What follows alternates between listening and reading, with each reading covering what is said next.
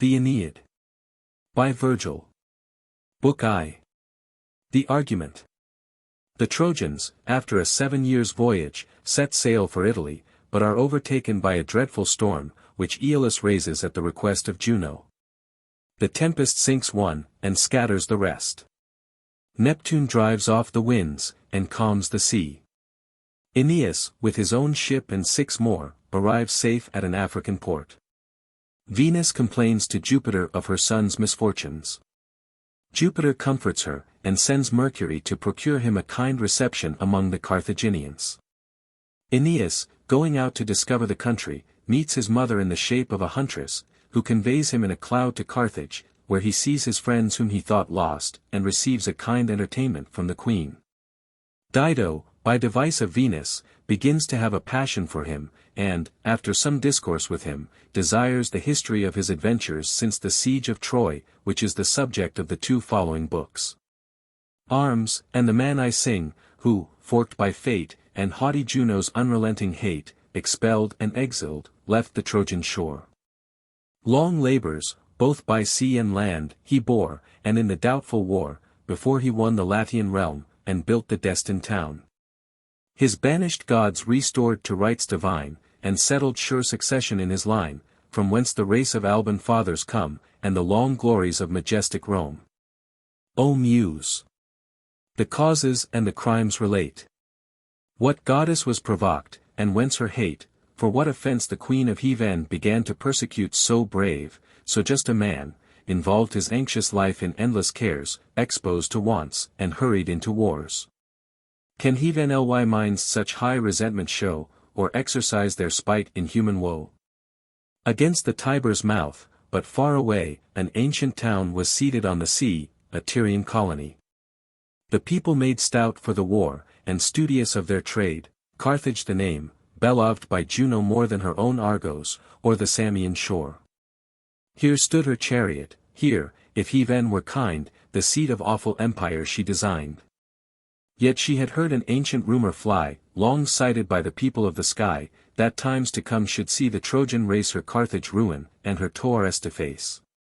Nor thus confined, the yoke of sovereign sway should on the necks of all the nations lay. She pondered this, and feared it was in fate, nor could forget the war she wagged of late for conquering Greece against the Trojan state. Besides, long causes working in her mind, and secret seeds of envy, lay behind. Deep graven in her heart the doom remained of partial Paris, and her form disdained, the grace bestowed on ravished Ganymede, Electra's glories, and her injured bed. Each was a cause alone, and all combined to kindle vengeance in her haughty mind. For this, far distant from the Latian coast she drove the remnants of the Trojan host. And 7 long years th unhappy wandering train were tossed by storms, and scattered through the main. Such time, such toil, required the Roman name, such length of labor for so vast a frame. Now scarce the Trojan fleet, with sails and oars, had left behind the fair Sicilian shores, entering with cheerful shouts the watery rain, and ploughing frothy furrows in the main. When, laboring still with endless discontent, the queen of VIII did thus her fury vent. Then am I vanquished? Must I yield, said she, and must the Trojans reign in Italy? So fate will have it, and Jove adds his force. Nor can my power divert their happy course. Could angry Pallas, with revengeful spleen, the Grecian navy burn, and drown the men? She, for the fault of one offending foe, the bolts of Jove himself presumed to throw, with whirlwinds from beneath she tossed the ship, and bare exposed the bosom of the deep. Then, as an eagle gripes the trembling game, the wretch, yet hissing with her father's flame, she strongly seized, and with a burning wound transfixed, and naked, on a rock she bound. But I, who walk in awful state above, the majesty of VIII, the sister wife of Jove, for length of years my fruitless force employ against the thin remains of ruined Troy. What nations now to Juno's power will pray, or offerings on my slighted altars lay? Thus ragged the goddess, and, with fury fraught, the restless regions of the storms she sought, where, in a spacious cave of living stone, the tyrant Iulus, from his airy throne, with power imperial curbs the struggling winds, and sounding tempests in dark prisons binds. This way and that impatient captives tend, and, pressing for release, the mountains rend.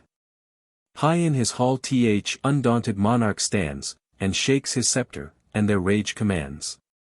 Which did he not, their unresisted sway would sweep the world before them in their way, earth, air, and seas through empty space would roll, and heaven would fly before the driving soul. In fear of this, the Father of the gods confined their fury to those dark abodes, and locked them safe within, oppressed with mountain loads, imposed a king, with arbitrary sway, to loose their fetters, or their force allay. To whom the suppliant queen her prayeress addressed, and thus the tenor of her suit expressed. O Iulus! For to thee the king of heaven the power of tempests and of winds has given. Thy force alone their fury can restrain, and smooth the waves or swell the troubled main. A race of wandering slaves, abhorred by me, with Prosperous passage cut the Tuscan sea. To fruitful Italy their course they steer, and for their vanquished gods design new temples there. Raise all thy winds, with night involve the skies, sink or disperse my fatal enemies. Twice VII, the charming daughters of the main, around my person wait, and bear my train, succeed my wish, and second my design, the fairest, Diopia, shall be thine, and make thee father of a happy line. To this the god, 'tis yours, O queen, to will the work which duty binds me to fulfill. These airy kingdoms, and this wide command, are all the presents of your bounteous hand, yours is my sovereign's grace. And, as your guest, I sit with gods at their celestial feast, raise tempests at your pleasure, or subdue, dispose of empire, which I hold from you. He said, and hurled against the mountain side his quivering spear, and all the god applied. The raging winds rush through the hollow wound, and dance aloft in air, and skim along the ground, then, settling on the sea, the surges sweep, raise liquid mountains, and disclose the deep. South, east, and west with mixed confusion roar, and roll the foaming billows to the shore. The cables crack, the sailors' fearful cries ascend, and sable night involves the skies, and heaven itself is ravished from their eyes. Loud peals of thunder from the poles ensue, then flashing fires the transient light renew, the face of things a frightful image bears, and present death in various forms appears. Struck with unusual fright, the Trojan chief, with lifted hands and eyes, invokes relief, and, thrice and 4 times happy those, he cried, that under Ilian walls before their parents died. Tydides, bravest of the Grecian train! Why could not I by that strong arm be slain, and lie by noble Hector on the plain, or great Sarpedon, in those bloody fields where Simois rolls the bodies and the shields of heroes, whose dismembered hands yet bear the dart aloft, and clench the pointed spear? Thus while the pious prince his fate bewails, fierce Boreas drove against his flying sails, and rent the sheets, the raging billows rise, and mount the tossing vessels to the skies, nor can the shivering oars sustain the blow.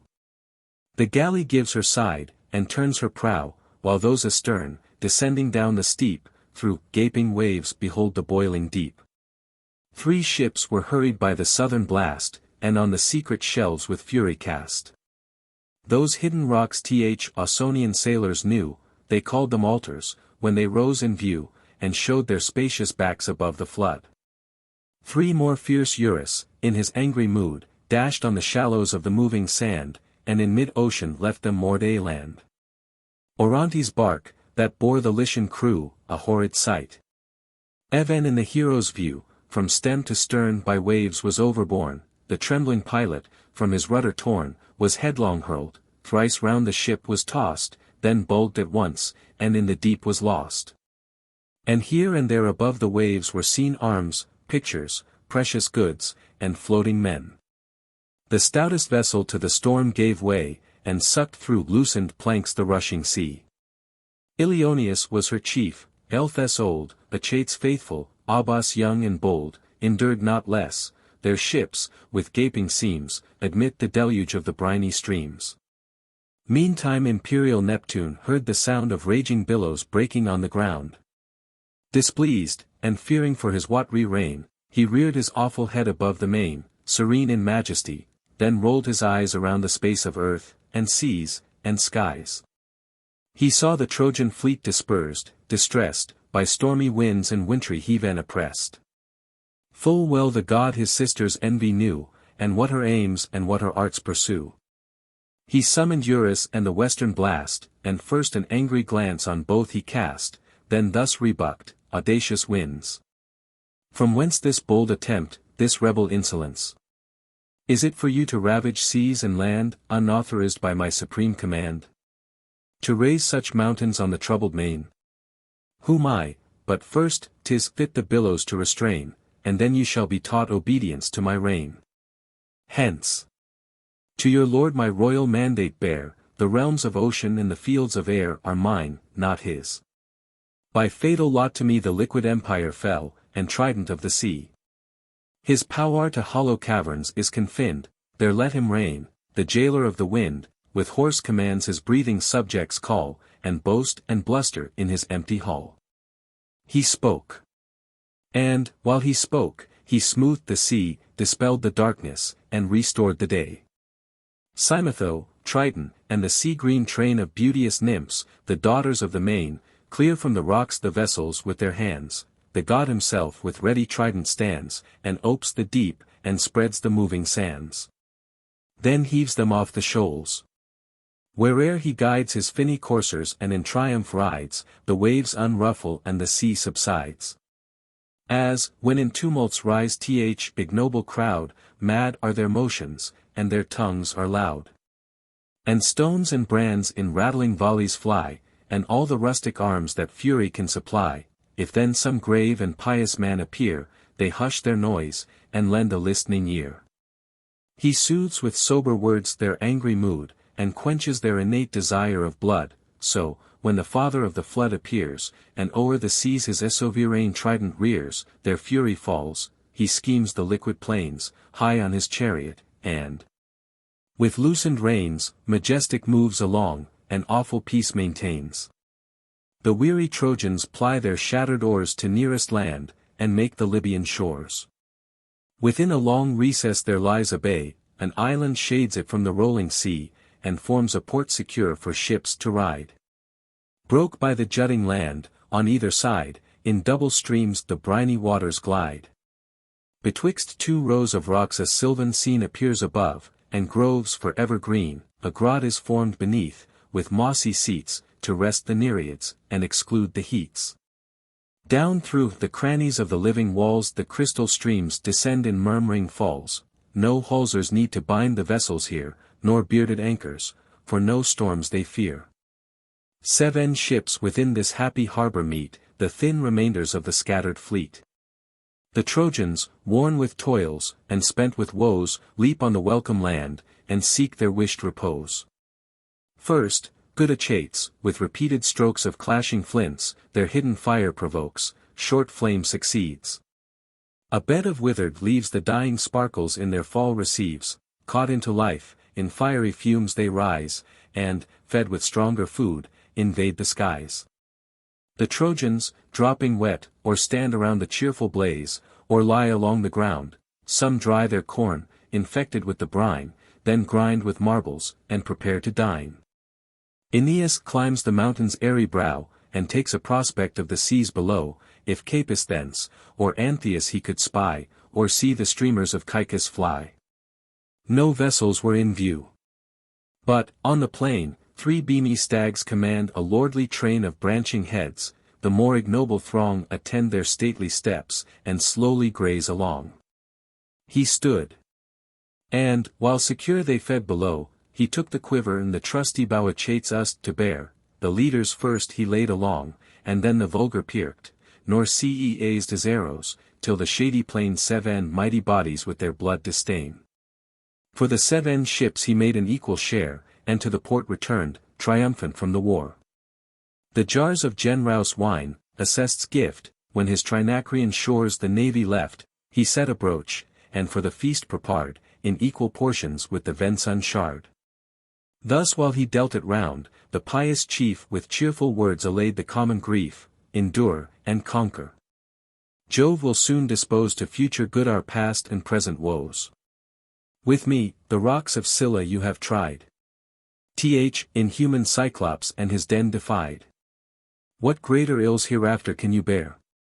Resume your courage and dismiss your care, an hour will come, with pleasure to relate your sorrows past, as benefits of fate. Through various hazards and events, we move to Latium and the realms foredoomed by Jove. Called to the seat, the promise of the skies, where Trojan kingdoms once again may rise, endure the hardships of your present state. Live, and reserve yourselves for better fate. These words he spoke, but spoke not from his heart, his outward smiles concealed his inward smart. The jolly crew, unmindful of the past, the quarry share, their plenteous dinner haste. Some strip the skin, some portion out the spoil, the limbs, yet trembling, in the cauldrons boil, some on the fire the reeking entrails broil. Stretched on the grassy turf, at ease they dine, restore their strength with meat, and cheer their souls with wine. Their hunger thus appeased, their care attends the doubtful fortune of their absent friends, alternate hopes and fears their minds possess, whether to deem him dead, or in distress. Above the rest, Aeneas mourns the fate of brave Orontes, and uncertain state of Gyas, Lycus, and of Amycus. The day, but not their sorrows, ended thus. When, from aloft, Almighty Jove surveys earth, air, and shores, and navigable seas, at length on Libyan realms he fixed his eyes, whom, pondering thus on human miseries, when Venus saw, she with a lowly look, not free from tears, her heaven sire bespoke. O King of gods and men! Whose awful hand disperses thunder on the seas and land, disposing all with absolute command, how could my pious son thy power incense? Or what, alas, is vanished Troy's offence? Our hope of Italy not only lost, on various seas by various tempests tossed, but shut from every shore, and barred from every coast. You promised once, a progeny divine of Romans, rising from the Trojan line, in after times should hold the world in awe, and to the land and ocean give the law. How is your doom revered, which east my care when Troy was ruined in that cruel war? Then fates to fates I could oppose, but now, when fortune still pursues her former blow, what can I hope? What worse can still succeed? What end of labors has your will decreed? Antenor, from the midst of Grecian hosts, could pass secure, and pierce Illyrian coasts, where, rolling down the steep, Timavus raves and through 9 channels disembogues his waves. At length he founded Padua's happy seat, and gave his Trojans a secure retreat, there fixed their arms, and there renewed their name, and there in quiet rules, and crowned with fame. But we, descended from your sacred line, entitled to your heaven and rights divine, are banished earth, and, for the wrath of one, removed from Latium and the promised throne. Are these our scepters? These our due rewards? And is it thus that Jove his plighted faith regards? To whom the father of immortal race, smiling with that serene indulgent face, with which he drives the clouds and clears the skies, first gave a holy kiss. Then thus replies: Daughter, dismiss thy fears, to thy desire the fates of thine are fixed, and stand entire. Thou shalt behold thy wished Lavinian walls. And, ripe for heaven, when fate Aeneas calls, then shalt thou bear him up, sublime, to me. No counsels have revered my firm decree. And, lest new fears disturb thy happy state, know, I have searched the mystic rolls of fate, thy son, nor is appointed season far, in Italy shall wage successful war, shall tame fierce nations in the bloody field, and sovereign laws impose. And cities build, till, after every foe subdued, the sun thrice through the signs his annual race shall run, this is his time prefixed.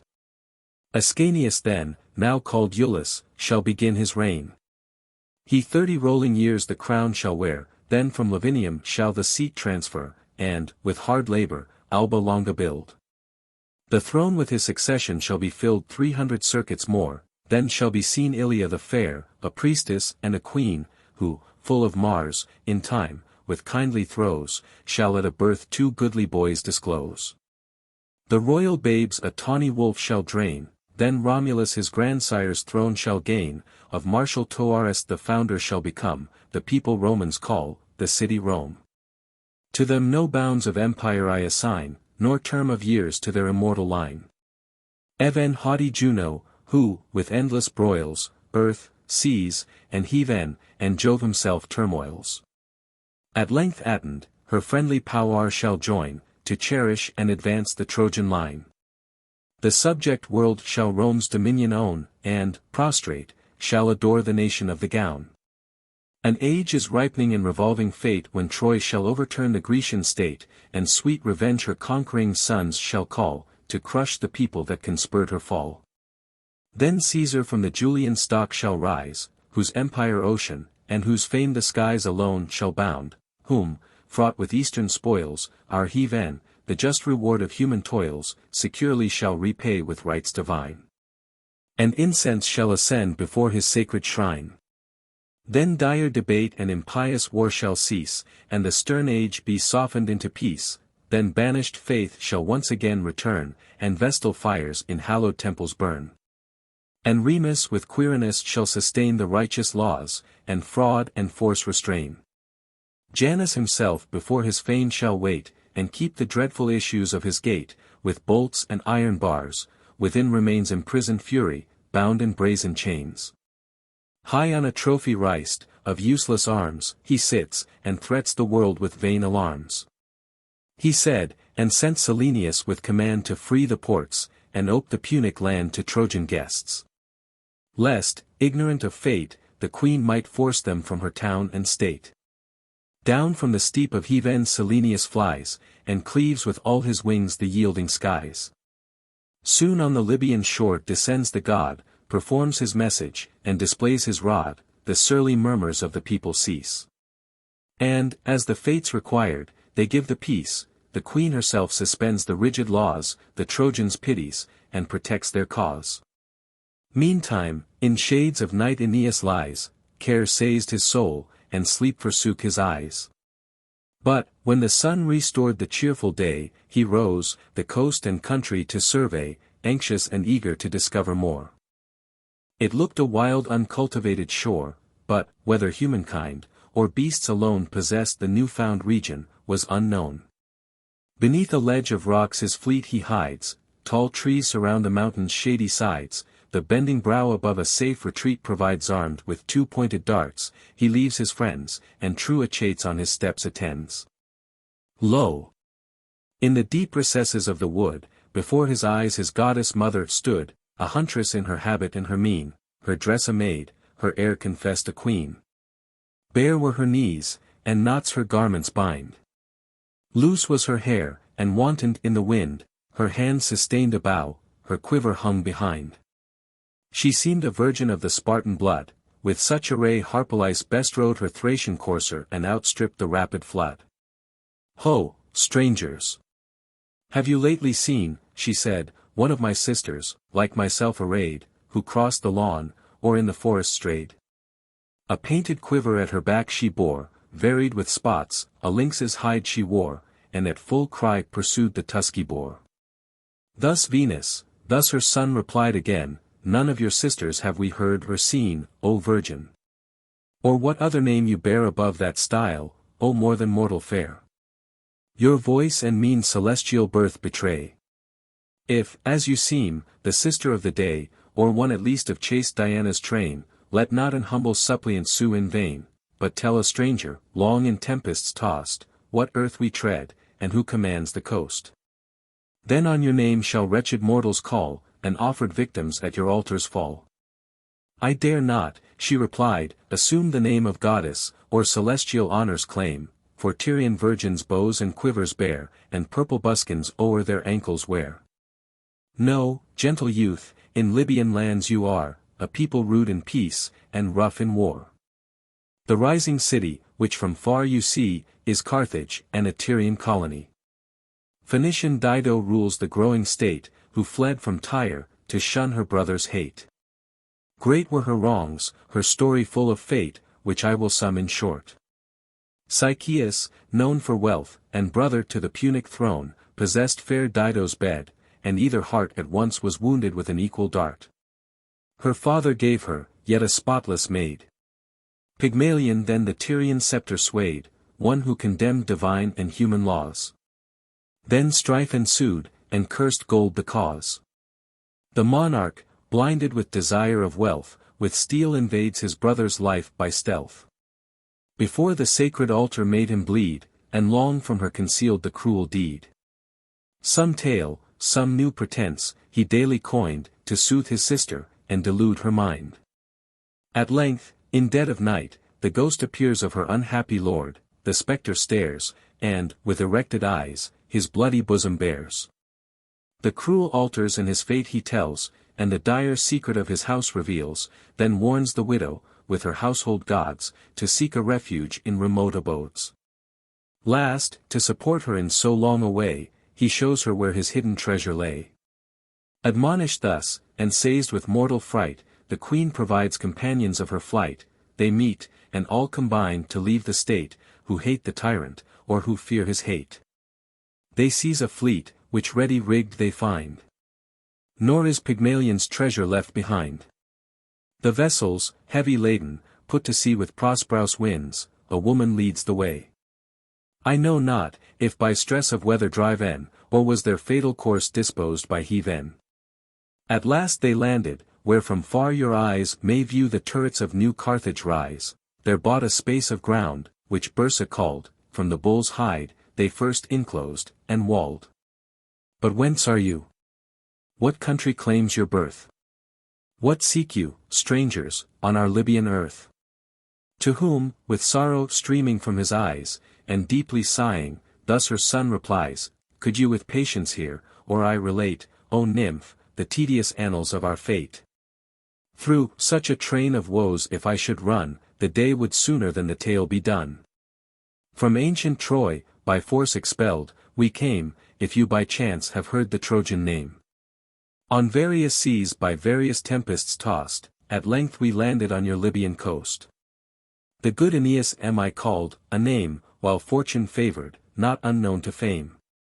My household gods, companions of my woes, with pious care I rescued from our foes. To fruitful Italy my course was bent, and from the king of heaven is my descent. With twice 10 sail I crossed the Phrygian sea. Fate and my mother goddess led my way. Scarce 7, the thin remainders of my fleet, from storms preserved, within your harbor meet. Myself distressed, an exile, an unknown, debarred from Europe, and from Asia thrown, in Libyan deserts wander thus alone. His tender parent could no longer bear, but, interposing, sought to soothe his care. Who you are, not unbeloved by heaven, since on our friendly shore your ships are driven, have courage, to the gods permit the rest, and to the queen expose your just request. Now take this earnest of success, for more, your scattered fleet is joined upon the shore, the winds are changed, your friends from danger free, or I renounce my skill in augury. 12 swans behold in beauteous order move, and stoop with closing pinions from above. Whom late the bird of Jove had driven along, and through the clouds pursued the scattering throng, now, all united in a goodly team, they skim the ground, and seek the quiet stream. As they, with joy returning, clap their wings, and ride the circuit of the skies in rings, not otherwise your ships, and every friend, already hold the port, or with swift sails descend. No more advice is needful. But pursue the path before you, and the town in view.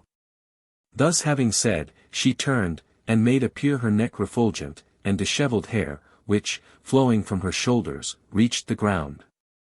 And widely spread ambrosial scents around, in length of train descends her sweeping gown, and, by her graceful walk, the queen of love is known. The prince pursued the parting deity with words like these, Ah! Whither do you fly? Unkind and cruel. To deceive your son in borrowed shapes, and his embrace to shun, never to bless my sight, but thus unknown, and still to speak in accents not your own. Against the goddess these complaints he made, but took the path, and her commands obeyed.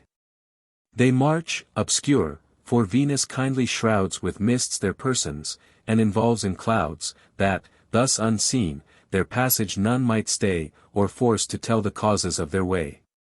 This part performed, the goddess flies sublime to visit Paphos and her native clime, where garlands, ever green and ever fair, with vows are offered, and with solemn prayer, 100 altars in her temple smoke. 1,000 bleeding hearts her power invoke. They climb the next ascent, and, looking down, now at a nearer distance view the town. The prince with wonder sees the stately toares, which late were huts and shepherds' homely boweres, the gates and streets, and hears, from every part, the noise and busy concourse of the mart. The toiling Tyrians on each other call to ply their labor, some extend the wall, some build the citadel, the brawny throng or dig, or push unwieldy stones along. Some for their dwellings choose a spot of ground, which, first designed, with ditches they surround. Some laws ordain, and some attend the choice of holy senates, and elect by voice. Here some design a mole, while others there lay deep foundations for a theatre, from marble quarries mighty columns hew, for ornaments of scenes, and future view. Such is their toil, and such their busy pains, as exercise the bees in flowery plains, when winter past, and summer scarce begun, invites them forth to labor in the sun. Some lead their youth abroad, while some condense their liquid store, and some in cells dispense, some at the gate stand ready to receive the golden burthen, and their friends relieve. All with united force, combine to drive the lazy drones from the laborious hive, with envy stung, they view each other's deeds, the fragrant work with diligence proceeds. Thrice happy you, whose walls already rise. Aeneas said, and viewed, with lifted eyes, their lofty toares. Then, entering at the gate, concealed in clouds, prodigious to relate, he mixed, unmarked, among the busy throng, borne by the tide, and passed unseen along. Full in the center of the town there stood, thick set with trees, a venerable wood. The Tyrians, landing near this holy ground, and digging here, a prosperous omen found, from under earth a courser's head they drew, their growth and future fortune to foreshow. This fated sign their foundress Juno gave, of a soil fruitful, and a people brave. Sidonian Dido here with solemn state did Juno's temple build, and consecrate, enriched with gifts, and with a golden shrine. But more the goddess made the place divine. On brazen steps the marble threshold rose, and brazen plates the cedar beams enclose, the rafters are with brazen seovirings crowned, the lofty doors on brazen hinges sound. What first Aeneas in this place beheld, revived his courage, and his fear expelled. For while, expecting there the queen, he riced his wondering eyes, and round the temple gazed, admired the fortune of the rising town, the striving artists, and their art's renown. He saw, in order painted on the wall, whatever did unhappy Troy befall, the wars that fame around the world had blown, all to the life, and every leader known. There Agamemnon, Priam here, he spies, and fierce Achilles, who both kings defies. He stopped, and weeping said, O friend! Even here the monuments of Trojan woes appear. Our known disasters fill even foreign lands, see there, where old unhappy Priam stands. Even the mute walls relate the warrior's fame, and Trojan griefs the Tyrians' pity claim. He said, his tears a ready passage find, devouring what he saw so well designed, and with an empty picture fed his mind, for there he saw the fainting Grecians yield, and here the trembling Trojans quit the field. Pursued by fierce Achilles through the plain, on his high chariot driving o'er the slain. The tents of Rhesus next, his grief renew, by their white sails betrayed to nightly view. And wakeful Diomed, whose cruel sword the sentries slew, nor sparred their slumbering lord, then took the fiery steeds, ere yet the food of Troy they taste, or drink the Xanthian flood. Elsewhere he saw where Troilus defied Achilles, and unequal combat tried.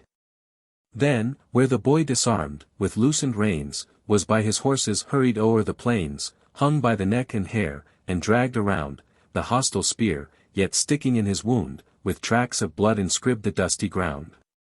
Meantime the Trojan dames, oppressed with woe, to Pallas' fane in long procession go, in hopes to reconcile their heathen foe.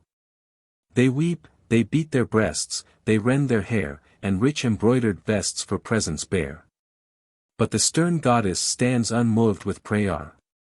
Thrice round the Trojan walls Achilles drew the corpse of Hector, whom in fight he slew.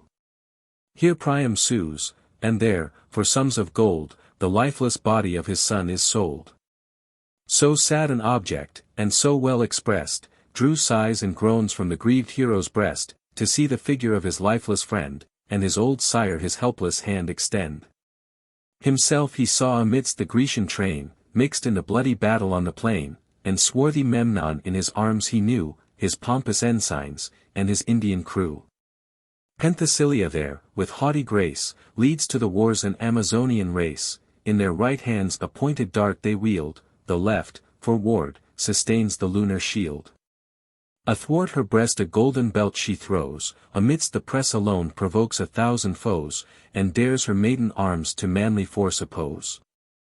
Thus while the Trojan prince employs his eyes, fixed on the walls with wonder and surprise, the beauteous Dido, with a numberous train and pomp of guards, ascends the sacred fane.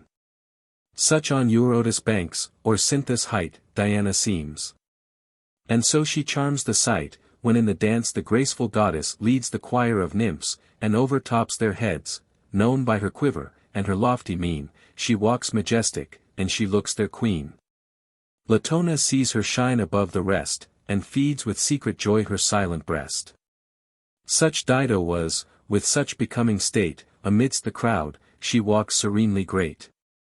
Their labor to her future sway she speeds, and passing with a gracious glance proceeds, then mounts the throne, high plaqued before the shrine, in crowds around, the swarming people join.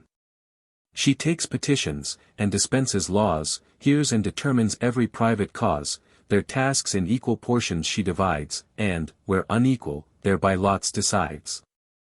Another way by chance Aeneas bends his eyes, and unexpected sees his friends, Antheus, Sergestus grave, Cloanthus strong, and at their backs a mighty Trojan throng, whom late the tempest on the billows tossed, and widely scattered on another coast. The prince, unseen, surprised with wonder stands, and longs, with joyful haste, to join their hands. But, doubtful of the wished event, he stays, and from the hollow cloud his friends surveys, impatient till they told their present state, and where they left their ships, and what their fate, and why they came, and what was their request. For these were sent, commissioned by the rest, to sue for leave to land their sickly men, and gain admission to the gracious queen. Entering, with cries they filled the holy fane, then thus, with lowly voice, Ilioneus began. O Queen! Indulged by favor of the gods to found an empire in these new abodes, to build a town, with statutes to restrain the wild inhabitants beneath thy reign, we wretched Trojans, tossed on every shore, from sea to sea, thy clemency implore. Forbid the fires our shipping to deface. Receive unhappy fugitives to grace, and spare the remnant of a pious race. We come not with design of wasteful prey, to drive the country, force the swains away, nor such our strength, nor such is our desire, the vanquished dare not to such thoughts aspire. A land there is, Hesperia named of old. The soil is fruitful, and the men are bold. Enotrians held it once, by common fame now called Italia, from the leader's name.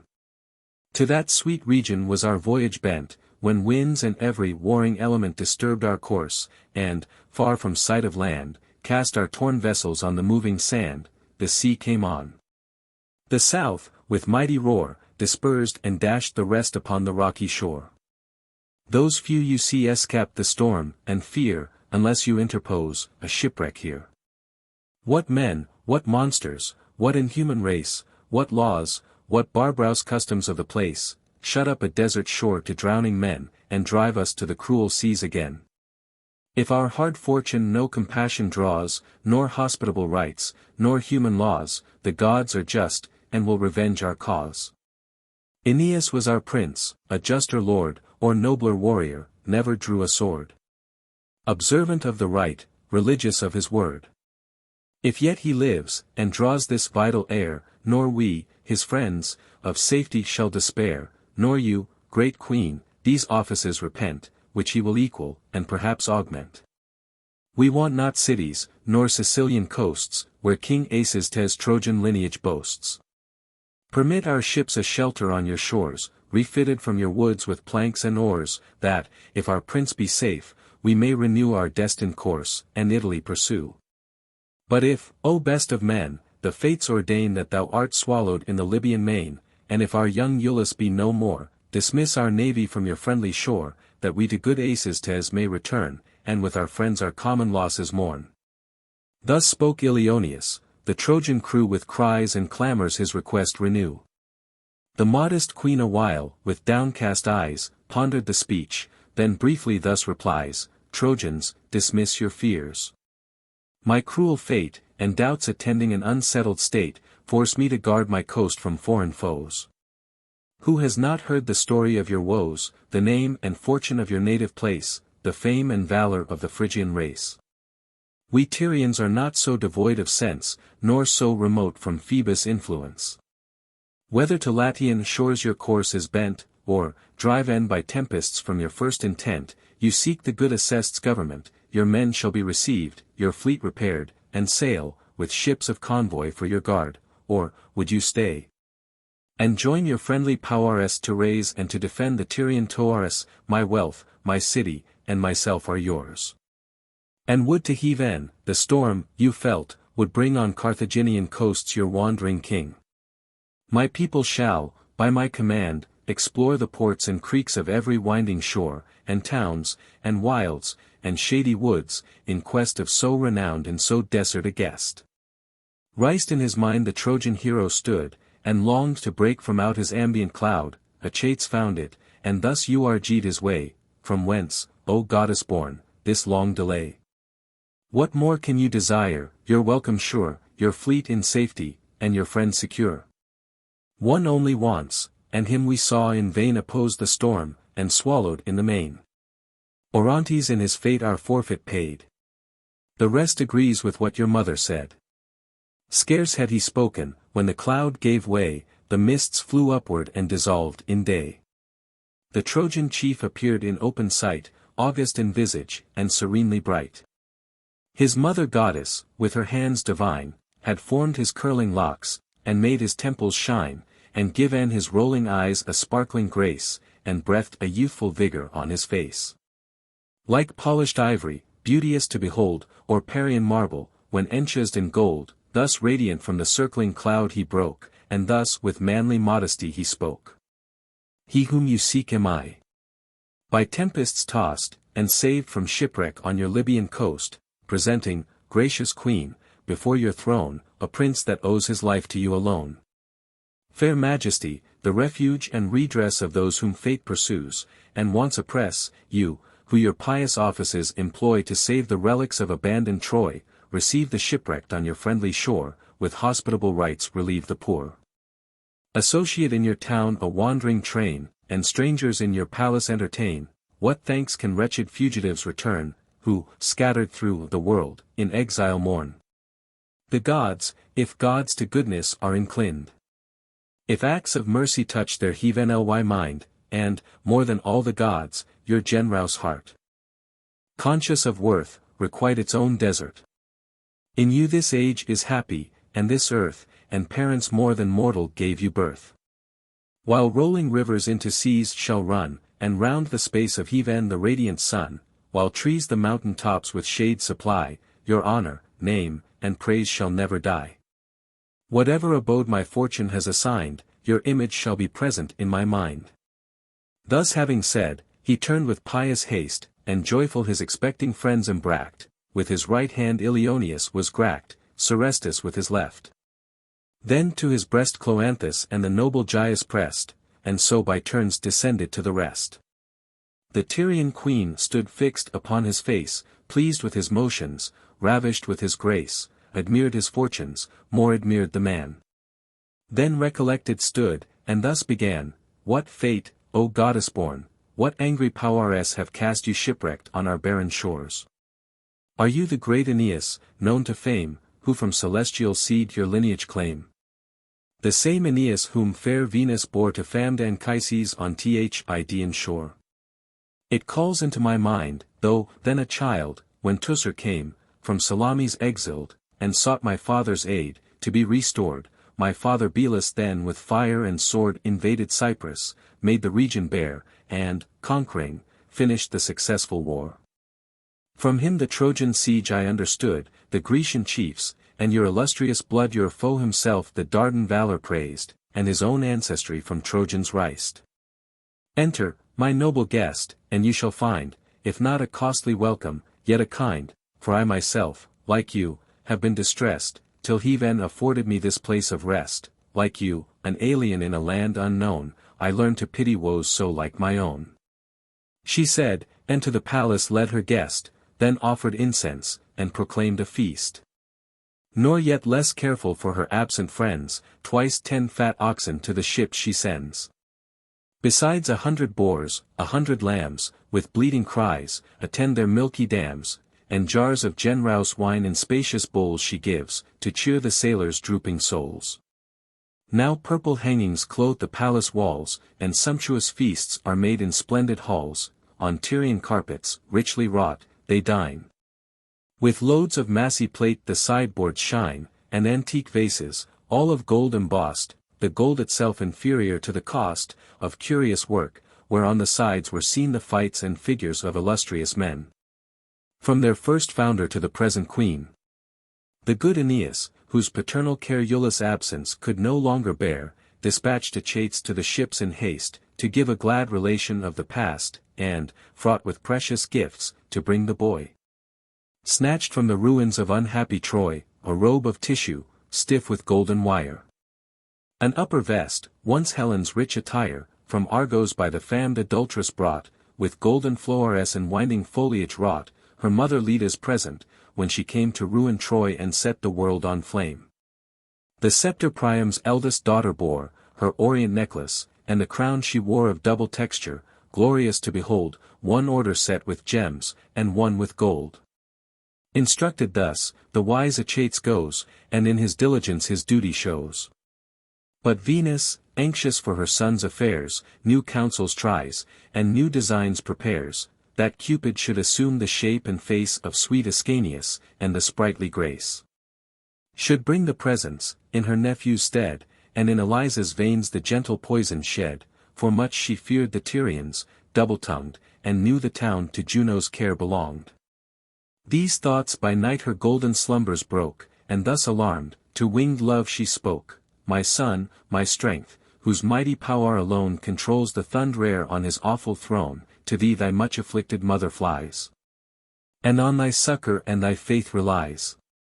Thou know'st, my son, how Jove's revengeful wife, by force and fraud, attempts thy brother's life, and often hast thou mourned with me his pains. Him Dido now with blandishment detains, but I suspect the town where Juno reigns.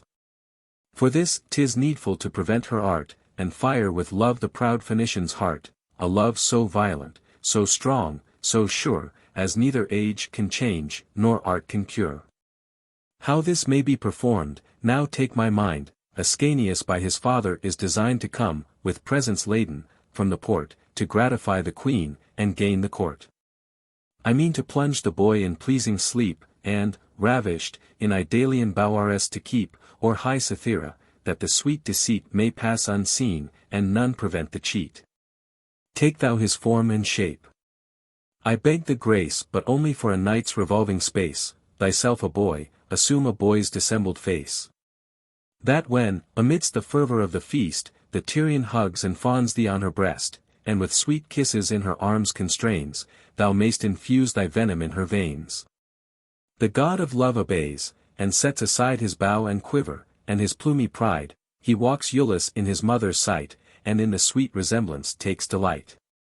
The goddess then to young Ascanius flies, and in a pleasing slumber seals his eyes, lulled in her lap, amidst a train of loves, she gently bears him to her blissful groves, then with a wreath of myrtle crowns his head. And softly lays him on a flowery bed. Cupid meantime assumed his form and face, full wing Achates with a shorter pace, and brought the gifts. The queen already sate amidst the Trojan lords, in shining state, high on a golden bed, her princely guest was next her side. In order sate the rest. Then canisters with bread are heaped on high, attendants water for their hands supply, and, having washed, with silken towels dry. Next 50 handmaids in long order bore the censers, and with fumes the gods adore, then youths, and virgins twice as many, join to place the dishes, and to serve the wine. The Tyrian train, admitted to the feast, approach, and on the painted couches rest. All on the Trojan gifts with wonder gaze, but view the beauteous boy with more amaze, his rosy-colored cheeks, his radiant eyes, his motions, voice, and shape, and all the gods' disguise. Nor pass unpraised the vest and veil divine, which wandering foliage and rich flowers entwine. But, far above the rest, the royal dame, already doomed to love's disastrous flame, with eyes insatiate, and tumultuous joy, beholds the presence, and admires the boy. The guileful god about the hero long, with children's play, and false embraces, hung, then sought the queen, she took him to her arms with greedy pleasure, and devoured his charms. Unhappy Dido little thought what guest, how dire a god, she drew so near her breast, but he, not mindless of his mother's prayer, works in the pliant bosom of the fair, and molds her heart anew, and blots her former care. The dead is to the living love resigned, and all Aeneas enters in her mind. Now, when the rage of hunger was appeased, the meat removed, and every guest was pleased, the golden bowls with sparkling wine are crowned, and through the palace cheerful cries resound. From gilded roofs depending lamps display nocturnal beams, that emulate the day. A golden bowl, that shone with gems divine, the queen commanded to be crowned with wine, the bowl that Iulus used, and all the Tyrian line.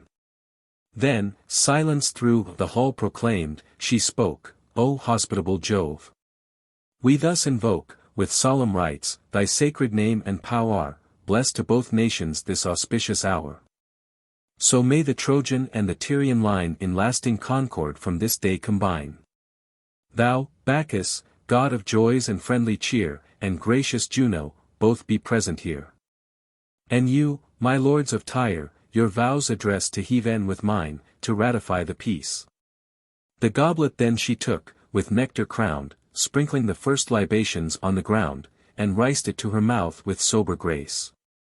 Then, sipping, offered to the next in place.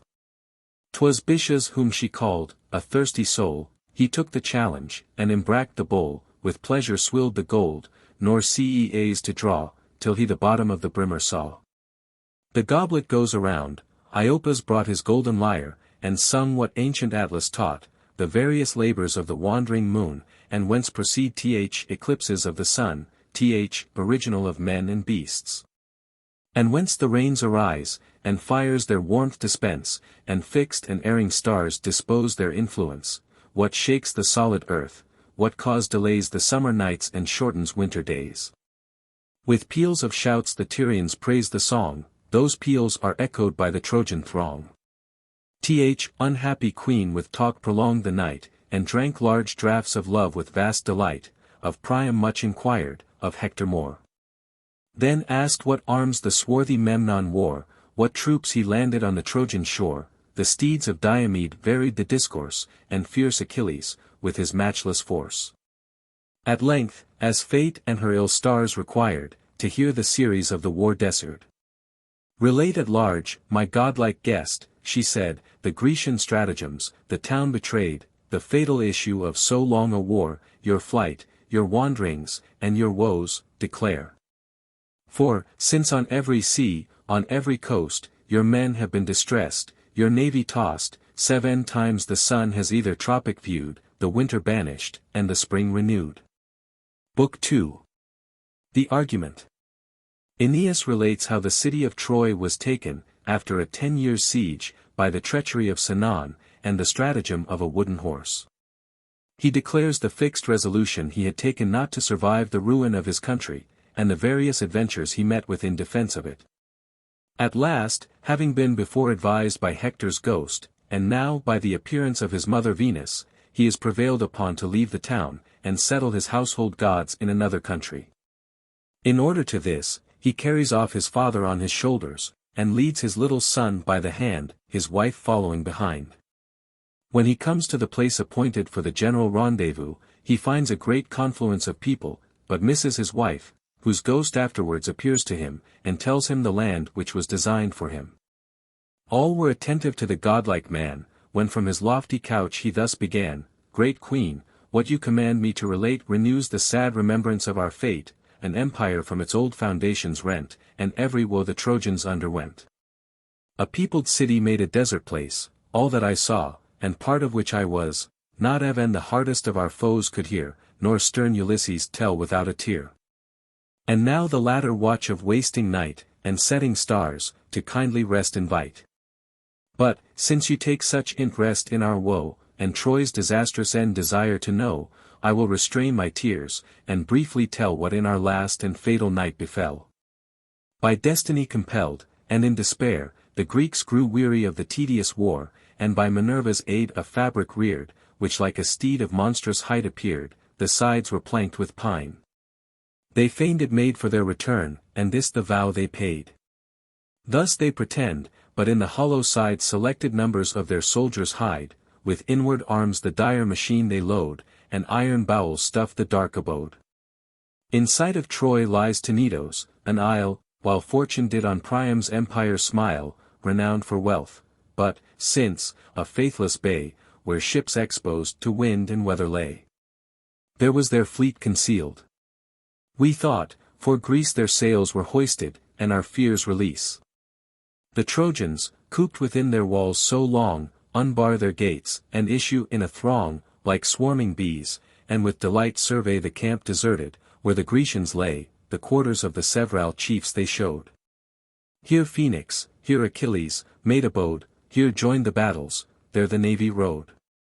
Part on the pile their wondering eyes employ, the pile by Pallas rised to ruin Troy. Thymides first, 'tis doubtful whether heard, or so the Trojan destiny required, moved that the ramparts might be broken down, to lodge the monster fabric in the town. But Capys, and the rest of sounder mind, the fatal present to the flames designed, or to the watery deep, at least to bore the hollow sides, and hidden frauds explore. The giddy vulgar, as their fancies guide, with noise say nothing, and in parts divide. Laocoon, followed by a numberous crowd, ran from the fort, and cried, from far, aloud, O wretched countrymen! What fury reigns? What more than madness has possessed your brains? Think you the Grecians from your coasts are gone? And are Ulysses' arts no better known? This hollow fabric either must enclose, within its blind recess, our secret foes. Or 'tis an engine rised above the town, o'erlook the walls, and then to batter down. Somewhat is sure designed, by fraud or force, trust not their presence, nor admit the horse. Thus having said, against the steed he threw his forceful spear, which, hissing as it flew, pierced through the yielding planks of jointed wood, and trembling in the hollow belly stood. The sides, transpierced, return a rattling sound, and groans of Greeks enclosed come issuing through the wound and, had not Heaven the fall of Troy designed, or had not men been fated to be blind, enough was said and done to inspire a better mind. Then had our lances pierced the tree-trous wood, and Ilion Toares and Priam's empire stood. Meantime, with shouts, the Trojan shepherds bring a captive Greek, in bands, before the king, taken to take. Who made himself their prey, impose on their belief, and Troy betray, fixed on his aim, and obstinately bent to die undaunted, or to circumvent. About the captive, tides of Trojans flow, all press to see, and some insult the foe. Now hear how well the Greeks their wiles disquist, behold a nation in a man compreed. Trembling the miscreant stood, unarmed and bound, he starred, and rolled his haggard eyes around, then said, Alas! What earth remains, what sea is open to receive unhappy me? What fate a wretched fugitive attends, scorned by my foes, abandoned by my friends? He said, and sight, and cast a rueful eye, our pity kindles, and our passions die. We cheer the youth to make his own defense, and freely tell us what he was, and whence, what news he could impart, we long to know, and what to credit from a captive foe.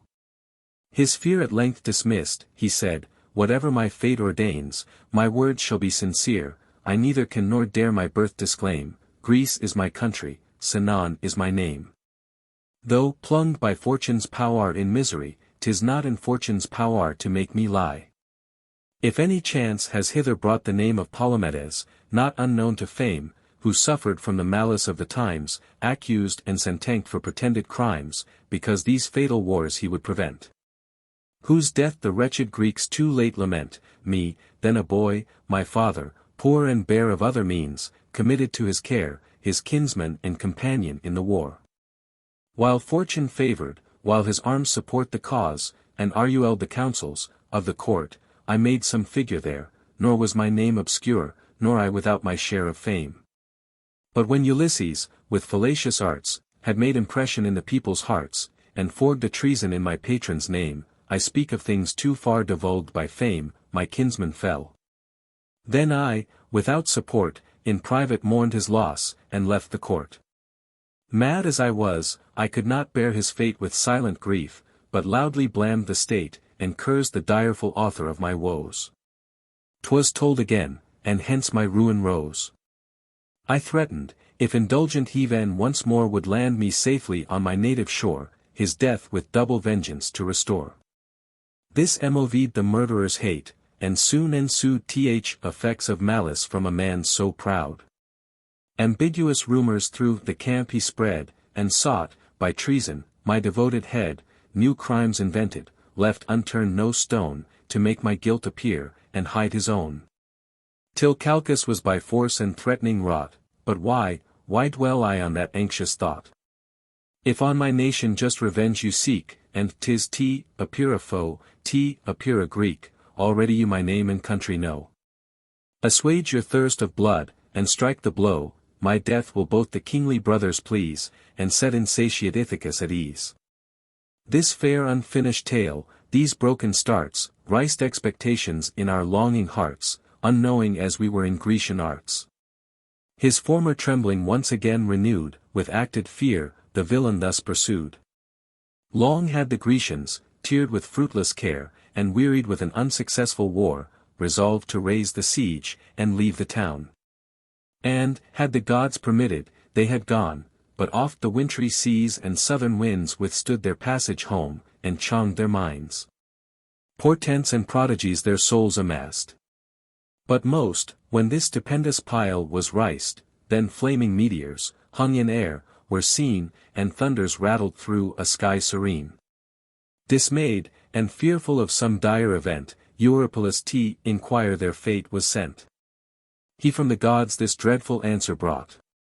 O Grecians, when the Trojan shores you sought, your passage with a virgin's blood was bought, so must your safe return be bought again, and Grecian blood once more atone the maim.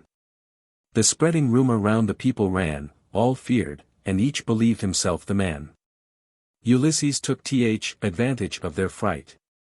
Called Calchas, and Product in open sight, then bade him name the wretch, ordained by fate the public victim, to redeem the state.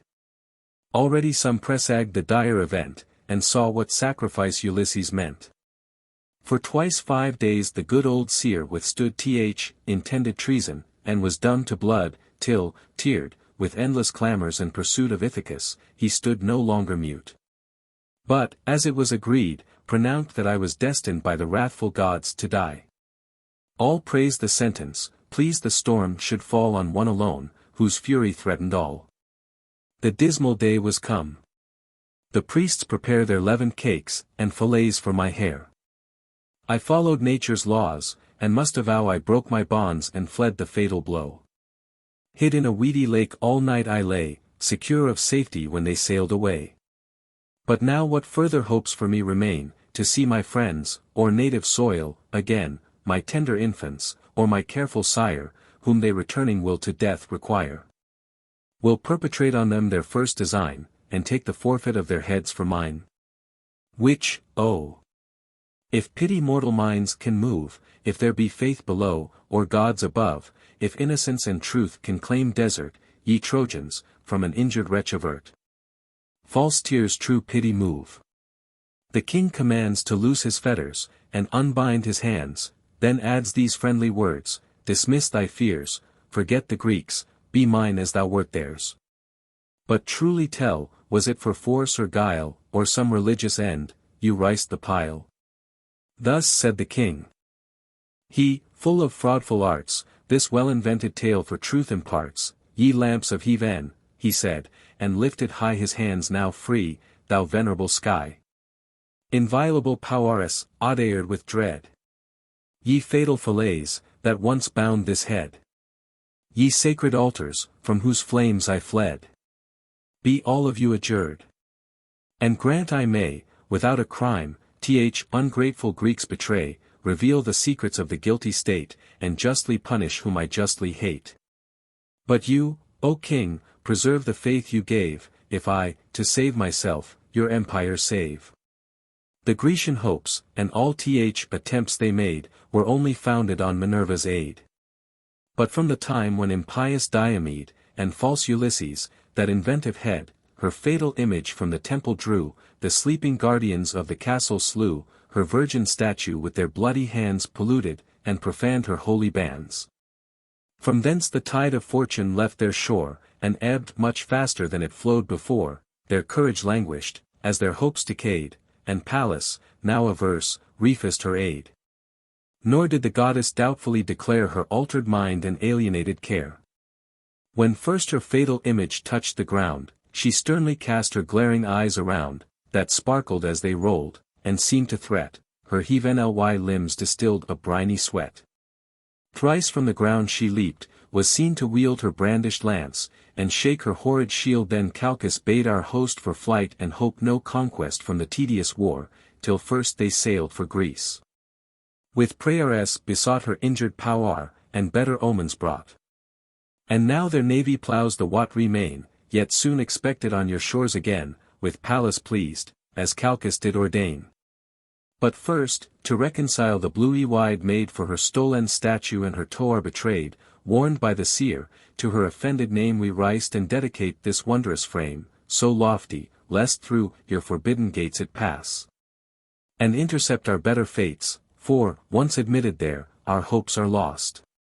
And Troy may then a new Palladium boast, for so religion and the gods ordain, that, if you violate with hands profane Minerva's gift, your town in flames shall burn, which omen, O ye gods, on Grecia turn. But if it climb, with your assisting hands, the Trojan walls, and in the city stands, then Troy shall Argos and Mycenae burn, and the reverse of fate on us return. With such deceits he gained their easy hearts, too prone to credit his perfidious arts. What Diomed, nor Thetis greater son, 1,000 ships, nor 10 years' siege, had done, false tears and fawning words the city won. A greater omen, and of worse portent, did our unwary minds with fear torment, concurring to produce the dire event. Laocoon, Neptune's priest by lot that year, with solemn pomp then sacrificed a steer. When, dreadful to behold, from sea we spied 2 serpents, ranked abreast, the seas divide, and smoothly sweep along the swelling tide. Their flaming crests above the waves they show, their bellies seem to burn the seas below. Their speckled tails advance to steer their course, and on the sounding shore the flying billows force. And now the strand, and now the plain they held, their ardent eyes with bloody streaks were filled. Their nimble tongues they brandished as they came, and licked their hissing jaws, that sputtered flame. We fled amazed, their destined way they take, and to Laocoon and his children make. And first around the tender boys they wind, then with their sharpened fangs their limbs and bodies grind. The wretched father, running to their aid with pious haste, but vain, they next invade, twice round his waist their winding volumes rolled. And twice about his gasping throat they fold. The priest thus doubly chalked, their crests divide, and towering o'er his head in triumph ride. With both his hands he labors at the knots, his holy fillets the blue venom blots. His roaring fills the flitting air around. Thus, when an ox receives a glancing wound, he breaks his bands, the fatal altar flies, and with loud bellowings breaks the yielding skies. Their tasks performed, the serpents quit their prey, and to the tower of Pallas make their way, couched at her feet, they lie protected there by her large buckler and protended spear. Amazement seizes all. The general cry proclaims Laocoon justly doomed to die, whose hand the will of Pallas had withstood, and dared to violate the sacred wood. All vote admit the steed, that vows be paid and incense offered to offended maid. A spacious breach is made, the town lies bare, some hoisting levers, some the wheels prepare and fasten to the horses' feet, the rest with cables haul along unwieldy beast. Each on his fellow for assistance calls. At length the fatal fabric mounts the walls, big with destruction. Boys with chaplets crowned, and choirs of virgins, sing and dance around. Thus rised aloft, and then descending down, it enters o'er our heads, and threats the town. O sacred city, built by hands divine! O valiant heroes of the Trojan line! For times he struck, as oft the clashing sound of arms was heard, and inward groans rebound. Yet, mad with zeal, and blinded with our fate, we haul along the horse in solemn state, then place the dire portent within the tower. Cassandra cried, and Cur's unhappy hour, foretold our fate. But, by the gods' decree, all heard, and none believed the prophecy. With branches we the fanes adorn, and waste, in jollity, the day ordained to be the last. Meantime the rapid Heaveness rolled down the light, and on the shaded ocean rushed the night, our men, secure, nor guards nor sentries held, but easy sleep their weary limbs compelled. The Grecians had embarked their naval powers from Tenedos, and sought our well-known shores, safe under covert of the silent night, and guided by imperial galleys light. When Sinon, favored by the partial gods, unlocked the horse, and opt his dark abodes, restored to vital air our hidden foes, who joyful from their long confinement rose. Tysander bold, and Sthenelus their guide, and dire Ulysses down the cable slide, then Thoas, Athamas, and Pyrrhus haste, nor was the Podalirian hero last, nor injured Menelaus, nor the famed Epeus, who the fatal engine frammed. A nameless crowd succeed, their forces join invade the town, oppressed with sleep and wine. Those few they find awake first meet their fate, then to their fellows they unbar the gate. 'Twas in the dead of night, when sleep repairs our bodies worn with toils, our minds with cares, when Hector's ghost before my sight appears, a bloody shroud he seemed, and bathed in tears. Such as he was, when, by Pelide slain, Thessalian coursers dragged him o'er the plain. Swoln were his feet, as when the thongs were thrust through the bored holes, his body black with dust. Unlike that Hector who returned from toils of war, triumphant, in Aeacian spoils, or him who made the fainting Greeks retire, and launched against their navy Phrygian fire. His hair and beard stood stiffened with his gore. And all the wounds he for his country bore now streamed afresh, and with new purple ran. I wept to see the visionary man, and, while my trance continued, thus began, O light of Trojans, and support of Troy, thy father's champion, and thy country's joy. O, long expected by thy friends! From whence art thou so late returned for our defense? Do we behold thee, wearied as we are with length of labors, and with toils of war? After so many funrows of thy own art thou restored to thy declining town? But say, what wounds are these? What new disgrace deforms the manly features of thy face? To this the spectre no reply did frame, but answered to the cause for which he came, and, groaning from the bottom of his breast, this warning in these mournful words expressed, O goddess born! Escape, by timely flight, the flames and horrors of this fatal night. The foes already have possessed the wall, Troy nods from high, and totters to her fall. Enough is paid to Priam's royal name, more than enough to duty and to fame. If by a mortal hand my father's throne could be defended, 'twas by mine alone. Now Troy to thee commends her future state, and gives her gods companions of thy fate, from their assistance walls expect, which, wandering long, at last thou shalt erect. He said, and brought me, from their blessed abodes, the venerable statues of the gods, with ancient Vesta from the sacred choir, the wreaths and relics of immortal fire. Now peals of shouts come thundering from afar, cries, threats, and loud laments, and mingled war, the noise approaches, though our palace stood aloof from streets, encompassed with a wood. Louder, and yet more loud, I hear alarms of human cries distinct, and clashing arms. Fear broke my slumbers, I no longer stay, but mount the terrace, thence the town survey, and hearken what the frightful sounds convey. Thus, when a flood of fire by wind is borne, crackling it rolls, and mows the standing corn, or deluges, descending on the plains, sweep o'er the yellow ear, destroy the pains of laboring oxen and the peasant's gains. Unroot the forest oaks, and bear away flocks, folds, and trees, and undistinguished prey, the shepherd climbs the cliff, and sees from far the wasteful ravage of the watery war. Then Hector's faith was manifestly cleared, and Grecian frauds in open light appeared. The palace of Deiphobus ascends in smoky flames, and catches on his friends.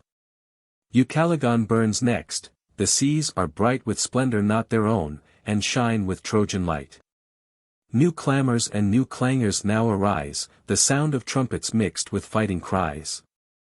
With frenzy seized, I run to meet alarms, resolved on death, resolved to die in arms, but first to gather friends, with them oppose if fortune favored, and repel the foes. Spurred by my courage, by my country furred, with sense of honor and revenge inspurred. Pantheus, Apollo's priest, a sacred name, had scapt the Grecian swords, and passed the flame, with relics loaden, to my doors he fled, and by the hand his tender grandson led.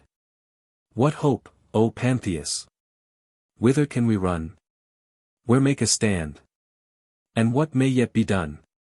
Scarce had I said, when Pantheus, with a groan, Troy is no more, and Ilium was a town. The fatal day, appointed hour, is come, when wrathful Jove's irrevocable doom transfers the Trojan state to Grecian hands. The fire consumes the town, the foe commands, and armed hosts, an unexpected force, break from the bowels of the fatal horse. Within the gates, proud Sinon throws about the flames. And foes for entrance press without, with 1,000 others, whom I fear to name, more than from Argos or Mycenae came. To several posts their parties they divide. Some block the narrow streets, some scour the wide, the bold they kill, unwary they surprise, who fights finds death, and death finds him who flies. The warders of the gate but scarce maintain unequal combat, and resist in vain. I heard. And heaven, that well-born souls inspires, prompts me through lifted swords and rising fires to run where clashing arms and clamor calls, and rush undaunted to defend the walls. Ripheus and Iphitus by my side engage, for valor one renowned, and one for age. Dymas and Hipponus by moonlight knew my motions and my mien, and to my party drew. With young Charybdis, who by love was led to win renown and fair Cassandra's bed, and lately brought his troops to Priam's aid, forewarned in vain by the prophetic maid. Whom when I saw resolved in arms to fall, and that one spirit animated all, brave souls, said I, but brave, alas! In vain, come, finish what our cruel fates ordain. You see the desperate state of our affairs, and heaven as protecting powers are deaf to prayers. The passive gods behold the Greeks defile their temples, and abandon to the spoil their own abodes, we, feeble few, conspire to save a sinking town, involved in fire. Then let us fall, but fall amidst our foes, despair of life the means of living shows. So bold a speech encouraged their desire of death, and added fuel to their fire. As hungry wolves, with raging appetite, scour through the fields, nor fear the stormy night, their whelps at home expect the promised food, and long to temper their dry chaps in blood, so rushed we forth at once. Resolved to die, resolved, in death, the last extremes to try. We leave the narrow lanes behind, and dare unequal combat in the public square. Night was our friend, our leader was despair. What tongue can tell the slaughter of that night? What eyes can weep the sorrows and affright? An ancient and imperial city falls, the streets are filled with frequent funerals, houses and holy temples float in blood, and hostile nations make a common flood. Not only Trojans fall, but, in their turn, the vanquished triumph, and the victors mourn. Ours take new courage from despair and night, confused the fortune is, confused the fight. All parts resound with tumults, plaints, and fears. And grisly death in sundry shapes appears. Androgeos fell among us, with his band, who thought us Grecians newly come to land. From whence, said he, my friends, this long delay?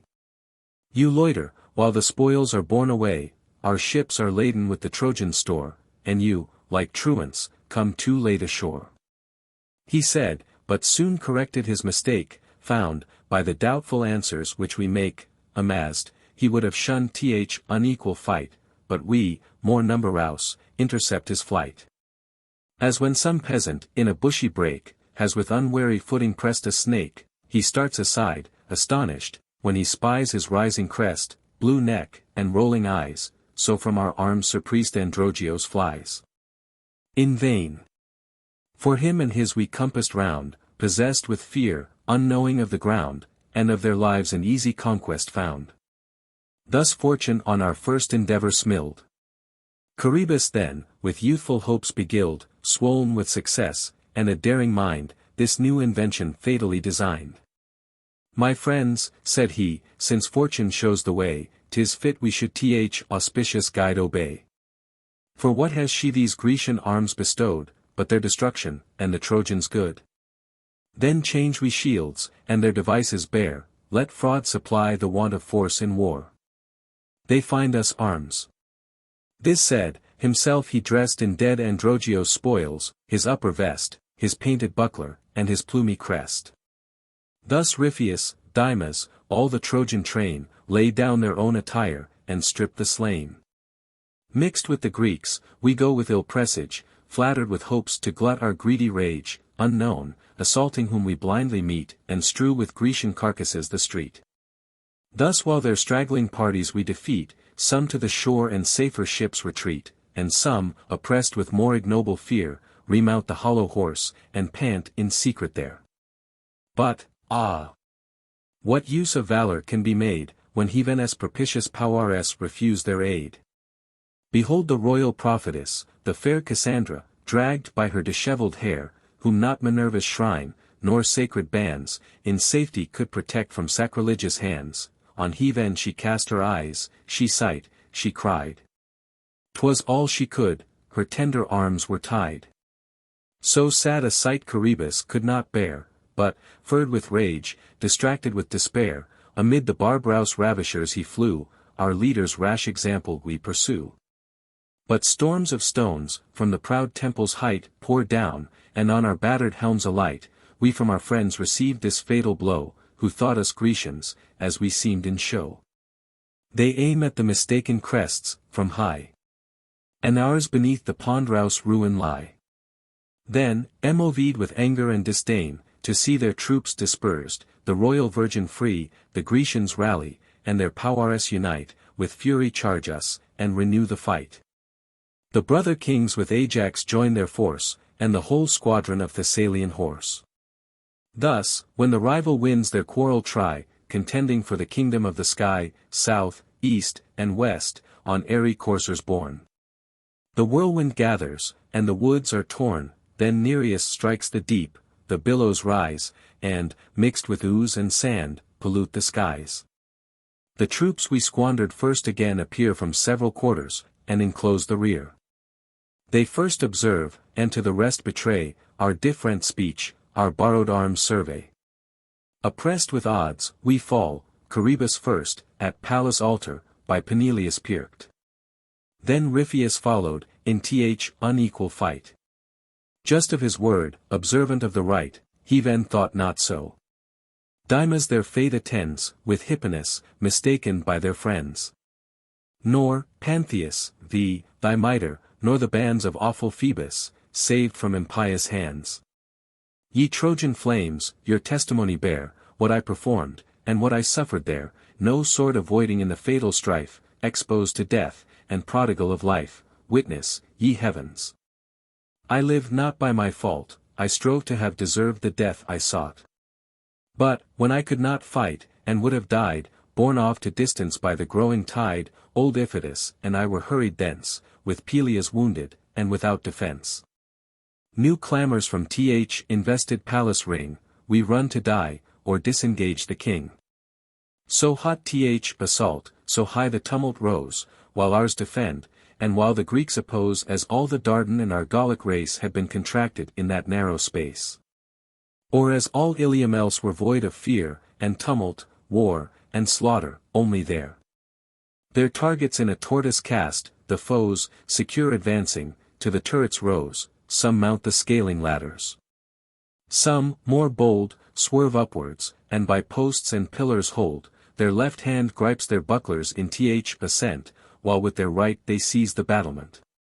From their demolished towers the Trojans throw huge heaps of stones, that, falling, crush the foe. And heavy beams and rafters from the sides, such arms their last necessity provides, and gilded roofs, come tumbling from on high, the marks of state and ancient royalty. The guards below, fixed in the pass, attend the charge undaunted, and the gate defend. Renewed in courage with recovered breath, a second time we ran to tempt our death, to clear the palace from the foe, succeed the weary living, and revenge the dead. A postern door, yet unobserved and free, joined by the length of a blind gallery, to the king's closet led, a way well known to Hector's wife, while Priam held the throne, through which she brought Astyanax, unseen, to cheer his grandsire and his grandsire's queen. Through this we pass, and mount the tower, from whence with unavailing arms the Trojans make defense. From this the trembling king had oft descried the Grecian camp, and saw their navy ride.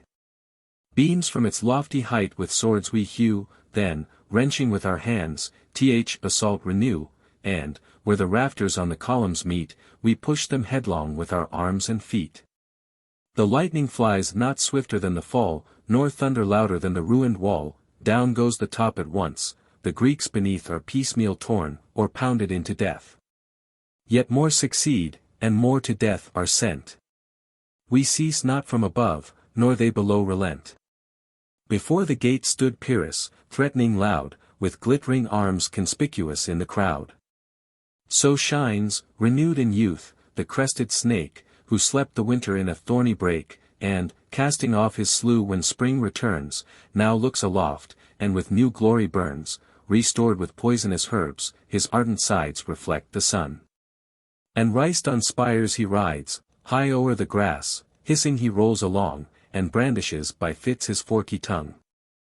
Proud Periphas, and fierce Automedon, his father's charioteer, together run to force the gate. The Syrian infantry rush on in crowds, and the barred passage free entering the court, with shouts the skies they rend, and flaming firebrands to the roofs ascend. Himself, among the foremost, deals his blows, and with his axe repeated strokes bestows on the strong doors, then all their shoulders ply, till from the posts the brazen hinges fly. He hews apace. The double bars at length yield to his axe an unresisted strength. A mighty breach is made, the rooms concealed appear, and all the palace is revealed, the halls of audience, and of public state, and where the lonely queen in secret sate. Armed soldiers now by trembling maids are seen, with not a door, and scarce a space, between. The house is filled with loud laments and cries, and shrieks of women rend the vaulted skies. The fearful matrons run from place to place, and kiss the thresholds, and the posts embrace. The fatal work inhuman Pyrrhus plies, and all his father sparkles in his eyes. Nor bars, nor fighting guards, his force sustain, the bars are broken, and the guards are slain. In rush the Greeks, and all the apartments fill, those few defendants whom they find, they kill. Not with so fierce a rage the foaming flood roars, when he finds his rapid course withstood, bears down the dams with unresisted sway, and sweeps the cattle and the cots away. These eyes beheld him when he marched between the brother kings, I saw unhappy queen, the 100 wives, and where old Priam stood, to stain his hallowed altar with his brood. The 50 nuptial beds, such hopes had he, so large a promise, of a progeny, the posts, of plated gold, and hung with spoils, fell the reward of the proud victor's toils. Where'er the raging fire had left a space, the Grecians enter and possess the place. Perhaps you may of Priam's fate inquire. He, when he saw his regal town on fire, his ruined palace, and his entering foes, on every side inevitable woes, in arms, dicest, invests his limbs, decayed, like them, with age, a late and useless aid. His feeble shoulders scarce the weight sustain, loaded, not armed, he creeps along with pain, despairing of success, ambitious to be slain. Uncovered but by VIII, there stood in view an altar. Near the hearth a laurel grew, dotted with age, whose boughs encompass round the household gods, and shade the holy ground. Here Hecuba, with all her helpless train of dames, for shelter sought, but sought in vain. Drive in like a flock of doves along the sky, their images they hug, and to their altars fly. The queen, when she beheld her trembling lord, and hanging by his side a heavy sword, "What rage," she cried, "has seized my husband's mind? What arms are these, and to what use designed? These times want other aids. Were Hector here, even Hector now in vain, like Priam, would appear. With us, one common shelter thou shalt find, or in one common fate with us be joined." She said, and with a last salute embraced the poor old man, and by the laurel placked. Behold! Polites, one of Priam's sons, pursued by Pyrrhus, there for safety runs. Through swords and foes, amazed and hurt, he flies through empty courts and open galleries. Him Pyrrhus, urging with his lance, pursues, and often reaches, and his thrusts renews. The youth, transfixed, with lamentable cries, expires before his wretched parents' eyes, whom gasping at his feet when Priam saw, the fear of death gave place to nature's law. And, shaking more with anger than with age, "The gods," said he, "requite thy brutal rage. As sure they will, barbarian, sure they must, if there be gods in VIII, and gods be just, who taxed in wrongs an insolent delight. With a son's death infect a father's sight. Not he, whom thou and lying fame conspire to call thee his, not he, thy vaunted sire, thus used my wretched age, the gods he feared, the laws of nature and of nations heard. He cheered my sorrows, and, for sums of gold, the bloodless carcass of my Hector sold, pitied the woes a parent underwent, and sent me back in safety from his tent."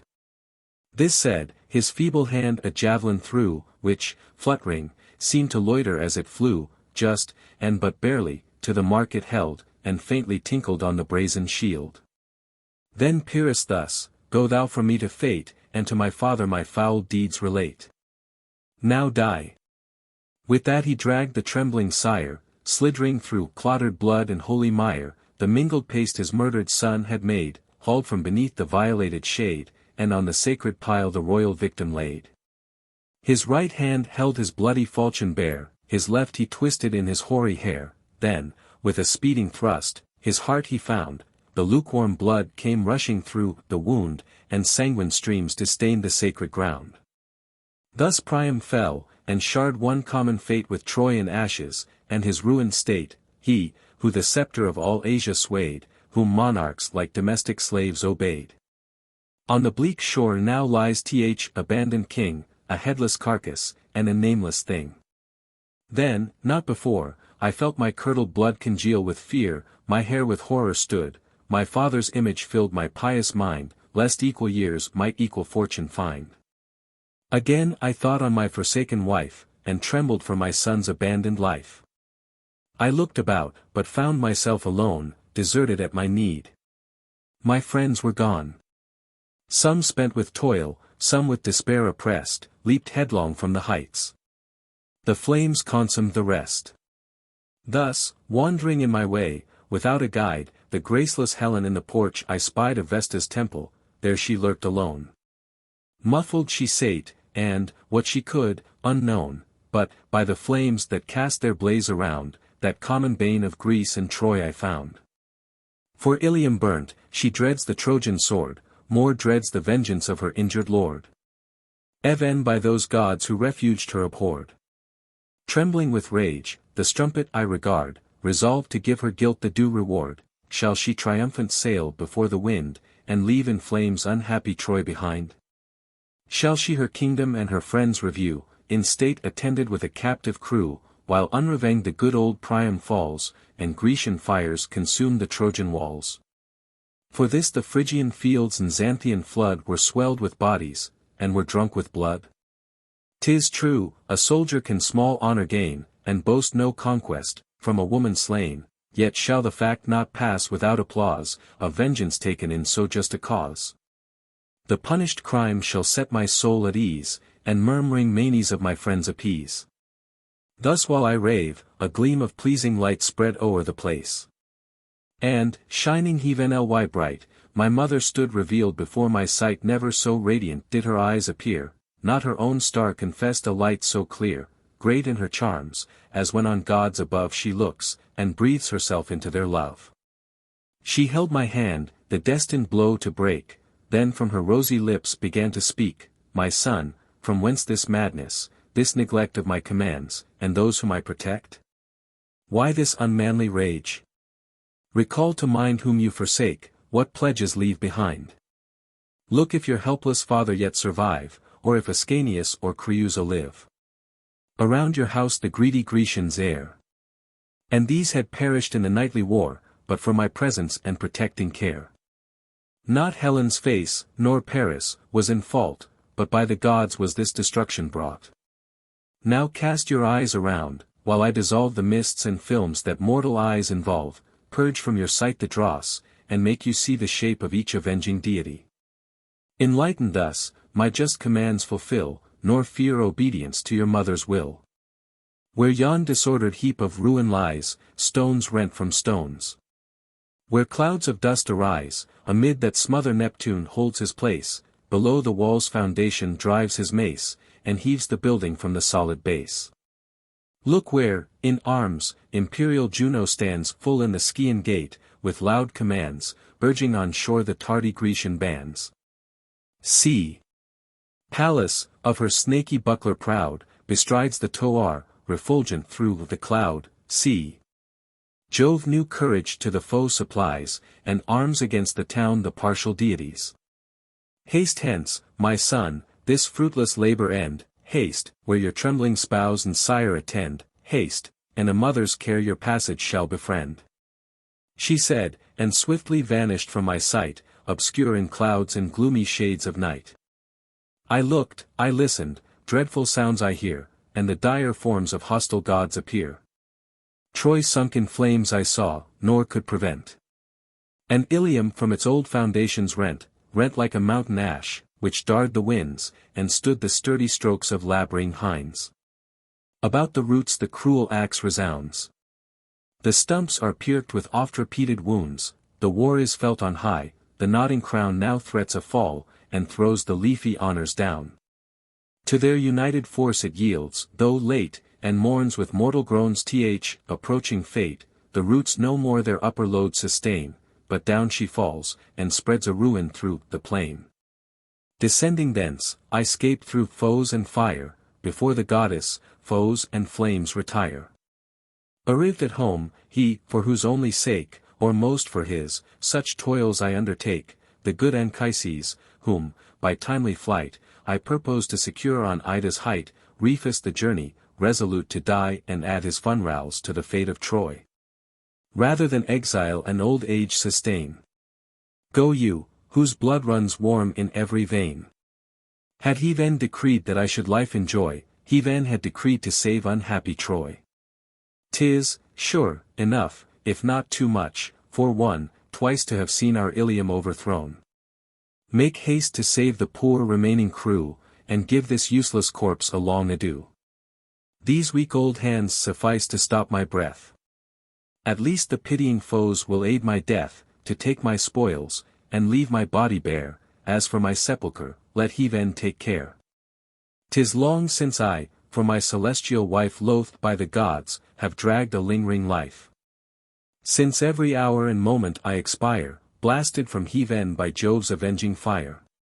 This oft repeated, he stood fixed to die, myself, my wife, my son, my family, entreat, pray, beg, and raise a doleful cry. What, will he still persist, on death resolve, and in his ruin all his house involve? He still persists his reasons to maintain, our prayers, our tears, our loud laments, are vain. Urged by despair, again I go to try the fate of arms, resolved in fight to die, what hope remains, but what my death must give? Can I, without so dear a father, live? You term it prudence, what I baseness call, could such a word from such a parent fall? If fortune please, and so the gods ordain, that nothing should of ruined Troy remain, and you conspire with fortune to be slain, the way to death is wide, approaches near, for soon relentless Pyrrhus will appear. Reeking with Priam's blood, the wretch who slew the son, inhuman, in the father's view, and then the sire himself to the dire altar drew. O goddess mother, give me back to fate, your gift was undesired, and came too late. Did you, for this, unhappy me convey through foes and fires, to see my house a prey? Shall I my father, wife, and son behold, weltering in blood, each other's arms enfold? Haste! Gird my sword, though spent and overcome, 'tis the last summons to receive our doom. I hear thee, fate, and I obey thy call. Not unrevenged the foe shall see my fall. Restore me to the yet unfinished fight, my death is wanting to conclude the night. Armed once again, my glittering sword I wield, while other hand sustains my weighty shield, and forth I rush to seek abandoned field. I went. But sad Creusa stopped my way, and crossed the threshold in my passage lay, embracked my knees, and, when I would have gone, shewed me my feeble sire and tender son, if death be your design, at least, said she, take us along to share your destiny. If any farther hopes in arms remain, this place, these pledges of your love, maintain. To whom do you expose your father's life, your son's, and mine, your now forgotten wife? While thus she fills the house with clamorous cries, our hearing is diverted by our eyes, for, while I held my son, in the short space betwixt our kisses and our last embrace. Strange to relate, from young Iulus' head a lambent flame arose, which gently spread around his brows, and on his temples fed. Amazed, with running water we prepare to quench the sacred fire, and slake his hair. But old Anchises, versed in omens, reared his hands to heaven, and this request preferred, if any vows, almighty Jove, can bend thy will, if piety can prayers commend, confirm the glad presage which thou art pleased to send. Scarce had he said, when, on our left, we hear a peal of rattling thunder roll in air, there shot a streaming lamp along the sky, which on the winged lightning seemed to fly. From o'er the roof the blaze began to move, and, trailing, vanished in Idaean grove. It swept a path in heaven, and shone a guide, then in a steaming stench of sulphur died. The good old man with suppliant hands implored the gods' protection, and their star adored. Now, said he, my son, no more delay. I yield, I follow where heaven shews the way. Keep, O my country gods, our dwelling place, and guard this relic of the Trojan race, this tender child. These omens are your own, and you can yet restore the ruined town. At least accomplish what your signs foreshow, I stand resigned, and am prepared to go. He said. The crackling flames appear on high, and driving sparkles dance along the sky. With Vulcan's rage the rising winds conspire, and near our palace roll the flood of fire. Haste, my dear father, 'tis no time to wait, and load my shoulders with a willing freight. Whatever befalls, your life shall be my care. One death, or one deliverance, we will share. My hand shall lead our little son, and you, my faithful consort, shall our steps pursue. Next, you, my servants, heed my strict commands, without the walls a ruined temple stands, to Ceres hallowed once.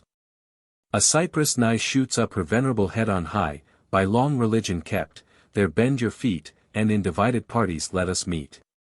Our country gods, the relics, and the bands, hold you, my father, in your guiltless hands. In me, 'tis impious holy things to bear, red as I am with slaughter, new from war, till in some living stream I cleanse the guilt of dire debate. And blood in battle spilt. Thus, ordering all that prudence could provide, I clothe my shoulders with a lion's hide and yellow spoils, then, on my bending back, the welcome load of my dear father take. While on my better hand Ascanius hung, and with unequal paces tripped along.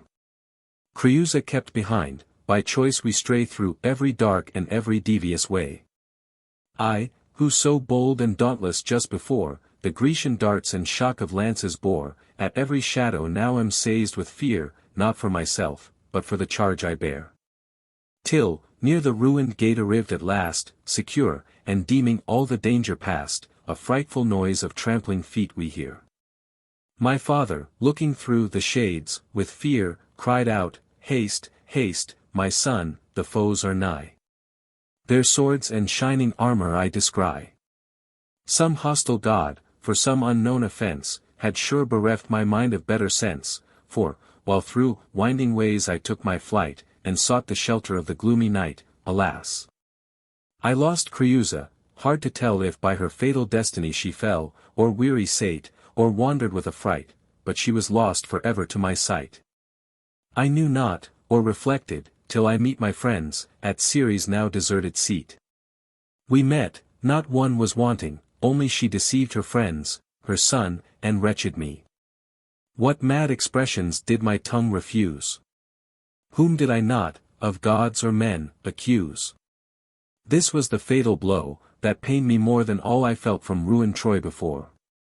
Stung with my loss, and raving with despair, abandoning my now forgotten care, of counsel, comfort, and of hope bereft, my sire, my son, my country gods I left. In shining armor once again I sheath my limbs, not feeling wounds, nor fearing death. Then headlong to the burning walls I run, and seek the danger I was forked to shun. I tread my former tracks. Through night explore each passage, every street I crossed before. All things were full of horror and affright, and dreadful even the silence of the night. Then to my father's house I make repair, with some small glimpse of hope to find her there. Instead of her, the cruel Greeks I met, the house was filled with foes, with flames beset. Driven on the wings of winds, whole sheets of fire, through air transported, to the roofs aspire. From thence to Priam's palace I resort, and search the citadel and desert court. Then, unobserved, I pass by Juno's church, a guard of Grecians had possessed the porch. There Phoenix and Ulysses watch the prey, and thither all the wealth of Troy convey, the spoils which they from ransacked houses brought, and golden bowls from burning altars caught, the tables of the gods, the purple vests, the people's treasure. And the pomp of priests. A rank of wretched youths, with pinioned hands, and captive matrons, in long order stands. Then, with ungoverned madness, I proclaim, through all the silent street, Creusa's name, Creusa still I call. At length she hears, and sudden through the shades of night appears. Appears, no more Creusa, nor my wife, but a pale spectre, larger than the life. Aghast, astonished, and struck dumb with fear, I stood, like bristles rose my stiffened hair. Then thus the ghost began to soothe my grief, nor tears, nor cries, can give the dead relief. Desist, my much-loved lord, indulge your pain, you bear no more than what the gods ordain. My fates permit me not from hence to fly. Nor he, the great controller of the sky. Long wandering ways for you the powers decree, on land hard labors, and a length of sea. Then, after many painful years are past, on Latium's happy shore you shall be cast, where gentle Tiber from his bed beholds the flowery meadows, and the feeding folds. There end your toils.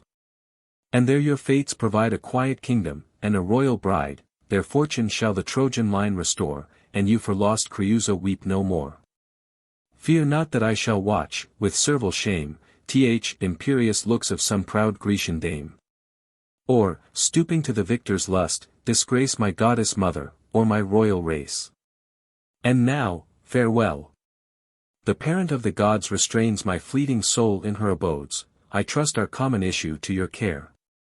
She said, and gliding past unseen in air.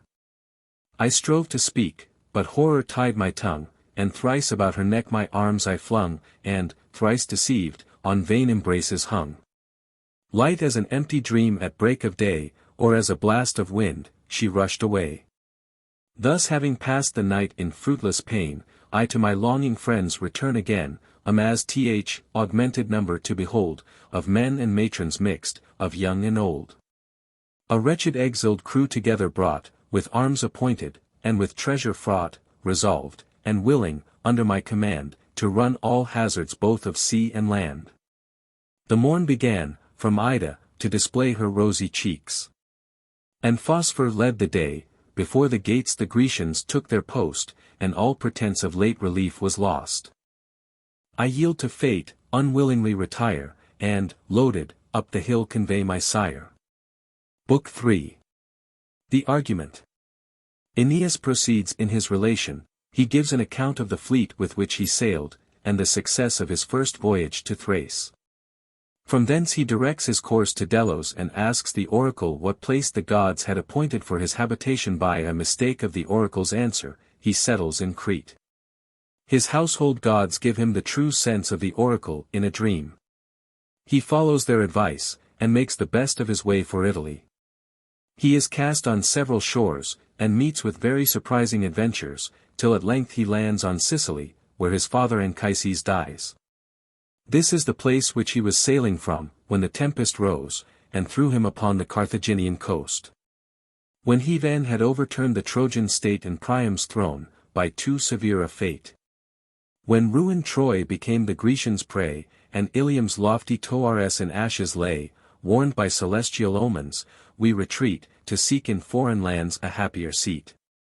Near old Antandros, and at Ida's foot, the timber of the sacred groves we cut, and build our fleet, uncertain yet to find what place the gods for our repose assigned. Friends daily flock. And scarce the kindly spring began to clothe the ground, and birds to sing, when old Anchises summoned all to sea, the crew my father and the fates obey. With sighs and tears I leave my native shore, and empty fields, where Ilium stood before. My sire, my son, our less and greater gods, all sail at once, and cleave the briny floods. Against our coast appears a spacious land, which once the fierce Lycurgus did command, Thracia the name, the people bold in war. Vast are their fields, and tillage is their care, a hospitable realm while fate was kind, with Troy in friendship and religion joined. I land, with luckless omens, then adore their gods, and draw a line along the shore. I lay the deep foundations of a wall, and Enos, non from me, the city call. To Dionysian Venus vows are paid, and all the powers that rising labors aid, a bull on Jove's imperial altar laid. Not far, a rising hillock stood in view. Sharp myrtles on the sides, and cornels grew. There, while I went to crop the sylvan scenes, and shade our altar with their leafy greens, I pulled a plant. With horror I relate a prodigy so strange and full of fate. The rooted fibers rose, and from the wound black bloody drops distilled upon the ground. Mute and amazed, my hair with terror stood, fear shrunk my sinews, and congealed my blood. Manned once again, another plant I try, that other gushed with the same sanguine dye. Then, fearing guilt for some offense unknown, with prayers and vows the Dryads I atone, with all the sisters of the woods, and most the god of arms, who rules the Thracian coast, that they, or he, these omens would avert, release our fears. And better signs impart. Cleared, as I thought, and fully fixed at length to learn the cause, I tugged with all my strength, I bent my knees against the ground, once more the violated myrtle ran with gore. Scarce dare I tell the sequel, from the womb of wounded earth, and caverns of the tomb, a groan, as of a troubled ghost, renewed my fright, and then these dreadful words ensued, Why dost thou thus my buried body rend? O spare the corpse of thy unhappy friend. Spare to pollute thy pious hands with blood, the tears distilled not from the wounded wood, but every drop this living tree contains is kindred blood, and ran in Trojan veins. O fly from this unhospitable shore, warned by my fate, for I am Polydore. Here loads of lances, in my blood embrued, again shoot upward, by my blood renewed. My faltering tongue and shivering limbs declare my horror, and in bristles rose my hair. When Troy with Grecian arms was closely pent, old Priam, fearful of the war's event, this hapless Polydore to Thracia sent, loaded with gold, he sent his darling, far from noise and tumults and destructive war. Committed to the faithless tyrant's care. Who, when he saw the power of Troy decline, forsook the weaker, with the strong to join, broke every bond of nature and of truth, and murdered, for his wealth, the royal youth. O sacred hunger of pernicious gold! What bands of faith can impious lucre hold? Now, when my soul had shaken off her fears, I call my father and the Trojan peers, relate the prodigies of VIII, require what he commands, and their advice desire. All vote to leave that execrable shore, polluted with the blood of Polydore, but, ere we sail, his funeral rites prepare, then, to his ghost, a tomb and altars rear. In mournful pomp the matrons walk the round, with baleful cypress and blue fillets crowned, with eyes dejected, and with hair unbound. Then bowls of tepid milk and blood we pour, and thrice invoke the soul of Polydore. Now, when the raging storms no longer reign, but southern gales invite us to the main, we launch our vessels, with a prosperous wind, and leave the cities and the shores behind. An island in the Aegean main appears. Neptune and what Doris claim it theirs. It floated once, till Phoebus fixed the sides to rooted earth, and now it braves the tides. Here, borne by friendly winds, we come ashore, with needful ease our weary limbs restore, and the sun's temple and his town adore. Aeneas, the priest and king, with laurel crowned, his hoary locks with purple fillets bound, who saw my sire the Delian shore ascend, came forth with eager haste to meet his friend, invites him to his palace. And, in sign of ancient love, their plighted hands they join.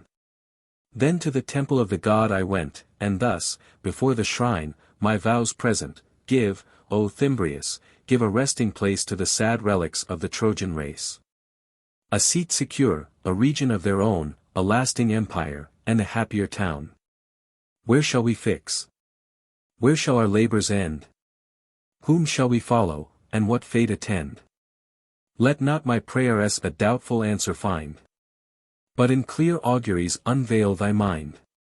Scarce had I said, he shook the holy ground, the laurels, and the lofty hills around, and from the tripos rushed a bellowing sound. Prostrate we fell. Confessed the present God, who gave this answer from his dark abode, undaunted youths, go, seek that mother earth from which your ancestors derived their birth. The soil that sent you forth, her ancient race in her old bosom shall again embrace. Through the wide world the Aenean house shall reign, and children's children shall the crown sustain. Thus Phoebus did our future fates disclose, a mighty tumult, mixed with joy, arose. All are concerned to know what place the god assigned, and where determined our abode. My father, long revolving in his mind the race and lineage of the Trojan kind, thus answered their demands, Ye princes, hear your pleasing fortune, and dispel your fear. The fruitful isle of Crete, well known to fame, sacred of old to Jove's imperial name, in the mid-ocean lies, with large command, and on its plains 100 cities stand. Another Ida rises there, and we from thence derive our Trojan ancestry. From thence, as 'tis divulged by certain fame, to the Rhedian shores old Teucrus came, there fixed, and there the seat of empire chose, ere Ilium and the Trojan Toares arose. In humble valleys they built their soft abodes, till Cybele, the mother of the gods, with tinkling cymbals charmed the Idaean woods, she secret rites and ceremonies taught, and to the yoke the savage lions brought. Let us the land which Heaven appoints, explore, appease the winds, and seek the Nautian shore. If Jove assists the passage of our fleet, the third propitious dawn discovers Crete. Thus having said, the sacrifices, laid on smoking altars, to the gods he paid, a bull, to Neptune an oblation due, another bull to bright Apollo slew, a milk-white ewe, the western winds to please, and one coal-black, to calm the stormy seas. Ere this, a flying rumor had been spread that fierce Idomeneus from Crete was fled, expelled and exiled, that the coast was free from foreign or domestic enemy. We leave the Delian ports, and put to sea. By Naxos, famed for vintage, make our way. Then green Donysa pass, and sail in sight of Paros Isle, with marble quarries white. We pass the scattered isles of Cyclades, that, scarce distinguished, seem to stud the seas.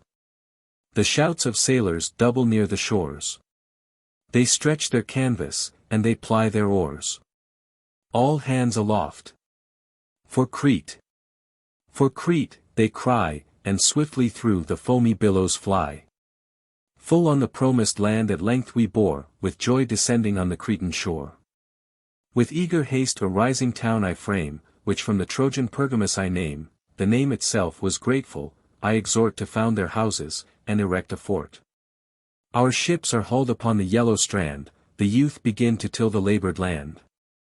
And I myself new marriages promote, give laws, and dwellings I divide by lot, when rising vapors choke the wholesome air, and blasts of noisome winds corrupt the year, the trees devouring caterpillars burn.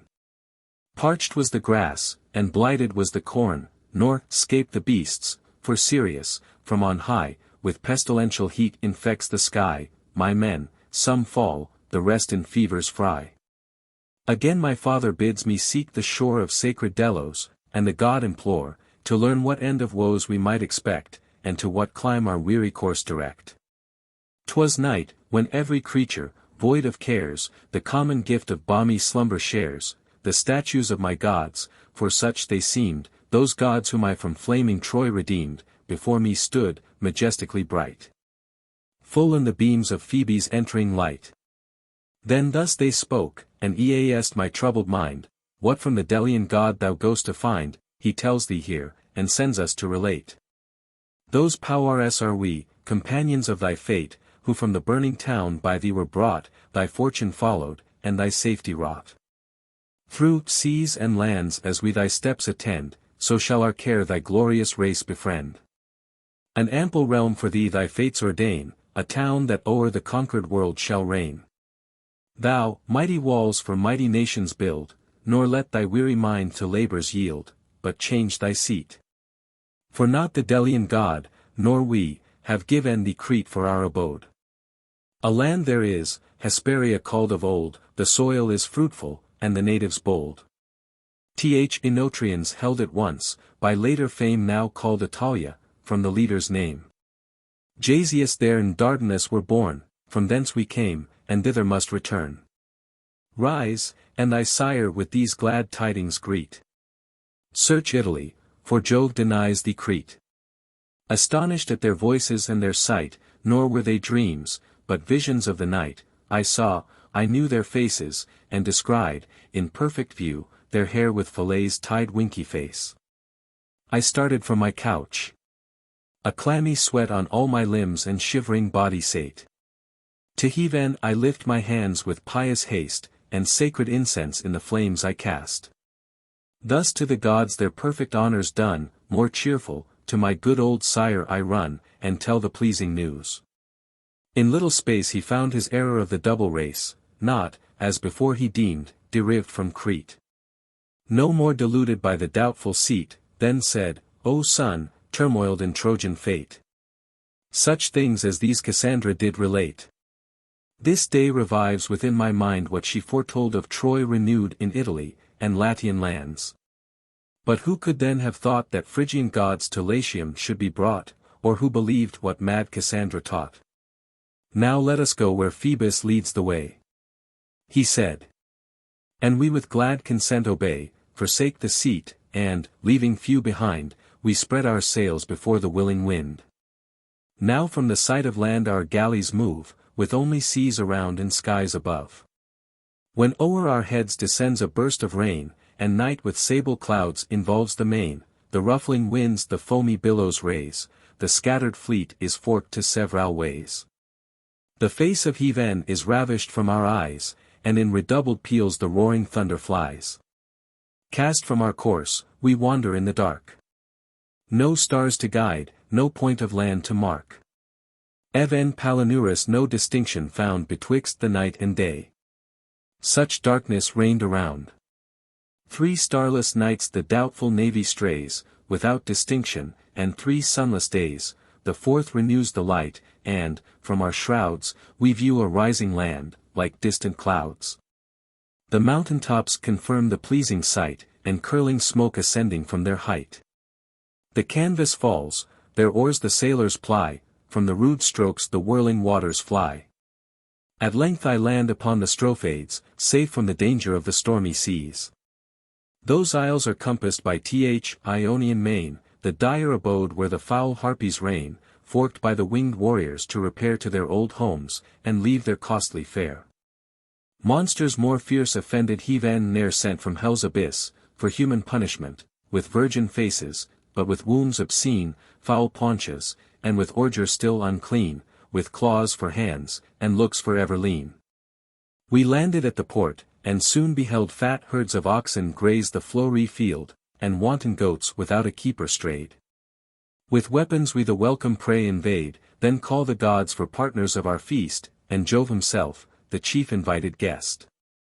We spread the tables on the greensward ground, we feed with hunger, and the bowls go round. When from the mountain tops, with hideous cry, and clattering wings, the hungry harpies fly, they snatch the meat, defiling all they find, and, parting, leave a loathsome stench behind. Close by a hollow rock, again we sit, new dress the dinner, and the beds refit, secure from sight, beneath a pleasing shade, where tufted trees a native arbor made. Again the holy fires on altars burn. And once again the ravenous birds return, or from the dark recesses where they lie, or from another quarter of the sky, with filthy claws their odious meal repeat, and mix their loathsome ordures with their meat. I bid my friends for vengeance then prepare, and with the hellish nation wage the war. They, as commanded, for the fight provide, and in the grass their glittering weapons hide. Then, when along the crooked shore we hear their clattering wings, and saw the foes appear, Messina sounds a charge, we take alarm, and our strong hands with swords and bucklers arm. In this new kind of combat all employ their utmost force, the monsters to destroy. In vain, the fated skin is proof to wounds, and from their plumes the shining sword rebounds. At length rebuffed, they leave their mangled prey, and their stretched pinions to the skies display. Yet one remained, the messenger of fate, high on a craggy cliff Salino sate, and thus her dismal errand did relate. What? Not contented with our oxen slain, dare you with heathen an impious war maintain, and drive the harpies from their native reign? Heed therefore what I say. And keep in mind what Jove decrees, what Phoebus has designed, and I, the Furies' queen, from both relate. You seek Italian shores, for doomed by fate, Italian shores are granted you to find, and a safe passage to the port assigned. But know, that ere your promised walls you build, my curses shall severely be fulfilled.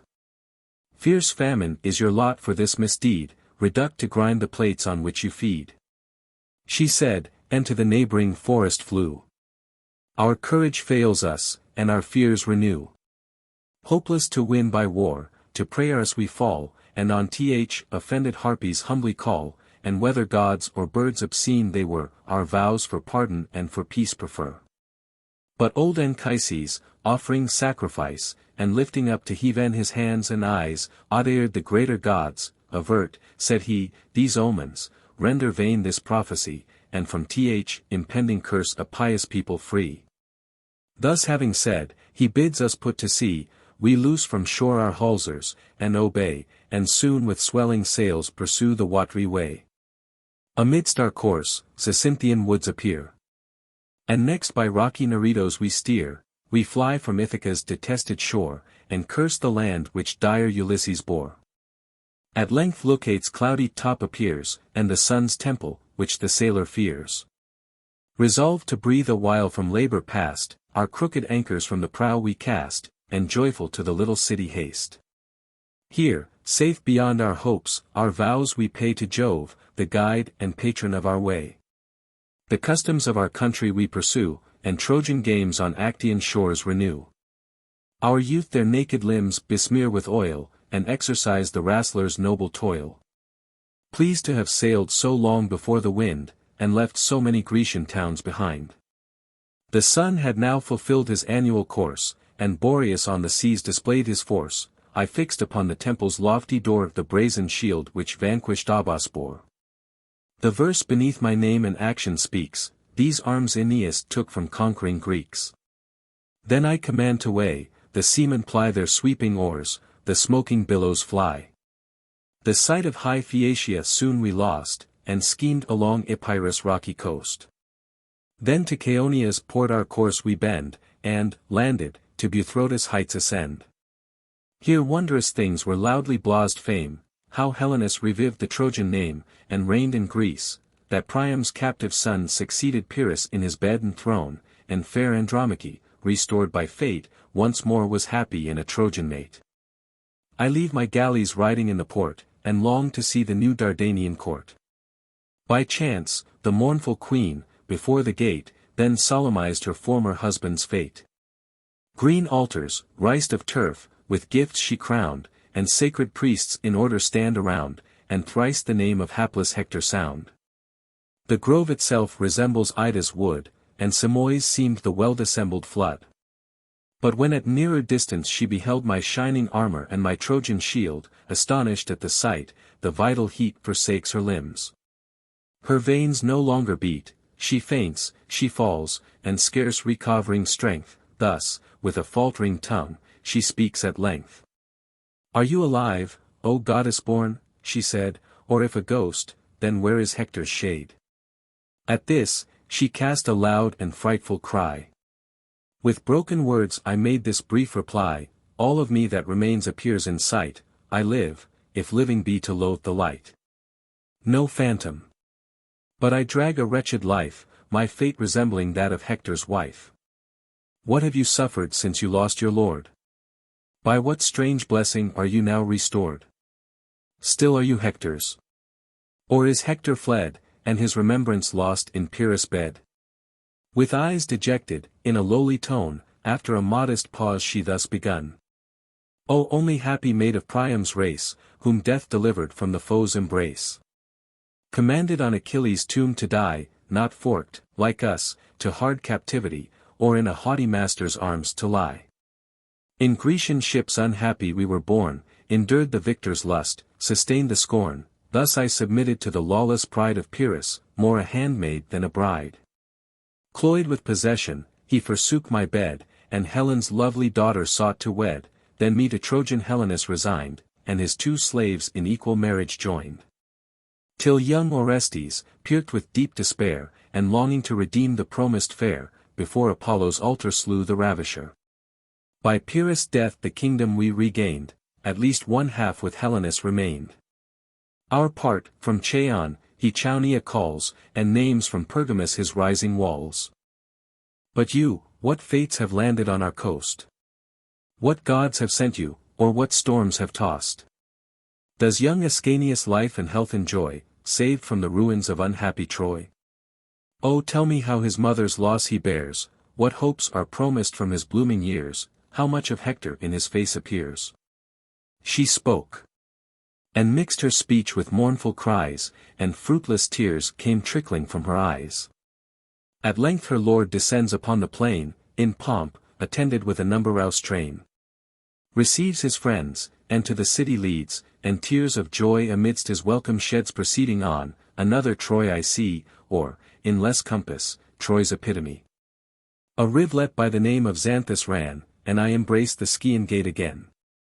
My friends in porticos were entertained, and feasts and pleasures through the city reigned. The tables filled the spacious hall around, and golden bowls with sparkling wine were crowned. 2 days we passed in mirth, till friendly gales, blown from the south supplied our swelling sails. Then to the royal seer I thus began, "O thou, who know'st, beyond the reach of man, the laws of heaven, and what the stars decree. Whom Phoebus taught unerring prophecy, from his own tripod, and his holy tree, skilled in the winged inhabitants of air, what auspices their notes and flights declare, O say, for all religious rites portend a happy voyage, and a prosperous end. And every power and omen of the sky direct my course for destined Italy, but only dire Salino, from the gods, a dismal famine fatally forebodes, O say what dangers I am first to shun, what toils vanquish, and what course to run. The prophet first with sacrifice adores the greater gods, their pardon then implores, unbinds the fillet from his holy head, to Phoebus, next, my trembling steps he led, full of religious doubts and awful dread.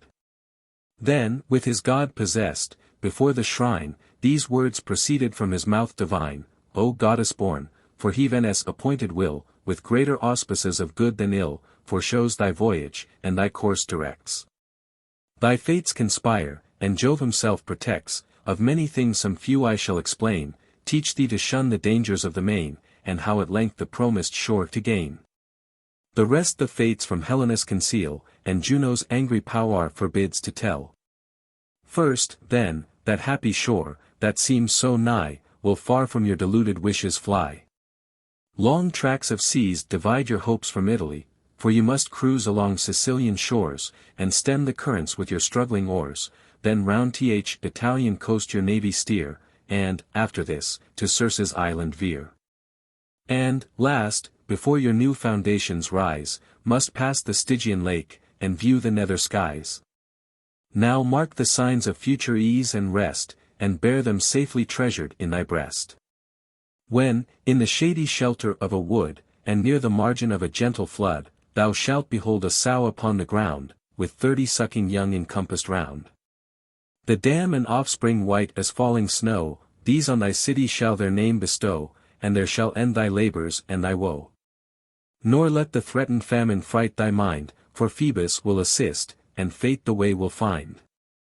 Let not thy course to that ill coast be bent, which fronts from far th Epirian continent, those parts are all by Grecian foes possessed, the salvage Locrians here the shores infest. There fierce Idomeneus his city builds, and guards with arms the Salentinian fields, and on the mountain's brow Petilia stands, which Philoctetes with his troops commands. Even when thy fleet is landed on the shore, and priests with holy vows the gods adore, then with a purple veil involve your eyes, lest hostile faces blast the sacrifice. These rites and customs to the rest commend, that to your pious race they may descend. When, parted hence, the wind, that ready waits for Sicily, shall bear you to the straits where proud Pelorus opes a wider way, tack to the larboard, and stand off to sea, veer starboard sea and land. Th Italian shore and fair Sicilia's coast were one, before an earthquake cowsed the flaw, the roaring tides the passage broke that land from land divides, and where the lands returred, the rushing ocean rides. Distinguished by the straits, on either hand, now rising cities in long order stand, and fruitful fields, so much can time invade the mouldering work that beauteous nature made. Far on the right, her dogs foul Scylla hides, Charybdis roaring on the left presides, and in her greedy whirlpool sucks the tides, then spouts them from below, with fury drive in, the waves mount up and wash the face of heathen. But Scylla from her den, with open jaws, the sinking vessel in her eddy draws, then dashes on the rocks.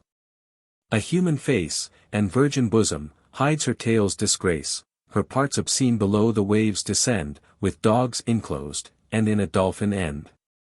'Tis safer, then, to bear aloof to sea, and coast Pechinus, though with more delay, than once to view misshapen Scylla near, and the loud yell of watery wolves to hear. Besides, if faith to Helenus be due, and if prophetic Phoebus tell me true, do not this precept of your friend forget, which therefore more than once I must repeat, above the rest, great Juno's name adore, pay vows to Juno, Juno's aid implore. Let gifts be to the mighty queen designed, and mollify with prayers her haughty mind. Thus, at the length, your passage shall be free, and you shall safe descend on Italy. Arrived at Cumae, when you view the flood of black Avernus, and the sounding wood, the mad prophetic Sibyl you shall find, dark in a cave, and on a rock reclined. She sings the fates, and, in her frantic fits, the notes and names, inscribed, to leafs commits. What she commits to leafs, in order laid, before the cavern's entrance are displayed, unmoved they lie. But, if a blast of wind without, or vapors issue from behind, the leafs are borne aloft in liquid air, and she resumes no more her museful care, nor gathers from the rocks her scattered verse, nor sets in order what the winds disperse. Thus, many not succeeding, most upbraid the madness of the visionary maid, and with loud curses leave the mystic shade. Think it not loss of time a while to stay, though thy companions chide thy long delay. Though, summoned to the seas, though pleasing gales invite thy course, and stretch thy swelling sails, but begged the sacred priestess to relate with willing words, and not to write thy fate. The fierce Italian people she will show, and all thy wars, and all thy future woe, and what thou mayst avoid, and what must undergo. She shall direct thy course, instruct thy mind, and teach thee how the happy shores to find. This is what he then allows me to relate. Now part in peace, pursue thy better fate, and raise, by strength of arms, the Trojan state. This when the priest with friendly voice declared, he gave me license, and rich gifts prepared, bounteous of treasure, he supplied my want with heavy gold, and polished elephant. Then Dodonian cauldrons put on board, and every ship with sums of silver stored. A trusty coat of mail to me he sent, thrice chained with gold, for use and ornament. The helm of Pyrrhus added to the rest, that flourished with a plume and waving crest.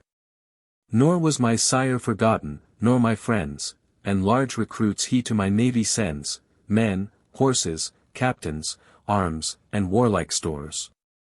Supplies new pilots, and new sweeping oars. Meantime, my sire commands to hoist our sails, lest we should lose the first auspicious gales.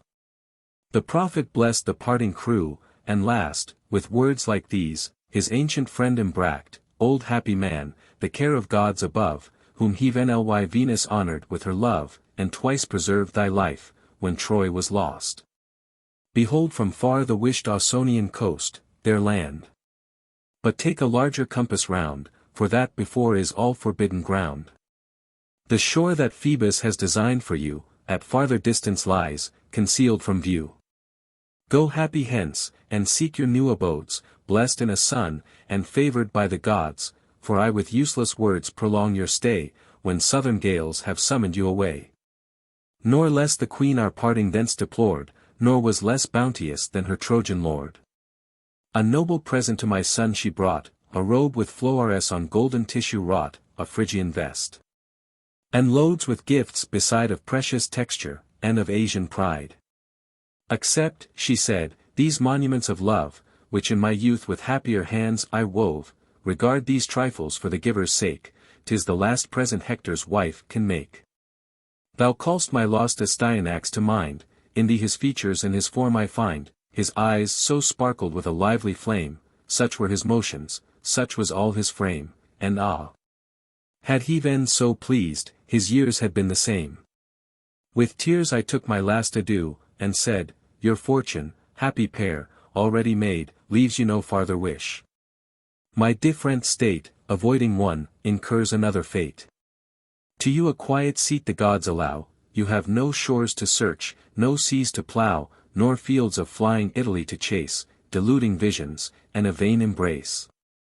You see another Simois, and enjoy the labor of your hands, another Troy, with better auspice than her ancient Toaris, and less obnoxious to the Grecian Powaris. If e'er the gods, whom I with vows adore, conduct my steps to Tiber's happy shore.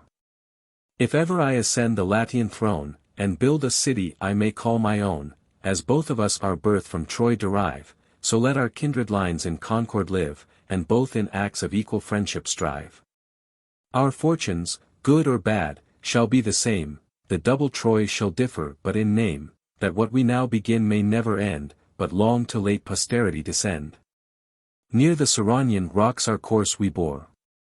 The shortest passage to Italian shore. Now had the sun withdrawn his radiant light, and hills were hid in dusky shades of night, we land, and, on the bosom of the ground, a safe retreat and a bare lodging found. Close by the shore we lay. The sailors keep their watches, and the rest securely sleep. The night, proceeding on with silent pace, stood in her noon, and viewed with equal face her steepy rise and her declining race. Then wakeful Palinurus rose, to spy the face of heaven, and the nocturnal sky, and listened every breath of air to try, observes the stars, and notes their sliding course, the Pleiads, Hyads, and their watery force. And both the bears is careful to behold, and bright Orion, armed with burnished gold. Then, when he saw no threatening tempest nigh, but a sure promise of a settled sky, he gave the sign to weigh.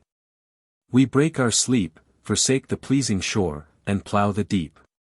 And now the rising morn with rosy light adorns the skies, and puts the stars to flight, when we from far, like bluish mists, descry the hills, and then the plains, of Italy. Achates first pronounced the joyful sound, then, Italy, the cheerful crew rebound. My sire Anchises crowned a cup with wine, and, offering, thus implored the powers divine, ye gods, presiding over lands and seas, and you who raging winds and waves appease, breathe on our swelling sails a prosperous wind. And smooth our passage to the port assigned. The gentle gales their flagging force renew, and now the happy harbor is in view. Minerva's temple then salutes our sight, plaqued, as a landmark, on the mountain's height. We furl our sails, and turn the prows to shore. The curling waters round the galleys roar. The land lies open to the raging east, then, bending like a bow, with rocks compressed, shuts out the storms, the winds and waves complain, and vent their malice on the cliffs in vain. The port lies hid within, on either side two towering rocks the narrow mouth divide. The temple, which aloft we viewed before, to distance flies, and seems to shun the shore. Scarce landed, the first omens I beheld were 4 white steeds that cropped the flowery field. War is threatened from this foreign ground, my father cried, where warlike steeds are found. Yet, since reclaimed to chariots they submit, and bend to stubborn yokes, and champ the bit, peace may succeed to war. Our way we bend to Pallas, and the sacred hill ascend. There prostrate to the fierce Virago pray, whose temple was the landmark of our way. Each with a Phrygian mantle veiled his head, and all commands of Helenus obeyed, and pious rites to Grecian Juno paid. These dues performed, we stretch our sails, and stand to sea, forsaking that suspected land. From hence Tarentum's bay appears in view, for Hercules renowned, if fame be true. Just opposite, Licinian Juno stands. Colonian Taurus, and Cilician strands, for shipwrecks feared. Mount Etna thence we spy, known by the smoky flames which cloud the sky. Far off we hear the waves with surly sound invade the rocks their groans rebound. The billows break upon the sounding strand, and roll the rising tide, impure with sand. Then thus Anchises, in experience old, 'tis that Charybdis which the seer foretold, and those the promised rocks. Bear off to sea. With haste the fright mariners obey. First Palinurus to the larboard veered, then all the fleet by his example steered. To Heaven aloft on ridgy waves we ride, then down to hell descend, when they divide. And thrice our galleys knocked the stony ground, and thrice the hollow rocks returned the sound, and thrice we saw the stars, that stood with dews around. The flagging winds forsook us, with the sun, and, wearied, on Cyclopean shores we run. The port capacious, and secure from wind, is to the foot of thundering Aetna joined. By turns a pitchy cloud she rolls on high, by turns hot embers from her entrails fly, and flakes of mounting flames, that lick the sky. Oft from her bowels massy rocks are thrown, and, shivered by the force, come piecemeal down. Oft liquid lakes of burning sulphur flow, fed from the fiery springs that boil below. Enceladus, they say, transfixed by Jove, with blasted limbs came tumbling from above, and, where he fell, avenging father drew this flaming hill, and on his body threw.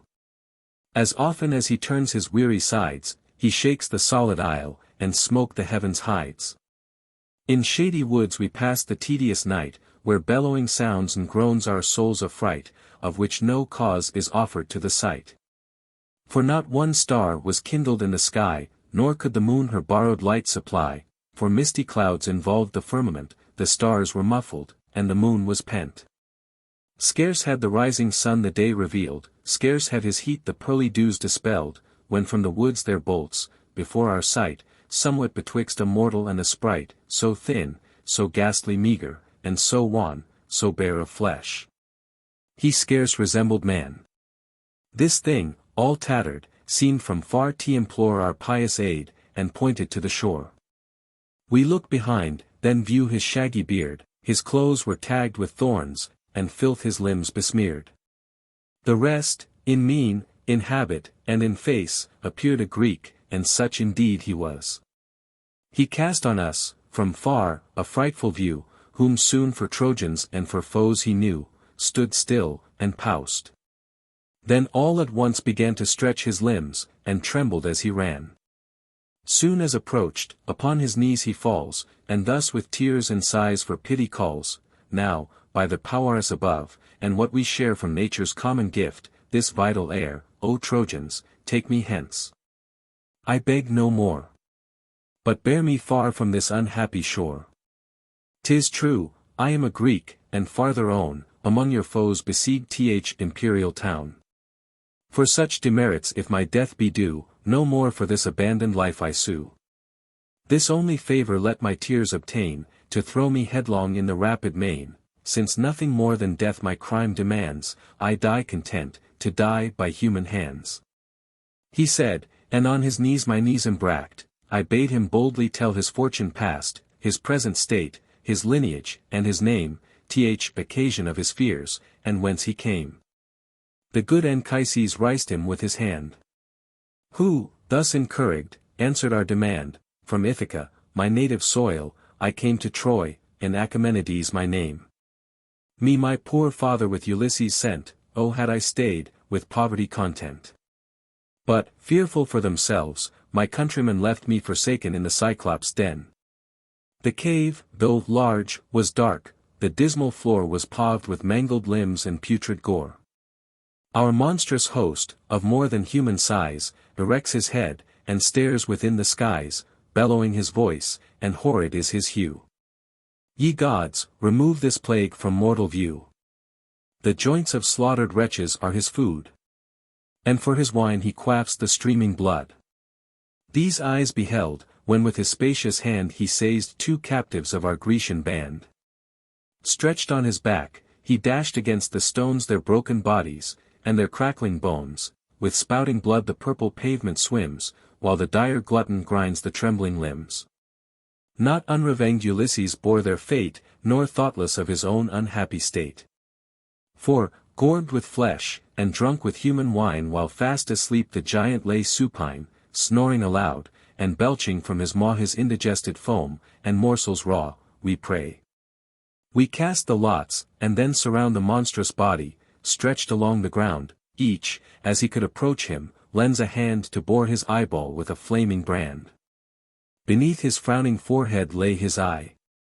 For only one did the vast frame supply, but that a globe so large, his front it filled, like the sun's disk or like a Grecian shield. The stroke succeeds, and down the pupil bends, this vengeance followed for our slaughtered friends. But haste, unhappy wretches, haste to fly. Your cables cut, and on your oars rely. Such, and so vast as Polypheme appears, 100 more this hated island bears, like him, in caves they shut their woolly sheep. Like him, their herds on tops of mountains keep. Like him, with mighty strides, they stalk from steep to steep and now 3 moons their sharpened horns renew, since thus, in woods and wilds, obscure from view, I drag my loathsome days with mortal fright, and in deserted caverns lodge by night. Oft from the rocks a dreadful prospect see of the huge Cyclops, like a walking tree, from far I hear his thundering voice resound, and trampling feet that shake the solid ground. Cornels and salvage berries of the wood, and roots and herbs, have been my meager food. While all around my longing eyes I cast, I saw your happy ships appear at last. On those I fixed my hopes, to these I run. 'Tis all I ask, this cruel race to shun, what other death you please, yourselves bestow.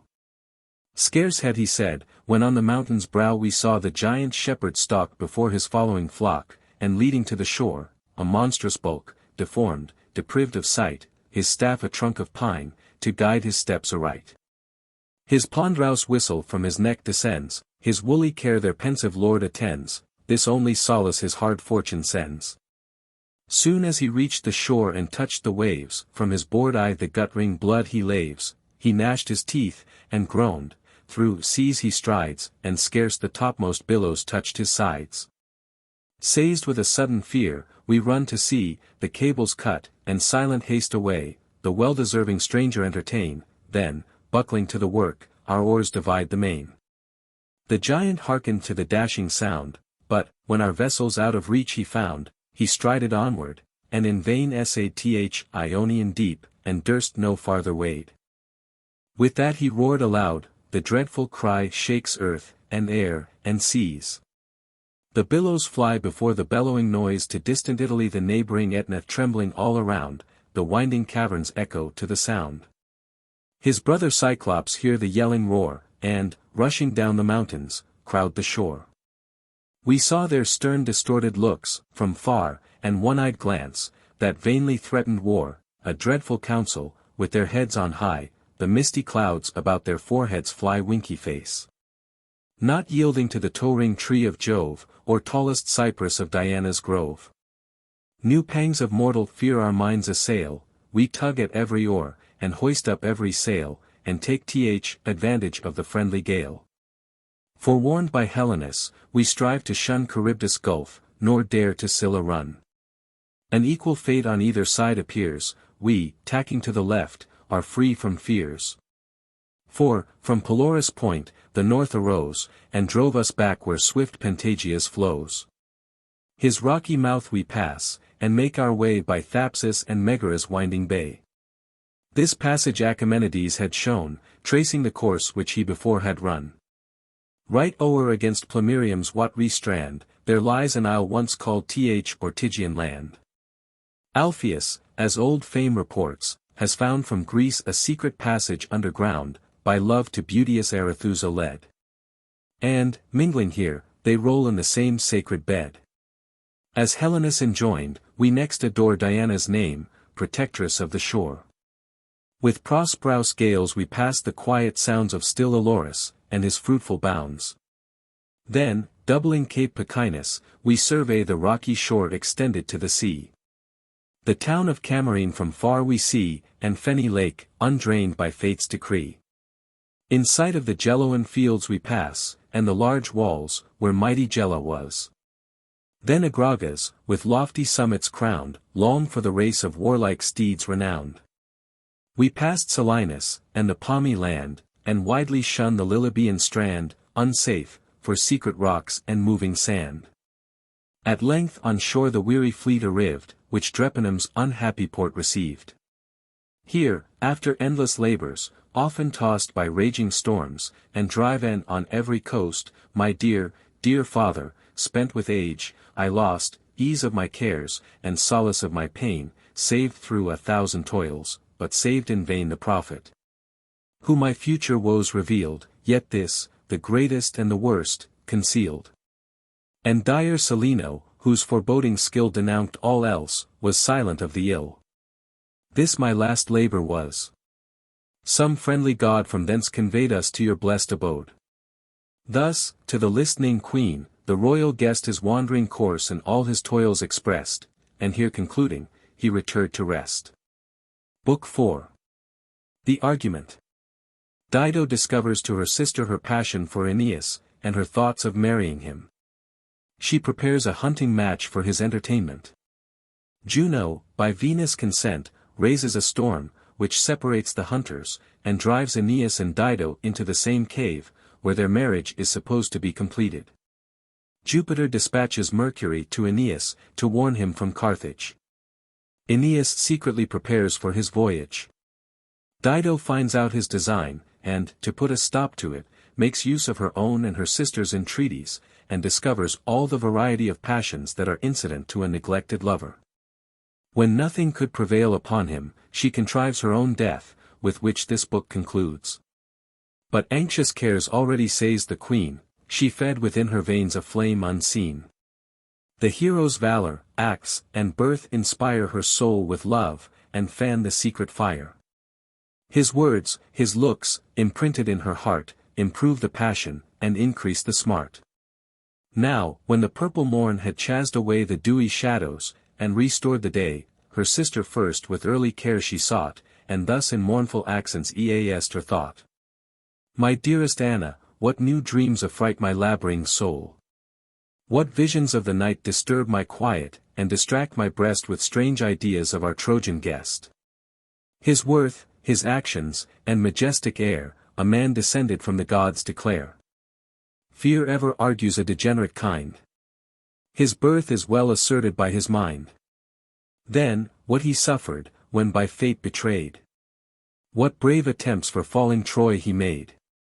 Such were his looks, so gracefully he spoke, that, were I not resolved against the yoke of hapless marriage, never to be cursed with second love, so fatal was my first, to this one error I might yield again. For, since Psycheus was untimely slain, this only man is able to subvert the fixed foundations of my stubborn heart. And, to confess my frailty, to my shame, somewhat I find within, if not the same, too like the sparkles of my former flame. But first let yawning earth a passage rend, and let me through the dark abyss descend. First let avenging Jove, with flames from high, drive down this body to the nether sky, condemned with ghosts in endless night to lie, before I break the plighted faith I gave. No. He who had my vows shall ever have. For, whom I loved on earth, I worship in the grave. She said, the tears ran gushing from her eyes, and stopped her speech. Her sister thus replies, O dearer than the vital air I breathe, will you to grief your blooming years bequeath, condemned to waste in woes your lonely life, without the joys of mother or of wife? Think you these tears, this pompous train of woe, are known or valued by the ghosts below? I grant that, while your sorrows yet were green, it well became a woman, and a queen, the vows of Tyrian princes to neglect, to scorn Hyarbas, and his love reject, with all the Libyan lords of mighty name. But will you fight against a pleasing flame? This little spot of land, which heaven bestows, on every side is hemmed with warlike foes, Gaetulian cities here are spread around, and fierce Numidians there your frontiers bound. Here lies a barren waste of thirsty land, and there the Syrtes raise the moving sand, Barcaean troops besiege the narrow shore, and from the sea Pygmalion threatens more. Propitious Heaven, and gracious Juno, lead this wandering navy to your needful aid. How will your empire spread, your city rise, from such a union, and with such allies? Implore the favor of the powers above, and leave the conduct of the rest to love. Continue still your hospitable way, and still invent occasions of their stay, till storms and winter winds shall cease to threat, and planks and oars repair their shattered fleet. These words, which from a friend and sister came, with ease resolved the scruples of her fame, and added fury to the kindled flame.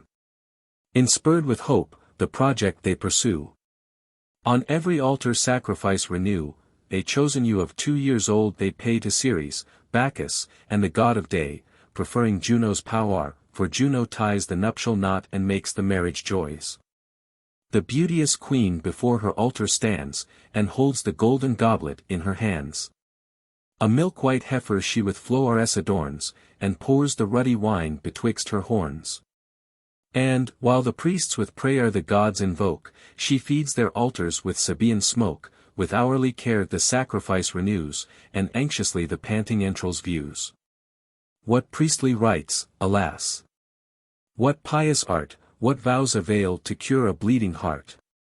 A gentle fire she feeds within her veins, where the soft god secure in silence reigns. Sick with desire, and seeking him she loves, from street to street the raving Dido roves. So when the watchful shepherd, from the blind, wounds with a random shaft the careless hind, distracted with her pain she flies the woods, bounds o'er the lawn, and seeks the silent floods, with fruitless care. For still the fatal dart sticks in her side, and rankles in her heart. And now she leads the Trojan chief along the lofty walls, amidst the busy throng, displays her Tyrian wealth, and rising town, which love, without his labor, makes his own. This pomp she shows, to tempt her wandering guest, her faltering tongue forbids to speak the rest.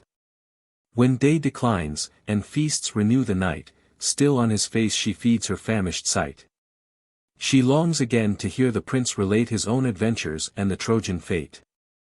He tells it o'er and o'er, but still in vain, for still she begs to hear it once again. The hearer on the speaker's mouth depends, and thus the tragic story never ends. Then, when they part, when Phoebe's paler light withdraws, and falling stars to sleep invite, she last remains, when every guest is gone, sits on the bed he pressed, and sighs alone, absent, her absent hero sees and hears. Or in her bosom young Ascanius bears, and seeks the father's image in the child, if love by likeness might be so beguiled. Meantime the rising Taurus are at a stand. No labours exercise the youthful band, nor use of arts, nor toils of arms they know, the mole is left unfinished to the foe. The mounds, the works, the walls, neglected lie, short of their promised height, that seem to threat the sky. But when imperial Juno, from above, saw Dido fettered in the chains of love, hot with the venom which her veins inflamed, and by no sense of shame to be reclaimed, with soothing words to Venus she begun, high praises, endless honours, you have won, and mighty trophies, with your worthy son. 2 gods a silly woman have undone. Nor am I ignorant, you both suspect this rising city, which my hands erect, but shall celestial discord never cease? 'Tis better ended in a lasting peace. You stand possessed of all your soul desert, poor Dido with consuming love is furred. Your Trojan with my Tyrian let us join, so Dido shall be yours, Aeneas mine, one common kingdom, one united line. Eliza shall a Dardan lord obey, and lofty Carthage for a dower convey. Then Venus, who her hidden fraud descried, which would the sceptre of the world misguide to Libyan shores, thus artfully replied, who, but a fool, would wars with Juno choose, and such alliance and such gifts refuse? If fortune with our joint desires comply? The doubt is all from Jove and destiny, lest he forbid, with absolute command, to mix the people in one common land. Or will the Trojan and the Tyrian line in lasting leagues and sure succession join? But you, the partner of his bed and throne, may move his mind, my wishes are your own. Mine, said imperial Juno, be the care, time urges, now, to perfect this affair, attend my counsel, and the secret share. When next the sun his rising light displays, and gilds the world below with purple rays, the queen, Aeneas, and the Tyrian court shall to the shady woods, for sylvan game, resort. There, while the huntsmen pitch their toils around, and cheerful horns from side to side resound, a pitchy cloud shall cover all the plain with hail, and thunder, and tempestuous rain. The fearful train shall take their speedy flight, dispersed, and all involved in gloomy night, one cave a grateful shelter shall afford to the fair princess and the Trojan lord. I will myself the bridal bed prepare, if you, to bless the nuptials, will be there, so shall their loves be crowned with due delights, and Hymen shall be present at the rites. The queen of love consents, and closely smiles at her vain project, and discovered wiles. The rosy morn was risen from the main, and horns and hounds awake the princely train, they issue early through the city gate, where the more wakeful huntsmen ready wait, with nets, and toils, and darts, beside the force of Spartan dogs, and swift Massilian horse. The Tyrian peers and officers of state for the slow queen in antechambers wait. Her lofty courser, in the court below, who his majestic rider seems to know, proud of his purple trappings, paws the ground, and champs the golden bit, and spreads the foam around. The queen at length appears. On either hand the brawny guards in martial order stand. A flowardie simar with golden fringe she wore, and at her back a golden quiver bore, her flowing hair a golden caul restrains, a golden clasp the Tyrian robe sustains. Then young Ascanius, with a sprightly grace, leads on the Trojan youth to view the chase. But far above the rest in beauty shines the great Aeneas, the troop he joins. Like fair Apollo, when he leaves the frost of wintry Xanthus, and the Lycian coast, when to his native Delos he resorts, ordains the dances, and renews the sports. Where painted Scythians, mixed with Cretan bands, before the joyful altars join their hands, himself, on Cynthus walking, sees below the merry madness of the sacred show. Green wreaths of bays his length of hair enclose. A golden fillet binds his awful brows, his quiver sounds, not less the prince is seen in manly presence, or in lofty mien. Now had they reached the hills, and stormed the seat of salvage beasts, in dens, their last retreat. The cry pursues the mountain goats, they bound from rock to rock, and keep the craggy ground, quite otherwise the stags, a trembling train, in herds unsingled, scour the dusty plain, and a long chase in open view maintain. The glad Ascanius, as his courser guides, spurs through the vale, and these and those outrides. His horse's flanks and sides are forked to feel the clanking lash, and goring of the steel. Impatiently he views the feeble prey, wishing some nobler beast to cross his way, and rather would the tusky boar attend, or see the tawny lion downward bend. Meantime, the gathering clouds obscure the skies, from pole to pole the forky lightning flies, the rattling thunders roll, and Juno pours a wintry deluge down, and sounding showers. The company, dispersed, to converts ride, and seek the homely cots or mountain's hollow side. The rapid rains, descending from the hills, to rolling torrents raise the creeping rills. The queen and prince, as love or fortune guides, one common cavern in her bosom hides. Then first the trembling earth the signal gave, and flashing fires enlighten all the cave. Hell from below, and Juno from above, and howling nymphs, were conscious of their love. From this illumined hour in time arose debate and death, and all succeeding woes. The queen, whom sense of honor could not move, no longer made a secret of her love, but called it marriage, by that specious name to veil the crime and sanctify the shame. The loud report through Libyan cities goes. Fame, the great ill, from small beginnings grows, swift from the first, and every moment brings new vigor to her flights, new pinions to her wings. Soon grows the pygmy to gigantic size, her feet on earth, her forehead in the skies. Inragged against the gods, revengeful earth product her last of the Titanian birth. Swift is her walk, more swift her winged haste, a monstrous phantom, horrible and vast. As many plumes as raise her lofty flight, so many piercing eyes enlarge her sight, millions of opening mouths to fame belong, and every mouth is furnished with a tongue, and round with listening ears the flying plague is hung. She fills the peaceful universe with cries, no slumbers ever close her wakeful eyes, by day, from lofty Taurus her head she shews, and spreads through trembling crowds disastrous news, with court informers haunts, and royal spies. Things done relates, not done she feigns, and mingles truth with lies. Talk is her business, and her chief delight to tell of prodigies and cause affright. She fills the people's ears with Dido's name, who, lost to honor and the sense of shame, admits into her throne and nuptial bed a wandering guest, who from his country fled, whole days with him she passes in delights. And wastes in luxury long winter nights, forgetful of her fame and royal trust, dissolved in ease, abandoned to her lust. The goddess widely spreads the loud report, and flies at length to King Hyarba's court. When first possessed with this unwelcome news, whom did he not of men and gods accuse? This prince, from ravished Garamantis born, 100 temples did with spoils adorn, in Ammon's honor, his celestial sire, 100 altars fed with wakeful fire. And, through his vast dominions, priests ordained, whose watchful care these holy rites maintained. The gates and columns were with garlands crowned, and blood of victim beasts enriched the ground. He, when he heard a fugitive could move the Tyrian princess, who disdained his love, his breast with fury burned, his eyes with fire, mad with despair, impatient with desire.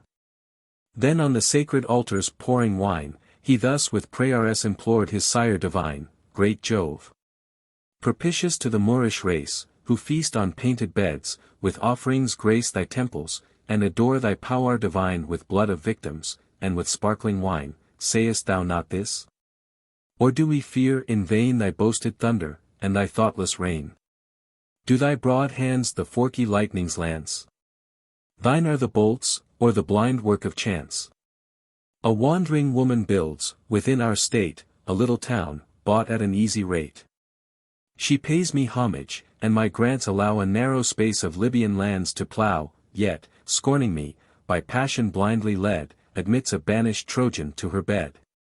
And now this other Paris, with his train of conquered cowards, must in Afric reign.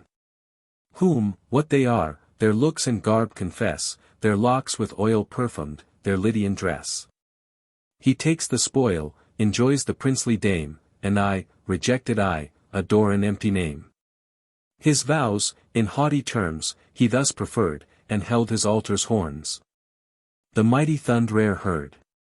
Then cast his eyes on Carthage, where he found the lustful pair in lawless pleasure drowned, lost in their loves, insensible of shame, and both forgetful of their better fame. He calls Selenius, and the god attends, by whom his menacing command he sends, go, mount the western winds, and cleave the sky. Then, with a swift descent, to Carthage fly, there find the Trojan chief, who wastes his days in slothful riot and inglorious ease, nor minds the future city, given by fate. To him this message from my mouth relate, not so fair Venus hopped, when twice she won thy life with prayers, nor promised such a son. Hers was a hero, destined to command a martial race, and rule the Latian land, who should his ancient line from Teucer draw, and on the conquered world impose the law. If glory cannot move a mind so mean, nor future praise from fading pleasure wean, yet why should he defraud his son of fame, and grudge the Romans their immortal name? What are his vain designs? What hopes he more from his long lingering on a hostile shore, regardless to redeem his honor lost, and for his race to gain Ausonian coast? Bid him with speed the Tyrian court forsake, with this command the slumbering warrior wake. Hermes obeys, with golden pinions binds his flying feet, and mounts the western winds, and, whether o'er the seas or earth he flies, with rapid force they bear him down the skies.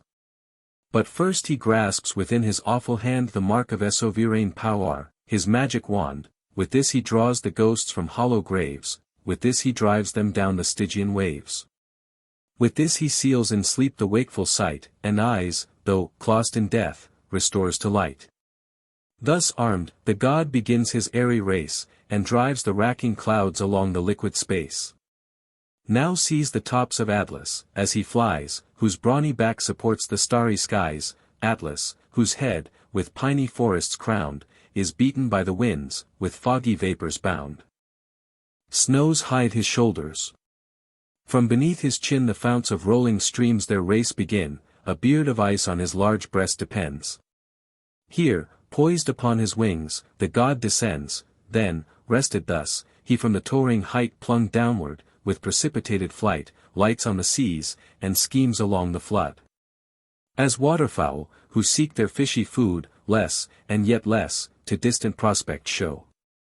By turns they dance aloft, and dive below, like these, the steerage of his wings he plies, and near the surface of the water flies, till, having passed the seas, and crossed the sands, he crossed his wings. And stooped on Libyan lands, where shepherds once were housed in homely sheds, now Toars within the clouds advance their heads. Arriving there, he found the Trojan prince new ramparts raising for the town's defense a purple scarf, with gold embroidered o'er, Queen Dido's gift, about his waist he wore. A sword, with glittering gems diversified, for ornament, not use, hung idly by his side. Then thus, with winged words, the god began, resuming his own shape, degenerate man, thou woman's property, what makest thou here, these foreign walls and Tyrian Toars to rear, forgetful of thy own? All-powerful Jove, who sways the world below and heaven above, has sent me down with this severe command, what means thy lingering in the Libyan land? If glory cannot move a mind so mean, nor future praise from flitting pleasure wean, regard the fortunes of thy rising heir, the promised crown let young Ascanius wear, to whom Ausonian scepter. And the state of Rome's imperial name is awed by fate. So spoke the god, and, speaking, took his flight, involved in clouds, and vanished out of sight. The pious prince was seized with sudden fear, mute was his tongue, and upright stood his hair. Revolving in his mind the stern command, he longs to fly, and loathes the charming land. What should he say? Or how should he begin? What course, alas, remains to steer between offended lover and the powerful queen? This way and that he turns his anxious mind, and all expedients tries, and none can find. Fixed on the deed, but doubtful of the means, after long thought, to this advice he leans, 3 chiefs he calls, commands them to repair the fleet, and ship their men with silent care. Some plausible pretence he bids them find, to colour what in secret he designed. Himself, meantime, the softest hours would choose, before the love-sick lady heard the news. And move her tender mind, by slow degrees, to suffer what the sovereign power decrees. Jove will inspire him, when, and what to say. They hear with pleasure, and with haste obey. But soon the queen perceives the thin disguise. What arts can blind a jealous woman's eyes? She was the first to find the secret fraud, before the fatal news was blazed abroad.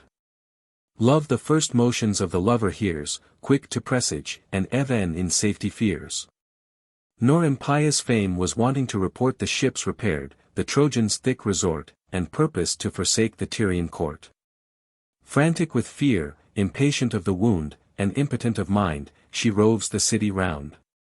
Less wild the Bacchanalian dames appear, when, from afar, their nightly god they hear, and howl about the hills, and shake the wreathy spear.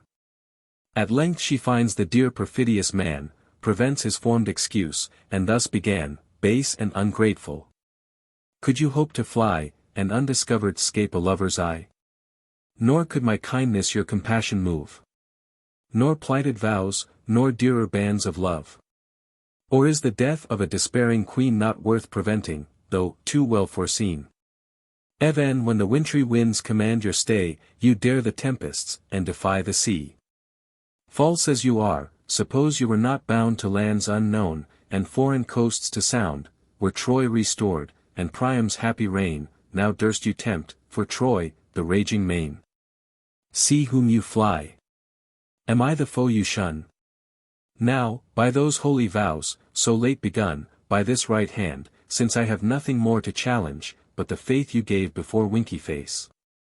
I beg you by these tears too truly shed, by the new pleasures of our nuptial bed. If ever Dido, when you most were kind, were pleasing in your eyes, or touched your mind, by these my prayers, if prayers may yet have place, pity the fortunes of a falling race.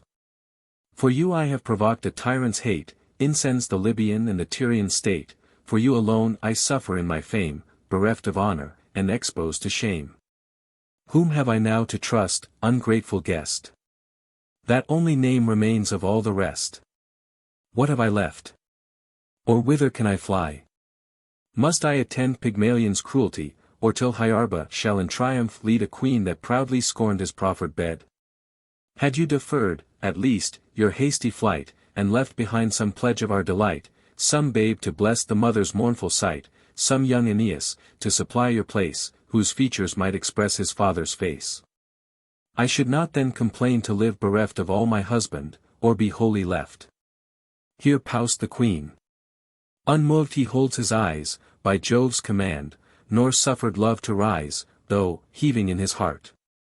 And thus at length replies, fair queen, you never can enough repeat your boundless favors, or I own my debt, nor can my mind forget Eliza's name, while vital breath inspires this mortal frame. This only let me speak in my defense, I never hopped a secret flight from hence, much less pretended to the lawful claim of sacred nuptials, or a husband's name. For, if indulgent heathen would leave me free, and not submit my life to fate's decree, my choice would lead me to the Trojan shore, those relics to review, their dust adore, and Priam's ruined palace to restore. But now the Delphian oracle commands, and fate invites me to the Latian lands. That is the promised place to which I steer, and all my vows are terminated there.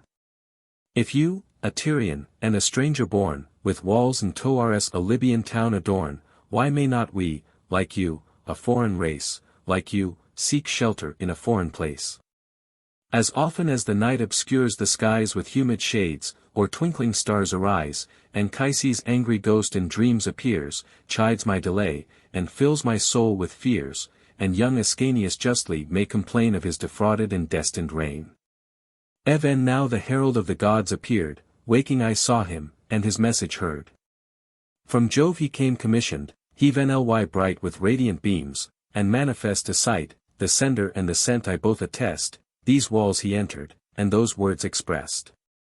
Fair queen, oppose not what the gods command. Forked by my fate, I leave your happy land. Thus while he spoke, already she began, with sparkling eyes, to view the guilty man. From head to foot surveyed his person o'er, nor longer these outrageous threats forbore, false as thou art, and, more than false, forsworn. Not sprung from noble blood, nor goddess-born, but hewn from hardened entrails of a rock. And rough Hyrcanian tigers gave thee suck. Why should I fawn? What have I worse to fear? Did he once look, or lent a listening ear, sight when I sobbed, or shed one kindly tear? All symptoms of a base ungrateful mind, so foul, that, which is worse, 'tis hard to find. Of man's injustice why should I complain? The gods, and Jove himself, behold in vain triumphant treason. Yet no thunder flies, nor Juno views my wrongs with equal eyes, faithless is earth, and faithless are the skies. Justice is fled, and truth is now no more. I saved the shipwrecked exile on my shore, with needful food his hungry Trojans fed. I took the traitor to my throne and bed, fool that I was, 'tis little to repeat the rest, I stored and rigged his ruined fleet. I rave. A god's command he pleads, and makes heathen accessory to his deeds. Now Lycian lots, and now the Delian god, now Hermes is employed from Jove's abode, to warn him hence, as if the peaceful state of heathen Ly Powers were touched with human fate. But go. Thy flight no longer I detain. Go seek thy promised kingdom through the main. Yet, if the heatheness will hear my pious vow, the faithless waves, not half so false as thou, or secret sands, shall sepulchres afford to thy proud vessels, and their perjured lord. Then shalt thou call on injured Dido's name, Dido shall come in a black sulphury flame, when death has once dissolved her mortal frame. Shall smile to see the traitor vainly weep, her angry ghost, arising from the deep, shall haunt thee waking, and disturb thy sleep. At least my shade thy punishment shall know, and fame shall spread the pleasing news below. Abruptly here she stops. Then turns away her loathing eyes, and shuns the sight of day. Amazed he stood, revolving in his mind what speech to frame, and what excuse to find. Her fearful maids their fainting mistress led, and softly laid her on her ivory bed. But good Aeneas, though he much desired to give that pity which her grief required, though much he mourned, and labored with his love, resolved at length, obeys the will of Jove. Reviews his forces, they with early care unmoor their vessels, and for sea prepare. The fleet is soon afloat, in all its pride, and well-caulked galleys in the harbour ride. Then oaks for oars they felled. Or, as they stood, of its green arms despoiled the growing wood, studious of flight. The beach is covered o'er with Trojan bands, that blacken all the shore, on every side are seen, descending down, thick swarms of soldiers, loaden from the town. Thus, in battalia, march embodied ants, fearful of winter, and of future wants, invade the corn, and to their cells convey the plundered forage of their yellow prey. The sable troops, along the narrow tracks, scarce bear the weighty burthen on their backs, some set their shoulders to the ponderous grain, some guard the spoil, some lash the lagging train, all ply their several tasks, and equal toil sustain. What pangs the tender breast of Dido tore, when, from the Toar, she saw the covered shore, and heard the shouts of sailors from afar, mixed with the murmurs of the watery war. All-powerful love! What changes canst thou cause in human hearts, subjected to thy laws? Once more her haughty soul the tyrant bends, to prayers and mean submissions she descends. No female arts or aids she left untried, nor counsels unexplored, before she died. Look, Anna! Look! The Trojans crowd to see, they spread their canvas, and their anchors weigh. The shouting crew their ships with garlands bind, invoke the sea gods, and invite the wind. Could I have thought this threatening blow so near, my tender soul had been forewarned to bear. But do not you my last request deny, with yon perfidious man your interest try, and bring me news, if I must live or die.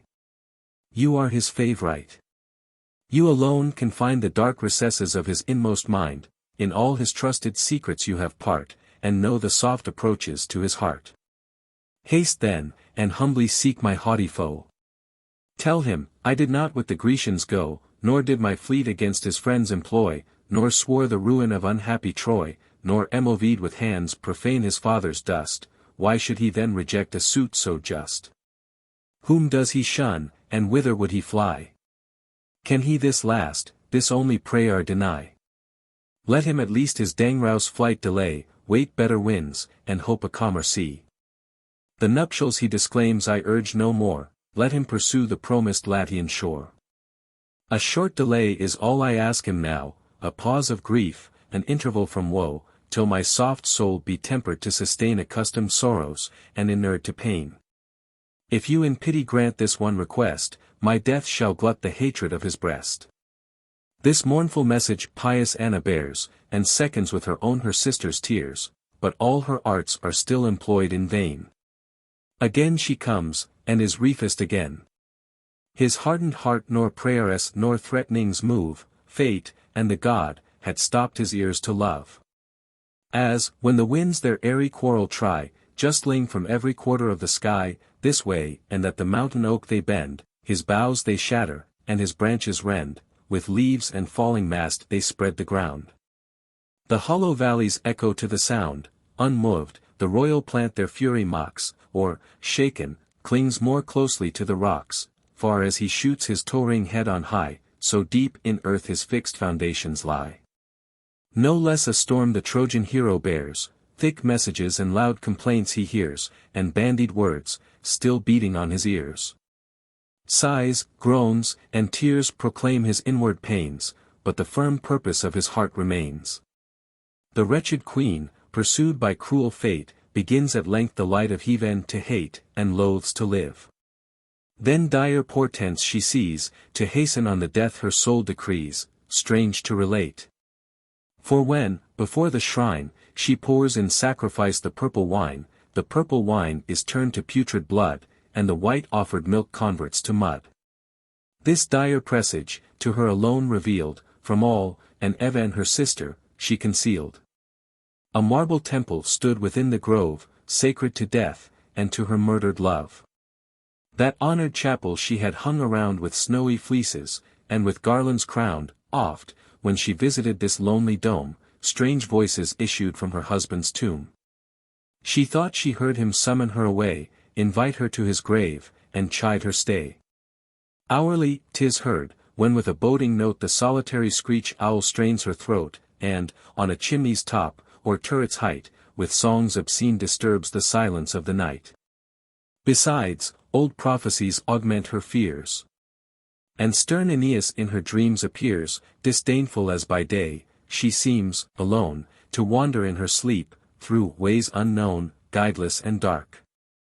Or, in a desert plain, to seek her subjects, and to seek in vain, like Pentheus, when, distracted with his fear, he saw two suns, and double Thebes, appear. Or mad Orestes, when his mother's ghost full in his face infernal torches tossed, and shook her snaky locks, he shuns the sight, flies o'er the stage, surprised with mortal fright, the Furies guard the door and intercept his flight. Now, sinking underneath a load of grief, from death alone she seeks her last relief. The time and means resolved within her breast, she to her mournful sister thus addressed, dissembling hope, her cloudy front she clears, and a false vigor in her eyes appears. Rejoice, she said. Instructed from above, my lover I shall gain, or lose my love. Nigh rising Atlas, next the falling sun, long tracks of Ethiopian climates run, there a Massilian priestess I have found, honored for age, for magic arts renowned, Hesperian temple was her trusted care. 'Twas she supplied the wakeful dragon's fare. She poppy seeds in honey taught to steep, reclaimed his rage, and soothed him into sleep. She watched the golden fruit. Her charms unbind the chains of love, or fix them on the mind. She stops the torrents, leaves the channel dry, repels the stars, and backward bears the sky. The yawning earth rebellows to her call, pale ghosts ascend, and mountain ashes fall. Witness, ye gods, and thou my better part, how loath I am to try this impious art. Within the secret court, with silent care, erect a lofty pile, exposed in air, hang on the topmost part the Trojan vest, spoils, arms, and presents, of my faithless guest. Next, under these, the bridal bed be placked, where I my ruin in his arms embracked. All relics of the wretch are doomed to fire, for so the priestess and her charms require. Thus far she said, and farther speech forbears. A mortal paleness in her face appears, yet the mistrustless Anna could not find the secret fun row in these rites designed, nor thought so dire a rage possessed her mind. Unknowing of a train concealed so well, she feared no worse than when Sychaeus fell, therefore obeys. The fatal pile they rear, within the secret court, exposed in air. The cloven holms and pines are heaped on high, and garlands on the hollow spaces lie. Sad cypress, vervain, yew, compose the wreath, and every baleful green denoting death. The queen, determined to the fatal deed, the spoils and sword he left, in order spread, and the man's image on the nuptial bed. And now, the sacred altars placked around, the priestess enters, with her hair unbound, and thrice invokes the powers below the ground. Night, Erebus, and chaos she proclaims, and threefold Hecate, with her 100 names, and 3 Dianas. Next, she sprinkles round with feigned Avernian drops the hallowed ground. Culls hoary simples, found by Phoebe's light, with brazen sickles reaped at noon of night, then mixes baleful juices in the bowl, and cuts the forehead of a newborn foal, robbing the mother's love. The destined queen observes, assisting at the rites obscene, a leavened cake in her devoted hands she holds, and next the highest altar stands. One tender foot was shod, her other bare, girt was her gathered gown, and loose her hair. Thus dressed, she summoned, with her dying breath, the heavens and planets conscious of her death, and every power, if any rules above, who minds, or who revenges, injured love. 'Twas dead of night, when weary bodies close their eyes in balmy sleep and soft repose, the winds no longer whisper through the woods, nor murmuring tides disturb the gentle floods. The stars in silent order moved around. And peace, with downy wings, was brooding on the ground. The flocks and herds, and party-colored fowl, which haunt the woods, or swim the weedy pool, stretched on the quiet earth, securely lay, forgetting the past labors of the day. All else of nature's common gift partake, unhappy Dido was alone awake. Nor sleep nor ease the furious queen can find, sleep fled her eyes, as quiet fled her mind. Despair, and rage, and love divide her heart. Despair and rage had some, but love the greater part. Then thus she said within her secret mind, what shall I do? What succor can I find? Become a suppliant to Hyarba's pride, and take my turn, to court and be denied? Shall I with this ungrateful Trojan go, forsake an empire, and attend a foe? Himself I refuged, and his train relieved, 'tis true, but am I sure to be received? Can gratitude in Trojan souls have place? Laomedon still lives in all his race. Then, shall I seek alone the churlish crew, or with my fleet their flying sails pursue? What force have I but those whom scarce before I drew reluctant from their native shore? Will they again embark at my desire, once more sustain the seas, and quit their second Tyre? Rather with steel thy guilty breast invade, and take the fortune thou thyself hast made. Your pity, sister, first seduced my mind, or seconded too well what I designed. These dear-bought pleasures had I never known, had I continued free, and still my own. Avoiding love, I had not found despair, but shard with salvage beasts the common air. Like them, a lonely life I might have led, not mourned the living, nor disturbed the dead. These thoughts she brooded in her anxious breast. On board, the Trojan found more easy rest. Resolved to sail, in sleep he passed the night, and ordered all things for his early flight. To whom once more the winged god appears. His former youthful mien and shape he wears, and with this new alarm invades his ears, sleep'st thou, O goddess born? And canst thou drown thy needful cares, so near a hostile town, beset with foes? Nor hear'st the western gales invite thy passage, and inspire thy sails. She harbors in her heart a furious hate, and thou shalt find the dire effects too late, fixed on revenge, and obstinate to die. Haste swiftly hence, while thou hast power to fly. The sea with ships will soon be covered o'er, and blazing firebrands kindle all the shore prevent her rage, while night obscures the skies, and sail before the purple morn arise. Who knows what hazards thy delay may bring? Woman's a various and a changeful thing. Thus Hermes in the dream, then took his flight aloft in air unseen, and mixed with night. Twice warned by the celestial messenger, the pious prince arose with hasty fear, then roused his drowsy train without delay. Haste to your banks, your crooked anchors weigh, and spread your flying sails, and stand to sea. A god commands, he stood before my sight, and you urged us once again to speedy flight. O sacred power, what power soe'er thou art, to thy blessed orders I resign my heart. Lead thou the way. Protect thy Trojan bands, and prosper the design thy will commands. He said, and, drawing forth his flaming sword, his thundering arm divides the many-twisted cord. An emulating zeal inspires his train, they run, they snatch. They rush into the main. With headlong haste they leave the desert shores, and brush the liquid seas with labouring oars. Aurora now had left her saffron bed, and beams of early light the heavens o'erspread, when, from a tower, the queen, with wakeful eyes, saw day point upward from the rosy skies. She looked to seaward. But the sea was void, and scarce in ken the sailing ships descried. Stung with despite, and furious with despair, she struck her trembling breast, and tore her hair. And shall ungrateful traitor go, she said, my land forsaken, and my love betrayed? Shall we not arm? Not rush from every street, to follow, sink, and burn his perjured fleet? Haste, haul my galleys out. Pursue the foe. Bring flaming brands. Set sail, and swiftly row. What have I said? Where am I? Fury turns my brain, and my distempered bosom burns. Then, when I gave my person and my throne, this hate, this rage, had been more timely shown. See now the promised faith, the vaunted name, the pious man, who, rushing through the flame, preserved his gods, and to the Phrygian shore the burthen of his feeble father bore. I should have torn him piecemeal. Strode in floods his scattered limbs, or left exposed in woods, destroyed his friends and son, and, from the fire, have set the reeking boy before the sire. Events are doubtful, which on battles wait, yet where's the doubt, to souls secure of fate? My Tyrians, at their injured queen's command, had tossed their fires amid the Trojan band, at once extinguished all the faithless name, and I myself, in vengeance of my shame, had fallen upon the pile, to mend the funeral flame.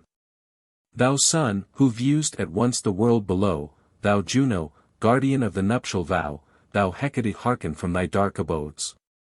Ye Furies, fiends, and violated gods, all powers invoked with Dido's dying breath, attend her curses and avenge her death. If so the fates ordain, Jove commands, ungrateful wretch should find the Latian lands, yet let a race untamed, and haughty foes, his peaceful entrance with dire arms oppose, oppressed with numbers in unequal field, his men discouraged. And himself expelled, let him for succor sue from place to place, torn from his subjects, and his sons embrace. First, let him see his friends in battle slain, and their untimely fate lament in vain, and when, at length, the cruel war shall cease, on hard conditions may he buy his peace, nor let him then enjoy supreme command. But fall, untimely, by some hostile hand, and lie unburied on the barren sand. These are my prayers, and this my dying will, and you, my Tyrians, every curse fulfill. Perpetual hate and mortal wars proclaim, against the prince, the people, and the name. These grateful offerings on my grave bestow, nor league, nor love, the hostile nations know. Now, and from hence, in every future age, when rage excites your arms, and strength supplies the rage, rise some avenger of our Libyan blood, with fire and sword pursue the perjured brood, our arms, our seas, our shores, opposed to theirs. And the same hate descend on all our heirs. This said, Within her anxious mind she weighs the means of cutting short her odious days. Then to Psycheus nurse she briefly said, for, when she left her country, hers was dead, go, Bars, call my sister. Let her care the solemn rites of sacrifice prepare. The sheep, and all atoning offerings bring, sprinkling her body from the crystal spring with living drops, then let her come, and thou with sacred fillets bind thy hoary brow. Thus will I pay my vows to Stygian Jove, and end the cares of my disastrous love, then cast the Trojan image on the fire, and, as that burns, my passions shall expire. The nurse moves onward, with officious care, and all the speed her aged limbs can bear. But furious Dido, with dark thoughts involved, shook at the mighty mischief she resolved. With livid spots distinguished was her face. Red were her rolling eyes, and discomposed her pace, ghastly she gasped, with pain she drew her breath, and nature shivered at approaching death. Then swiftly to the fatal place she passed, and mounts the funeral pile with furious haste. Unsheathes the sword the Trojan left behind, not for so dire an enterprise designed. But when she viewed the garments loosely spread, which once he wore, and saw the conscious bed, she paused, and with a sigh the robes embracked. Then on the couch her trembling body cast, repressed the ready tears, and spoke her last, dear pledges of my love, while he then so pleased, receive a soul, of mortal anguish est, my fatal course is finished. And I go, a glorious name, among the ghosts below. A lofty city by my hands is riced, Pygmalion punished, and my lord appeased. What could my fortune have afforded more, had the false Trojan never touched my shore? Then kissed the couch. And, must I die, she said, and unrevenged? 'Tis doubly to be dead. Yet even this death with pleasure I receive, on any terms, 'tis better than to live. These flames, from far, may the false Trojan view, these boding omens his base flight pursue. She said, and struck, deep entered in her side the piercing steel, with reeking purple dyed, clogged in the wound the cruel weapon stands, the spouting blood came streaming on her hands. Her sad attendants saw the deadly stroke, and with loud cries the sounding palace shook. Distracted, from the fatal sight they fled, and through the town the dismal rumor spread.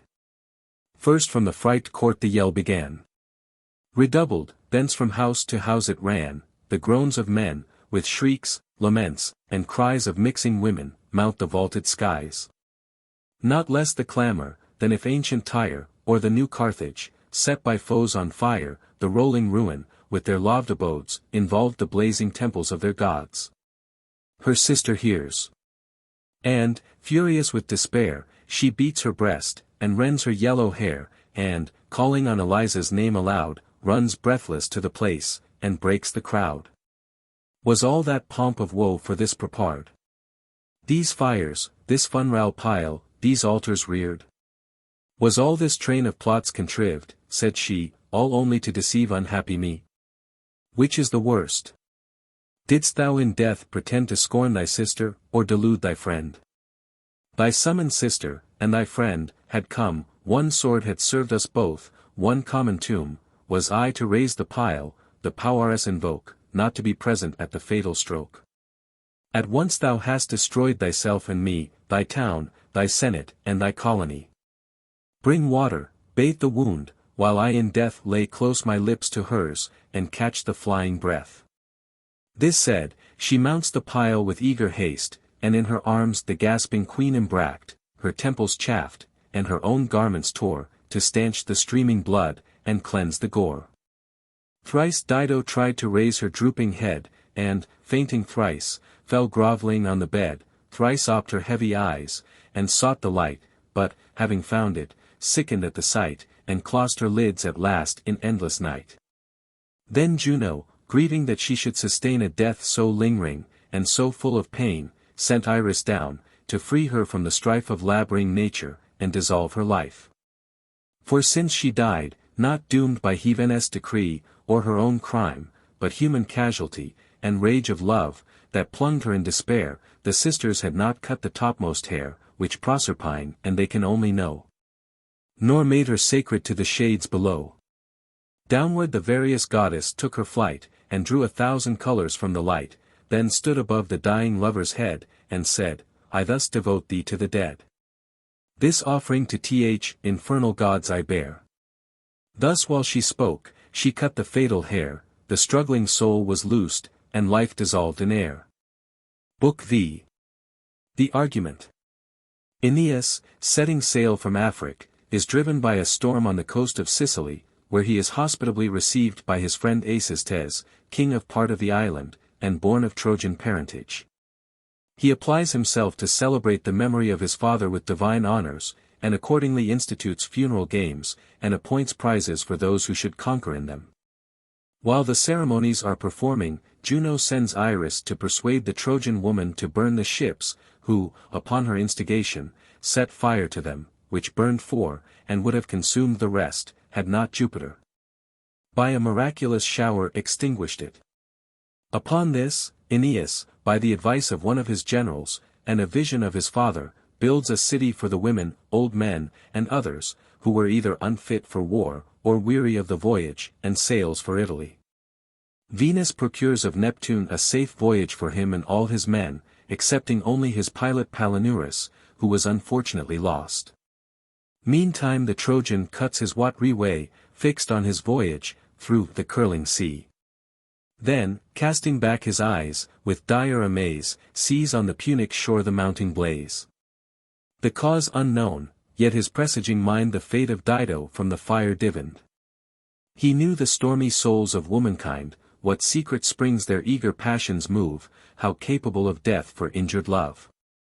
Dire auguries from hence the Trojans draw, till neither fires nor shining shores they saw. Now seas and skies their prospect only bound, an empty space above, a floating field around. But soon the heavens with shadows were o'erspread. A swelling cloud hung hovering o'er their head, livid it looked, the threatening of a storm, then night and horror ocean's face to form. The pilot, Palinurus, cried aloud, what gusts of weather from that gathering cloud my thoughts presage. Ere yet the tempest roars, stand to your tackle, mates, and stretch your oars, contract your swelling sails, and luff to wind. The fright crew perform the task assigned. Then, to his fearless chief, not heave, said he, though Jove himself should promise Italy, can stem the torrent of this raging sea. Mark how the shifting winds from west arise, and what collected night involves the skies. Nor can our shaken vessels live at sea, much less against the tempest force their way. 'Tis fate diverts our course, and fate we must obey. Not far from hence, if I observed aright the southing of the stars, and polar light, Sicilia lies, whose hospitable shores in safety we may reach with struggling oars. Aeneas then replied, too sure I find we strive in vain against the seas and wind, now shift your sails. What place can please me more than what you promise, the Sicilian shore, whose hallowed earth Anchises' bones contains, and where a prince of Trojan lineage reigns. The course resolved, before the western wind they scud amain, and make the port assigned. Meantime Anchises, from a lofty stand, beheld the fleet descending on the land. And, not unmindful of his ancient race, down from the cliff he ran with eager pace, and held the hero in a strict embrace. Of a rough Libyan bare the spoils he wore, and either hand a pointed javelin bore. His mother was a dame of Dardan blood. His sire Crinisus, a Sicilian flood. He welcomes his returning friends ashore with plenteous country cates and homely store. Now, when the following morn had chased away the flying stars, and light restored the day, Aeneas called the Trojan troops around, and thus bespoke them from a rising ground, offspring of Heaven, divine Dardanian race. The sun, revolving through ethereal space, the shining circle of the year has filled, since first this all my father's ashes held, and now the rising day renews the year, a day forever sad, forever dear.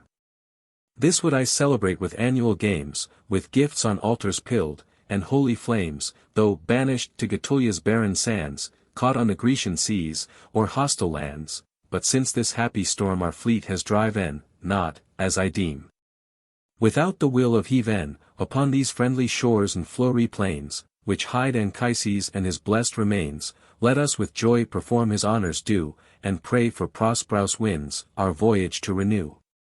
Pray, that in towns and temples of our own, the name of great Anchises may be known, and yearly games may spread the gods' renown. Our sports ancestor, of the Trojan race, with royal gifts ordained, is pleased to grace, 2 steers on every ship the king bestows, his gods and ours shall share your equal vows. Besides, if, 9 days hence, the rosy morn shall with unclouded light the skies adorn, that day with solemn sports I mean to grace, light galleys on the seas shall run a watery race. Some shall in swiftness for the goal contend, and others try the twanging bow to bend, the strong, with iron gauntlets armed, shall stand opposed in combat on the yellow sand. Let all be present at the games prepared, and joyful victors wait the just reward. But now assist the rites, with garlands crowned. He said, and first his brows with myrtle bound. Then Helymus, by his example led, and old Aeneas, each adorned his head, thus young Ascanius, with a sprightly grace, his temples tied, and all the Trojan race. Aeneas then advanced amidst the train, by thousands followed through the flowery plain, to great Anchises' tomb. Which when he found, he poured to Bacchus, on the hallowed ground, 2 bowls of sparkling wine, of milk 2 more, and 2 from offered bowls of purple gore, with roses then the sepulchre he strode and thus his father's ghost bespoke aloud, Hail! O ye holy manes!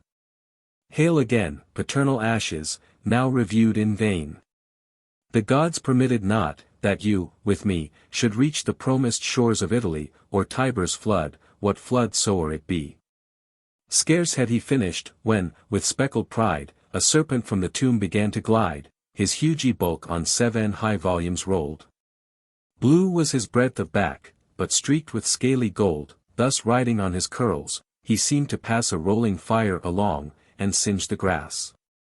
More various colors through his body run, than Iris when her bow imbibes the sun. Betwixt the rising altars, and around, the sacred monster shot along the ground. With harmless play amidst the bowls he passed, and with his lolling tongue essayed the taste, thus fed with holy food, the wondrous guest within the hollow tomb returned to rest. The pious prince, surprised at what he viewed, the funral honors with more zeal renewed, doubtful if this place his genius were, or guardian of his father's sepulchre. 5 sheep, according to the rites, he slew. As many swine, and steers of sable hue, new Genrouse wine he from the goblets poured. And called his father's ghost, from hell restored. The glad attendants in long order come, offering their gifts at great Anchises' tomb, some add more oxen, some divide the spoil, some place the chargers on the grassy soil, some blow the fires, and offered entrails broil. Now came the day desert. The skies were bright with rosy luster of the rising light, the bordering people, roused by sounding fame of Trojan feasts and great Acest's name, the crowded shore with acclamations fill, part to behold, and part to prove their skill. And first the gifts in public view they place, green laurel wreaths, and palm, the victor's grace, within the circle, arms and tripods lie, ingots of gold and silver, heaped on high, and vests embroidered, of the Tyrian dye. The trumpet's clangor then the feast proclaims, and all prepare for their appointed games. For galleys first, which equal rowers bear, advancing, in the watery lists appear. The speedy dolphin, that outstrips the wind, bore Mnestheus, author of the Memmian kind, Gyas the vast Chimera's bulk commands, which rising, like a towering city stands, 3 Trojans tug at every labouring oar. 3 banks in 3 degrees the sailors bore, beneath their sturdy strokes the billows roar. Sergesthus, who began the Sergon race, in the great Centaur took the leading place. Cloanthus on the sea-green Scylla stood, from whom Cloentius draws his Trojan blood. Far in the sea, against the foaming shore, there stands a rock, the raging billows roar above his head in storms. But, when 'tis clear, uncurl their ridgy backs, and at his foot appear. In peace below the gentle waters run, the cormorants above lie basking in the sun. On this the hero fixed an oak in sight, the mark to guide the mariners aright. To bear with this, the seamen stretched their oars, then round the rock they steer, and seek the former shores. The lots decide their place. Above the rest, each leader shining in his Tyrian vest. The common crew with wreaths of poplar boughs their temples crown, and shade their sweaty brows, besmeared with oil, their naked shoulders shine. All take their seats, and wait the sounding sign, they gripe their oars. And every panting breast is riced by turns with hope, by turns with fear depressed. The clangor of the trumpet gives the sign, at once they start, advancing in a line, with shouts the sailors rend the starry skies. Lashed with their oars, the smoky billows rise, sparkles the briny main, and the vexed ocean fries. Exact in time, with equal strokes they row, at once the brushing oars and brazen prow dash up the sandy waves, and ope the depths below. Not fiery coursers, in a chariot race, invade the field with half so swift a pace, not the fierce driver with more fury lends the sounding lash, and, ere the stroke descends, low to the wheels his pliant body bends. The partial crowd their hopes and fears divide, and aid with eager shouts the favored side. Cries, murmurs, clamors, with a mixing sound, from woods to woods, from hills to hills rebound. Amidst the loud applauses of the shore, Gyas outstripped the rest, and sprung before, Cloanthus, better manned, pursued him fast, but his o'ermasted galley checked his haste. The centaur and the dolphin brushed the brine with equal oars, advancing in a line, and now the mighty centaur seems to lead, and now the speedy dolphin gets ahead. Now board to board the rival vessels row, the billows lave the skies, and ocean groans below. They reached the mark, proud Gyas and his train in triumph rode, the victors of the main. But, steering round, he charged his pilots stand more close to shore, and skim along the sand. Let others bear to sea. Menoetes heard, but secret shelves too cautiously he feared, and, fearing, sought the deep, and still aloof he steered. With louder cries the captain called again, bear to the rocky shore, and shun the main. He spoke, and, speaking, at his stern he saw the bold Cloanthus near the shelvings draw. Betwixt the mark and him the Scylla stood, and in a closer compass ploughed the flood. He passed the mark, and, wheeling, got before, Gyas blasphemed the gods, devoutly swore, cried out for anger, and his hair he tore.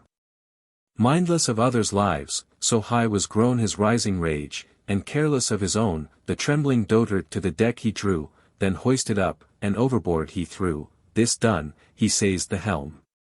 His fellows cheered, turned short upon the shelves, and madly steered. Hardly his head the plunging pilot rears, clogged with his clothes, encumbered with his years, now dropping wet, he climbs the cliff with pain. The crowd, that saw him fall and float again, shout from the distant shore, and loudly laughed, to see his heaving breast disgorge the briny draught. The following centaur, and the dolphin's crew, their vanished hopes of victory renew. While Gyas lags, they kindle in the race, to reach the mark.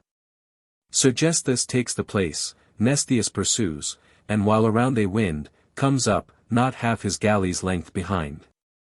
Then, on the deck, amidst his mates appeared, and thus their drooping courages he cheered, my friends, and Hector's followers heretofore, exert your vigor, tug the labouring oar. Stretch to your strokes, my still unconquered crew, whom from the flaming walls of Troy I drew. In this, our common interest, let me find that strength of hand, that courage of the mind, as when you stemmed the strong Malian flood, and o'er the Syrtes' broken billows rode. I seek not now the foremost palm to gain, though, yet, but, ah! That haughty wish is vain. Let those enjoy it whom the gods ordain. But to be last, the lags of all the race. Redeem yourselves and me from that disgrace. Now, one and all, they tug amain, they row at the full stretch, and shake the brazen prow. The sea beneath them sinks, their labouring sides are swelled, and sweat runs guttering down in tides. Chance aids their daring with unhopped success. Sergesthus, eager with his beak to press betwixt the rival galley and the rock, shuts up unwieldy centaur in the lock. The vessel struck, and, with the dreadful shock, her oars she shivered, and her head she broke. The trembling rowers from their banks arise, and, anxious for themselves, renounce the prize. With iron poles they heave her off the shores, and gather from the sea their floating oars. The crew of Mnestheus, with elated minds, urge their success, and call the willing winds, then ply their oars, and cut their liquid way in larger compass on the roomy sea. As, when the dove her rocky hold forsakes, roused in affright, her sounding wings she shakes, the cavern rings with clattering, out she flies, and leaves her callow care, and cleaves the skies. At first she flutters. But at length she springs to smoother flight, and shoots upon her wings, so Mnestheus in the dolphin cuts the sea, and, flying with a force, that force assists his way. Sergesthus in the centaur soon he passed, wedged in the rocky shoals, and sticking fast. In vain the victor he with cries implores, and practices to row with shattered oars. Then Mnestheus bears with Gyas, and out flies, the ship, without a pilot, yields the prize. Unvanquished Scylla now alone remains, her he pursues, and all his vigor strains. Shouts from the favoring multitude arise.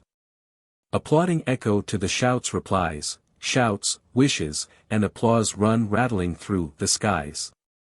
These clamors with disdain the Scylla heard, much grudged the praise, but more the robbed reward, resolved to hold their own, they mend their pace, all obstinate to die, or gain the race.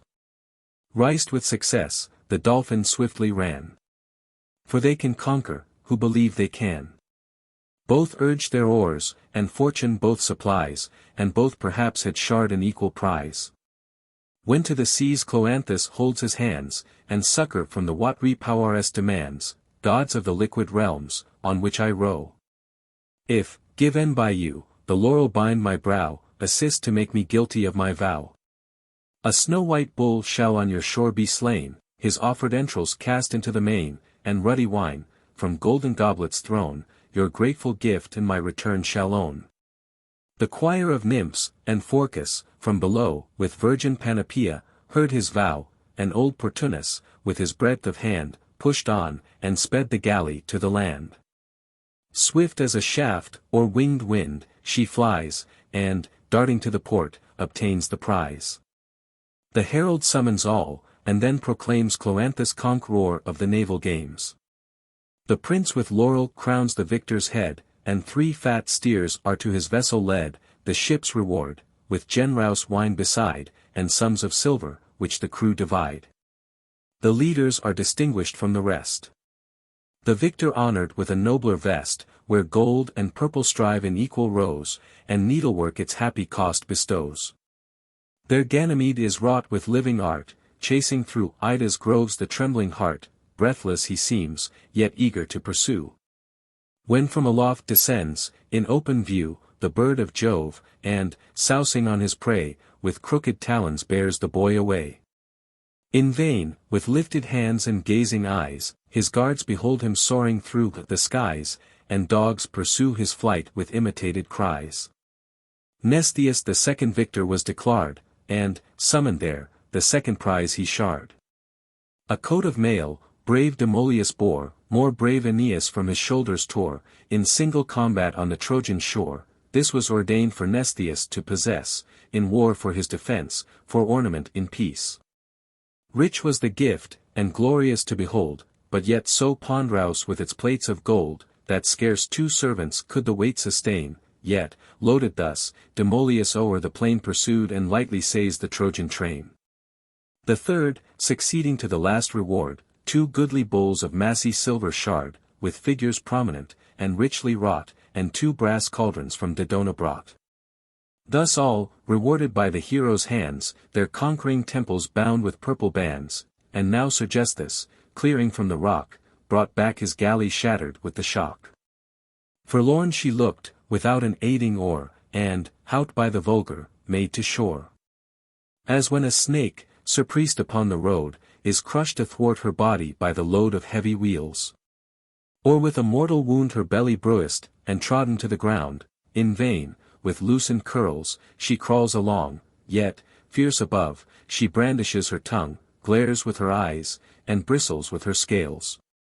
But, groveling in the dust, her parts unsound she trails, so slowly to the port the Centaur tends, but, what she wants in oars, with sails amends. Yet, for his galley saved, the grateful prince is pleased th unhappy chief to recompense. Pholo, the Cretan slave, rewards his care, beauteous herself, with lovely twins as fair. From thence his way the Trojan hero bent into the neighboring plain, with mountains pent, whose sides were shaded with surrounding wood.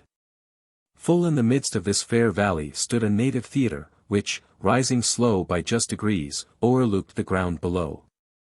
High on a sylvan throne the leader sate, a numberous train attend in solemn state. Here those that in the rapid course delight, desire of honor and the prize invite. The rival runners without order stand, the Trojans mixed with the Sicilian band. First Nisus, with Euryalus, appears. Euryalus a boy of blooming years, with sprightly grace and equal beauty crowned, Nisus, for friendship to the youth renowned. Diores next, of Priam's royal race, then Salius joined with Patron, took their place.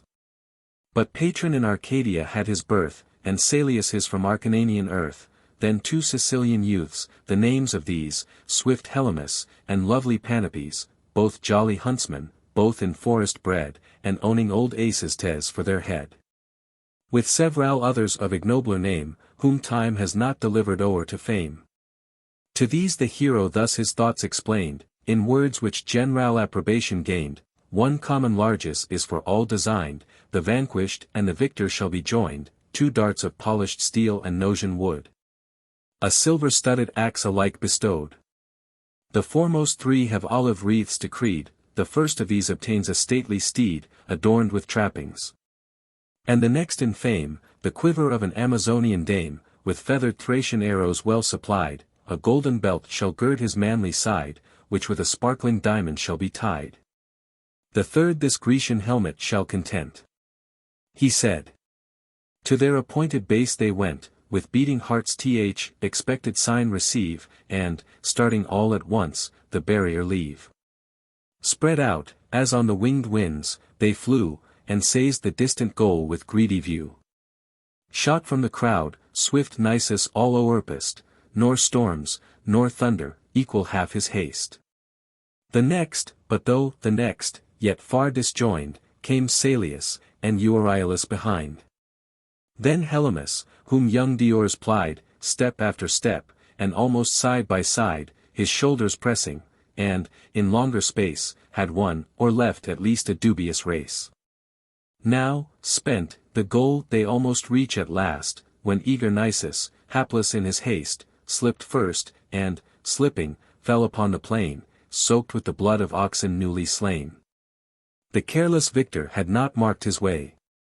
But, treading where the tree-trowse puddle lay, his heels flew up, and on the grassy floor he fell, besmeared with filth and holy gore. Not mindless then, Euryalus, of thee, nor of the sacred bonds of amity, he strove immediate rivals hoped to cross, and caught the foot of Salius as he rose. So Salius lay extended on the plain. Euryalus springs out, the prize to gain, and leaves the crowd, applauding peals attend the victor to the goal, who vanquished by his friend. Next Helymus, and then Diores came, by 2 misfortunes made the third in fame. But Salius enters, and, exclaiming loud for justice, deafens and disturbs the crowd, urges his cause may in the court be heard, and pleads the prize is wrongfully conferred. But favor for Euryalus appears. His blooming beauty, with his tender tears, had bribed the judges for the promised prize. Besides, Diores fills the court with cries, who vainly reaches at the last reward, if the first palm on Salius be conferred. Then thus the prince, let no disputes arise, where fortune placked it, I award the prize. But fortune's errors give me leave to mend, at least to pity my deserving friend. He said, and, from among the spoils, he draws, Pondrouse with shaggy mane and golden paws, a lion's hide, to Salius this he gives. Nisus with envy sees the gift, and grieves. If such rewards to vanquished men are due. He said, and falling is to rise by you, what prize may Nisus from your bounty claim, who merited the first rewards and fame? In falling, both an equal fortune tried, would fortune for my fall so well provide. With this he pointed to his face, and showed his hand and all his habit smeared with blood. Indulgent father of the people smilled, and caused to be product an ample shield, of wondrous art, by Didymane wrought, long since from Neptune's bars in triumph brought. This given to Nisus, he divides the rest, and equal justice in his gifts expressed. The race thus ended, and rewards bestowed, once more the prince bespeaks attentive crowd, if there be here, whose dauntless courage dare in gauntlet fight, with limbs and body bare, his opposite sustain in open view, stand forth the champion. And the games renew. 2 prizes I propose, and thus divide, a bull with gilded horns, and fillets tied, shall be the portion of the conquering chief, a sword and helm shall cheer the loser's grief. Then haughty dares in the lists appears. Stalking he strides, his head erected bears, his nervous arms the weighty gauntlet wield, and loud applauses echo through the field. Dares alone in combat us to stand the match of mighty Paris, hand to hand.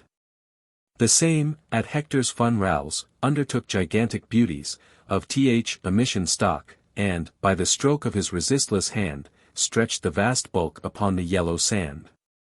Such dares was. And such he strode along, and drew the wonder of the gazing throng. His brawny back and ample breast he shows, his lifted arms around his head he throws, and deals in whistling air his empty blows. His match is sought. But, through the trembling band, not one dares answer to the proud demand. Presuming of his force, with sparkling eyes already he devours the promised prize. He claims the bull with awless insolence, and having seized his horns, accosts the prince, if none my matchless valor dares oppose, how long shall dares wait his dastard foes? Permit me, chief, permit without delay, to lead this uncontended gift away. The crowd assents, and with redoubled cries for the proud challenger demands the prize. Anchises, furred with just disdain, to see the palm usurped without a victory, reproached Entellus thus, who sate beside, and heard and saw, unmoved, the Trojans' pride, once, but in vain, a champion of renown. So tamely can you bear the ravished crown, a prize in triumph borne before your sight, and shun, for fear, the danger of the fight? Where is our Eryx now, the boasted name, the god who taught your thundering arm the game? Where now your baffled honor? Where the spoil that filled your house, and fame that filled our isle?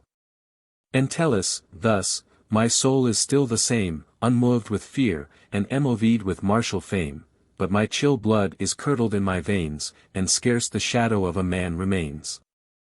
Oh, could I turn to that fair prime again, that prime of which this boaster is so vain, the brave, who this decrepit age defies, should feel my force, without the promised prize. He said.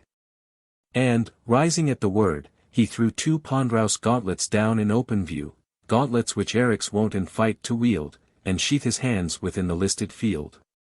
With fear and wonder seized, the crowd beholds the gloves of death, with 7 distinguished folds of tough bull hides. The space within is spread with iron, or with loads of heavy lead. Dares himself was daunted at the sight, renounced his challenge, and refused to fight. Astonished at their weight, the hero stands, and poised the ponderous engines in his hands. What had your wonder, said Entellus, been, had you the gauntlets of Alcides seen, or viewed the stern debate on this unhappy green? These which I bear your brother Eryx bore, still marked with battered brains and mingled gore. With these he long sustained Herculean arm, and these I wielded while my blood was warm, this languished frame while better spirits fed, ere age unstrung my nerves, or time o'ersnowed my head. But if the challenger these arms refuse, and cannot wield their weight, or dare not use, if great Aeneas and Anchises join in his request, these gauntlets I resign. Let us with equal arms perform the fight, and let him leave to fear, since I resign my right. This said, Entellus for the strife prepares, stripped of his quilted coat, his body bears. Compassed of mighty bones and brawn he stands, a goodly towering object on the sands. Then just Aeneas equal arms supplied, which round their shoulders to their wrists they tied. Both on the tiptoe stand, at full extent, their arms aloft, their bodies inly bent, their heads from aiming blows they bear afar, with clashing gauntlets then provoke the war. One on his youth and pliant limbs relies. One on his sinews and his giant size. The last is stiff with age, his motion slow, he heaves for breath, he staggers to and fro, and clouds of issuing smoke his nostrils loudly blow. Yet equal in success, they ward, they strike. Their ways are different, but their art alike. Before, behind, the blows are dealt, around their hollow sides the rattling thumps resound. A storm of strokes, well meant, with fury flies, and airs about their temples, ears, and eyes. Nor always airs, for oft the gauntlet draws a sweeping stroke along the crackling jaws. Heavy with age, Entellus stands his ground, but with his warping body wards the wound.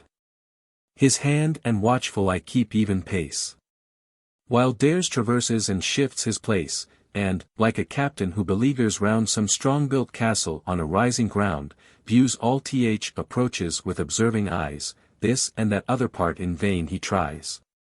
And more on industry than force relies. With hands on high, Entellus threats the foe, but Dares watched the motion from below, and slipped aside, and shunned the long descending blow. Entellus wastes his forces on the wind, and, thus deluded of the stroke designed, headlong and heavy fell, his ample breast and weighty limbs his ancient mother pressed.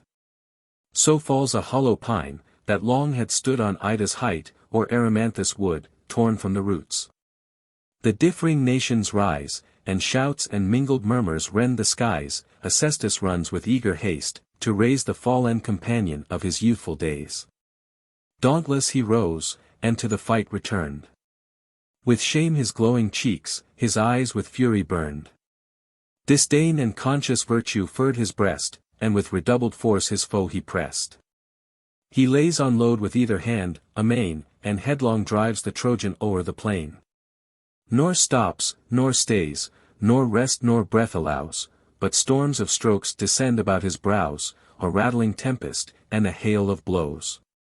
But now the prince, who saw the wild increase of wounds, commands the combatants to cease, and bounds Entellus' wrath, and bids the peace.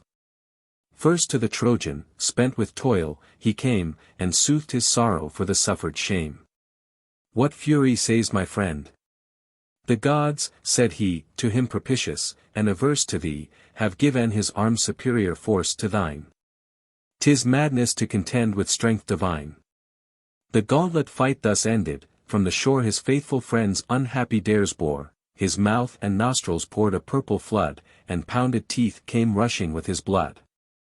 Faintly he staggered through the hissing throng, and hung his head, and trailed his legs along. The sword and casque are carried by his train, but with his foe the palm and ox remain.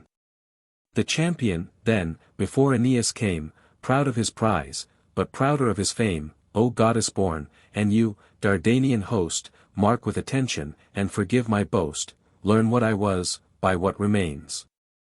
And know from what impending fate you saved my foe. Sternly he spoke, and then confronts the bull, and, on his ample forehead aiming full, the deadly stroke, descending, pierced the skull. Down drops the beast, nor needs a second wound, but sprawls in pangs of death, and spurns the ground. Then, thus, in Dares' stead I offer this. Eryx, accept a nobler sacrifice. Take the last gift my withered arms can yield, thy gauntlets I resign, and here renounce the field. This done, Aeneas orders, for the close, the strife of archers with contending bows. The mast Sergesthus' shattered galley bore with his own hands he raises on the shore. A fluttering dove upon the top they tie, the living mark at which their arrows fly. The rival archers in a line advance, their turn of shooting to receive from chance. A helmet holds their names, the lots are drawn, on the first scroll was read Hippocoon. The people shout. Upon the next was found young Mnestheus, late with naval honors crowned. The third contained Eurytion's noble name, thy brother, Pandarus, and next in fame, whom Pallas urged the treaty to confound, and send among the Greeks a feathered wound. Acestes in the bottom last remained, whom not his age from youthful sports restrained. Soon all with vigor bend their trusty bows, and from the quiver each his arrow chose. Hippocoon's was the first, with forceful sway it flew, and, whizzing, cut the liquid way. Fixed in the mast the feathered weapon stands, the fearful pigeon flutters in her bands, and the tree trembled, and the shouting cries of the pleased people rend the vaulted skies. Then Mnestheus to the head his arrow drove, with lifted eyes, and took his aim above, but made a glancing shot, and missed the dove, yet missed so narrow, that he cut the cord which fastened by the foot the flitting bird. The captive thus released, away she flies, and beats with clapping wings the yielding skies. His bow already bent, Eurytion stood, and, having first invoked his brother god, his winged shaft with eager haste he sped. The fatal message reached her as she fled, she leaves her life aloft, she strikes the ground, and renders back the weapon in the wound. Anchises, grudging at his lot, remains, without a prize to gratify his pains. Yet, shooting upward, sends his shaft, to show an archer's art, and boast his twanging bow. The feathered arrow gave a dire portent, and latter augurs judge from this event. Chafed by the speed, it furred. And, as it flew, a trail of following flames ascending drew, kindling they mount, and mark the shiny way, across the skies as falling meteors play, and vanish into wind, or in a blaze decay. The Trojans and Sicilians wildly stare, and, trembling, turn their wonder into prayer. The Dardan prince put on a smiling face, and strained Anchises with a close embrace. Then, honoring him with gifts above the rest, turned the bad omen, nor his fears confessed. The gods, said he, this miracle have wrought, and ordered you the prize without the lot.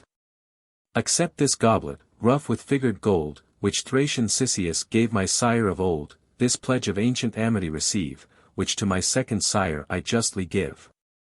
He said, and, with the trumpet's cheerful sound, proclaimed him victor, and with laurel crowned. Nor good Eurytion envied him the prize, though he transfixed the pigeon in the skies. Who cut the line, with second gifts was gracked. The third was his whose arrow pierced the mast. The chief, before the games were wholly done, called Periphance, tutor to his son, and whispered thus, with speed Ascanius find. And, if his childish troop be ready joined, on horseback let him grace his grandsire's day, and lead his equals armed in just array. He said, and, calling out, the cirque he clears. The crowd withdrawn, an open plain appears. And now the noble youths, of form divine, advance before their fathers, in a line, the riders grace the steeds with glory shine. Thus marching on in military pride, shouts of applause resound from side to side. Their casques adorned with laurel wreaths they wear, each brandishing aloft a cornel spear. Some at their backs their gilded quivers bore, their chains of burnished gold hung down before. 3 graceful troops they formed upon the green. 3 graceful leaders at their head were seen, 12 followed every chief, and left a space between. The first young Priam led, a lovely boy, whose grandsire was unhappy king of Troy. His race in after times was known to fame, new honors adding to the Latian name, and well the royal boy his Thracian steed became.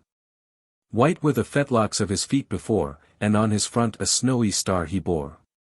Then beauteous Aeneas, with Iulus bred, of equal age, the second squadron led. The last in order, but the first in place, first in the lovely features of his face, rode fair Ascanius on a fiery steed, Queen Dido's gift, and of the Tyrian breed. Sure coursers for the rest the king ordains, with golden bits adorned, and purple reins. The pleased spectators peals of shouts renew, and all the parents in the children view. Their make, their motions, and their sprightly grace, and hopes and fears alternate in their face. Unfledged commanders and their martial train first make the circuit of the sandy plain around their sires, and, at appointed sign, drawn up in beauteous order, form a line. The second signal sounds, the troop divides in 3 distinguished parts, with 3 distinguished guides again they close, and once again disjoin, in troop to troop opposed, and line to line. They meet, they wheel. They throw their darts afar with harmless rage and well-dissembled war. Then in around the mingled bodies run, flying they follow, and pursuing shun, broken, they break, and, rallying, they renew in other forms the military shew. At last, in order, undiscerned they join, and march together in a friendly line. And, as the Cretan labyrinth of old, with wandering ways and many a winding fold, involved the weary feet, without redress, in a round error, which denied recess. So fought the Trojan boys in warlike play, turned and returned, and still a different way. Thus dolphins in the deep each other chase in circles, when they swim around the watery race. This game, these carousels, Ascanius taught. And, building Alba, to the Latins brought, shewed what he learned. The Latin sires impart to their succeeding sons the graceful art, from these imperial Rome received the game, which Troy, the youths the Trojan troop, they name. Thus far the sacred sports they celebrate, but fortune soon resumed her ancient hate, for, while they pay the dead his annual dues, those envied rites Saturnian Juno views. And sends the goddess of the various bough, to try new methods of revenge below, supplies the winds to wing her airy way, where in the port secure the navy lay. Swiftly fair Iris down her arch descends, and, undiscerned, her fatal voyage ends. She saw the gathering crowd, and, gliding thence, the desert shore, and fleet without defence. The Trojan matrons, on the sands alone, with sighs and tears Anchises' death bemoan. Then, turning to the sea their weeping eyes, their pity to themselves renews their cries. Alas, said one, what oceans yet remain for us to sail? What labors to sustain? All take the word, and, with a general groan, implore the gods for peace, and places of their own. The goddess, great in mischief, views their pains, and in a woman's form her heavenly limbs restrains. In face and shape old Barrow she became, Doricles' wife, a venerable dame, once blessed with riches, and a mother's name. Thus chonged, amidst the crying crowd she ran, mixed with the matrons, and these words began, O wretched we, whom not the Grecian power, nor flames, destroyed, in Troy's unhappy hour. O wretched we, reserved by cruel fate, beyond the ruins of the sinking state. Now 7 revolving years are wholly run, since this improsperous voyage we begun. Since, tossed from shores to shores, from lands to lands, inhospitable rocks and barren sands, wandering in exile through the stormy sea, we search in vain for flying Italy. Now cast by fortune on this kindred land, what should our rest and rising walls withstand, or hinder here to fix our banished band? O country lost, and gods redeemed in vain, if still in endless exile we remain. Shall we no more the Trojan walls renew, or streams of some dissembled Simois view? Haste, join with me, unhappy fleet consume. Cassandra bids, and I declare her doom. In sleep I saw her. She supplied my hands, for this I more than dreamt, with flaming brands, with these, said she, these wandering ships destroy, these are your fatal seats, and this your Troy. Time calls you now. The precious hour employ, slack not the good presage, while heaven inspires our minds to dare, and gives the ready fires. See! Neptune's altars minister their brands, the god is pleased, the god supplies our hands. Then from the pile a flaming fire she drew, and, tossed in air, amidst the galleys threw.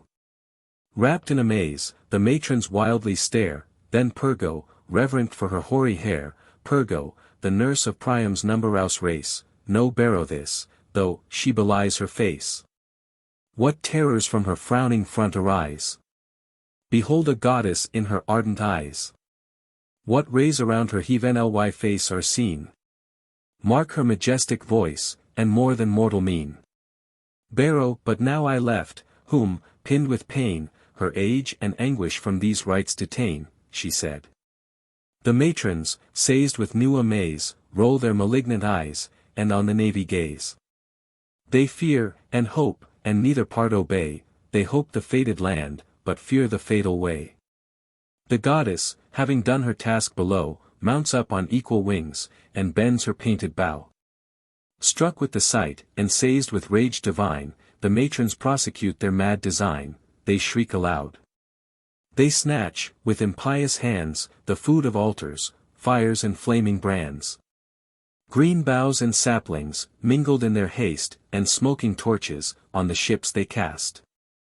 The flame, unstopped at first, more fury gains, and Vulcan rides at large with loosened reins, triumphant to the painted sterns he soars, and seizes, in this way, the banks and crackling oars. Iulus was the first the news to bear, while yet they crowd the rural theatre. Then, what they hear, is witnessed by their eyes, a storm of sparkles and of flames arise. Ascanius took th alarm, while yet he led his early warriors on his prancing steed, and, spurring on, his equals soon o'erpassed, nor could his fright friends reclaim his haste. Soon as the royal youth appeared in view, he sent his voice before him as he flew, "What madness moves you, matrons, to destroy the last remainders of unhappy Troy? Not hostile fleets, but your own hopes, you burn, and on your friends your fatal fury turn. Behold your own Ascanius." While he said, he drew his glittering helmet from his head, in which the youths to sportful arms he led. By this, Aeneas and his train appear, and now the women, seized with shame and fear, dispersed, to woods and caverns take their flight, abhor their actions, and avoid the light. Their friends acknowledge, and their error find, and shake the goddess from their altered mind. Not so the raging fires their fury cease, but, lurking in the seams, with seeming peace, work on their way amid the smouldering tow, sure in destruction, but in motion slow. The silent plague through the green timber eats, and vomits out a tardy flame by fits. Down to the keels, and upward to the sails, the fire descends, or mounts, but still prevails. Nor buckets poured, nor strength of human hand, can the victorious element withstand. The pious hero rends his robe, and throws to heaven his hands, and with his hands his vows. "O Jove," he cried, "if prayers can yet have place. If thou abhorrest not all the Dardan race, if any spark of pity still remain, if gods are gods, and not invoked in vain, yet spare the relics of the Trojan train. Yet from the flames our burning vessels free, or let thy fury fall alone on me. At this devoted head thy thunder throw, and send the willing sacrifice below." Scarce had he said, when southern storms arise, from pole to pole the forky lightning flies, loud rattling shakes the mountains and the plain. Heaven bellies downward, and descends in rain. Whole sheets of water from the clouds are sent, which, hissing through the planks, the flames prevent, and stop the fiery pest. For ships alone burn to the waist, and for the fleet atone. But doubtful thoughts the hero's heart divide, if he should still in Sicily reside, forgetful of his fates, or tempt the main, in hope the promised Italy to gain. Then Nautes, old and wise, to whom alone the will of heaven by Pallas was foreshown. Vered in portents, experienced, and inspurred to tell events, and what the fates required. Thus while he stood, to neither part inclined, with cheerful words relieved his laboring mind, "O goddess born, resigned in every state, with patience bear, with prudence push your fate. By suffering well, our fortune we subdue. Fly when she frowns, and, when she calls, pursue. Your friend Anchises is of Trojan kind, to him disclose the secrets of your mind, trust in his hands your old and useless train. Too numberous for the ships which yet remain, the feeble, old, indulgent of their ease, the dames who dread the dangers of the seas, with all the dastard crew, who dare not stand the shock of battle with your foes by land. Here you may build a common town for all, and, from Acest's name, Acesta call." The reasons, with his friend's experience joined, encouraged much, but more disturbed his mind. 'Twas dead of night, when to his slumbering eyes his father's shade descended from the skies, and thus he spoke, "O more than vital breath, loved while I lived, and dear even after death. O son, in various toils and troubles tossed, the king of heaven employs my careful ghost on his commands, the god, who saved from fire your flaming fleet, and heard your just desire. The wholesome counsel of your friend receive, and here the coward train and woman leave, the chosen youth, and those who nobly dare, transport, to tempt the dangers of the war. The stern Italians will their courage try. Rough are their manners, and their minds are high. But first to Pluto's palace you shall go, and seek my shade among the blessed below, for not with impious ghosts my soul remains, nor suffers with the damned perpetual pains, but breathes the living air of soft Elysian plains. The chaste Sibylla shall your steps convey, and blood of offered victims free the way. There shall you know what realms the gods assign, and learn the fates and fortunes of your line. But now, farewell. I vanish with the night, and feel the blast of Heaven's approaching light. He said, and mixed with shades, and took his airy flight. Whither so fast? The filial duty cried, and why, ah why, the wished embrace denied? He said, and rose. As holy zeal inspires, he rakes hot embers, and renews the fires, his country gods and Vesta then adores with cakes and incense, and their aid implores. Next, for his friends and royal host he sent, revealed his vision, and the gods' intent, with his own purpose. All, without delay, the will of Jove, and his desires obey. They list with women each degenerate name, who dares not hazard life for future fame. These they cashier, the brave remaining few, oars, banks, and cables, half consumed, renew. The prince designs a city with the plough. The lots their several tenements allow. This part is named from Ilium, that from Troy, and the new king ascends the throne with joy, chosen senate from the people draws, appoints the judges, and ordains the laws. Then, on the top of Eryx, they begin a rising temple to the Paphian queen. Anchises, last, is honored as a god, a priest is added, annual gifts bestowed, and groves are planted round his blessed abode. 9 days they pass in feasts, their temples crowned, and fumes of incense in the fanes abound. Then from the south arose a gentle breeze that curled the smoothness of the glassy seas.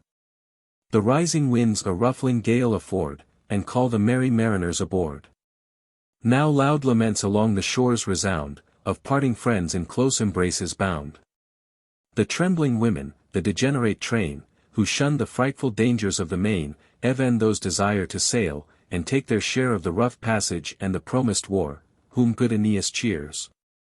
And recommends to their new master's care his fearful friends. On Eryx's altars 3 fat calves he lays, a lamb new fallen to the stormy seas, then slips his hawsers, and his anchors weighs. High on the deck the godlike hero stands, with olive crowned, a charger in his hands. Then cast the reeking entrails in the brine, and poured the sacrifice of purple wine. Fresh gales arise, with equal strokes they vie, and brush the buxom seas, and o'er the billows fly. Meantime the mother goddess, full of fears, to Neptune thus addressed, with tender tears, the pride of Jove's imperious queen, the rage, the malice which no sufferings can assuage, compel me to these prayers. Since neither fate, nor time, nor pity, can remove her hate, even Jove is thwarted by his haughty wife, still vanquished, yet she still renews the strife. As if 'twere little to consume the town which awed the world, and wore th imperial crown, she prosecutes the ghost of Troy with pains, and gnaws, even to the bones, the last remains. Let her the causes of her hatred tell. But you can witness its effects too well. You saw the storm she rised on Libyan floods, that mixed the mounting billows with the clouds, when, bribing Iulus, she shook the main, and moved rebellion in your watery reign. With fury she possessed the Dardan dames, to burn their fleet with execrable flames, and forked Aeneas, when his ships were lost, to leave his full wares on a foreign coast. For what remains, your godhead I implore, and trust my son to your protecting power. If neither Jove's nor fate's decree withstand, secure his passage to the Latian land. Then thus the mighty ruler of the main, what may not Venus hope from Neptune's reign? My kingdom claims your birth, my late defense of your endangered fleet may claim your confidence. Nor less by land than sea my deeds declare how much your loved Aeneas is my care. Thee, Xanthus, and thee, Simois, I attest. Your Trojan troops when proud Achilles pressed, and drove before him headlong on the plain, and dashed against the walls the trembling train, when floods were filled with bodies of the slain. When crimson Xanthus, doubtful of his way, stood up on ridges to behold the sea, new heaps came tumbling in, and chalked his way, when your Aeneas fought, but fought with odds of force unequal, and unequal gods. I spread a cloud before the victor's sight, sustained the vanquished, and secured his flight, even then secured him, when I sought with joy the vowed destruction of ungrateful Troy. My will's the same, fair goddess, fear no more, your fleet shall safely gain the Latian shore, their lives are given, one destined head alone shall perish, and for multitudes atone. Thus having armed with hopes her anxious mind, his finny team Saturnian Neptune joined, then adds the foamy bridle to their jaws, and to the loosened reins permits the laws. High on the waves his azure car he guides. Its axles thunder, and the sea subsides, and the smooth ocean rolls her silent tides. The tempests fly before their father's face, trains of inferior gods his triumph grace, and monster whales before their master play, and choirs of Tritons crowd the watery way. The marshalled powers in equal troops divide to right and left. The gods his better side enclose, and on the worse the nymphs and nereids ride. Now smiling hope, with sweet vicissitude, within the hero's mind his joys renewed. He calls to raise the masts, the sheets display. The cheerful crew with diligence obey, they scud before the wind, and sail in open sea. Ahead of all the master pilot steers, and, as he leads, the following navy veers. The steeds of night had travelled half the sky, the drowsy rowers on their benches lie, when the soft god of sleep, with easy flight, descends, and draws behind a trail of light. Thou, Palinurus, art his destined prey. To thee alone he takes his fatal way. Dire dreams to thee, and iron sleep, he bears, and, lighting on thy prow, the form of Phorbus wears. Then thus the traitor god began his tale, the winds, my friend, inspire a pleasing gale. The ships, without thy care, securely sail. Now steal an hour of sweet repose, and I will take the rudder and thy room supply. To whom the yawning pilot, half asleep, me dost thou bid to trust the tree-trouse deep, the harlot smiles of her dissembling face, and to her faith commit the Trojan race? Shall I believe the siren south again, and, oft betrayed, not know the monster main? He said, his fastened hands the rudder keep, and, fixed on heaven, his eyes repel invading sleep. The god was wroth, and at his temples threw a branch in Lethe dipped, and drunk with Stygian dew, the pilot, vanquished by the power divine, soon closed his swimming eyes, and lay supine. Scarce were his limbs extended at their length, the god, insulting with superior strength, fell heavy on him, plunged him in the sea, and, with the stern, the rudder tore away. Headlong he fell, and, struggling in the main, cried out for helping hands, but cried in vain. The victor demon mounts obscure in air, while the ship sails without the pilot's care. On Neptune's faith the floating fleet relies. But what the man forsook, the god supplies, and o'er the Dangrous deep secure the navy flies, glides by the Sirens' cliffs, a shelfy coast, long infamous for ships and sailors lost, and white with bones. Impetuous ocean roars, and rocks rebel low from the sounding shores. The watchful hero felt the knocks, and found the tossing vessel sailed on shoaly ground. Sure of his pilot's loss, he takes himself the helm, and steers aloof, and shuns the shelf. Inly he grieved, and, groaning from the breast, deplored his death. And thus his pain expressed, for faith reposed on seas, and on the flattering sky, thy naked corpse is doomed on shores unknown to lie. Book VI. The Argument. The Sibyl foretells Aeneas the adventures he should meet with in Italy. She attends him to hell, describing to him the various scenes of that place, and conducting him to his father Anchises, who instructs him in those sublime mysteries, of the soul of the world, and the transmigration. And shows him that glorious race of heroes, which was to descend from him and his posterity. He said, and wept, then spread his sails before the winds, and reached at length the Cumaean shore, their anchors dropped, his crew the vessels more. They turn their heads to sea, their sterns to land, and greet with greedy joy Italian strand. Some strike from clashing flints their fiery seed. Some gather sticks, the kindled flames to feed, or search for hollow trees, and fell the woods, or trace through valleys the discovered floods. Thus, while their several charges they fulfill, the pious prince ascends the sacred hill where Phoebus is adored, and seeks the shade which hides from sight his venerable maid. Deep in a cave the Sibyl makes abode. Thence full of fate returns, and of the god. Through Trivia's grove they walk, and now behold, and enter now, the temple roofed with gold. When Daedalus, to fly the Cretan shore, his heavy limbs on jointed pinions bore, the first who sailed in air, 'tis sung by fame, to the Cumaean coast at length he came, and here alighting, built this costly frame. In script to Phoebus, here he hung on high the steerage of his wings, that cut the sky, then o'er the lofty gate his art embossed Androgio's death, and offerings to his ghost.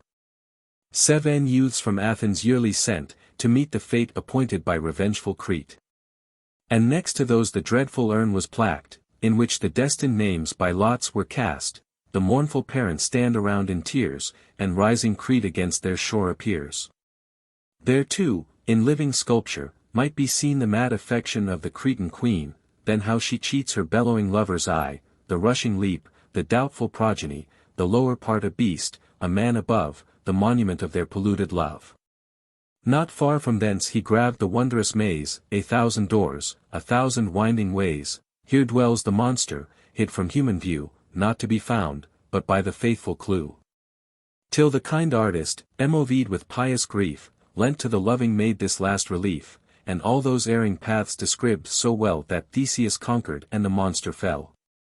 Here hapless Icarus had found his part, had not the father's grief restrained his art. He twice essayed to cast his son in gold, twice from his hands he dropped the forming mold. All this with wondering eyes Aeneas viewed. Each varying object his delight renewed, eager to read the rest, Achates came, and by his side the mad divining dame, the priestess of the god, Deep Hope her name. Time suffers not, she said, to feed your eyes with empty pleasures. Haste the sacrifice. 7 bullocks, yet unyocked, for Phoebus choose, and for Diana 7 unspotted ewes. This said, the servants urged the sacred rites, while to the temple she the prince invites. A spacious cave, within its farmost part, was hewed and fashioned by laborious art through the hill's hollow sides, before the place, 100 doors 100 entries grace, as many voices issue, and the sound of Sibyl's words as many times rebound. Now to the mouth they come. Aloud she cries, this is the time, inquire your destinies. He comes, behold the god. Thus while she said, and shivering at the sacred entry stayed, her color changed. Her face was not the same, and hollow groans from her deep spirit came. Her hair stood up, convulsive rage possessed her trembling limbs, and heaved her laboring breast. Greater than humankind she seemed to look, and with an accent more than mortal spoke. Her staring eyes with sparkling fury roll, when all the god came rushing on her soul. Swiftly she turned, and, foaming as she spoke, why this delay, she cried. The powers invoke. Thy prayeress alone can open this abode, else vain are my demands, and dumb the god. She said no more. The trembling Trojans hear, o'erspread with a damp sweat and holy fear. The prince himself, with awful dread possessed, his vows to great Apollo thus addressed, indulgent god, propitious power to Troy, swift to relieve, unwilling to destroy. Directed by whose hand the Dardan dart pierced the proud Grecians' only mortal part, thus far, by fate's decrees and thy commands, through ambient seas and through devouring sands, our exiled crew has sought Ausonian ground. And now, at length, the flying coast is found. Thus far the fate of Troy, from place to place, with fury has pursued her wandering race. Here cease, ye powers, and let your vengeance end, Troy is no more, and can no more offend. And thou, O sacred maid, inspurred to see event of things in dark futurity, give me what heaven has promised to my fate, to conquer and command the Latian state, to fix my wandering gods, and find a place for the long exiles of the Trojan race. Then shall my grateful hands a temple rear to the twin gods, with vows and solemn prayer, and annual rites, and festivals, and games, shall be performed to their auspicious names. Nor shalt thou want thy honors in my land. For there thy faithful oracles shall stand, preserved in shrines, and every sacred lay, which, by thy mouth, Apollo shall convey, all shall be treasured by a chosen train of holy priests, and ever shall remain. But oh! Commit not thy prophetic mind to flitting leaves, the sport of every wind, lest they disperse in air our empty fate. Write not, but, what the powers ordain, relate. Struggling in vain, impatient of her load, and laboring underneath the ponderous god, the more she strove to shake him from her breast, with more and far superior force he pressed. Commands his entrance, and, without control, usurps her organs and inspires her soul. Now, with a furious blast, the 100 doors ope of themselves. A rushing whirlwind roars within the cave, and Sibyl's voice restores, escape the dangers of the watery rain, yet more and greater ills by land remain. The coast, so long desired, nor doubt event, thy troops shall reach, but, having reached, repent. Wars, horrid wars, I view, a field of blood, and Tiber rolling with a purple flood. Simois nor Xanthus shall be wanting there, a new Achilles shall in arms appear, and he, too, goddess-born. Fierce Juno's hate, added to hostile force, shall urge thy fate. To what strange nations shalt not thou resort, drive end to solicit aid at every court? The cause the same which Ilium once oppressed, a foreign mistress, and a foreign guest. But thou, secure of soul, unbent with woes, the more thy fortune frowns, the more oppose. The dawnings of thy safety shall be shown from whence thou least shalt hope, a Grecian town. Thus, from the dark recess, the Sibyl spoke, and the resisting air the thunder broke, the cave rebellowed, and the temple shook. Ambiguous God, who are you held her laboring breast, in these mysterious words his mind expressed. Some truths revealed, in terms involved the rest. At length her fury fell, her foaming sea eased, and, ebbing in her soul, the god decreased. Then thus the chief, no terror to my view, no frightful face of danger can be new. Inured to suffer, and resolved to dare, the fates, without my power, shall be without my care. This let me crave, since near your grove the road to hell lies open, and the dark abode which Acheron surrounds, innavigable flood. Conduct me through the regions void of light, and lead me longing to my father's sight. For him, 1,000 dangers I have sought, and, rushing where the thickest Grecians fought, safe on my back the sacred burthen brought. He, for my sake, the raging ocean tried, and wrath of heathen, my still auspicious guide, and bore beyond the strength decrepit age supplied. Oft, since he breathed his last, in dead of night his reverend image stood before my sight. Enjoined to seek, below, his holy shade, conducted there by your unerring aid. But you, if pious minds by prayers are won, oblige the Father, and protect the Son. Yours is the power.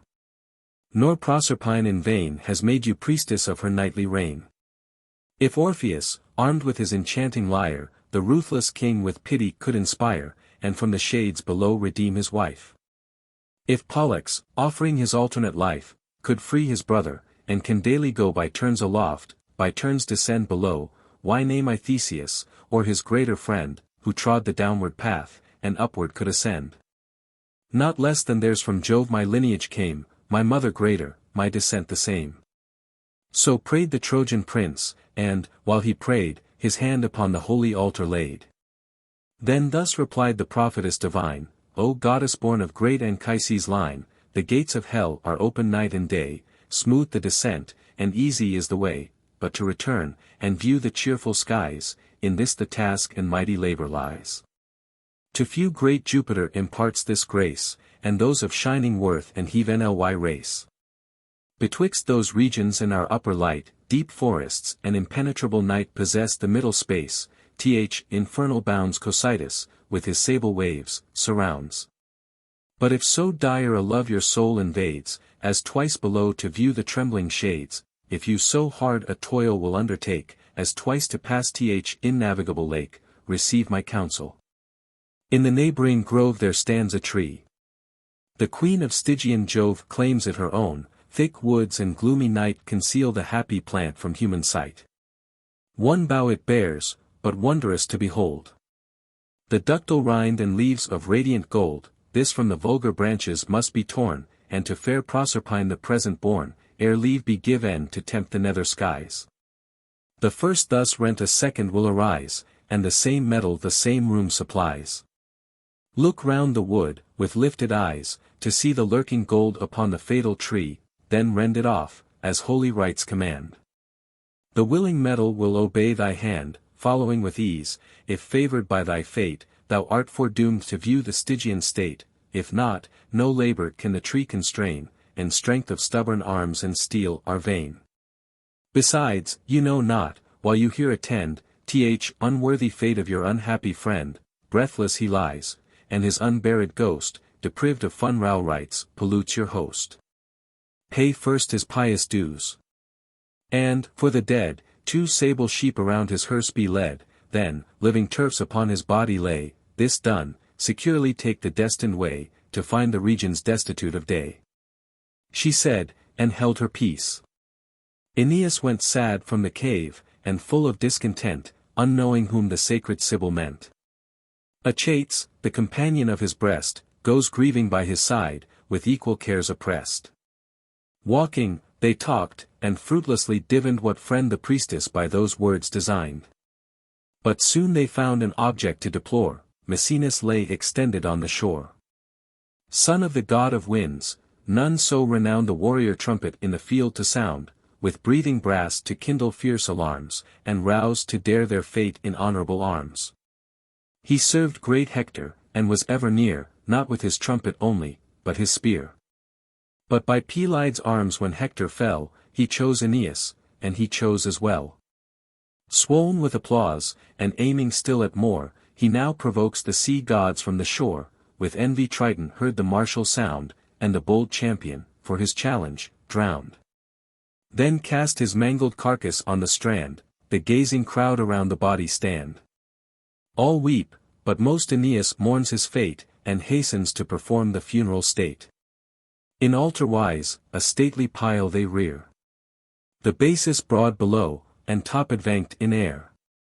An ancient wood, fit for the work designed, the shady covert of the salvage kind, the Trojans found, the sounding axe is plied. Firs, pines, and pitch trees, and the towering pride of forest ashes, feel the fatal stroke, and piercing wedges cleave the stubborn oak. Huge trunks of trees, felled from the steepy crown of the bare mountains, roll with ruin down. Armed like the rest the Trojan prince appears, and by his pious labour urges theirs. Thus while he wrought, revolving in his mind the ways to compass what his wish designed, he cast his eyes upon the gloomy grove, and then with vows implored the Queen of Love, O may thy power, propitious still to me, conduct my steps to find the fatal tree, in this deep forest. Since the Sibyl's breath foretold, alas! Too true, Maecenas' death. Scarce had he said, when, full before his sight, 2 doves, descending from their airy flight, secure upon the grassy plain alight. He knew his mother's birds. And thus he prayed, be you my guides, with your auspicious aid, and lead my footsteps, till the branch be found, whose glittering shadow gilds the sacred ground. And thou, great parent, with celestial care, in this distress be present to my prayer. Thus having said, he stopped with watchful sight, observing still the motions of their flight, what course they took, what happy signs they shew. They fed, and, fluttering, by degrees withdrew still farther from the place, but still in view, hopping and flying, thus they led him on to the slow lake, whose baleful stench to shun they winged their flight aloft. Then, stooping low, perched on the double tree that bears the golden bough. Through the green leaves the glittering shadows glow. As, on the sacred oak, the wintry mistletoe, where the proud mother views her precious brood, and happier branches, which she never sowed. Such was the glittering, such the ruddy rind, and dancing leaves, that wantoned in the wind. He seized the shining bough with griping hold, and rent away, with ease, the lingering gold, then to the Sibyl's palace bore the prize. Meantime the Trojan troops, with weeping eyes, to dead Maecenas pay his obsequies. First, from the ground a lofty pile they rear, of pitch trees, oaks, and pines, and unctuous fir, the fabric's front with cypress twigs they strew, and stick the sides with boughs of baleful yew. The topmost part his glittering arms adorn. Warm waters, then, in brazen cauldrons borne, are poured to wash his body, joint by joint, and fragrant oils the stiffened limbs anoint. With groans and cries Maecenas they deplore, then on a bier, with purple covered o'er, the breathless body, thus bewailed, they lay, and fire the pile, their faces turned away, such reverent rites their fathers us to pay. Pure oil and incense on the fire they throw, and fat of victims, which his friends bestow. These gifts the greedy flames to dust devour, then on the living coals red wine they pour. And, last, the relics by themselves dispose, which in a brazen urn the priests enclose. Old Aeneas compassed thrice the crew, and dipped an olive branch in holy dew. Which thrice he sprinkled round, and thrice aloud invoked the dead, and then dismissed the crowd. But good Aeneas ordered on the shore a stately tomb, whose top a trumpet bore, a soldier's falchion, and a seaman's oar. Thus was his friend interred. And deathless fame still to the lofty cape consigns his name. These rites performed, the prince, without delay, hastes to the nether world his destined way. Deep was the cave, and, downward as it went from the wide mouth, a rocky rough descent. And here access a gloomy grove defends, and there unnavigable lake extends, o'er whose unhappy waters, void of light, no bird presumes to steer his airy flight. Such deadly stenches from the depths arise, and steaming sulphur, that infects the skies. From hence the Grecian bards their legends make, and give the name Avernus to the lake. For sable bullocks, in the yoke untaught, for sacrifice the pious hero brought. The priestess pours the wine betwixt their horns, then cuts the curling hair. That first oblation burns, invoking Hecate hither to repair, a powerful name in hell and upper air. The sacred priests with ready knives bereave the beasts of life, and in full bowls receive the streaming blood, a lamb to hell and night, the sable wool without a streak of white, Aeneas offers. And, by fate's decree, a barren heifer, Proserpine, to thee, with holocausts he Pluto's altar fills, 7 brawny bulls with his own hand he kills, then on the broiling entrails oil he pours, which, ointed thus, the raging flame devours. Late the nocturnal sacrifice begun, nor ended till the next returning sun. Then earth began to bellow, trees to dance, and howling dogs in glimmering light advance, ere Hecate came. Far hence be souls profane. The Sibyl cried, and from the grove abstain. Now, Trojan, take the way thy fates afford, assume thy courage, and unsheath thy sword. She said, and passed along the gloomy space, the prince pursued her steps with equal pace. Ye realms, yet unrevealed to human sight, ye gods who rule the regions of the night, ye gliding ghosts, permit me to relate the mystic wonders of your silent state. Obscure they went through dreary shades, that led along the waste dominions of the dead. Thus wander travelers in woods by night, by the moon's doubtful and malignant light, when Jove in dusky clouds involves the skies, and the faint crescent shoots by fits before their eyes. Just in the gate and in the jaws of hell, revengeful cares and sullen sorrows dwell, and pale diseases, and repining age, want, fear, and famine's unresisted rage.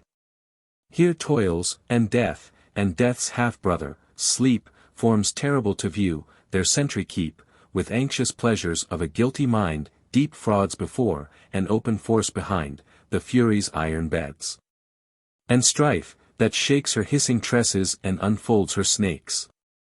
Full in the midst of this infernal road, an elm displays her dusky arms abroad, the god of sleep there hides his heavy head, and empty dreams on every leaf are spread.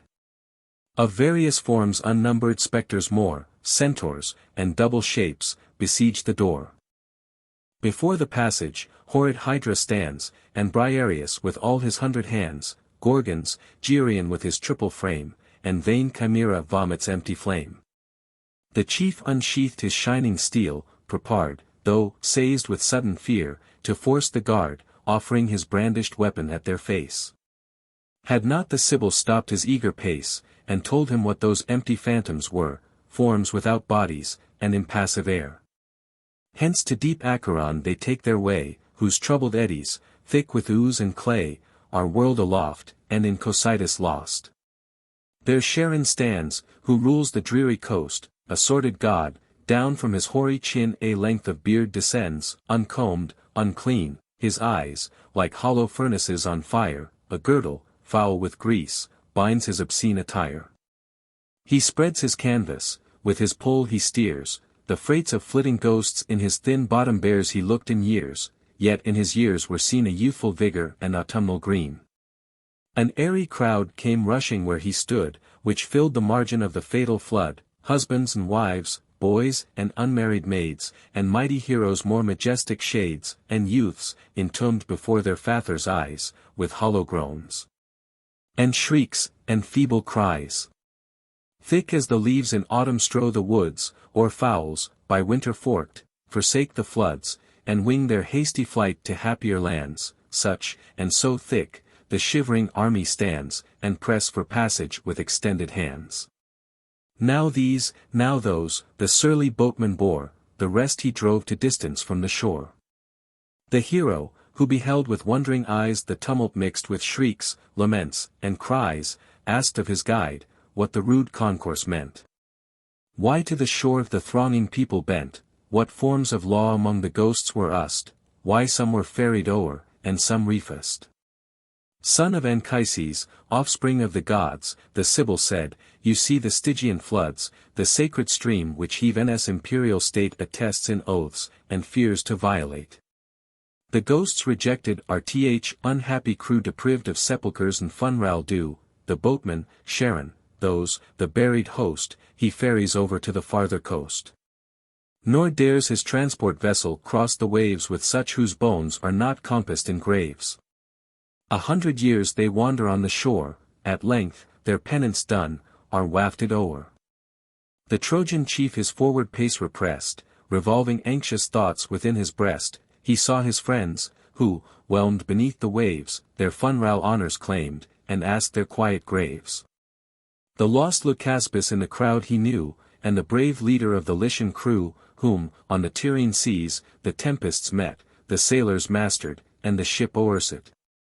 Amidst the spirits, Palinurus pressed, yet fresh from life, a new admitted guest, who, while he steering viewed the stars, and bore his course from Afric to the Latian shore, fell headlong down. The Trojan fixed his view, and scarcely through the gloom the sullen shadow knew.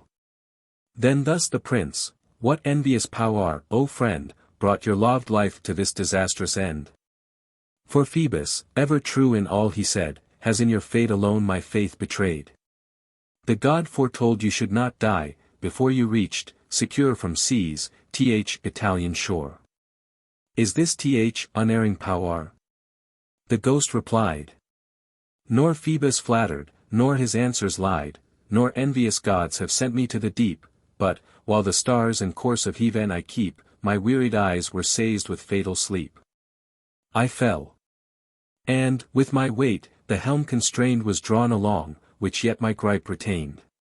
Now by the winds and raging waves I swear, your safety, more than mine, was then my care. Lest, of the guide bereft, the rudder lost, your ship should run against the rocky coast. 3 blustering nights, borne by the southern blast, I floated, and discovered land at last, high on a mounting wave my head I bore, forcing my strength, and gathering to the shore. Panting, but past the danger, now I seized the craggy cliffs, and my teared members east. While, cumbered with my dropping clothes, I lay, the cruel nation, covetous of prey, stained with my blood unhospitable coast. And now, by winds and waves, my lifeless limbs are tossed, which avert, by yon ethereal light, which I have lost for this eternal night. Or, if by dearer ties you may be won, by your dead sire, and by your living son, redeem from this reproach my wandering ghost, or with your navy seek the Velin coast, and in a peaceful grave my corpse compose. Or, if a nearer way your mother shows, without whose aid you durst not undertake this frightful passage o'er the Stygian lake, lend to this wretch your hand, and waft him o'er to the sweet banks of yon forbidden shore. Scarce had he said, the prophetess began, what hopes delude thee, miserable man? Think'st thou, thus unentombed, to cross the floods, to view the furies and infernal gods, and visit, without leave, the dark abodes? Attend the term of long revolving years, fate, and the dooming gods, are deaf to tears. This comfort of thy dire misfortune take, the wrath of Heaven, inflicted for thy sake, with vengeance shall pursue th in human coast, till they propitiate thy offended ghost, and raise a tomb, with vows and solemn prayer. And Palinurus name the place shall bear. This calmed his cares, soothed with his future fame, and pleased to hear his propagated name. Now nearer to the Stygian lake they draw, whom, from the shore, the surly boatman saw. Observed their passage through the shady wood, and marked their near approaches to the flood. Then thus he called aloud, inflamed with wrath, mortal, whatever, who this forbidden path in arms precincts to tread, I charge thee, stand, and tell thy name, and busness in the land. Know this, the realm of night. The Stygian shore, my boat conveys no living bodies o'er, nor was I pleased great Theseus once to bear, who forked a passage with his pointed spear, nor strong Alcides, men of mighty fame, and from th immortal gods their lineage came. In fetters one the barking porter tied, and took him trembling from his Esovirane's side, two sought by force to seize his beauteous bride. To whom the Sibyl thus, compose thy mind, nor frauds are here contrived, nor force designed. Still may the dog the wandering troops constrain of airy ghosts, and vex the guilty train, and with her grisly lord his lovely queen remain. The Trojan chief, whose lineage is from Jove, much famed for arms, and more for filial love, is sent to seek his sire in your Elysian grove. If neither piety, nor Heaven's command, can gain his passage to the Stygian strand, this fatal present shall prevail at least. Then shewed the shining bow, concealed within her vest. No more was needful, for the gloomy god stood mute with awe, to see the golden rod, admired the destined offering to his queen, a venerable gift, so rarely seen. His fury thus appeased, he puts to land. The ghosts forsake their seats at his command, he clears the deck, receives the mighty freight, the leaky vessel groans beneath the weight. Slowly she sails, and scarcely stems the tides, the pressing water pours within her sides. His passengers at length are wafted o'er, exposed, in muddy weeds, upon the miry shore. No sooner landed, in his den they found the triple porter of the Stygian sound, grim Cerberus, who soon began to rear his crested snakes, and armed his bristling hair. The prudent Sibyl had before prepared Aesop, in honey steeped, to charm the guard, which, mixed with powerful drugs, she cast before his greedy grinning jaws, just opt to roar. With 3 enormous mouths he gapes. And straight, with hunger pressed, devours the pleasing bait. Long draughts of sleep his monstrous limbs enslave, he reels, and, falling, fills the spacious cave. The keeper charmed, the chief without delay passed on, and took th irremeable way.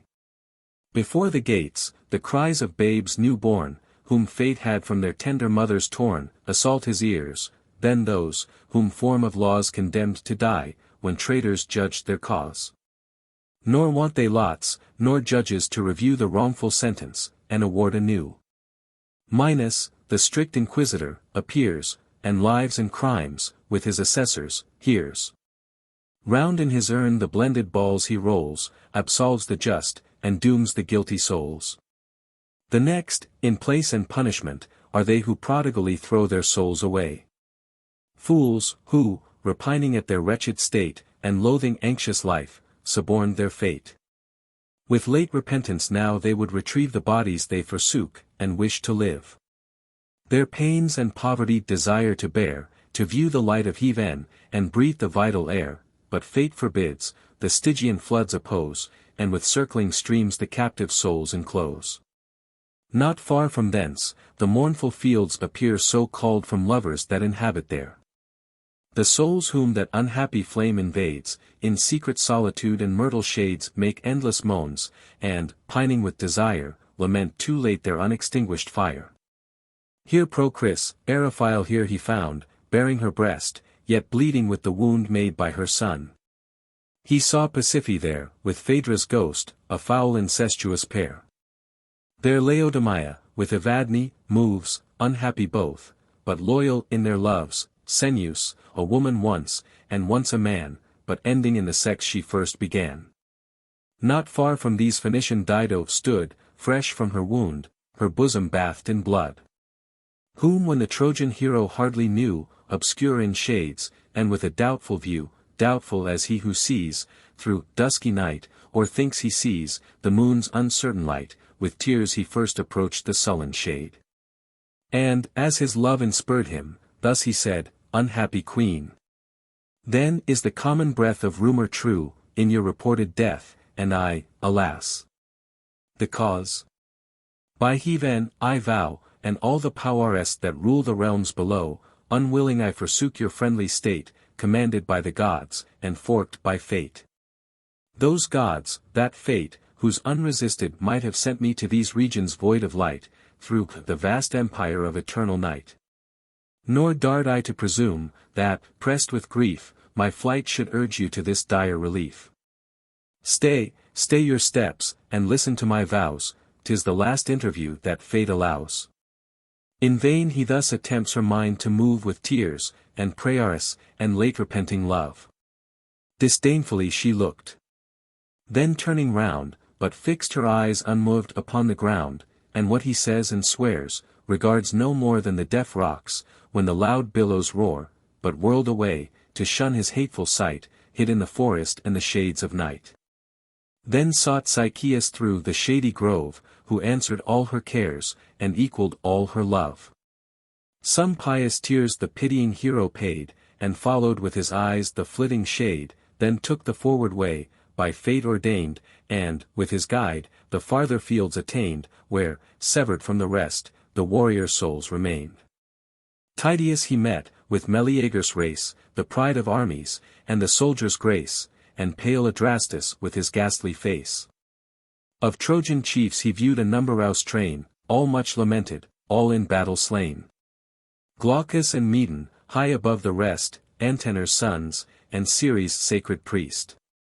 And proud Idaeus, Priam's charioteer, who shakes his empty reins, and aims his airy spear. The gladsome ghosts, encircling troops, attend and with unwearied eyes behold their friend, delight to hover near, and long to know what busness brought him to the realms below. But Argive chiefs, and Agamemnon's train, when his refulgent arms flashed through the shady plain, fled from his well-known face, with wonted fear, as when his thundering sword and pointed spear drove headlong to their ships, and gleaned the routed rear. They raised a feeble cry, with trembling notes, but the weak voice deceived their gasping throats. Here Priam's son, Deiphobus, he found, whose face and limbs were one continued wound, dishonest, with lopped arms, the youth appears, spoiled of his nose, and shortened of his ears. He scarcely knew him, striving to disown his blotted form, and blushing to be known, and therefore first began, O Teucer's race, who durst thy faultless figure thus deface? What heart could wish, what hand inflict, this dire disgrace? 'Twas famed, that in our last and fatal night your single prowess long sustained the fight, till tiered, not forked, a glorious fate you chose, and fell upon a heap of slaughtered foes. But, in remembrance of so brave a deed, a tomb and funeral honors I decreed, thrice called your manes on the Trojan plains, the place your armor and your name retains. Your body too I sought, and, had I found, designed for burial in your native ground. The ghost replied, Your piety has paid all needful rites, to rest my wandering shade.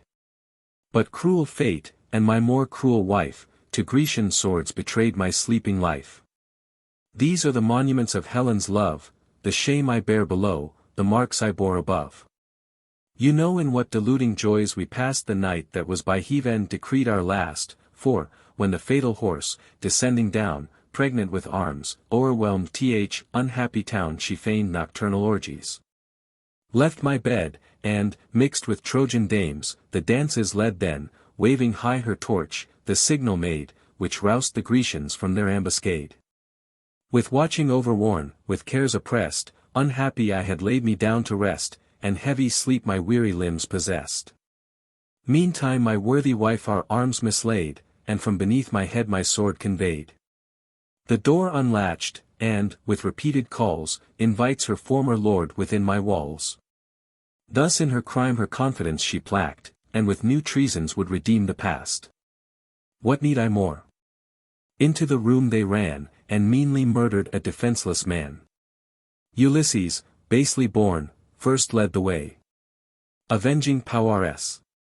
With justice if I pray, that fortune be their own another day. But answer you. And in your turn relate, what brought you, living, to the Stygian state, driven by the winds and errors of the sea, or did you Aeneas' superior doom obey? Or tell what other chance conducts your way, to view with mortal eyes our dark retreats, tumults and torments of infernal seats. While thus in talk the flying hours they pass, the sun had finished more than half his race, and they, perhaps, in words and tears had spent the little time of stay which Heaven had lent. But thus the Sibyl chides their long delay, night rushes down, and headlong drives the day, 'tis here, in different paths, the way divides, the right to Pluto's golden palace guides. The left to that unhappy region tends, which to the depth of Tartarus descends, the seat of night profound, and punished fiends. Then thus Deiphobus, O sacred maid, forbear to chide, and be your will obeyed. Lo! To the secret shadows I retire, to pay my penance till my years expire. Proceed, auspicious prince, with glory crowned, and born to better fates than I have found. He said. And, while he said, his steps he turned to secret shadows, and in silence mourned. The hero, looking on the left, espied a lofty tower, and strong on every side with treble walls, which Phlegethon surrounds, whose fiery flood the burning empire bounds.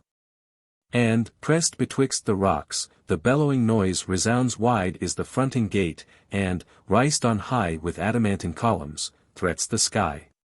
Vain is the force of man, and Heaveness is vain, to crush the pillars which the pile sustain. Sublime on these a tower of steel is reared, and dire Tisiphone there keeps the ward, girt in her sanguine gown, by night and day, observant of the souls that pass the downward way. From hence are heard the groans of ghosts, the pains of sounding lashes and of dragging chains. The Trojan stood astonished at their cries, and asked his guide from whence those yells arise. And what the crimes, and what the tortures were, and loud laments that rent the liquid air. She thus replied, the chaste and holy race are all forbidden this polluted place. But Hecate, when she gave to rule the woods, then led me trembling through these dire abodes, and taught the tortures of avenging gods. These are the realms of unrelenting fate, and awful Rhadamanthus rules the state. He hears and judges each committed crime, inquires into the manner, place, and time.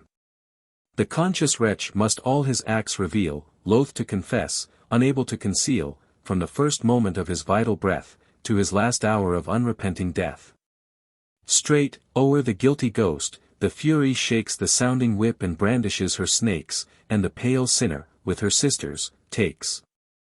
Then, of itself, unfolds eternal door, with dreadful sounds the brazen hinges roar. You see, before the gate, what stalking ghost commands the guard, what sentries keep the post. More formidable Hydra stands within, whose jaws with iron teeth severely grin. The gaping gulf low to the center lies, and twice as deep as earth is distant from the skies. The rivals of the gods, the Titan race, here, singed with lightning, roll within unfathomed space.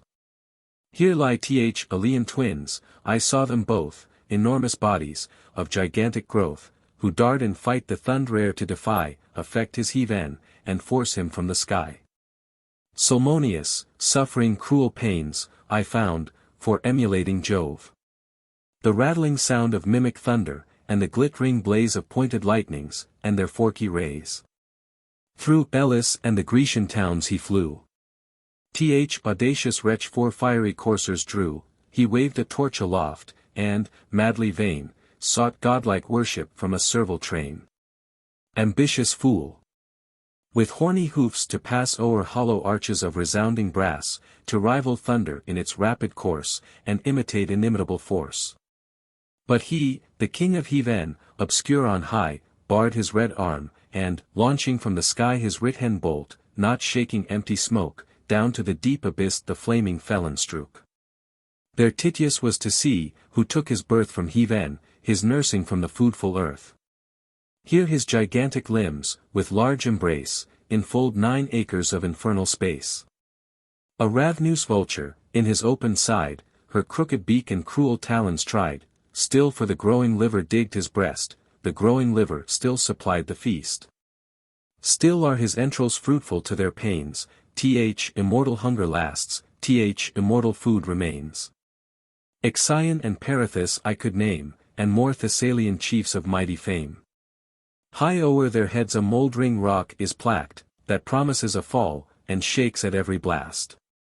They lie below, on golden beds displayed, and genial feasts with regal pomp are made.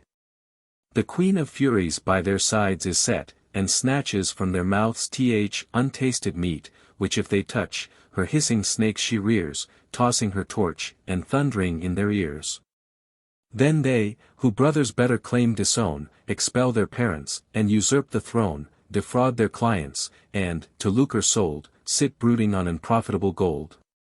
Who dare not give, and even refuse to lend to their poor kindred, or a wanting friend. Vast is the throng of these. Nor less the train of lustful youths, for foul adultery slain, hosts of deserters, who their honor sold, and basely broke their faith for bribes of gold. All these within the dungeon's depth remain, despairing pardon, and expecting pain. Ask not what pains, nor farther seek to know their process, or the forms of law below. Some roll a weighty stone.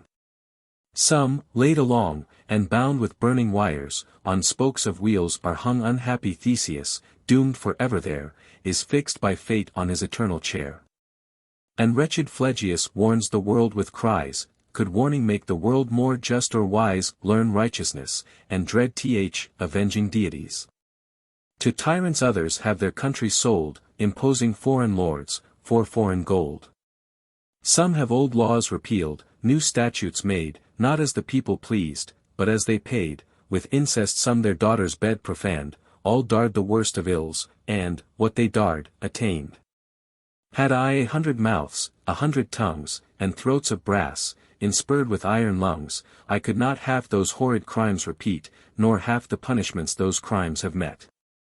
But let us haste our voyage to pursue, the walls of Pluto's palace are in view, the gate, an iron arch above it, stands on anvils labored by the Cyclops' hands before our farther way the fates allow, here must we fix on high the golden bough.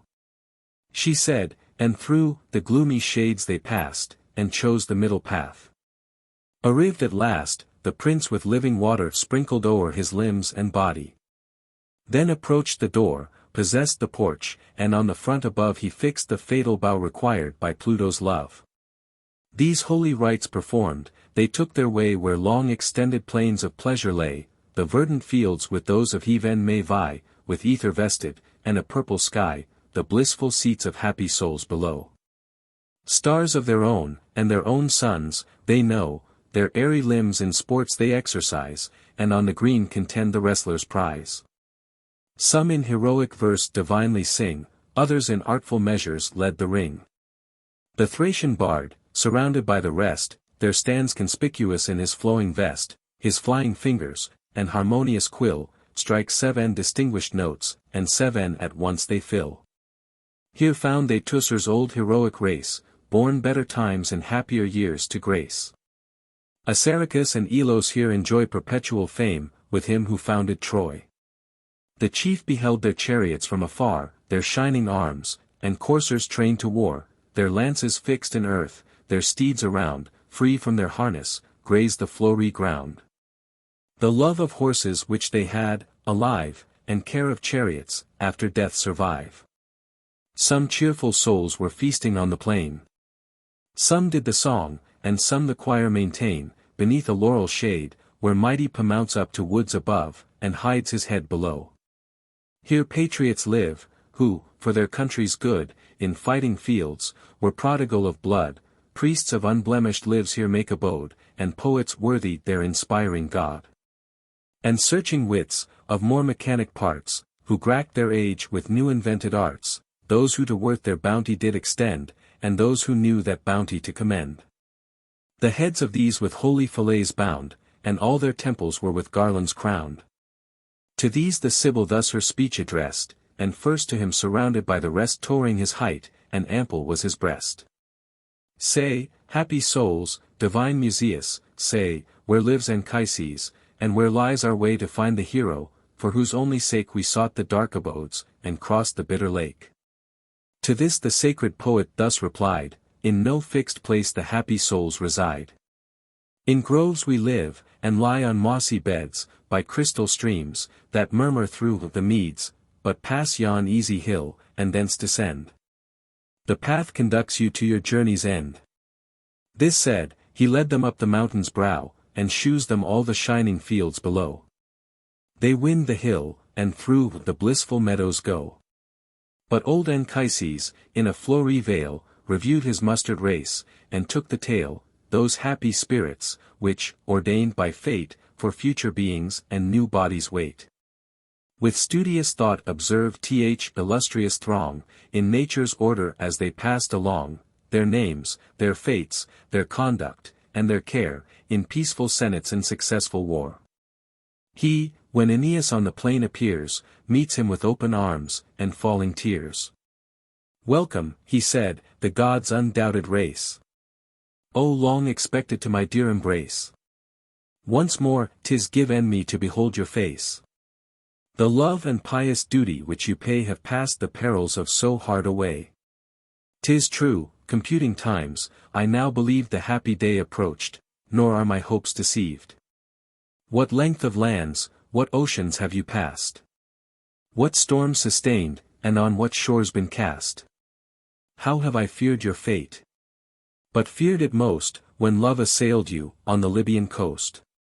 To this, the filial duty thus replies, your sacred ghost before my sleeping eyes appeared, and often urged this painful enterprise.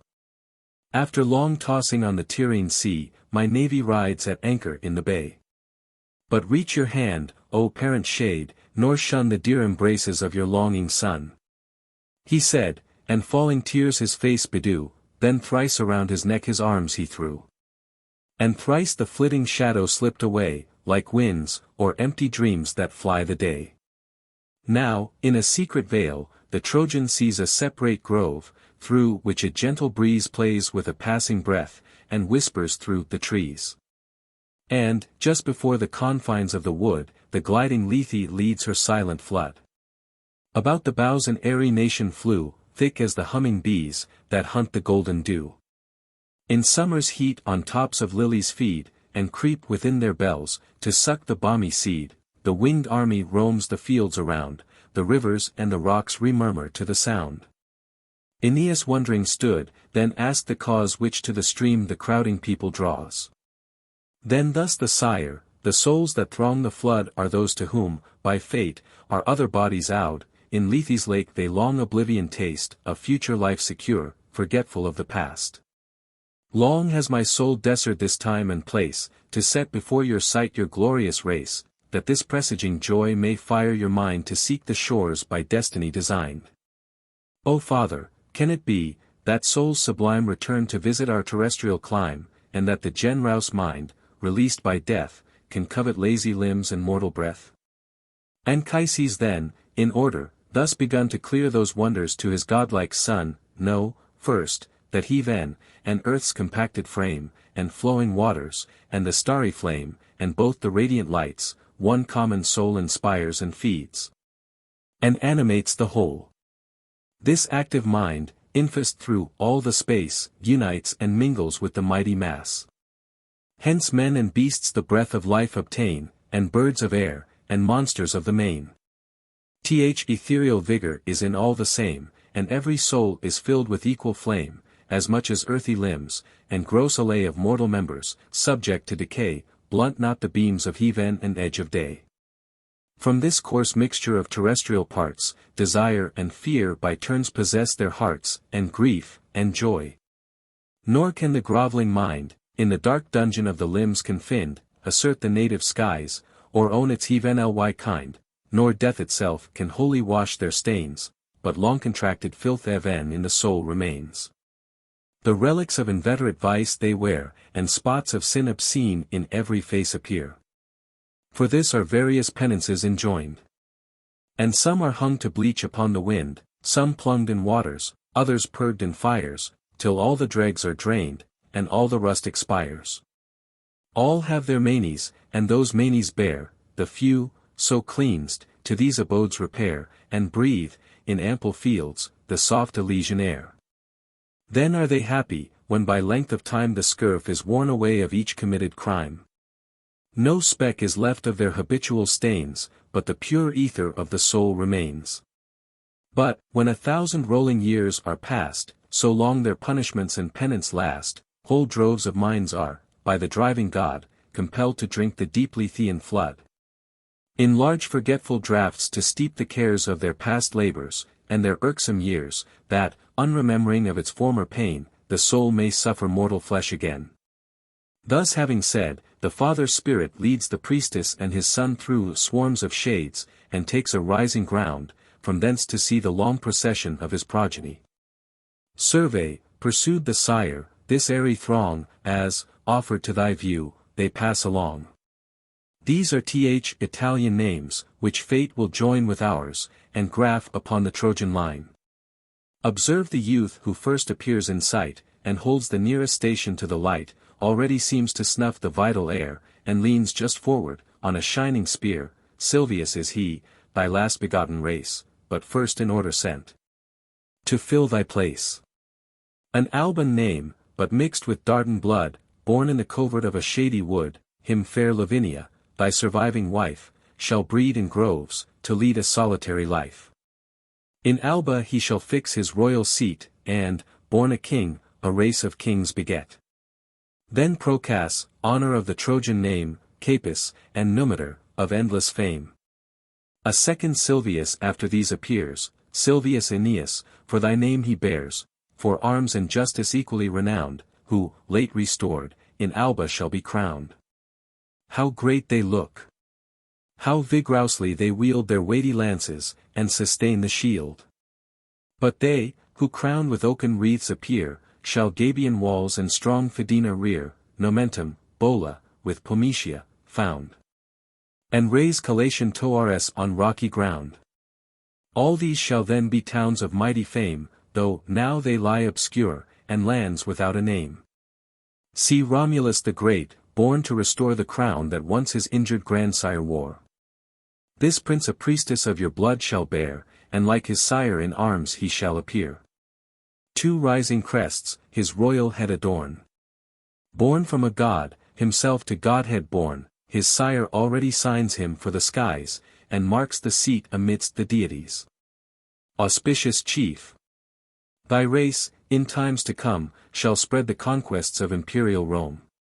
Rome, whose ascending Toares shall heaven invade, involving earth and ocean in her shade, high as the mother of the gods in place, and proud, like her, of an immortal race. Then, when in pomp she makes the Phrygian round, with golden turrets on her temples crowned, 100 gods her sweeping train supply, her offspring all, and all command the sky. Now fix your sight and stand intent, to see your Roman race, and Julian progeny. The mighty Caesar waits his vital hour, impatient for the world, and grasps his promised power. But next behold the youth of form divine, Caesar himself, exalted in his line, Augustus, promised oft, and long foretold, sent to the realm that Saturn ruled of old, born to restore a better age of gold. Afric and India shall his power obey. He shall extend his propagated sway beyond the solar year, without the starry way, where Atlas turns the rolling heavens around, and his broad shoulders with their lights are crowned. At his foreseen approach, already quake the Caspian kingdoms and Meotian lake, their seers behold the tempest from afar, and threatening oracles denounce the war. Nile hears him knocking at his sevenfold gates, and seeks his hidden spring, and fears his nephew's fates. Nor Hercules more lands or labors knew, not though, the brazen-footed hind he slew, freed Erymanthus from the foaming boar, and dipped his arrows in Lernaean gore.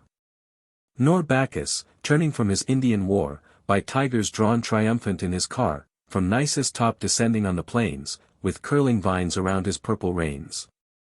And doubt we yet through dangers to pursue the paths of honor, and a crown in view?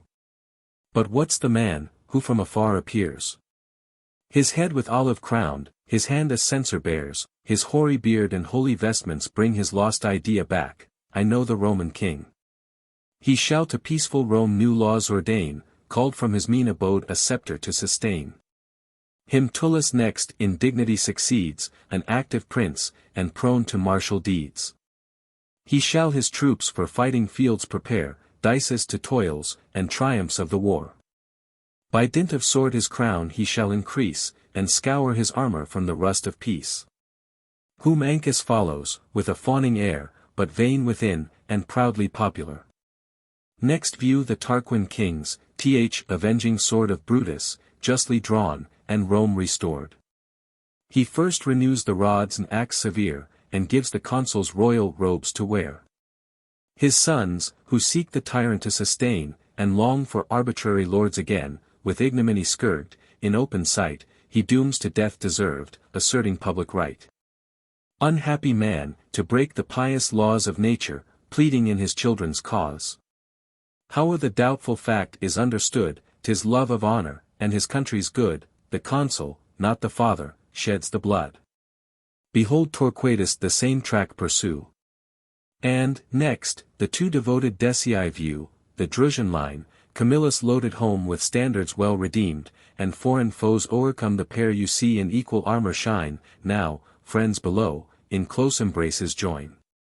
But, when they leave the shady realms of night, and, clothed in bodies, breathe your upper light, with mortal hate each other shall pursue, what wars, what wounds, what slaughter shall ensue. From Alpine heights the father first descends. His daughter's husband in the plain attends, his daughter's husband arms his eastern friends. Embrace again, my sons, be foes no more, nor stain your country with her children's gore. And thou, the first, lay down thy lawless claim, thou, of my blood, who bear'st the Julian name. Another comes, who shall in triumph ride, and to the capital his chariot guide, from conquered Corinth, rich with Grecian spoils.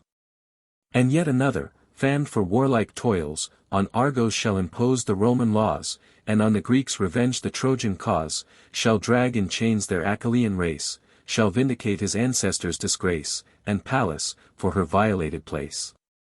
Great Cato there, for gravity renowned, and conquering Caucasus goes with laurels crowned. Who can omit the Gracchi? Who declare the Scipios' worth, those thunderbolts of war, the double bane of Carthage? Who can see without esteem for virtuous poverty, severe Fabricius, or can cease to admire the ploughman consul in his coarse attire? Tiered as I am, my praise the Fabii claim. And thou, great hero, greatest of thy name, ordained in war to save the sinking state, and, by delays, to put a stop to fate. Let others better mold the running mass of metals, and inform the breathing brass, and soften into flesh a marble face. Plead better at the bar, describe the skies, and when the stars descend, and when they rise. But, Rome, 'tis thine alone, with awful sway, to rule mankind, and make the world obey, disposing peace and war by thy own majestic way. To tame the proud, the fettered slave to free, these are imperial arts, and worthy thee. He paused, and, while with wondering eyes they viewed the passing spirits, thus his speech renewed, see great Marcellus. How, unterred in toils, he moves with manly grace, how rich with regal spoils. He, when his country, threatened with alarms, requires his courage in his conquering arms, shall more than once the Punic bands affright. Shall kill the Gaulish king in single fight, then to the capital in triumph move, and the third spoils shall grace Feretrian Jove. Aeneas here beheld, of form divine, a godlike youth in glittering armor shine, with great Marcellus keeping equal pace, but gloomy were his eyes, dejected was his face. He saw, and, wondering, asked his airy guide, what and of whence was he, who pressed the hero's side, his son, or one of his illustrious name? How like the former, and almost the same. Observe the crowds that compass him around. All gaze, and all admire, and raise a shouting sound, but hovering mists around his brows are spread, and night, with sable shades, involves his head. Seek not to know, the ghost replied with tears, the sorrows of thy sons in future years. This youth, the blissful vision of a day, shall just be shown on earth, and snatched away.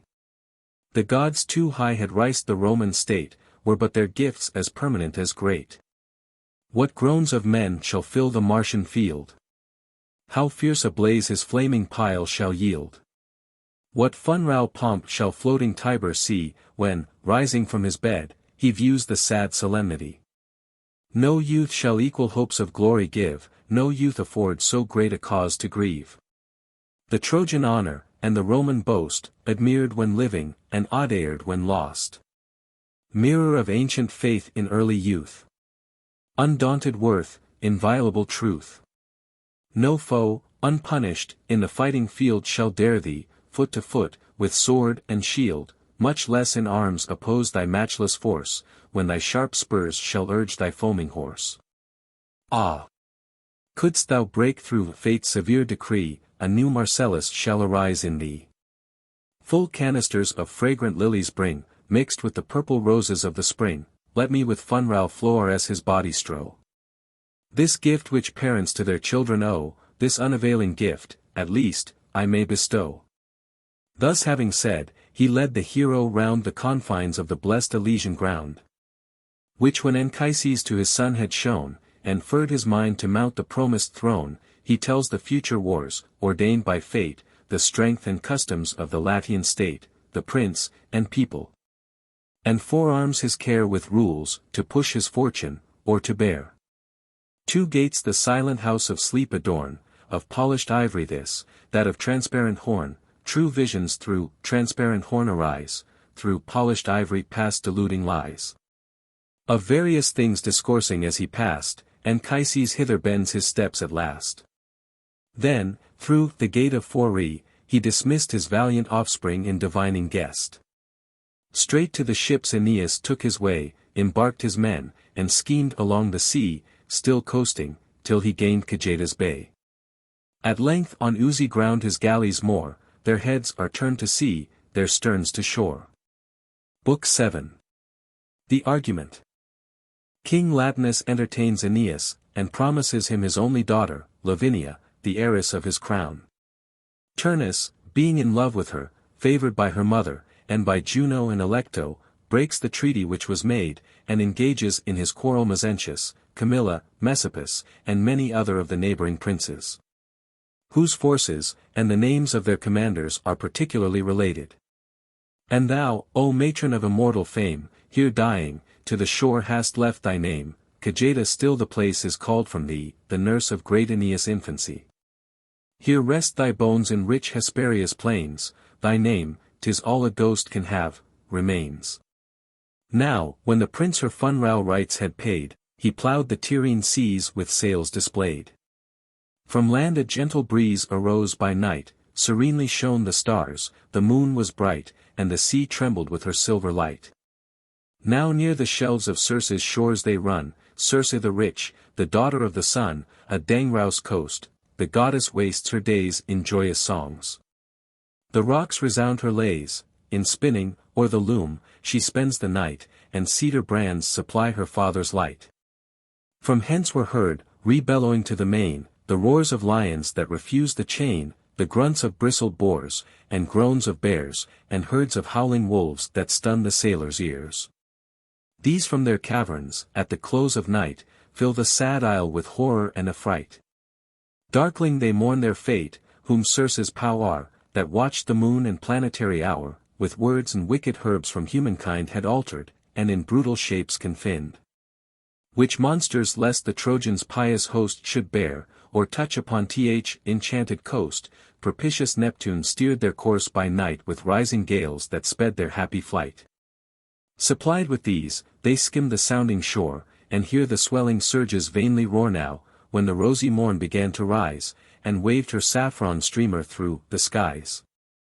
When Thetis blushed in purple not her own, and from her face the breathing winds were blown, a sudden silence sate upon the sea, and sweeping oars, with struggling, urged their way.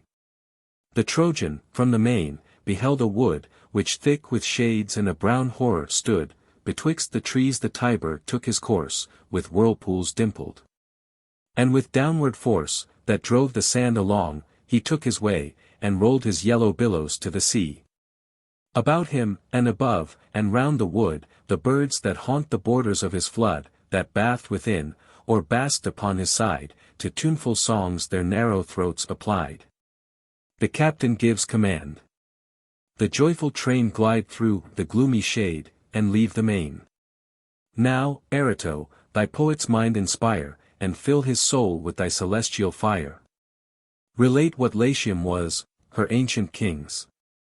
Declare the past and present state of things, when first the Trojan fleet Ausonia sought, and how the rivals loved, and how they fought. These are my theme, and how the war began, and how concluded by the godlike man, for I shall sing of battles, blood, and rage, which princes and their people did engage. And haughty souls, that, moved with mutual hate, in fighting fields pursued and found their fate, that roused the Tyrrhene realm with loud alarms, and peaceful Italy involved in arms. A larger scene of action is displayed. And, rising hence, a greater work is wait. Latinus, old and mild, had long possessed the Latin scepter, and his people blessed, his father Faunus, a Laurentian dame his mother, fair Marica was her name. But Faunus came from Picus drew his birth from Saturn, if records be true. Thus King Latinus, in the third degree, had Saturn author of his family. But this old peaceful prince, as he then decreed, was blessed with no male issue to succeed, his sons in blooming youth were snatched by fate, one only daughter heired the royal state. Furred with her love, and with ambition led, the neighboring princes court her nuptial bed. Among the crowd, but far above the rest, young Turnus to the beauteous maid addressed. Turnus, for high descent and graceful mien, was first, and favoured by the Latian queen, with him she strove to join Lavinia's hand, but dire portents the purposed match withstand. Deep in the palace, of long growth, there stood a laurel's trunk, a venerable wood, where rites divine were paid, whose holy hair was kept and cut with superstitious care.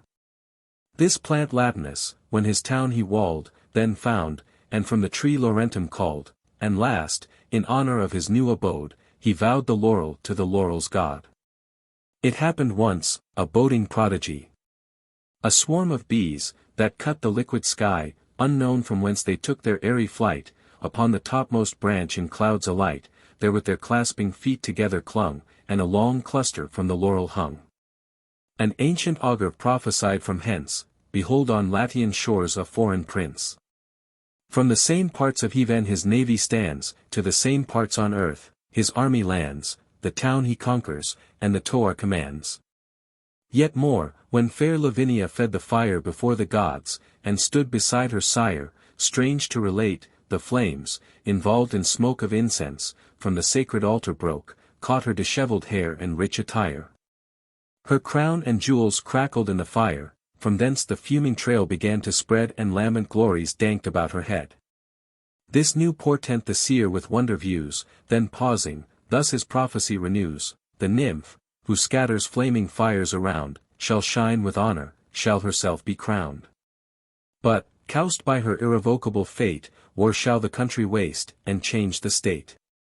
Latinus, fright with this dire ostent, for counsel to his father Faunus went, and sought the shades renowned for prophecy which near Albunia's sulphurous fountain lie. To these the Latian and the Sabine land fly, when distressed, and thence relief demand.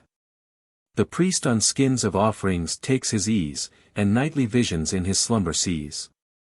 A swarm of thin aerial shapes appears, and, fluttering round his temples, deafs his ears, these he consults, the future fates to know, from powers above, and from the fiends below.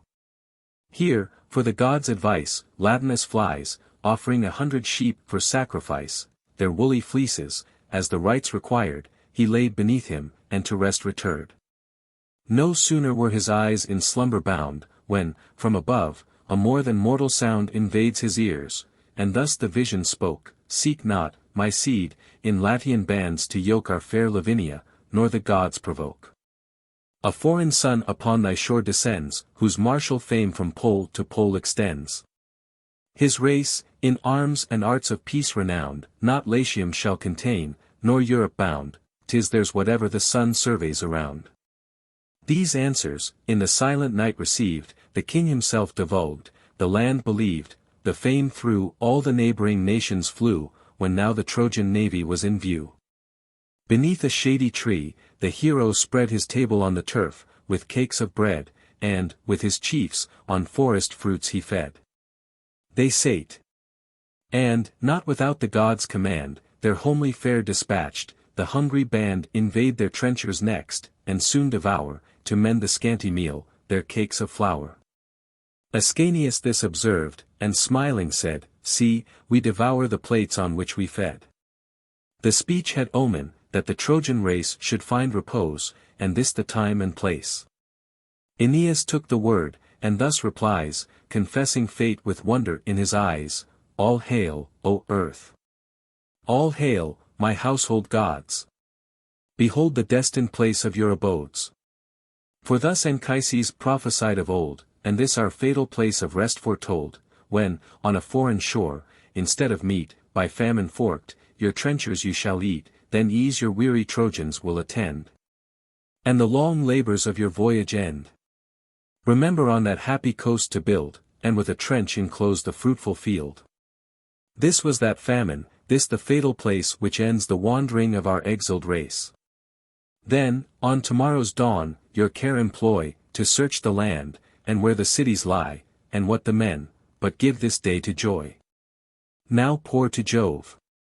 And, after Jove is blessed, call great Anchises to the genial feast, crown high the goblets with a cheerful draught, enjoy the present hour, adjourn the future thought.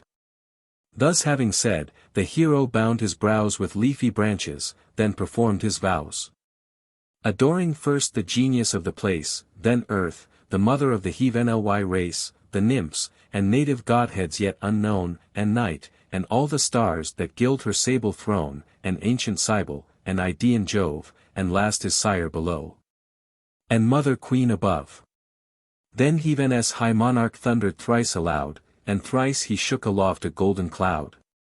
Soon through the joyful camp a rumor flew, the time was come their city to renew. Then every brow with cheerful green is crowned, the feasts are doubled, and the bowls go round. When next the rosy morn disclosed the day, the scouts to several parts divide their way, to learn the natives' names, their towns explore, the coasts and trendings of the crooked shore, here Tiber flows, and here Numicus stands. Here warlike Latins hold the happy lands. The pious chief, who sought by peaceful ways to found his empire, and his town to raise, 100 youths from all his train selects, and to the Latian court their course directs, the spacious palace where their prince resides. And all their heads with wreaths of olive hides. They go commissioned to require a peace, and carry presents to procure access. Thus while they speed their pace, the prince designs his new elected seat, and draws the lines. The Trojans round the place a rampire cast, and palisades about the trenches placked. Meantime the train, proceeding on their way, from far the town and lofty towers survey, at length approach the walls. Without the gate, they see the boys and Latian youth debate the martial prizes on the dusty plain, some drive the cars, and some the coursers rein, some bend the stubborn bow for victory, and some with darts their active sinews try. A posting messenger, dispatched from hence, of this fair troop advised their aged prince, that foreign men of mighty stature came, uncouth their habit, and unknown their name. The king ordains their entrance, and ascends his regal seat, surrounded by his friends. The palace built by Picus, vast and proud, supported by 100 pillars stood, and round encompassed with a rising wood. The pile o'erlooked the town, and drew the sight, surpriest at once with reverence and delight. Their kings received the marks of sovereign power, in state the monarchs marched, the lictors bore their awful axes and the rods before. Here the tribunal stood, the house of prayer, and here the sacred senators repair, all at large tables, in long order set, a ram their offering, and a ram their meat. Above the portal, carved in cedar wood, plaqued in their ranks, their godlike grandsires stood, old Saturn, with his crooked scythe, on high, and Iulus, that led the colony. And ancient Janus, with his double face, and bunch of keys, the porter of the place. Their good Sabinus, planter of the vines, on a short pruning hook his head reclines, and studiously surveys his generous wines. Then warlike kings, who for their country fought, and honorable wounds from battle brought. Around the posts hung helmets, darts, and spears, and captive chariots, axes, shields, and bars, and broken beaks of ships, the trophies of their wars. Above the rest, as chief of all the band, was Picus plaqued, a buckler in his hand, his other waved a long divining wand. Girt in his Gaban gown the hero sate, yet could not with his art avoid his fate, for Circe long had loved the youth in vain, till love, refused, converted to disdain, then, mixing powerful herbs, with magic art, she changed his form. Who could not change his heart? Constrained him in a bird, and made him fly, with party-colored plumes, a chattering pie. In this high temple, on a chair of state, the seat of audience, old Latinus sate, then gave admission to the Trojan train. And thus with pleasing accents he began, Tell me, ye Trojans, for that name you own, nor is your course upon our coasts unknown, say what you seek, and whither were you bound, were you by stress of weather cast aground? Such dangers as on seas are often seen, and oft befall to miserable men, or come, your shipping in our ports to lay, spent and disabled in so long a way. Say what you want, the Latians you shall find not forked to goodness, but by will inclined. For, since the time of Saturn's holy reign, his hospitable customs we retain. I call to mind, but time the tale has worn, Marunci told, that Dardanus, though born on Latian plains, yet sought the Phrygian shore, and Samothracia, Samos called before. From Tuscan Corydon he claimed his birth. But after, when exempt from mortal earth, from thence ascended to his kindred skies, a god, and, as a god, augments their sacrifice. He said. Ilioneus made this reply, O king, of Faunus' royal family. Nor wintry winds to Latium forked our way, nor did the stars our wandering course betray. Willing we sought your shores, and, hither bound, the port, so long deserted, at length we found, from our sweet homes and ancient realms expelled. Great as the greatest that the sun beheld. The god began our line, who rules above, and, as our race, our king descends from Jove, and hither are we come, by his command, to crave admission in your happy land.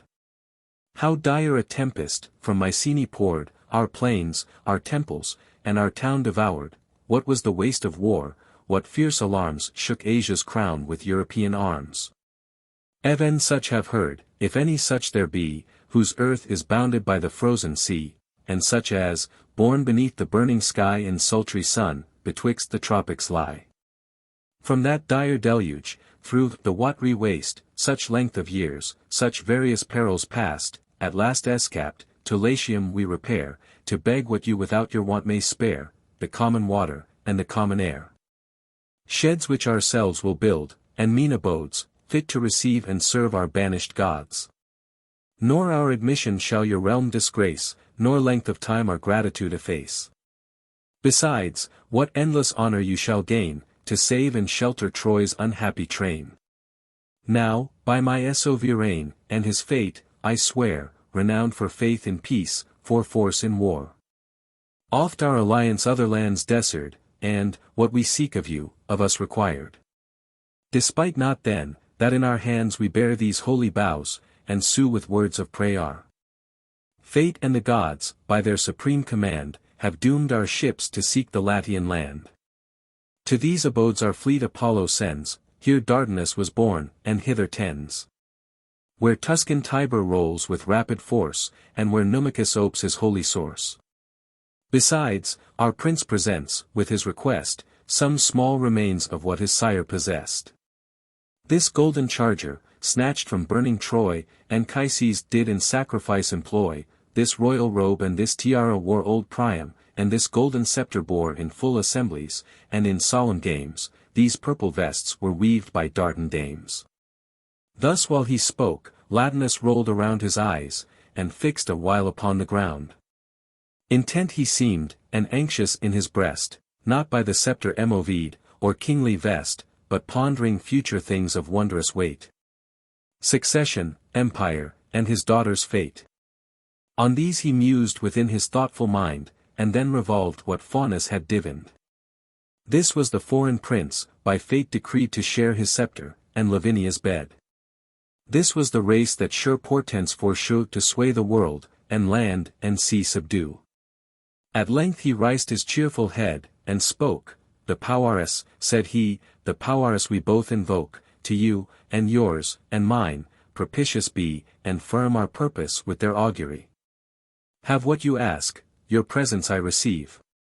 Land, where and when you please, with ample leave, partake and use my kingdom as your own, all shall be yours, while I command the crown, and, if my wished alliance please your king, tell him he should not send the peace, but bring. Then let him not a friend's embraces fear, the peace is made when I behold him here.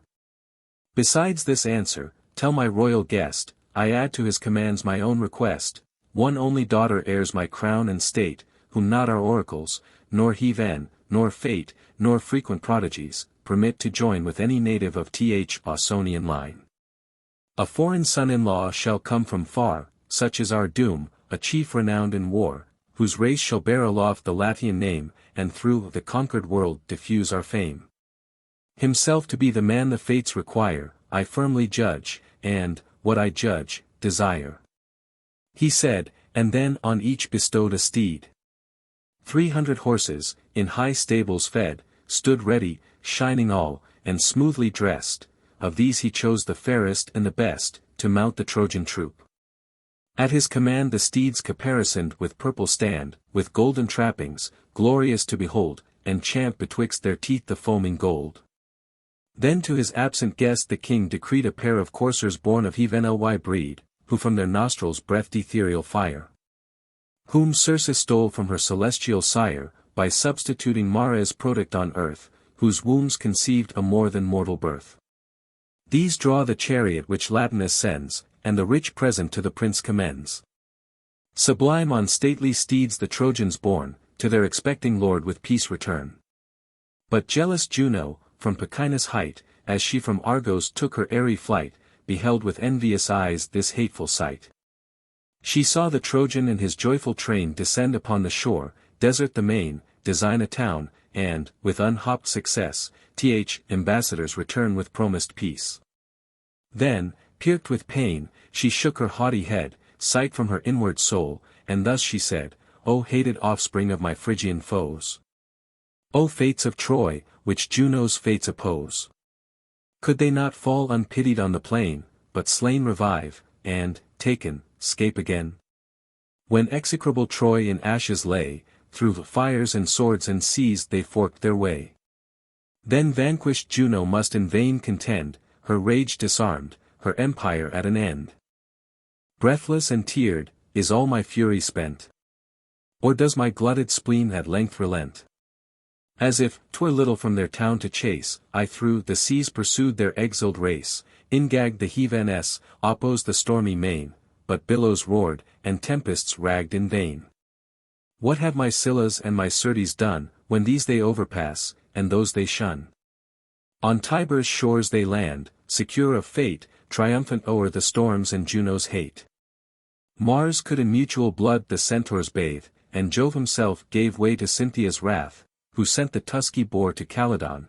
What great offense had either people done? But I, the consort of the Thunderer, have wagged a long and unsuccessful war, with various arts and arms in vain have toiled, and by a mortal man at length am foiled. If native power prevail not, shall I doubt to seek for needful succor from without? If Jove and heaven my just desires deny, hell shall the power of heaven and Jove supply. Grant that the fates have firmed, by their decree, the Trojan race to reign in Italy. At least I can defer the nuptial day, and with protracted wars the peace delay, with blood the dear alliance shall be bought, and both the people near destruction brought. So shall the son-in-law and father join, with ruin, war, and waste of either line. O fatal maid, thy marriage is endowed with Phrygian, Latian, and Rutulian blood. Bellona leads thee to thy lover's hand. Another queen brings forth another brand, to burn with foreign fires another land. A second Paris, differing but in name, shall fire his country with a second flame. Thus having said, she sinks beneath the ground, with furious haste, and shoots the Stygian sound, to rouse Alecto from th infernal seat of her dire sisters, and their dark retreat. This fury, fit for her intent, she chose. One who delights in wars and human woes. Even Pluto hates his own misshapen race, her sister Furies fly her hideous face, so frightful are the forms the monster takes, so fierce the hissings of her speckled snakes. Her Juno finds, and thus inflames her spite, O virgin daughter of eternal night, give me this once thy labor, to sustain my right and execute my just disdain. Let not the Trojans, with a feigned pretense of proffered peace, delude the Latian prince. Expel from Italy that odious name, and let not Juno suffer in her fame. 'Tis thine to ruin realms, o'erturn a state, betwixt the dearest friends to raise debate, and kindle kindred blood to mutual hate. Thy hand o'er towns the funral torch displays, and forms 1,000 ills 10,000 ways. Now shake, out thy fruitful breast, the seeds of envy, discord, and of cruel deeds, confound the peace established, and prepare their souls to hatred, and their hands to war. Smeared as she was with black Gorgonian blood, the Fury sprang above the Stygian flood. And on her wicker wings, sublime through night, she to the Latian palace took her flight, there sought the queen's apartment, stood before the peaceful threshold, and besieged the door. Restless Amata lay, her swelling breast furred with disdain for Turnus dispossessed, and the new nuptials of the Trojan guest. From her black bloody locks the Fury shakes her darling plague, the favourite of her snakes. With her full force she threw the poisonous dart, and fixed it deep within Amata's heart, that, thus envenomed, she might kindle rage, and sacrifice to strife her house and husband's age. Unseen, unfelt, the fiery serpent schemes betwixt her linen and her naked limbs. His baleful breath inspiring, as he glides, now like a chain around her neck he rides, now like a fillet to her head repairs, and with his circling volumes folds her hairs. At first the silent venom slid with ease, and seized her cooler senses by degrees.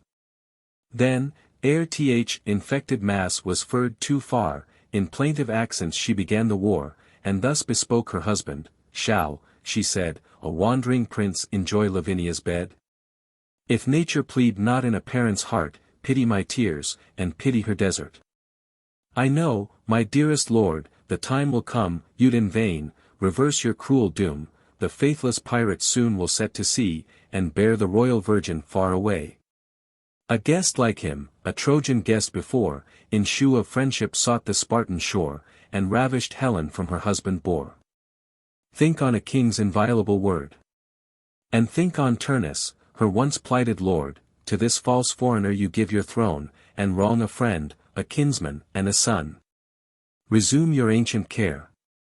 And, if the god your sire, and you, resolve on foreign blood, know all are foreign, in a larger sense, not born your subjects, or derived from hence. Then, if the line of Turnus you retrace, he springs from Inachus of Argive race.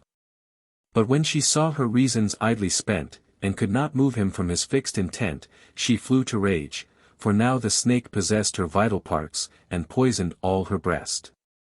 She raves, she runs with a distracted pace, and fills with horrid howls the public place. And, as young striplings whip the top for sport, on the smooth pavement of an empty court, the wooden engine flies and whirls about, admired, with clamours, of the beardless rout, they lash aloud, each other they provoke, and lend their little souls at every stroke, thus fares the queen. And thus her fury blows amidst the crowd, and kindles as she goes. Nor yet content, she strains her malice more, and adds new ills to those contrived before. She flies the town, and, mixing with a throng of madding matrons, bears the bride along, wandering through woods and wilds, and devious ways. And with these arts the Trojan match delays. She feigned the rites of Bacchus, cried aloud, and to the buxom god the virgin vowed. Evo. O Bacchus, thus began the song, and, Evo, answered all the female throng. O Virgin! Worthy thee alone, she cried, O worthy thee alone. The crew replied. For thee she feeds her hair, she leads thy dance, and with thy winding ivy wreaths her lance. Like fury says the rest. The progress known, all seek the mountains, and forsake the town, all, clad in skins of beasts, the javelin bear, give to the wanton winds their flowing hair, and shrieks and shoutings rend the suffering air. The queen herself, inspurred with rage divine, shook high above her head a flaming pine, then rolled her haggard eyes around the throng, and sung, in Turnus' name, the nuptial song, Io, ye Latian dames. If any here hold your unhappy queen, Amata, dear, if there be here, she said, who dare maintain my right, nor think the name of mother vain, unbind your fillets, loose your flowing hair, and orgies and nocturnal rites prepare. Amata's breast the fury thus invades, and fires with rage, amid the sylvan shades. Then, when she found her venom spread so far, the royal house embroiled in civil war, rised on her dusky wings, she cleaves the skies, and seeks the palace where young Turnus lies. His town, as fame reports, was built of old by Danae, pregnant with almighty gold, who fled her father's rage, and, with a train of following Argives, through the stormy main, driven by the southern blasts, was fated here to reign. 'Twas Ardua once. Now Ardia's name it bears, once a fair city, now consumed with years. Here, in his lofty palace, Turnus lay, betwixt the confines of the night and day, secure in sleep. The fury laid aside her looks and limbs, and with new methods tried the foulness of th infernal form to hide. Propped on a staff, she takes a trembling mien, her face is furrowed, and her front obscene, deep-dinted wrinkles on her cheek she draws. Sunk are her eyes, and toothless are her jaws, her hoary hair with holy fillets bound, her temples with an olive wreath are crowned. Old Chalybd, who kept the sacred fane of Juno, now she seemed, and thus began, appearing in a dream, to rouse the careless man. Shall Turnus then such endless toil sustain in fighting fields, and conquer towns in vain? Win, for a Trojan head to wear the prize, usurp thy crown, enjoy thy victories. The bride and scepter which thy blood has bought, the king transfers, and foreign heirs are sought. Go now, deluded man, and seek again new toils, new dangers, on the dusty plain. Repel the Tuscan foes, their city seize, protect the Latians in luxurious ease. This dream all-powerful Juno sends, I bear her mighty mandates, and her words you hear. Haste, arm your Ardeans, issue to the plain, with fate to friend, assault the Trojan train, their thoughtless chiefs, their painted ships, that lie in Tiber's mouth, with fire and sword destroy. The Latian king, unless he shall submit, own his old promise, and his new forget, let him, in arms, the power of Turnus prove, and learn to fear whom he disdains to love. For such is Heaven's command. The youthful prince with scorn replied, and made this bold defense, You tell me, mother, what I knew before, the Phrygian fleet is landed on the shore. I neither fear nor will provoke the war, my fate is Juno's most peculiar care. But time has made you dote, and vainly tell of arms imagined in your lonely cell. Go, be the temple and the gods your care, permit to men the thought of peace and war. These haughty words Alecto's rage provoke, and fright Turnus trembled as she spoke. Her eyes grow stiffened, and with sulphur burn, her hideous looks and hellish form return. Her curling snakes with hissings fill the place, and open all the furies of her face, then, darting fire from her malignant eyes, she cast him backward as he strove to rise, and, lingering, sought to frame some new replies. High on her head she rears two twisted snakes, her chains she rattles, and her whip she shakes, and, churning bloody foam, thus loudly speaks, behold whom time has made to dote, and tell of arms imagined in her lonely cell. Behold the fates' infernal minister. War, death, destruction, in my hand I bear. Thus having said, her smouldering torch, impressed with her full force, she plunged into his breast. Aghast he whacked. And, starting from his bed, cold sweat, in clammy drops, his limbs o'erspread. Arms! Arms, he cries, my sword and shield prepare. He breathes defiance, blood, and mortal war. So, when with crackling flames a cauldron fries, the bubbling waters from the bottom rise, above the brims they force their fiery way, black vapors climb aloft, and cloud the day. The peace polluted thus, a chosen band he first commissions to the Latian land, in threatening embassy. Then riced the rest, to meet in arms intruding Trojan guest, to force the foes from the Lavinian shore, and Italy's endangered peace restore. Himself alone an equal match he boasts, to fight the Phrygian and Ausonian hosts. The gods invoked, the Rutuli prepare their arms, and warn each other to the war. His beauty these, and those his blooming age, the rest his house and his own fame engage. While Turnus urges thus his enterprise, the Stygian fury to the Trojans flies. New frauds invents, and takes a steepy stand, which overlooks the vale with wide command, where fair Ascanius and his youthful train, with horns and hounds, a hunting match ordain, and pitch their toils around the shady plain. The fury fires the pack, they snuff, they vent, and feed their hungry nostrils with the scent. 'Twas of a well-grown stag, whose antlers rise high o'er his front, his beams invade the skies. From this light cause infernal maid prepares the country churls to mischief, hate, and wars. The stately beast the two Tyrrhidae bred, snatched from his dams, and the tame youngling fed. Their father Tyreus did his fodder bring, Tyreus, chief ranger to the Latian king, their sister Silvia cherished with her care the little wanton, and did wreaths prepare to hang his budding horns, with ribbons tied his tender neck. And combed his silken hide, and bathed his body. Patient of command in time he grew, and, growing us to hand, he waited at his master's board for food, then sought his salvage kindred in the wood, where grazing all the day, at night he came to his known lodgings, and his country dame. This household beast, that us the woodland grounds, was viewed at first by the young hero's hounds, as down the stream he swam, to seek retreat in the cool waters, and to quench his heat. Ascanius young, and eager of his game, soon bent his bow, uncertain in his aim, but the dire fiend the fatal arrow guides, which pierced his bowels through his panting sides. The bleeding creature issues from the floods, possessed with fear, and seeks his known abodes, his old familiar hearth and household gods. He falls, he fills the house with heavy groans, implores their pity, and his pain bemoans. Young Silvia beats her breast, and cries aloud for succor from the clownish neighborhood. The churls assemble, for the fiend, who lay in the close woody covert, urged their way. One with a brand yet burning from the flame, armed with a knotty club another came, whatever they catch or find, without their care, their fury makes an instrument of war.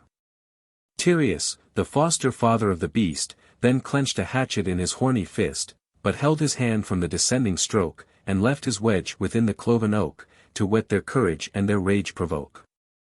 And now the goddess, exorcist and ill, who watched an hour to work her impious will, ascends the roof, and to her crooked horn, such as was then by Latian shepherds borne, adds all her breath, the rocks and woods around, and mountains tremble at infernal sound.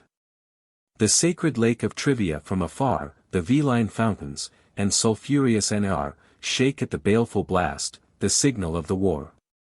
Young mothers wildly stare, with fear possessed, and strain their helpless infants to their breast. The clowns, a boisterous, rude, ungoverned crew, with furious haste to the loud summons flew.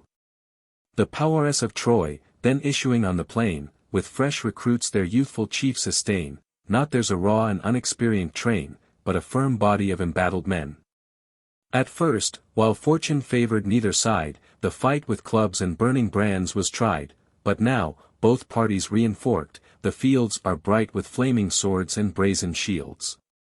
A shining harvest either host displays, and shoots against the sun with equal rays. Thus, when a black-browed gust begins to rise, white foam at first on the curled ocean fries, then roars the main, the billows mount the skies. Till, by the fury of the storm full blown, the muddy bottom o'er the clouds is thrown. First Almon falls, old Tereus' eldest care, pierced with an arrow from the distant war, fixed in his throat the flying weapon stood, and stopped his breath, and drank his vital blood. Huge heaps of slain around the body rise, among the rest. The rich Galesus lies. A good old man, while peace he preached in vain, amidst the madness of unruly train, 5 herds, 5 bleeding flocks, his pastures filled, his lands 100 yoke of oxen tilled. Thus, while in equal scales their fortune stood, the fury bathed them in each other's blood, then, having fixed the fight, exulting flies, and bears fulfilled her promise to the skies. To Juno thus she speaks, behold. It is done, the blood already drawn, the war begun, the discord is complete, nor can they cease the dire debate, nor you command the peace. Now, since the Latian and the Trojan brood have tasted vengeance and the sweets of blood. Speak, and my power shall add this office more, the neighboring nations of Ausonian shore shall hear the dreadful rumor, from afar, of armed invasion, and embrace the war. Then Juno thus, the grateful work is done, the seeds of discord sowed, the war begun, frauds, fears, and fury have possessed the state, and fixed the causes of a lasting hate.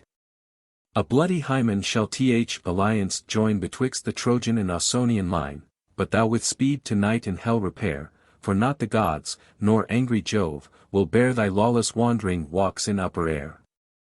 Leave what remains to me. Satenia said, the sullen fiend her sounding wings displayed, unwilling left the light, and sought the nether shade. In midst of Italy, well known to fame, there lies a lake, Sanctus is the name, below the lofty mounts, on either side thick forests the forbidden entrance hide. Full in the center of the sacred wood an arm arises of the Stygian flood, which, breaking from beneath with bellowing sound, whirls the black waves and rattling stones around. Here Pluto pants for breath from out his cell, and opens wide the grinning jaws of hell. To this infernal lake the fury flies, here hides her hated head, and frees the labyrinthine skies. Saturnian Juno now, with double care, attends the fatal process of the war. The clowns, returned, from battle bear the slain, implore the gods, and to their king complain. The corps of Almon and the rest are shown. Shrieks, clamors, murmurs, fill the fright town. Ambitious Turnus in the press appears, and, aggravating crimes, augments their fears, proclaims his private injuries aloud, a solemn promise made, and disavowed. A foreign son is sought, and a mixed mongrel brood. Then they, whose mothers, frantic with their fear, in woods and wilds the flags of Bacchus bear, and lead his dances with dishevelled hair, increase the clamor, and the war demand, such was Amida's interest in the land. Against the public sanctions of the peace, against all omens of their ill success. With fates averse, the rout in arms resort, to force their monarch, and insult the court. But, like a rock unmoved, a rock that braves the raging tempest and the rising waves, propped on himself he stands. His solid sides wash off the seaweeds, and the sounding tides, so stood the pious prince, unmoved, and long sustained the madness of the noisy throng. But, when he found that Juno's power prevailed, and all the methods of cool counsel failed, he calls the gods to witness their offense, disclaims the war, asserts his innocence. Hurried by fate, he cries, and borne before a furious wind, we have the faithful shore. O more than madmen! You yourselves shall bear the guilt of blood and sacrilegious war, thou, Turnus, shalt atone it by thy fate, and pray to Heaven for peace, but pray too late. For me, my stormy voyage at an end, I to the port of death securely tend. The funeral pomp which to your kings you pay, is all I want, and all you take away. He said no more, but, in his walls confined, shut out the woes which he too well divined, nor with the rising storm would vainly strive, but left the helm, and let the vessel drive. A solemn custom was observed of old, which Latium held, and now the Romans hold, their standard when in fighting fields they rear against the fierce Hyrcanians, or declare the Scythian, Indian, or Arabian war. Or from the boasting Parthians would regain their eagles, lost in Carrie's bloody plain. 2 gates of steel, the name of Mars they bear, and still are worshipped with religious fear, before his temple stand, the dire abode, and the feared issues of the furious god, are flanked with brazen bolts. Without the gates, the wary guardian Janus doubly waits. Then, when the sacred Senate votes the wars, the Roman consul their decree declares, and in his robes the sounding gates unbars. The youth in military shouts arise, and the loud trumpets break the yielding skies. These rites, of old by sovereign princes used, were the king's office. But the king refused, deaf to their cries, nor would the gates unbar of sacred peace, or loose imprisoned war, but hid his head, and, safe from loud alarms, abhorred the wicked ministry of arms. Then Helvenes' imperious queen shot down from high, at her approach the brazen hinges fly, the gates are forked, and every falling bar, and, like a tempest, issues out the war. The peaceful cities of Ausonian shore, lulled in their ease, and undisturbed before, are all on fire, and some, with studious care, their restive steeds in sandy plains prepare. Some their soft limbs in painful marches try, and war is all their wish, and arms the general cry. Part scour the rusty shields with seam, and part new grind the blunted axe, and point the dart, with joy they view the waving ensigns fly, and hear the trumpet's clangor pierce the sky. 5 cities forge their arms, Otnian Pauares, Antemne, Tibur with her lofty Toares, Ardea the proud, the Crustumerian town, all these of old were places of renown. Some hammer helmets for the fighting field. Some twine young sallows to support the shield, the crosslet some, and some the cuishes mold, with silver plated, and with ductile gold. The rustic honors of the scythe and share give place to swords and plumes, the pride of war. Old falchions are new tempered in the fires, the sounding trumpet every soul inspires. The word is given, with eager speed they lace the shining headpiece, and the shield embrace. The neighing steeds are to the chariot tied. The trusty weapon sits on every side. And now the mighty labor is begun, ye Muses, open all your helicon. Sing you the chiefs that swayed Ausonian land, their arms, and armies under their command, what warriors in our ancient clime were bred. What soldiers followed, and what heroes led. For well you know, and can record alone, what fame to future times conveys but darkly down. Mezentius first appeared upon the plain, scorn sate upon his brows, and sour disdain, defying earth and heaven. Etruria lost, he brings to Turnus aid his baffled host. The charming Lausus, full of youthful fire, rode in the rank, and next his sullen sire, to Turnus only second in the grace of manly mien, and features of the face. A skilful horseman, and a huntsman bred, with fates averse 1,000 men he led, his sire unworthy of so brave a son, himself well worthy of a happier throne. Next Aventinus drives his chariot round the Latian plains, with palms and laurels crowned. Proud of his steeds, he smokes along the field, his father's hydra fills his ample shield, 100 serpents hiss about the brims. The son of Hercules he justly seems by his broad shoulders and gigantic limbs, of heaven ly part, and part of earthly blood, a mortal woman mixing with a god.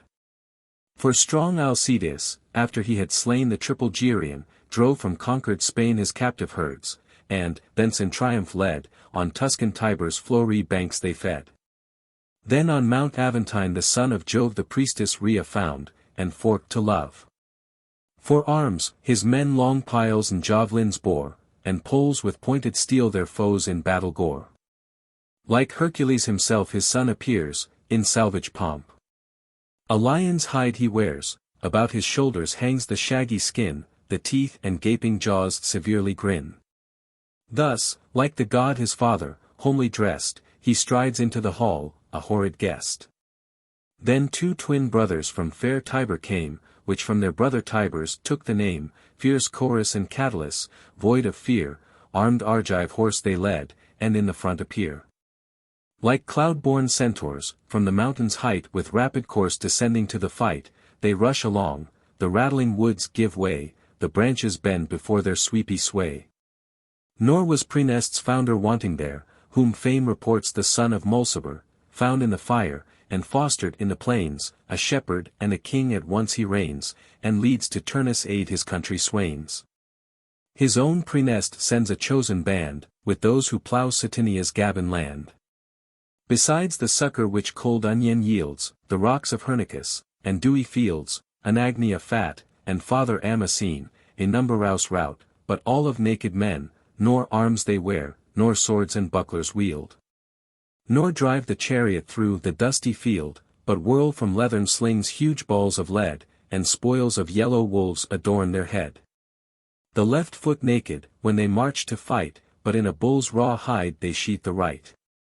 Messapus next, great Neptune was his sire, secure of steel, and fated from the fire, in pomp appears, and with his ardor warms a heartless train, unexercised in arms, the just Faliscans he to battle brings.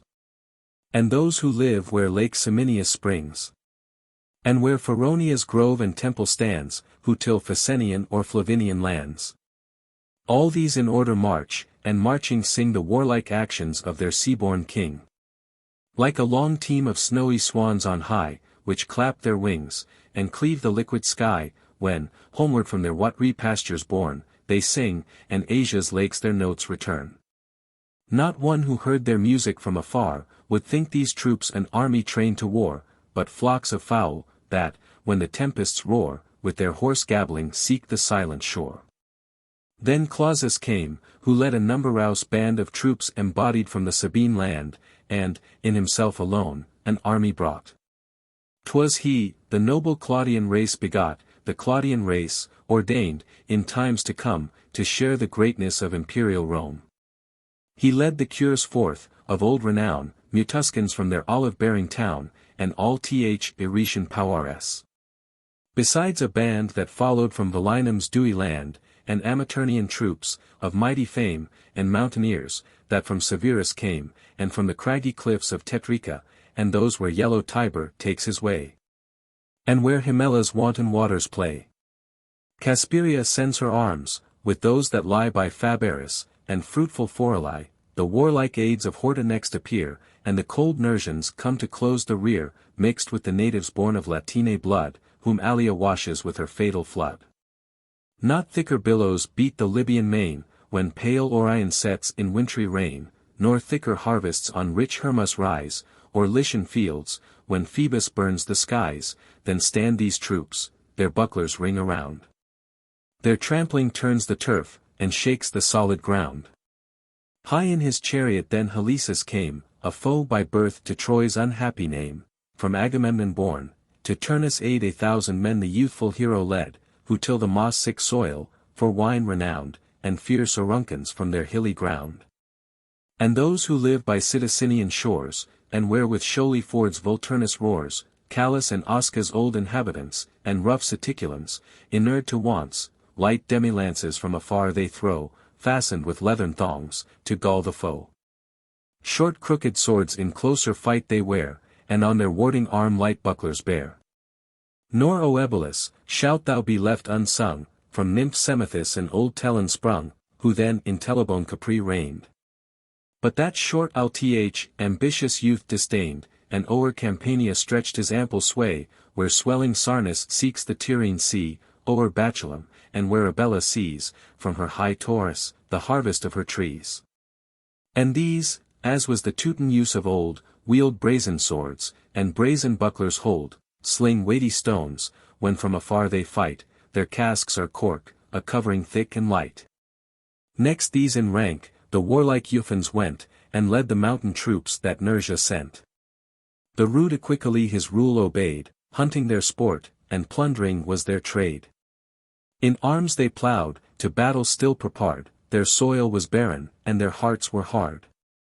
Umbro the priest the proud Marubians led, by King Archippus sent to Turnus' aid, and peaceful olives crowned his hoary head. His wand and holy words, the viper's rage, and venomed wounds of serpents could assuage. He, when he pleased with powerful juice to steep their temples, shut their eyes in pleasing sleep.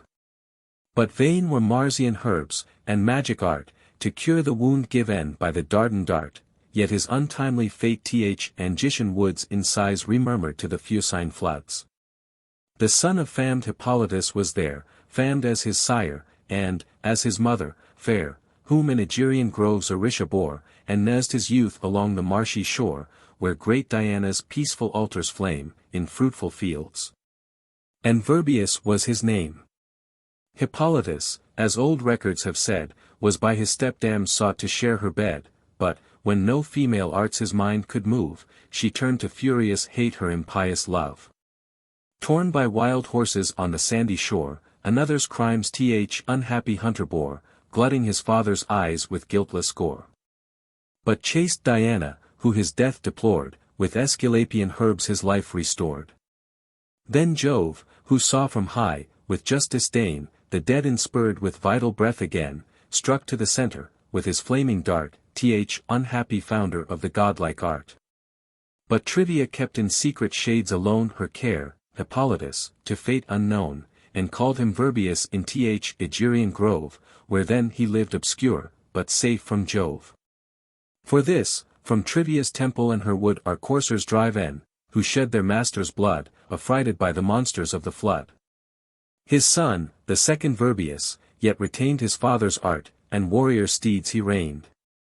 Amid the troops, and like the leading god, high o'er the rest in arms the graceful Turnus rode, a triple of plumes his crest adorned, on which with belching flames Chimera burned, the more the kindled combat rises higher, the more with fury burns the blazing fire. Fair Io gracked his shield, but Io now with horns exalted stands, and seems to low, a noble charge. Her keeper by her side, to watch her walks, his 100 eyes applied. And on the brims her sire, the watery god, rolled from a silver urn his crystal flood. A cloud of foot succeeds, and fills the fields with swords, and pointed spears, and clattering shields. Of Argives, and of old Sicanian bands, and those who plough the rich Rutulian lands. Auruncan youth, and those Sacrana yields, and the proud Labicans, with painted shields, and those who near Nemician streams reside, and those whom Tiber's holy forests hide, or Circe's hills from the main land divide. Where Euphens glides along the lowly lands, or the black water of Pomptina stands. Last, from the Volscians fair Camilla came, and led her warlike troops, a warrior dame. Unbred to spinning, in the loom unskilled, she chose the nobler palace of the field. Mixed with the first, the fierce virago fought, sustained the toils of arms, the danger sought, outstripped the winds in speed upon the plain, flew o'er the fields, nor hurt the bearded grain, she swept the seas, and, as she schemed along, her flying feet unbathed on billows hung. Men, boys, and women, stupid with surprise, where'er she passes, fix their wondering eyes, longing they look, and, gaping at the sight, devour her o'er and o'er with vast delight. Her purple habit sits with such a grace on her smooth shoulders, and so suits her face, her head with ringlets of her hair is crowned, and in a golden caul the curls are bound.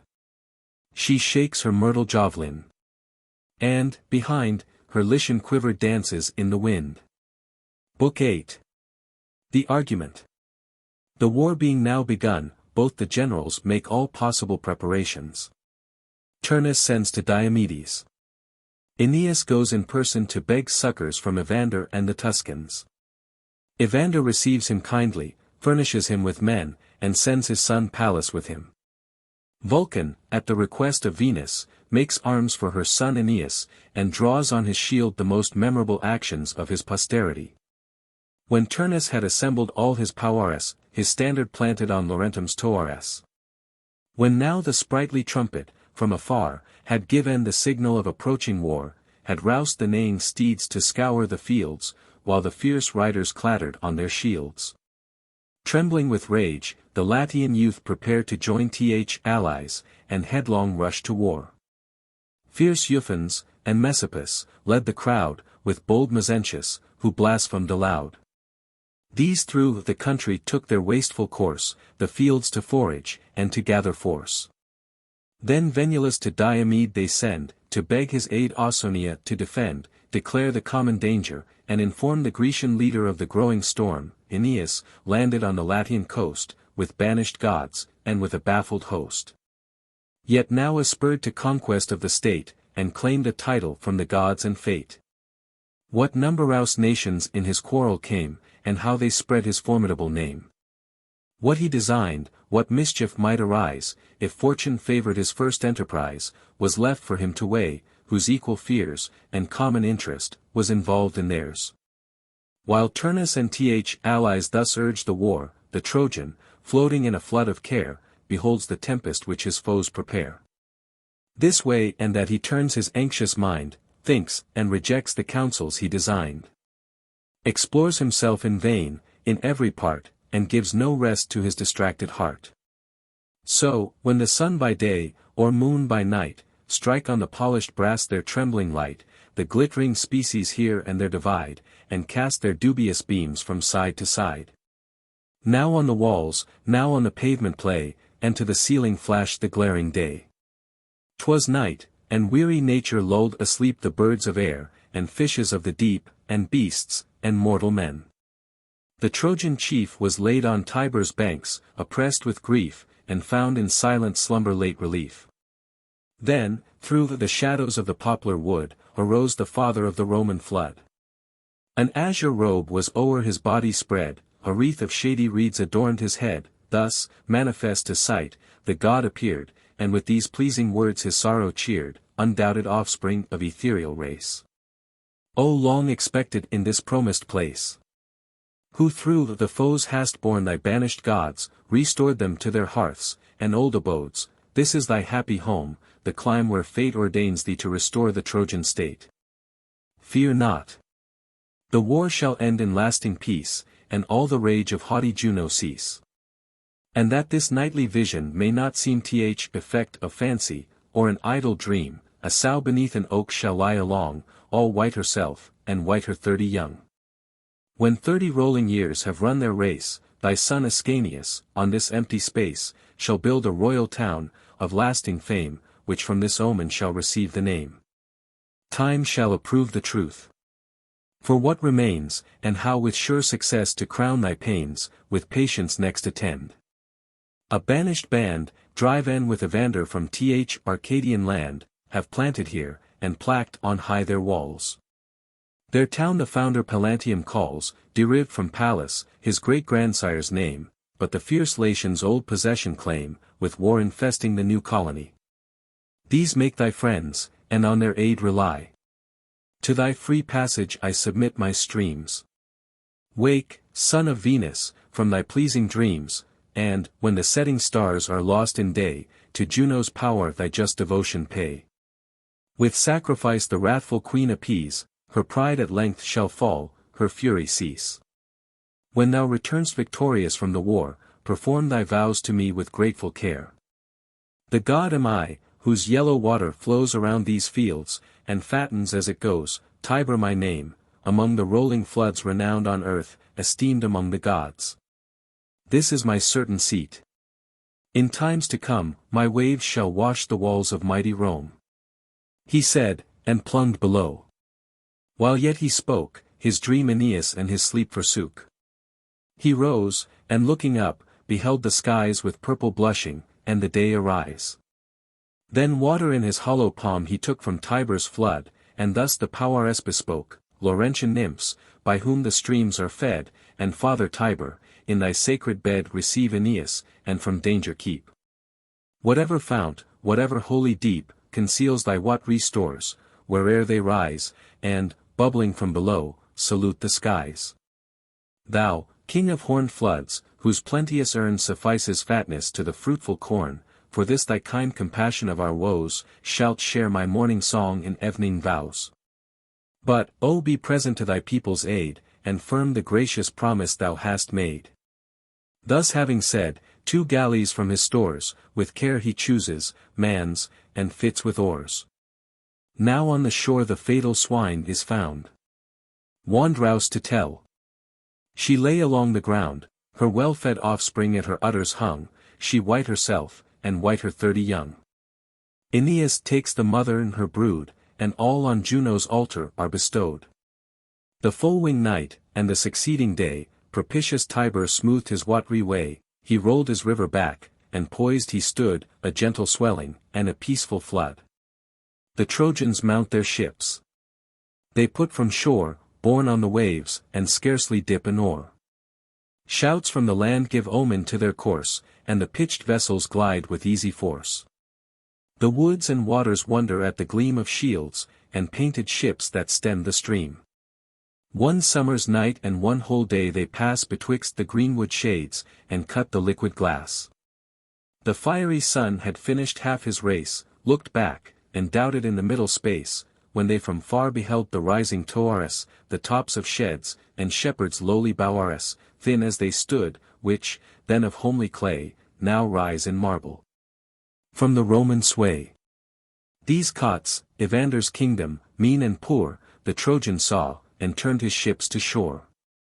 'Twas on a solemn day, Arcadian states, the king and prince, without the city gates, then paid their offerings in a sacred grove to Hercules, the warrior son of Jove. Thick clouds of rolling smoke involve the skies, and fat of entrails on his altar fries. But, when they saw the ships that stemmed the flood, and glittered through the covert of the wood, they rose with fear, and left unfinished feast, till dauntless Pallas reassured the rest to pay the rites. Himself without delay a javelin seized, and singly took his way, then gained a rising ground, and called from far, Resolve me, strangers, whence, and what you are, your busness here, and bring you peace or war. High on the stern Aeneas took his stand, and held a branch of olive in his hand, while thus he spoke, the Phrygians' arms you see, expelled from Troy, provoked in Italy by Latian foes, with war unjustly made. At first affiant, and at last betrayed. This message bear, the Trojans and their chief bring holy peace, and beg the king's relief. Struck with so great a name, and all on fire, the youth replies, whatever you require, your fame exacts. Upon our shores descend. A welcome guest, and, what you wish, a friend. He said, and, downward hasting to the strand, embraced the stranger prince, and joined his hand. Conducted to the grove, Aeneas broke the silence first, and thus the king bespoke, best of the Greeks, to whom, by fate's command, I bear these peaceful branches in my hand, undaunted I approach you, though, I know your birth is Grecian. And your land my foe. From Atreus though your ancient lineage came, and both the brother kings your kindred claim. Yet, my self-conscious worth, your high renown, your virtue, through the neighboring nations blown, our fathers' mingled blood, Apollo's voice, have led me hither, less by need than choice. Our founder Dardanus, as fame has sung, and Greeks acknowledge, from Electra sprung, Electra from the loins of Atlas came, Atlas, whose head sustains the starry frame your sire is Mercury, whom long before on cold Cylleni's top fair Maia bore. Maia the fair, on fame if we rely, was Atlas' daughter, who sustains the sky. Thus from one common source our streams divide, ours is the Trojan, yours Arcadian side. Rised by these hopes, I sent no news before, nor asked your leave, nor did your faith implore, but come, without a pledge, my own ambassador. The same Rutulians, who with arms pursue the Trojan race, are equal foes to you. Our host expelled, what farther force can stay the victor troops from universal sway? Then will they stretch their power athwart the land, and either sea from side to side command. Receive our offered faith, and give us thine. Ours is a generous and experienced line, we want not hearts nor bodies for the war, in council cautious, and in fields we dare. He said. And while spoke, with piercing eyes Evander viewed the man with vast surprise, pleased with his action, ravished with his face, then answered briefly, with a royal grace, O valiant leader of the Trojan line! In whom the features of thy father shine, how I recall Anchises. How I see his motions, mien, and all my friend, in thee. Long though it be, 'tis fresh within my mind, when Priam to his sister's court designed a welcome visit, with a friendly stay, and through Arcadian kingdom took his way. Then, past a boy, the callow down began to shade my chin, and call me first a man. I saw the shining train with vast delight, and Priam's goodly person pleased my sight, but great Anchises, far above the rest, with awful wonder furred my youthful breast. I longed to join in friendship's holy bands our mutual hearts, and plight our mutual hands. I first accosted him, I sued, I sought, and, with a loving force, to Phineus brought. He gave me, when at length constrained to go, a Lycian quiver and a Nautian bow, a vest embroidered, glorious to behold, and 2 rich bridles, with their bits of gold, which my son's coursers in obedience hold. The league you ask, I offer, as your right, and, when tomorrow's sun reveals the light, with swift supplies you shall be sent away. Now celebrate with us this solemn day, whose holy rites admit no long delay. Honor our annual feast. And take your seat, with friendly welcome, at a homely treat. Thus having said, the bowls removed, for fear, the youths replacked, and soon restored the cheer. On sods of turf he set the soldiers round, a maple throne, rised higher from the ground, received the Trojan chief, and, o'er the bed, a lion's shaggy hide for ornament they spread. The loaves were served in canisters, the wine in bowls. The priest renewed the rites divine, broiled entrails are their food, and beef's continued chine.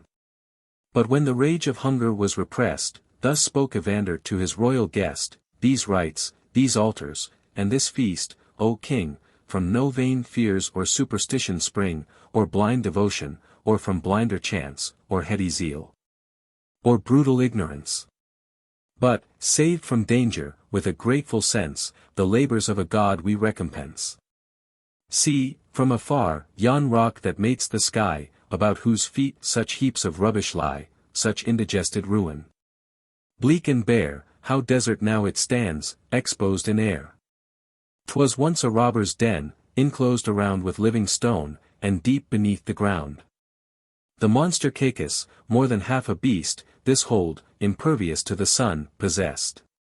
The pavement ever foul with human gore, heads, and their mangled members, hung the door. Vulcan this plague begot, and, like his sire, black clouds he belched, and flakes of livid fire. Time, long expected, eased us of our load, and brought the needful presence of a god.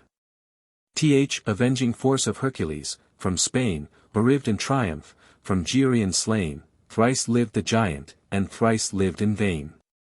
His prize, the lowing herds, Alcides drove near Tiber's bank, to graze the shady grove. Allured with hope of plunder, and intent by force to rob, by fraud to circumvent, the brutal Cacus, as by chance they strayed, for oxen thence, and for fair kine conveyed. And, lest the printed footsteps might be seen, he dragged them backwards to his rocky den.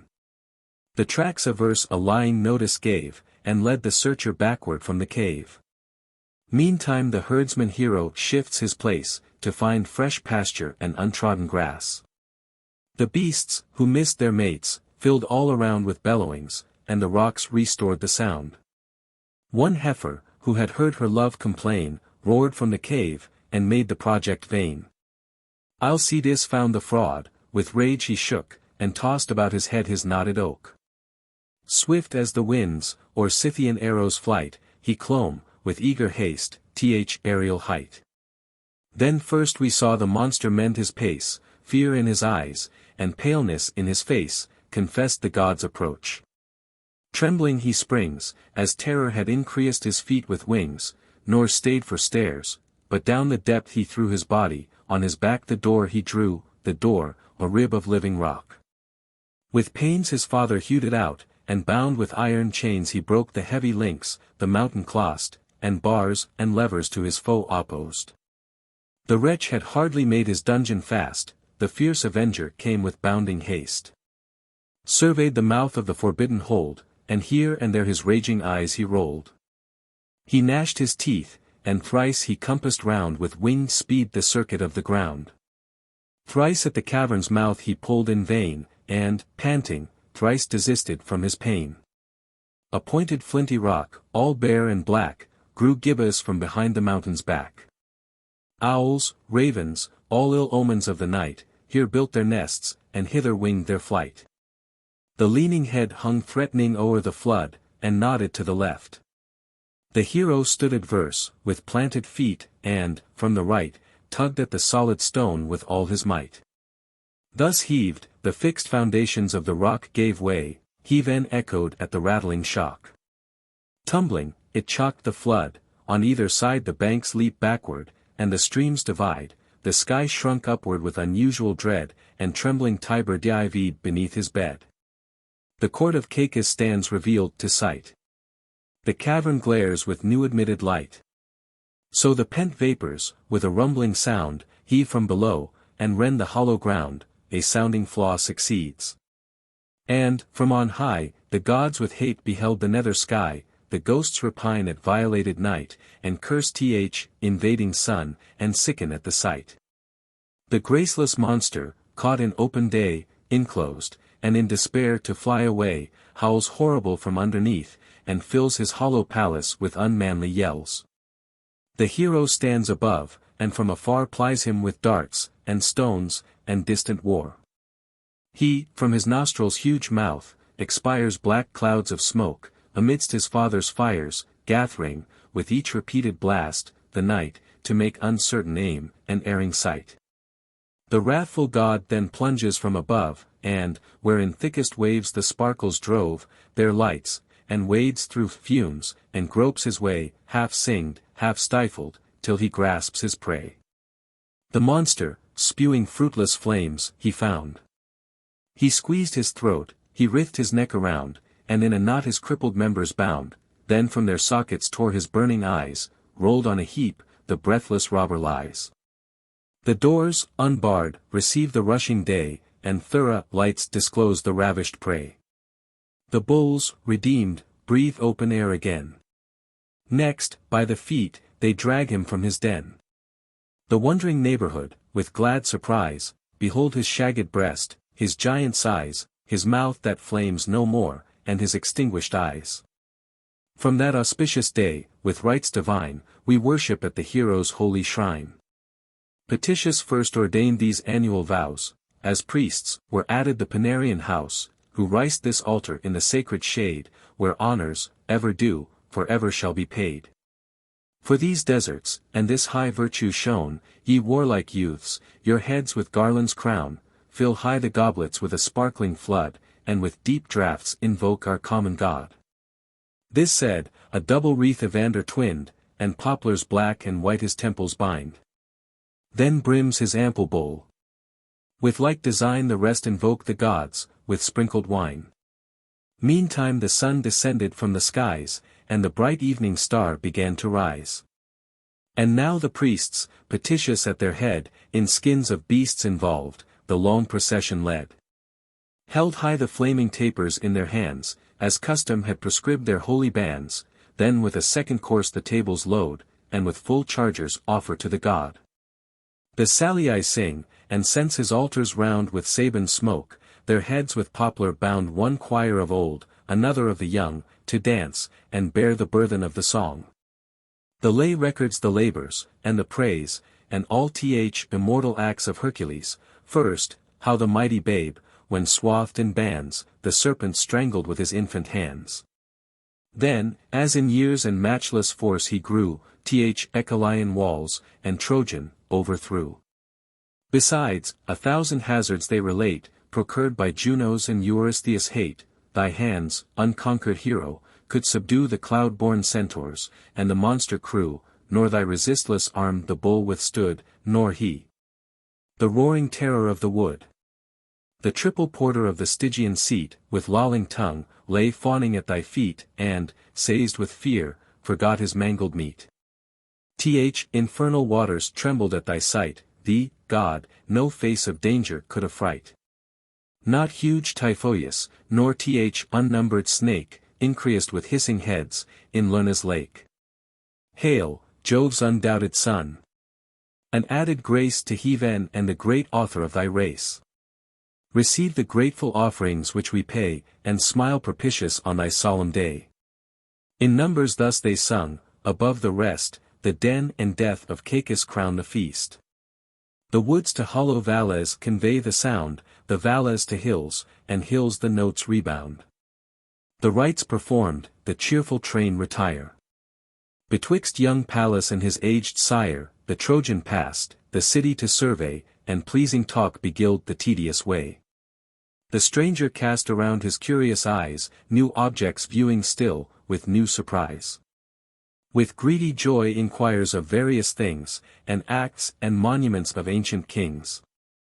Then thus the founder of the Roman Taurus, these woods were first the seat of sylvan Pauarus, of nymphs and fauns, and salvage men, who took their birth from trunks of trees and stubborn oak. Nor laws they knew, nor manners, nor the care of laboring oxen, or the shining share, nor arts of gain, nor what they gained to spare. Their exercise the chase, the running flood supplied their thirst, the trees supplied their food. Then Saturn came, who fled the power of Jove, robbed of his realms, and banished from above. The men, dispersed on hills, to towns he brought, and laws ordained, and civil customs taught, and Latium called the land where safe he lay from his unduteous son, and his usurping sway. With his mild empire, peace and plenty came. And hence the golden times derived their name. A more degenerate and discolored age succeeded this, with avarice and rage. Ausonians then, and bold Sicanians came, and Saturn's empire often chonged the name. Then kings, gigantic Tibris, and the rest, with arbitrary sway the land oppressed, for Tiber's flood was Albula before, till, from the tyrant's fate, his name it bore. I last arrived, driven from my native home by fortune's power, and fate's resistless doom. Long tossed on seas, I sought this happy land, warned by my mother nymph, and called by Heaven's command.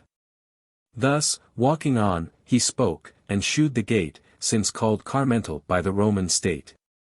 Where stood an altar, sacred to the name of old Carmenta, the prophetic dame, who to her son foretold Aenean race, sublime in fame, and Rome's imperial place, then shews the forest, which, in after times, fierce Romulus for perpetrated crimes a sacred refuge made. With this, the shrine where Pan below the rock had rites divine, then tells of Argus' death, his murdered guest, whose grave and tomb his innocence attest. Thence, to the steep Tarpeian rock he leads. Now roofed with gold, then thatched with homely reeds. A reverent fear, such superstition reigns among the rude, even then possessed the swains. Some god, they knew, what god, they could not tell, did there amidst the sacred horror dwell.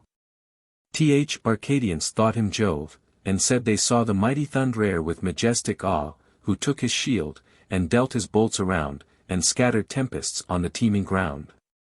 Then saw two heaps of ruins, once they stood two stately towns, on either side the flood, Satenia's and Janiculum's remains, and either place the founder's name retains. Discoursing thus together, they resort where poor Evander kept his country court. They viewed the ground of Rome's litigious hall, once oxen load, where now the lawyers bawl winky face. Then, stooping, through the narrow gate they pressed, when thus the king bespoke his Trojan guest, mean as it is, this palace, and this door, received Alcides, then a conqueror. Dare to be poor. Accept our homely food, which feasted him, and emulate a god. Then underneath a lowly roof he led the weary prince, and laid him on a bed, the stuffing leaves, with hides of bears o'erspread. Now night had shed her silver dews around, and with her sable wings embracked the ground, when love's fair goddess, anxious for her son, new tumults rising, and new wars begun, couched with her husband in his golden bed. With these alluring words invokes his aid. And, that her pleasing speech his mind may move, inspires each accent with the charms of love, while cruel fate conspurred with Grecian Pauarus, to level with the ground the Trojan Taurus, I asked not unhappy to restore. Nor did the succor of thy skill implore. Nor urged the labors of my lord in vain, a sinking empire longer to sustain, though much I owed to Priam's house, and more the dangers of Aeneas did deplore. But now, by Jove's command, and fate's decree, his race is doomed to reign in Italy, with humble suit I beg thy needful art, O still propitious power, that rules my heart. A mother kneels a suppliant for her son. By Thetis and Aurora thou wert won to forge impenetrable shields, and grace with fated arms a less illustrious race. Behold, what haughty nations are combined against the relics of the Phrygian kind, with fire and sword my people to destroy, and conquer Venus twice, in conquering Troy. She said. And straight her arms, of snowy hue, about her unresolving husband threw. Her soft embraces soon infuse desire, his bones and marrow sudden warmth inspire, and all the Godhead feels the wonted fire. Not half so swift the rattling thunder flies, or forky lightnings flash along the skies. The goddess, proud of her successful wiles, and conscious of her form, in secret smiles. Then thus the power, obnoxious to her charms, panting, and half dissolving in her arms, why seek you reasons for a cause so just, or your own beauties or my love distrust? Long since, had you required my helpful hand, artificer and art you might command, to labor arms for Troy, nor Jove, nor fate, can fin their empire to so short a date. And, if you now desire new wars to wage, my skill I promise, and my pains engage. Whatever melting metals can conspire, or breathing bellows, or the forming fire, is freely yours, your anxious fears remove, and think no task is difficult to love. Trembling he spoke, and, eager of her charms, he snatched the willing goddess to his arms, till in her lap infest, he lay possessed of full desire, and sunk to pleasing rest. Now when the night her middle race had rode, and his first slumber had refreshed the god, the time when early housewives leave the bed, when living embers on the hearth they spread, supply the lamp, and call the maids to rise. With yawning mouths, and with half-opened eyes, they ply the distaff by the winking light, and to their daily labor add the night, thus frugally they earn their children's bread, and uncorrupted keep the nuptial bed, not less concerned. Nor at a later hour, rose from his downy couch the forging power. Sacred to Vulcan's name, an isle there lay, betwixt Sicilia's coasts and Lipar, rised high on smoking rocks, and, deep below, in hollow caves the fires of Aetna glow. The Cyclops here their heavy hammers deal. Loud strokes, and hissings of tormented steel, are heard around, the boiling waters roar, and smoky flames through fuming tunnels soar. Hither the father of the fire, by night, through the brown air precipitates his flight. On their eternal anvils here he found the brethren beating, and the blows go round. A load of pointless thunder now there lies before their hands, to ripen for the skies, these darts, for angry Jove, they daily cast. Consumed on mortals with prodigious waste. 3 rays of writ-hen rain, of fire 3 more, of winged southern winds and cloudy store as many parts, the dreadful mixture frame, and fears are added, an avenging flame. Inferior ministers, for Mars, repair his broken axletrees and blunted war, and send him forth again with furbished arms, to wake the lazy war with trumpets' loud alarms. The rest refresh the scaly snakes that fold the shield of Pallas, and renew their gold. Full on the crest the Gorgon's head they place, with eyes that roll in death, and with distorted face. My sons, said Vulcan, set your tasks aside. Your strength and master skill must now be tried. Arms for a hero forge, arms that require your force, your speed, and all your forming fire. He said. They set their former work aside, and their new toils with eager haste divide. A flood of molten silver, brass, and gold, and deadly steel, in the large furnace rolled, of this, their artful hands a shield prepare, alone sufficient to sustain the war. 7 orbs within a spacious round they close, one stirs the fire, and one the bellows blows. The hissing steel is in the smithy drowned, the grot with beaten anvils groans around. By turns their arms advance, in equal time. By turns their hands descend, and hammers chime. They turn the glowing mass with crooked tongs, the fiery work proceeds, with rustic songs. While, at the Lemnian god's command, they urge their labors thus, and ply Aeolian forge, the cheerful morn salutes Evander's eyes, and songs of chirping birds invite to rise. He leaves his lowly bed, his buskins meet above his ankles. Sandals sheath his feet, he sets his trusty sword upon his side, and o'er his shoulder throws a panther's hide. Two menial dogs before their master pressed. Thus clad, and guarded thus, he seeks his kingly guest. Mindful of promised aid, he mends his pace, but meets Aeneas in the middle space. Young Pallas did his father's steps attend, and true Achates waited on his friend. They join their hands, a secret seat they choose.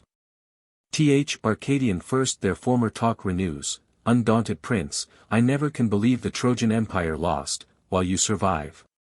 Command assistance of a faithful friend, but feeble are the succors I can send. Our narrow kingdom here the Tiber bounds, that other side the Latian state surrounds, insults our walls, and wastes our fruitful grounds. But mighty nations I prepare, to join their arms with yours, and aid your just design. You come, as by your better genius sent, and fortune seems to favor your intent. Not far from hence there stands a hilly town, of ancient building, and of high renown, torn from the Tuscans by the Lydian race, who gave the name of Caera to the place, once Agilina called. It flourished long, in pride of wealth and warlike people strong, till cursed Mezentius, in a fatal hour, assumed the crown, with arbitrary power. What words can paint those execrable times, the subjects' sufferings, and the tyrant's crimes? That blood, those murders, O ye gods, replace on his own head, and on his impious race. The living and the dead at his command were coupled, face to face, and hand to hand, till, chalked with stench, in loathed embraces tied, the lingering wretches pinned away and died. Thus plunged in ills, and meditating more, the people's patience, teared, no longer bore the raging monster, but with arms beset his house, and vengeance and destruction threat. They fire his palace, while the flame ascends, they force his guards, and execute his friends. He cleaves the crowd, and, favored by the night, to Turnus' friendly court directs his flight. By just revenge the Tuscans set on fire, with arms, their king to punishment require, their number-roused troops, now mustered on the strand, my counsel shall submit to your command. Their navy swarms upon the coasts. They cry to hoist their anchors, but the gods deny. An ancient augur, skilled in future fate, with these foreboding words restrains their hate, ye brave in arms, ye Lydian blood, the flow are of Tuscan youth, and choice of all their power, whom just revenge against Mezentius arms. To seek your tyrant's death by lawful arms. Know this, no native of our land may lead this powerful people, seek a foreign head. Awed with these words, in camps they still abide, and wait with longing looks their promised guide. Trojan, the Tuscan chief, to me has sent their crown, and every regal ornament, the people join their own with his desire, and all my conduct, as their king, require. But the chill blood that creeps within my veins, and age, and listless limbs unfit for pains, and a soul conscious of its own decay, have forked me to refuse imperial sway. My Pallas were more fit to mount the throne, and should, but he's a Sabine mother's son, and half a native, but, in you, combine a manly vigor, and a foreign line. Where fate and smiling fortune shew the way, pursue the ready path to sovereign sway. The staff of my declining days, my son, shall make your good or ill success his own. In fighting fields from you shall learn to dare, and serve the hard apprenticeship of war, your matchless courage and your conduct view, and early shall begin to admire and copy you. Besides, 200 horse he shall command. Though few, a warlike and well-chosen band. These in my name are listed, and my son as many more has added in his own. Scarce had he said, Achates and his guest, with downcast eyes, their silent grief expressed. Who, short of succors, and in deep despair, shook at the dismal prospect of the war. But his bright mother, from a breaking cloud, to cheer her issue, thundered thrice aloud. Thrice forky lightning flashed along the sky, and tearing trumpets thrice were heard on high. Then, gazing up, repeated peals they hear. And, in a heaven serene, refulgent arms appear, reddening the skies, and glittering all around, the tempered metals clash, and yield a silver sound. The rest stood trembling, struck with awe divine. Aeneas only, conscious to the sign, presaged event, and joyful viewed, above, accomplished promise of the Queen of Love. Then, to Arcadian king, this prodigy, dismiss your fear, belongs alone to me. He then calls me to the war, expected sign is given of promised aid, and arms divine. My goddess mother, whose indulgent care foresaw the dangers of the growing war, this omen gave, when bright Vulcanian arms, fated from force of steel by Stygian charms, suspended, shone on high, she then foreshowed approaching fights. And fields to float in blood. Turnus shall dearly pay for faith forsworn, and core, and swords, and shields, on Tiber borne, shall choke his flood. Now sound the loud alarms, and, Latian troops, prepare your perjured arms. He said, and, rising from his homely throne, the solemn rites of Hercules begun, and on his altars whacked the sleeping fires, then cheerful to his household gods retires, their offers chosen sheep. Arcadian king and Trojan youth the same oblations bring. Next, of his men and ships he makes review, draws out the best and ablest of the crew. Down with the falling stream the refuse run, to raise with joyful news his drooping son. Steeds are prepared to mount the Trojan band, who wait their leader to the Tyrrhene land. A sprightly courser, fairer than the rest, the king himself presents his royal guest, a lion's hide his back and limbs enfold, precious with studded work, and paws of gold. Fame through the little city spreads a loud intended march, amid the fearful crowd, the matrons beat their breasts, dissolve in tears, and double their devotion in their fears. The war at hand appears with more affright, and rises every moment to the sight. Then old Evander, with a close embrace, strained his departing friend, and tears o'erflow his face. Would he then, said he, my strength and youth recall, such as I was beneath Praenest's wall, then when I made the foremost foes retire, and set whole heaps of conquered shields on fire. When Herylus in single fight I slew, whom with 3 lives Feronia did endue. And thrice I sent him to the Stygian shore, till the last ebbing soul returned no more, such if I stood renewed, not these alarms, nor death, should rend me from my palace arms. Nor proud Mezentius, thus unpunished, boast his rapes and murders on the Tuscan coast. Ye gods, and mighty Jove, in pity bring relief, and hear a father and a king.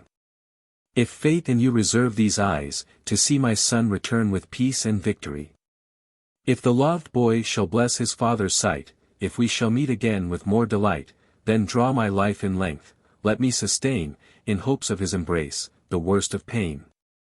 But if your hard decrees, which, I dread, have doomed to death his undeserving head, this very moment, let me die. While hopes and fears in equal balance lie, while, yet possessed of all his youthful charms, I strain him close within these aged arms. Before that fatal news my soul shall wound. He said, and, swooning, sunk upon the ground. His servants bore him off, and softly laid his languished limbs upon his homely bed. The horsemen march, the gates are opened wide. Aeneas at their head, Achates by his side. Next these, the Trojan leaders rode along, last follows in the rear Arcadian throng. Young Pallas shone conspicuous o'er the rest, gilded his arms, embroidered was his vest. So, from the seas, exerts his radiant head the star by whom the lights of heaven are led, shakes from his rosy locks the pearly dews, dispels the darkness, and the day renews. The trembling wives the walls and turrets crowd, and follow, with their eyes, the dusty cloud, which winds disperse by fits, and shew from far the blaze of arms, and shields, and shining war. The troops, drawn up in beautiful array, o'er heathy plains pursue the ready way. Repeated peals of shouts are heard around, the neighing coursers answer to the sound, and shake with horny hoofs the solid ground. A greenwood shade, for long religion known, stands by the streams that wash the Tuscan town, encompassed round with gloomy hills above, which add a holy horror to the grove. The first inhabitants of Grecian blood, that sacred forest to Silvanus vowed, the guardian of their flocks and fields, and pay their due devotions on his annual day. Not far from hence, along the river's side, in tents secure, the Tuscan troops abide, by Trojan led. Now, from a rising ground, Aeneas cast his wondering eyes around, and all the Tyrian army had in sight, stretched on the spacious plain from left to right. Thither his warlike train the Trojan led, refreshed his men, and wearied horses fed.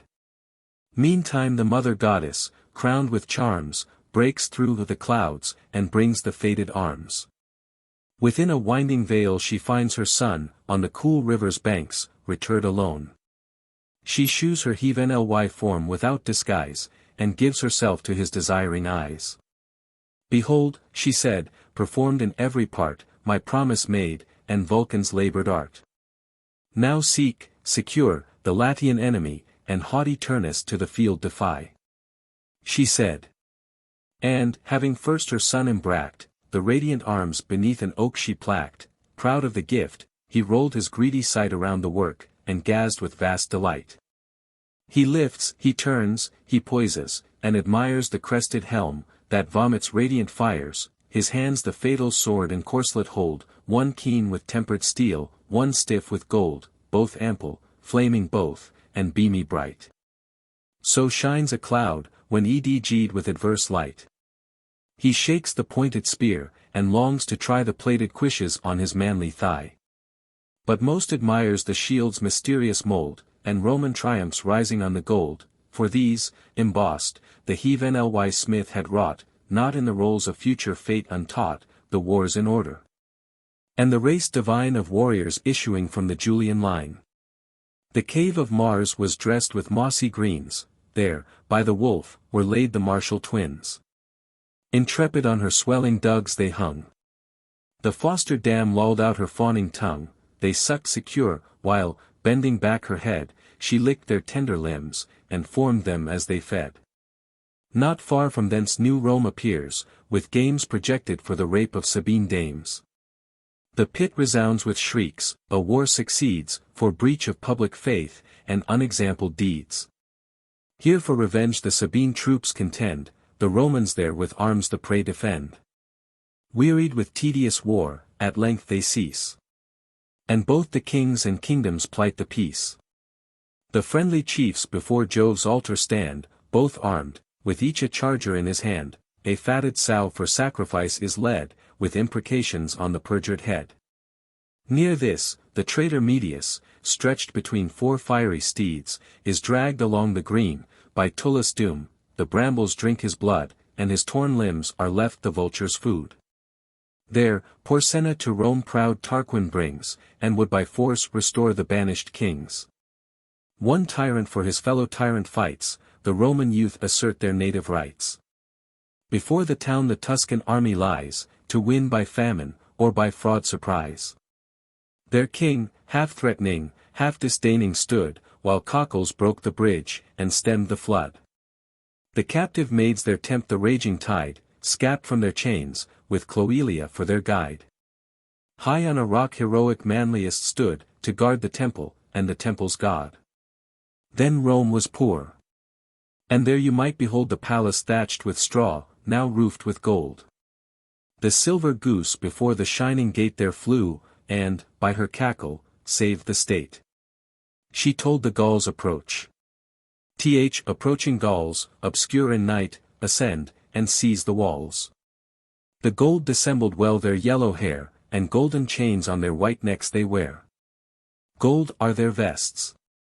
Long alpine spears they wield, and their left arm sustains a length of shield. Hard by, the leaping Salian priests advance, and naked through the streets the mad Luperci dance, in caps of wool, the targets dropped from heathen. Here modest matrons, in soft litters drive in, to pay their vows in solemn pomp appear, and odorous gums in their chaste hands they bear. Far hence removed, the Stygian seats are seen. Pains of the damned, and punished Catiline hung on a rock, the traitor, and, around, the Furies hissing from the nether ground. Apart from these, the happy souls he draws, and Cato's Holy Ghost dispensing laws. Betwixt the quarters flows a golden sea, but foaming surges therein silver play.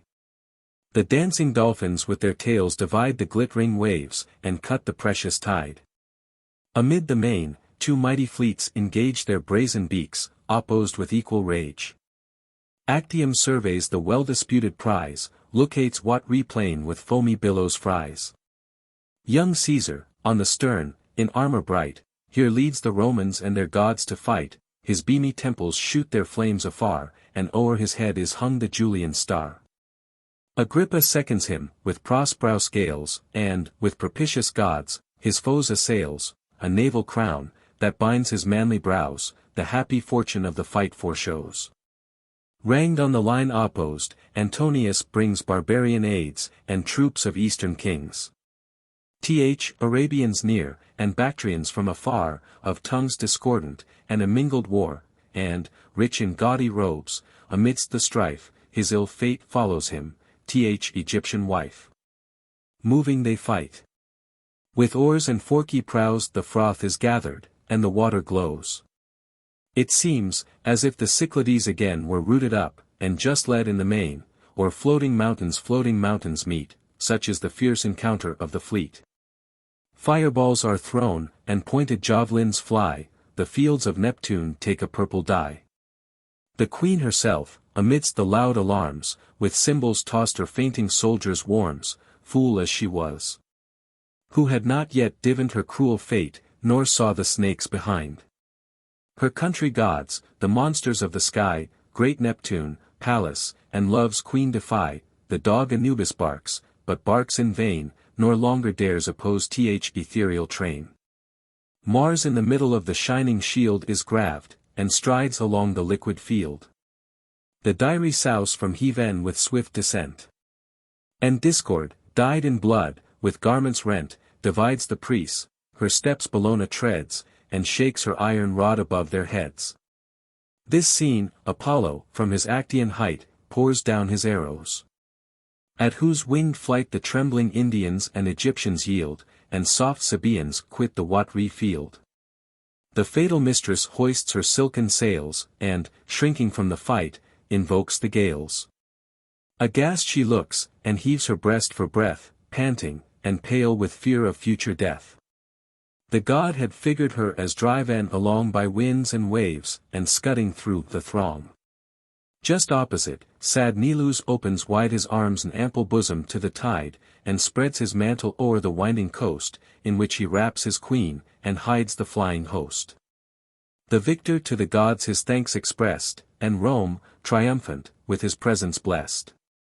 300 temples in the town he placked, with spoils and altars every temple gracked. 3 shining nights, and 3 succeeding days, the fields resound with shouts, the streets with praise, the domes with songs, the theatres with plays. All altars flame, before each altar lies, drenched in his gore, the destined sacrifice.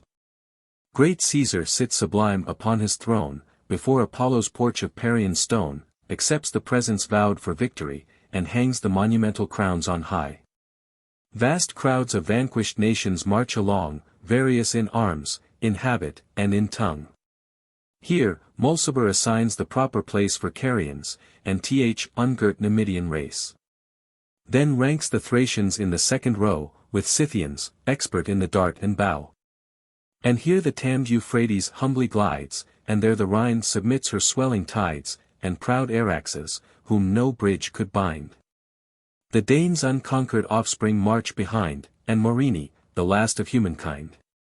These figures, on the shield divinely wrought, by Vulcan labored, and by Venus brought, with joy and wonder fill the hero's thought.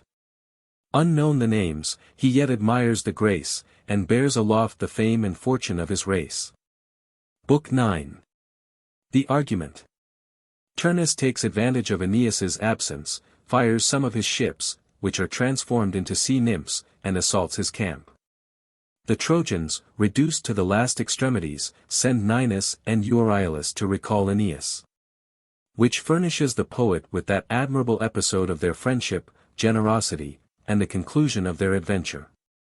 While these affairs in distant places passed, the various Iris Juno sends with haste, to find bold Turnus, who, with anxious thought, the secret shade of his great-grandsire sought. Returned alone she found the daring man, and opt her rosy lips, and thus began, what none of all the gods could grant thy vows, that, Turnus, this auspicious day bestows. Aeneas, gone to seek th Arcadian prince, has left the Trojan camp without defense, and, short of succors there, employs his pains in parts remote to raise the Tuscan swains. Now snatch an hour that favors thy designs. Unite thy forces, and attack their lines. This said, on equal wings she poised her weight, and formed a radiant rainbow in her flight. The Daunian hero lifts his hands and eyes, and thus invokes the goddess as she flies, Iris, the grace of heaven, what power divine has sent thee down, through dusky clouds to shine. See, they divide. Immortal day appears, and glittering planets dancing in their spheres. With joy, these happy omens I obey, and follow to the war the god that leads the way. Thus having said, as by the brook he stood, he scooped the water from the crystal flood. Then with his hands the drops to heaven he throws, and loads the powers above with offered vows. Now march the bold confederates through the plain, well oared, well clad, a rich and shining train. Messapus leads the van.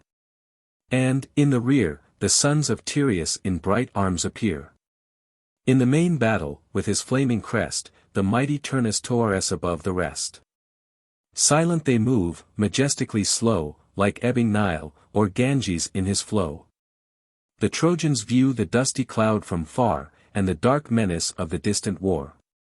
Caicus from the rampire saw it rise, blackening the fields, and thickening through the skies.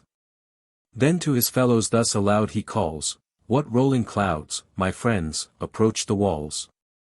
Arm! Arm! And man the works. Prepare your spears and pointed darts. The Latian host appears. Thus warned, they shut their gates. With shouts ascend the bulwarks, and, secure, their foes attend, for their wise general, with foreseeing care, had charged them not to tempt the doubtful war, nor, though provoked, in open fields advance. But close within their lines attend their chance. Unwilling, yet they keep the strict command, and sourly wait in arms the hostile band. The fiery Turnus flew before the rest, a piebald steed of Thracian strain he pressed, his helm of massy gold, and crimson was his crest. With 20 horse to second his designs, an unexpected foe, he faced the lines. Is there, he said, in arms, who bravely dare his leader's honor in his danger share? Then spurring on, his brandished dart he threw, in sign of war, applauding shouts ensue. Amazed to find a dastard race, that run behind the rampires and the battle shun, he rides around the camp, with rolling eyes, and stops at every post, and every passage tries. So roams the nightly wolf about the fold, wet with descending showers, and stiff with cold, he howls for hunger, and he grins for pain, his gnashing teeth are exercised in vain, and, impotent of anger, finds no way in his distended paws to grasp the prey. The mothers listen, but the bleeding lambs securely swig the dug, beneath the dams thus ranges eager Turnus o'er the plain. Sharp with desire, and furious with disdain. Surveys each passage with a piercing sight, to force his foes in equal field to fight. Thus while he gazes round, at length he spies, where, flanked with strong redoubts, their navy lies, close underneath the walls. The washing tide secures from all approach this weaker side. He takes the wished occasion, fills his hand with ready fires, and shakes a flaming brand. Urged by his presence, every soul is warmed, and every hand with kindled fires is armed. From the furred pines the scattering sparkles fly, fat vapors, mixed with flames, involve the sky. What power, O Muses, could avert the flame which threatened, in the fleet, the Trojan name? Tell, for the fact, through length of time obscure, is hard to faith, yet shall the fame endure. 'Tis said that, when the chief prepared his flight, and felled his timber from Mount Ida's height, the grandam goddess then approached her son, and with a mother's majesty begun, grant me, she said, the sole request I bring. Since conquered heaven has owned you for its king. On Ida's brows, for ages past, there stood, with firs and maples filled, a shady wood, and on the summit rose a sacred grove, where I was worshipped with religious love. Those woods, that holy grove, my long delight, I gave the Trojan prince, to speed his flight. Now, filled with fear, on their behalf I come, let neither winds o'erset, nor waves entomb the floating forests of the sacred pine. But let it be their safety to be mine. Then thus replied her awful son, who rolls the radiant stars, and heaven and earth controls, how dare you, mother, endless date demand for vessels molded by a mortal hand? What then is fate? Shall bold Aeneas ride, of safety certain, on uncertain tide? Yet, what I can, I grant. When, wafted o'er, the chief is landed on the Latian shore, whatever ships escape the raging storms, at my command shall change their fading forms to nymphs divine, and plough the watery way, like Dotes and the daughters of the sea. To seal his sacred vow, by Styx he swore, the lake of liquid pitch, the dreary shore, and Phlegethon's innavigable flood, and the black regions of his brother god. He said, and shook the skies with his imperial nod. And now at length the numbered hours were come, prefixed by fate's irrevocable doom, when the great mother of the gods was free to save her ships, and finish Jove's decree. First, from the quarter of the morn, there sprung a light that signed the heaven-s, and shot along, then from a cloud, fringed round with golden fires, were timbrels heard, and Berecynthian choirs. And, last, a voice, with more than mortal sounds, both hosts, in arms opposed, with equal horror wounds, O Trojan race, your needless aid forbear, and know, my ships are my peculiar care. With greater ease the bold Rutulian may, with hissing brands, attempt to burn the sea, than singe my sacred pines. But you, my charge, loosed from your crooked anchors, launch at large, exalted each a nymph, forsake the sand, and swim the seas, at Cybele's command. No sooner had the goddess Ceas to speak, when, lo! Obedient ships their hawsers break. And, strange to tell, like dolphins, in the main they plunge their prows, and dive, and spring again, as many beauteous maids the billows sweep, as rode before tall vessels on the deep. The foes, surprised with wonder, stood aghast. Messapus curbed his fiery courser's haste, old Tiber roared, and, raising up his head, called back his waters to their oozy bed.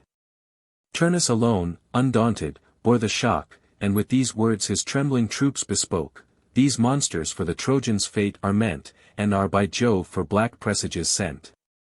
He takes the coward's last relief away. For fly they cannot, and, constrained to stay, must yield unfought, a base inglorious prey. The liquid half of all the globe is lost, he then shuts the seas, and we secure the coast. Theirs is no more than that small spot of ground which myriads of our martial men surround. Their fates I fear not, or vain oracles. 'Twas given to Venus they should cross the seas, and land secure upon the Latian plains, their promised hour is past, and mine remains. 'Tis in the fate of Turnus to destroy, with sword and fire, the faithless race of Troy. Shall such affronts as these alone inflame the Grecian brothers, and the Grecian name? My cause and theirs is one, a fatal strife, and final ruin, for a ravished wife. Was not enough, that, punished for the crime, they fell? But will they fall a second time? One would have thought they paid enough before, to curse the costly sex, and durst offend no more. Can they securely trust their feeble wall, a slight partition, a thin interval, betwixt their fate and them? When Troy, though built by hands divine, yet perished by their guilt. Lend me, for once, my friends, your valiant hands, to force from out their lines these dastard bands. Less than 1,000 ships will end this war, nor Vulcan needs his fated arms prepare. Let all the Tuscans, all Arcadians, join. Nor these, nor those, shall frustrate my design. Let them not fear the treasons of the night, the robbed Palladium, the pretended flight, our onset shall be made in open light. No wooden engine shall their town betray, fires they shall have around, but fires by day. No Grecian babes before their camp appear, whom Hector's arms detained to the 10th tardy year. Now, since the sun is rolling to the west, give we the silent night to needful rest, refresh your bodies, and your arms prepare. The morn shall end the small remains of war. The post of honor to Messapus falls, to keep the nightly guard, to watch the walls, to pitch the fires at distances around, and close the Trojans in their scanty ground. Twice 7 Rutulian captains ready stand, and twice 700 horse these chiefs command, all clad in shining arms the works invest, each with a radiant helm and waving crest. Stretched at their length, they press the grassy ground. They laugh, they sing, the jolly bowls go round, with lights and cheerful fires renew the day, and pass the wakeful night in feasts and play. The Trojans, from above, their foes beheld, and with armed legions all the rampires filled. Seized with affright, their gates they first explore, join works to works with bridges, tower to tower, thus all things needful for defense abound. Mnestheus and brave Seresthus walk the round, commissioned by their absent prince to share the common danger, and divide the care. The soldiers draw their lots, and, as they fall, by turns relieve each other on the wall. Nigh where the foes their utmost guards advance, to watch the gate was warlike Nisus' chance. His father Hyrtacus of noble blood, his mother was a huntress of the wood, and sent him to the wars. Well could he bear his lance in fight, and dart the flying spear, but better skilled unerring shafts to send. Beside him stood Euryalus, his friend, Euryalus, than whom the Trojan host no fairer face, or sweeter air, could boast. Scarce had the down to shade his cheeks begun. One was their care, and their delight was one common hazard in the war they shard, and now were both by choice upon the guard. Then Nisus thus, or do the gods inspire this warmth, or make we gods of our desire? A genrouse ardor boils within my breast, eager of action, enemy to rest, this urges me to fight, and fires my mind to leave a memorable name behind. Thou seest the foe secure, how faintly shine their scattered fires. The most, in sleep supine along the ground, an easy conquest lie, the wakeful few the fuming flagon ply, all hushed around. Now hear what I revolve, a thought unripe, and scarcely yet resolve. Our absent prince both camp and council mourn. By message both would hasten his return, if they confer what I demand on thee, for fame is recompense enough for me, methinks, beneath yon hill, I have espied a way that safely will my passage guide. Euryalus stood listening while he spoke, with love of praise and noble envy struck, then to his ardent friend exposed his mind, all this, alone, and leaving me behind. Am I unworthy, Nisus, to be joined? Think'st thou I can my share of glory yield, or send thee unassisted to the field? Not so my father taught my childhood arms, born in a siege, and bred among alarms. Nor is my youth unworthy of my friend, nor of the heathen-born hero I attend. The thing called life, with ease I can disclaim, and think it oversold to purchase fame. Then Nisus thus, alas! Thy tender years would minister new matter to my fears. So may the gods, who view this friendly strife, restore me to thy loved embrace with life, condemned to pay my vows, as sure I trust, this thy request is cruel and unjust. But if some chance, as many chances are, and doubtful hazards, in the deeds of war, if one should reach my head, there let it fall, and spare thy life, I would not perish all. Thy bloomy youth deserves a longer date, live thou to mourn thy love's unhappy fate, to bear my mangled body from the foe, or buy it back, and funeral rites bestow. Or, if hard fortune shall those dues deny, thou canst at least an empty tomb supply. Oh, let not me the widow's tears renew. Nor let a mother's curse my name pursue, thy pious parent, who, for love of thee, forsook the coasts of friendly Sicily, her age committing to the seas and wind, when every weary matron stayed behind. To this, Euryalus, you plead in vain, and but protract the cause you cannot gain. No more delays, but haste. With that, he wakes the nodding watch, each to his office takes. The guard relieved, the genrouse couple went to find the council at the royal tent. All creatures else forgot their daily care, and sleep, the common gift of nature, share. Except the Trojan peers, who wakeful sate in nightly council for endangered state. They vote a message to their absent chief, shew their distress, and beg a swift relief. Amid the camp a silent seat they chose, remote from clamor, and secure from foes. On their left arms their ample shields they bear, the right reclined upon the bending spear. Now Nisus and his friend approach the guard, and beg admission, eager to be heard, affair important, not to be deferred. Ascanius bids be conducted in, ordering the more experienced to begin. Then Nisus thus, ye fathers, lend your ears. Nor judge our bold attempt beyond our years. The foe, securely drenched in sleep and wine, neglect their watch, the fires but thinly shine. And where the smoke in cloudy vapors flies, see veering the plain, and curling to the skies, betwixt two paths, which at the gate divide, close by the sea, a passage we have spied, which will our way to great Aeneas guide. Expect each hour to see him safe again, loaded with spoils of foes in battle slain. Snatch we the lucky minute while we may, nor can we be mistaken in the way. For, hunting in the vale, we both have seen the rising turrets, and the stream between, and know the winding course, with every ford. He ceased. And old Aeolus took the word, our country gods, in whom our trust we place, will yet from ruin save the Trojan race, while we behold such dauntless worth appear in dawning youth, and souls so void of fear. Then into tears of joy the father broke. Each in his longing arms by turns he took, panted and poused, and thus again he spoke, ye brave young men, what equal gifts can we, in recompense of such desert, decree? The greatest, sure, and best you can receive, the gods and your own conscious worth will give. The rest our grateful general will bestow, and young Ascanius till his manhood owe. And I, whose welfare in my father lies, Ascanius adds, by the great deities, by my dear country, by my household gods, by hoary Vesta's rites and dark abodes, adjure you both, on you my fortune stands. That and my faith I plight into your hands, make me but happy in his safe return, whose wanted presence I can only mourn. Your common gift shall 2 large goblets be of silver, wrought with curious imagery, and high embossed, which, when old Priam reigned, my conquering sire at Sactarisba gained.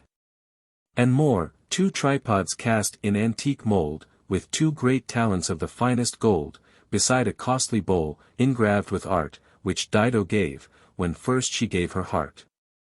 But, if in conquered Italy we reign, when spoils by lot the victor shall obtain, thou saw'st the courser by proud Turnus pressed, that, Nisus, and his arms, and nodding crest, and shield, from chance exempt. Shall be thy share, 12 laboring slaves, 12 handmaids young and fair all clad in rich attire, and trained with care. And, last, a Latian field with fruitful plains, and a large portion of the king's domains. But thou, whose years are more to mine allied, no fate my vowed affection shall divide from thee, heroic youth. Be wholly mine, take full possession. All my soul is thine. One faith, one fame, one fate, shall both attend, my life's companion, and my bosom friend, my peace shall be committed to thy care, and to thy conduct my concerns in war. Then thus the young Iulus replied, whatever fortune, good or bad, betide, the same shall be my age, as now my youth, no time shall find me wanting to my truth. This only from your goodness let me gain, and, this ungranted, all rewards are vain, of Priam's royal race my mother came, and sure the best that ever bore the name, whom neither Troy nor Sicily could hold from me departing, but, o'erspent and old. My fate she followed. Ignorant of this, whatever, danger, neither parting kiss, nor pious blessing taken, her I leave, and in this only act of all my life deceive. By this right hand and conscious night I swear, my soul so sad a farewell could not bear. Be you her comfort, fill my vacant place, permit me to presume so great a grace, support her age, forsaken and distressed. That hope alone will fortify my breast against the worst of fortunes, and of fears. He said. The moved assistants melt in tears. Then thus Ascanius, wonderstruck to see that image of his filial piety, so great beginnings, in so green an age, exact the faith which I again engage. Thy mother all the dues shall justly claim, Creusa had, and only want the name. Whatever event thy bold attempt shall have, 'tis merit to have borne a son so brave. Now by my head, a sacred oath, I swear, my father used it, what, returning here crowned with success, I for thyself prepare, that, if thou fail, shall thy loved mother share. He said, and weeping, while he spoke the word, from his broad belt he drew a shining sword, magnificent with gold. Lycaean made, and in an ivory scabbard sheathed the blade. This was his gift. Great Mnestheus gave his friend a lion's hide, his body to defend, and good Aelthes furnished him, beside, with his own trusty helm, of temper tried. Thus armed they went. The noble Trojans wait their issuing forth, and follow to the gate with prayers and vows. Above the rest appears Ascanius, manly far beyond his years, and messages committed to their care, which all in winds were lost, and flitting air. The trenches first they passed, then took their way where their proud foes in pitched pavilions lay, to many fatal, ere themselves were slain. They found the careless host dispersed upon the plain, who, gorged, and drunk with wine, supinely snore. Unharnessed chariots stand along the shore, amidst the wheels and reins, the goblet by, a medley of debauch and war, they lie. Observing Nisus shoot his friend the sight, behold a conquest gained without a fight. Occasion offers, and I stand prepared, there lies our way, be thou upon the guard, and look around, while I securely go, and hew a passage through the sleeping foe. Softly he spoke. Then striding took his way, with his drawn sword, where haughty Rames lay, his head rised high on tapestry beneath, and heaving from his breast, he drew his breath. A king and prophet by King Turnus loved, but fate by prescience cannot be removed. Him and his sleeping slaves he slew, then spies where Remus, with his rich retinue, lies.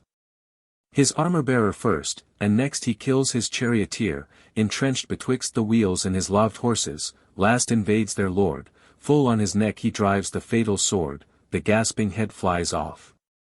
A purple flood flows from the trunk, that welters in the blood, which, by the spurning heels dispersed around, the bed besprinkles and bedews the ground. Lamus the bold, and Lemyrus the strong, he slew, and then Serenus fair and young.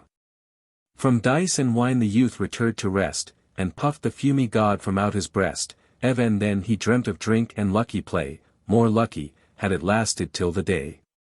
The famished lion thus, with hunger bold, o'erleaps the fences of the nightly fold, and tears the peaceful flocks, with silent awe trembling they lie, and pant beneath his paw. Nor with less rage Euryalus employs the wrathful sword, or fewer foes destroys, but on th ignoble crowd his fury flew, he Phaedus, Hebesus, and Rhetus slew. Oppressed with heavy sleep the former fell, but Rhetus wakeful, and observing all, behind a spacious jar he slinked for fear, the fatal iron found and reached him there. For, as he rose, it pierced his naked side, and, reeking, thence returned in crimson dyed. The wound pours out a stream of wine and blood, the purple soul comes floating in the flood. Now, where Messapus quartered, they arrive. The fires were fainting there, and just alive, the warrior horses, tied in order, fed. Nisus observed the discipline, and said, our eager thirst of blood may both betray, and see the scattered streaks of dawning day, foe to nocturnal thefts. No more, my friend, here let our glutted execution end. A lane through slaughtered bodies we have made. The bold Euryalus, though loath, obeyed. Of arms, and arras, and of plate, they find a precious load, but these they leave behind. Yet, fond of gaudy spoils, the boy would stay to make the rich caparison his prey, which on the steed of conquered Rames lay. Nor did his eyes less longingly behold the girdle belt, with nails of burnished gold. This present Caedicus the rich bestowed on Remulus, when friendship first they vowed, and, absent, joined in hospitable ties, he, dying, to his heir bequeathed the prize, till, by the conquering Ardean troops oppressed, he fell. And they the glorious gift possessed. These glittering spoils, now made the victor's gain, he to his body suits, but suits in vain, Messapus' helm he finds among the rest, and laces on, and wears the waving crest. Proud of their conquest, prouder of their prey, they leave the camp, and take the ready way. But far they had not passed, before they spied 300 horse, with Volscens for their guide.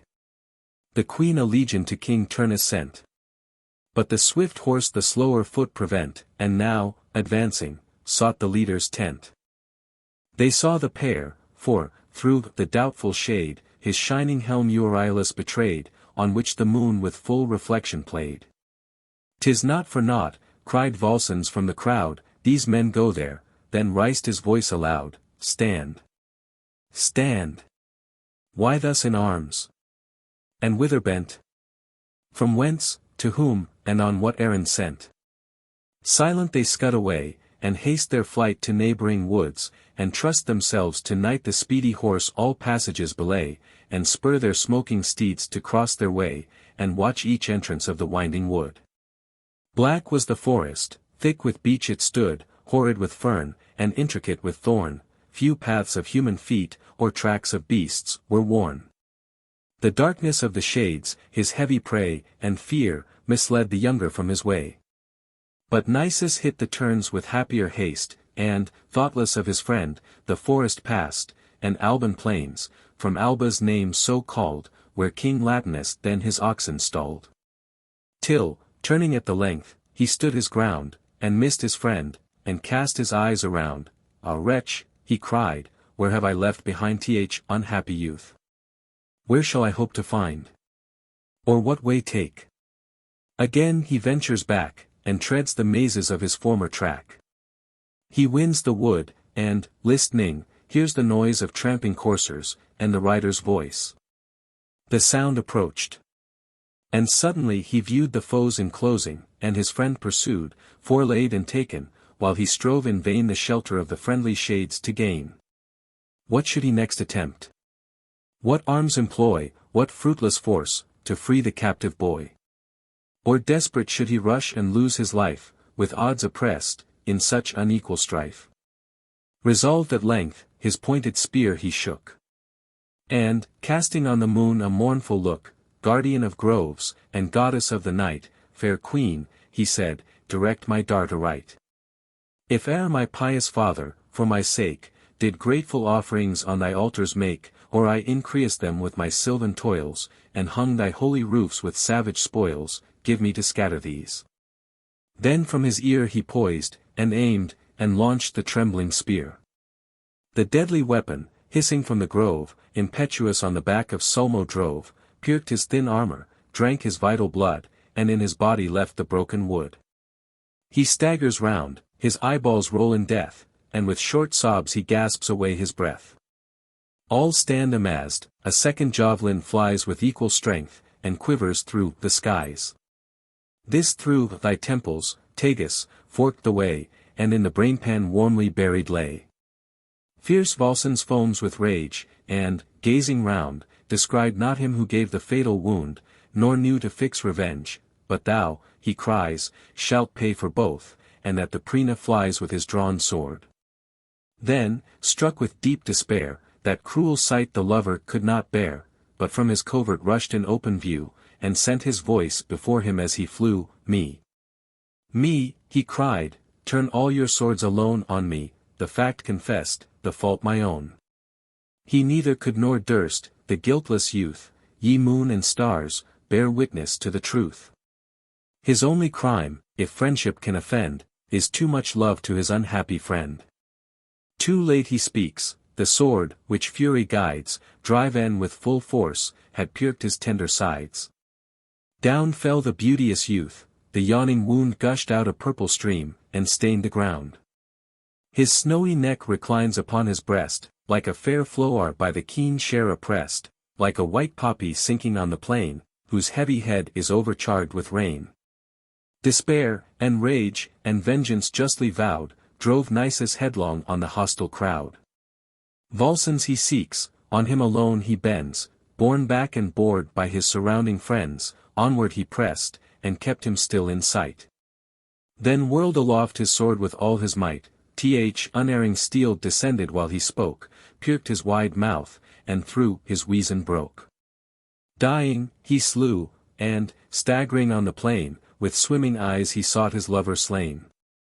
Then quiet on his bleeding bosom fell, content, in death, to be revenged so well. O happy friends! For, if my verse can give immortal life, your fame shall ever live, fixed as the Capitol's foundation lies, and spread, where'er the Roman eagle flies. The conquering party first divide the prey, then their slain leader to the camp convey. With wonder, as they went, the troops were filled, to see such numbers whom so few had killed. Serenus, Rhamnes, and the rest, they found, vast crowds the dying and the dead surround, and the yet reeking blood o'erflows the ground. All knew the helmet which Messapus lost, but mourned a purchase that so dear had cost. Now rose the ruddy morn from Tithon's bed, and with the dawn of day the skies o'erspread. Nor long the sun his daily course withheld, but added colours to the world revealed, when early Turnus, wakening with the light, all clad in armour, calls his troops to fight.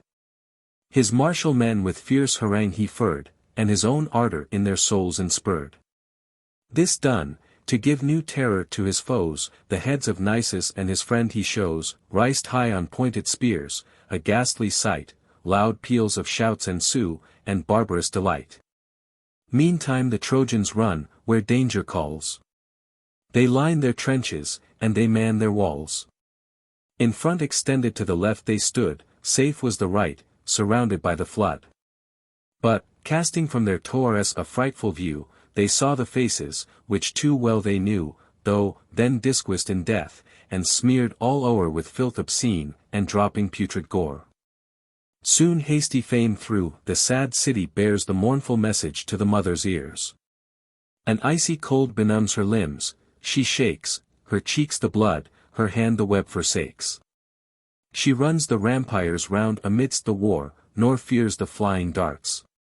She rends her hair, and fills with loud laments the liquid air. Thus, then, my loved Iulus appears. Thus looks the prop of my declining years. Was't on this face my famished eyes I fed? Ah! How unlike the living is the dead! And couldst thou leave me, cruel, thus alone? Not one kind kiss from a departing son. No look, no last adieu before he went, in an ill-boding hour to slaughter sent. Cold on the ground, and pressing foreign clay, to Latian dogs and fowls he lies a prey. Nor was I near to close his dying eyes, to wash his wounds, to weep his obsequies, to call about his corpse his crying friends, or spread the mantle, made for other ends, on his dear body, which I wove with care. Nor did my daily pains or nightly labour spare. Where shall I find his corpse? What earth sustains his trunk dismembered, and his cold remains? For this, alas! I left my needful ease, exposed my life to winds and winter seas. If any pity touch Rutulian hearts, here empty all your quivers, all your darts, or, if they fail, thou, Jove, conclude my woe, and send me thunderstruck to shades below. Her shrieks and clamours pierce the Trojans' ears, unman their courage, and augment their fears. Nor young Ascanius could the sight sustain, nor old Ilioneus his tears restrain, but Actor and Idaeus jointly sent, to bear the madding mother to her tent. And now the trumpets terribly, from far, with rattling clangour, rouse the sleepy war. The soldiers' shouts succeed the brazen sounds, and heave in, from pole to pole, the noise rebounds. The Volscians bear their shields upon their head, and, rushing forward, form a moving shed. These fill the ditch. Those pull the bulwarks down, some raise the ladders, others scale the town. But, where void spaces on the walls appear, or thin defence, they pour their forces there. With poles and missive weapons, from afar, the Trojans keep aloof the rising war. Taught, by their 10 years' siege, defensive fight, they roll down ribs of rocks, an unresisted weight, to break the penthouse with the ponderous blow, which yet the patient Volscians undergo, but could not bear unequal combat long.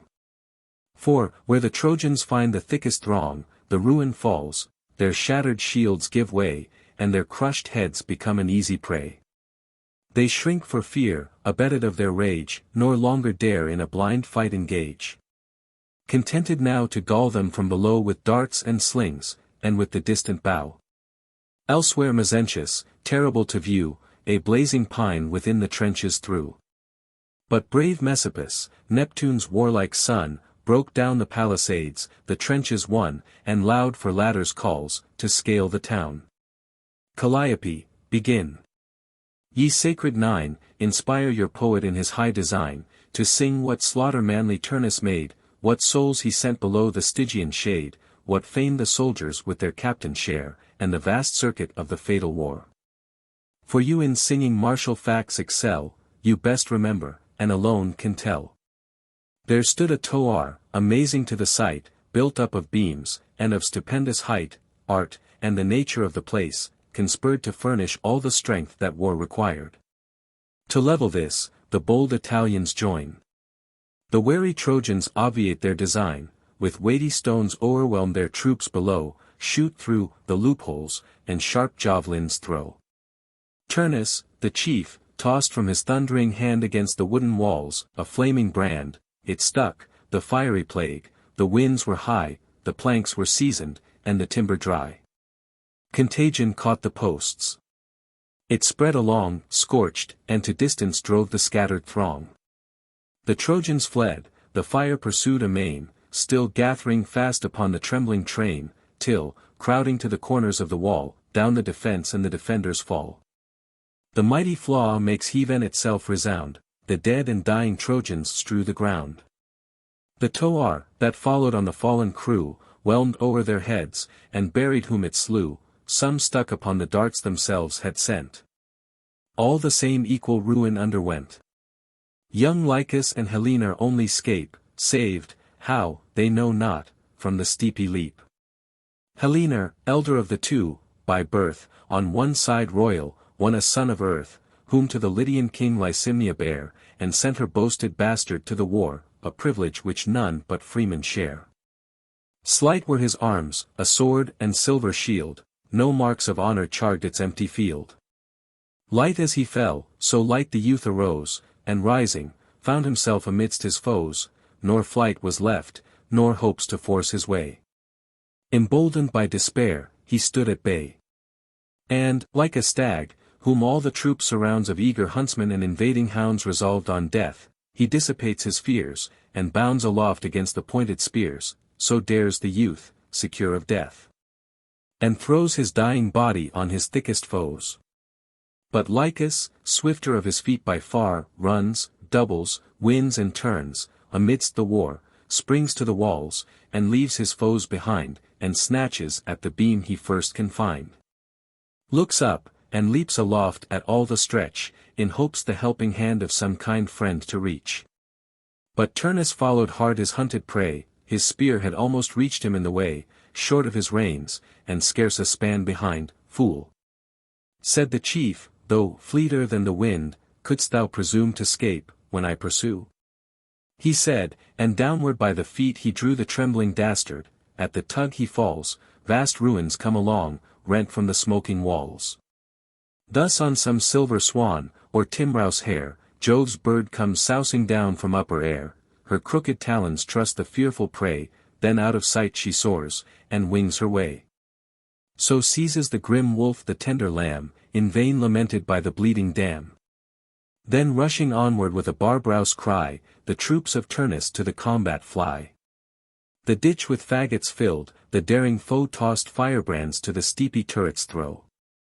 Ilioneus, as bold Lucetius came to force the gate, and feed the kindling flame, rolled down the fragment of a rock so right, it crushed him double underneath the weight. Two more young Liger and Asylas slew, to bend the bow young Liger better knew. Asylas best the pointed javelin threw. Brave Senus laid Ortygius on the plain, the victor Senus was by Turnus slain. By the same hand, Clonius and Ides fall, Sauger, and Ida, standing on the wall. From Capys arms his fate Pravernus found, hurt by Thamilla first, but slight the wound, his shield thrown by, to mitigate the smart, he clapped his hand upon the wounded part, the second shaft came swift and unespied, and pierced his hand. And nailed it to his side, transfixed his breathing lungs and beating heart, the soul came issuing out, and hissed against the dart.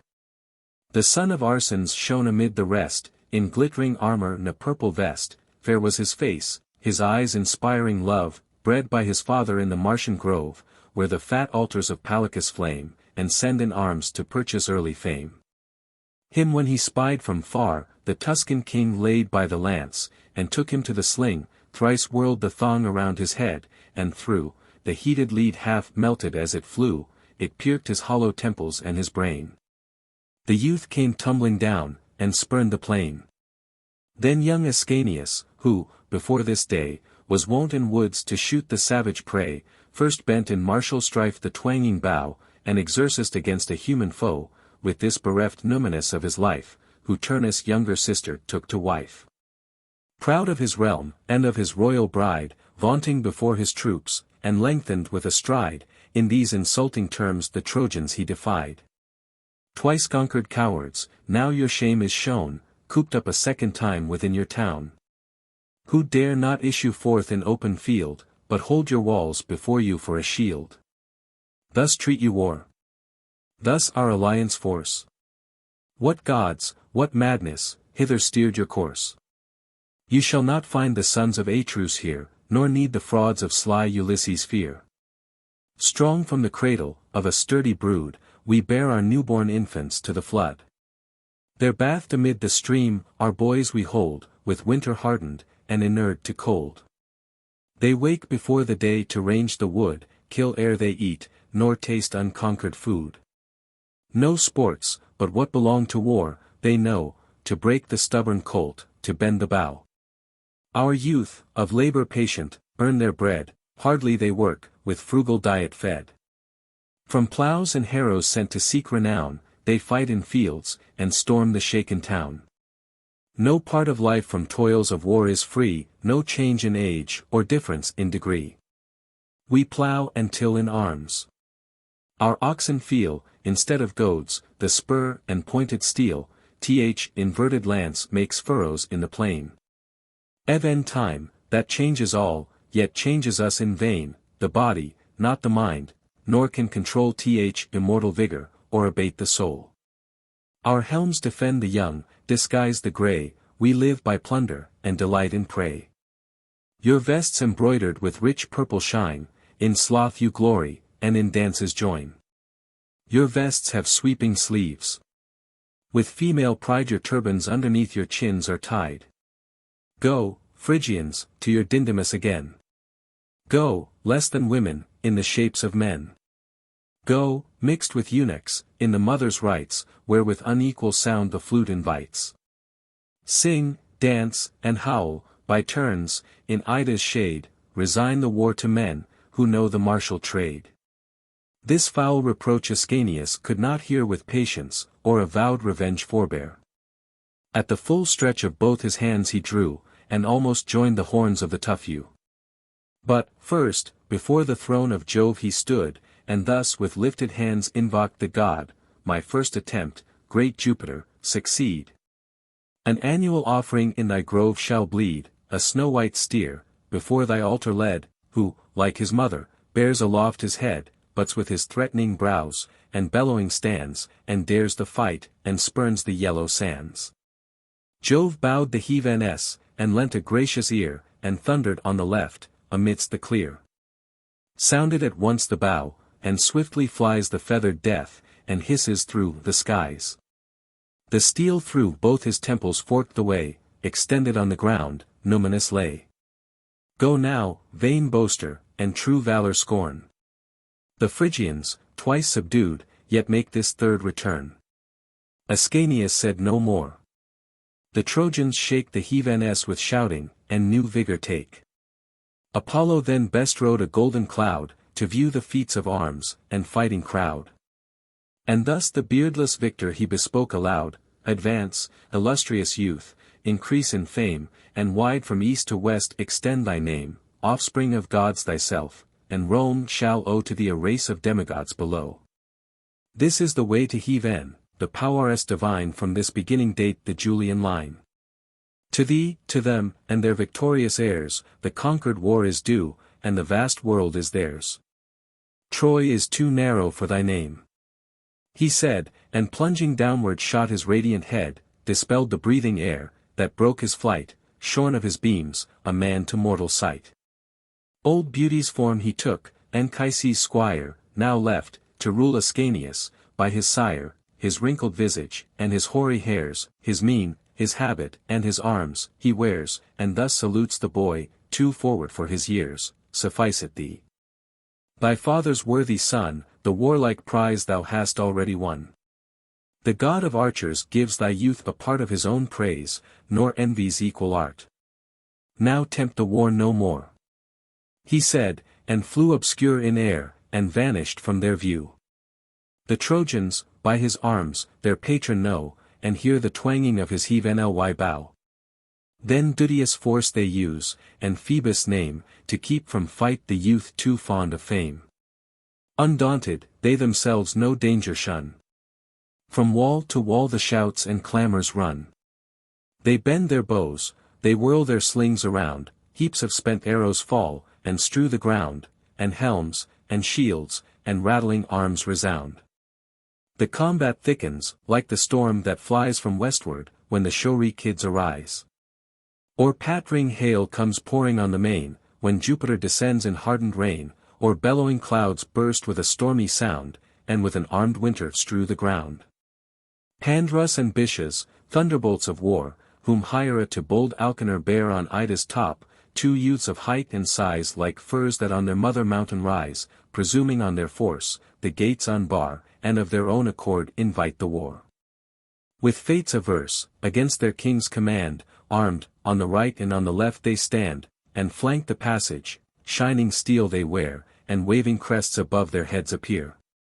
Thus two tall oaks, that Padus' banks adorn, lift up to heave their leafy heads unshorn, and, overpressed with nature's heavy load, dance to the whistling winds, and at each other nod. In flows a tide of Latians, when they see the gates set open, and the passage free, bold Quercens, with rash Tmeris, rushing on, Equiculus, that in bright armor shone, and Haemon first. But soon repulsed they fly, or in the well-defended pass they die.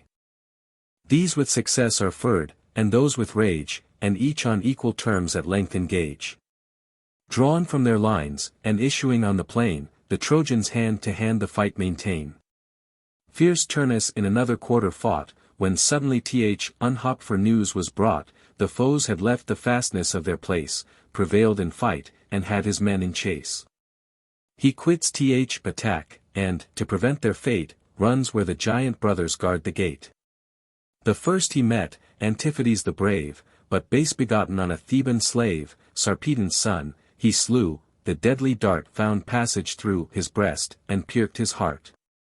Fixed in the wound Italian Cornel stood, warmed in his lungs, and in his vital blood Aphidnus next, and Erymanthus dies, and Meripes, and the gigantic size of Bitias, threatening with his ardent eyes.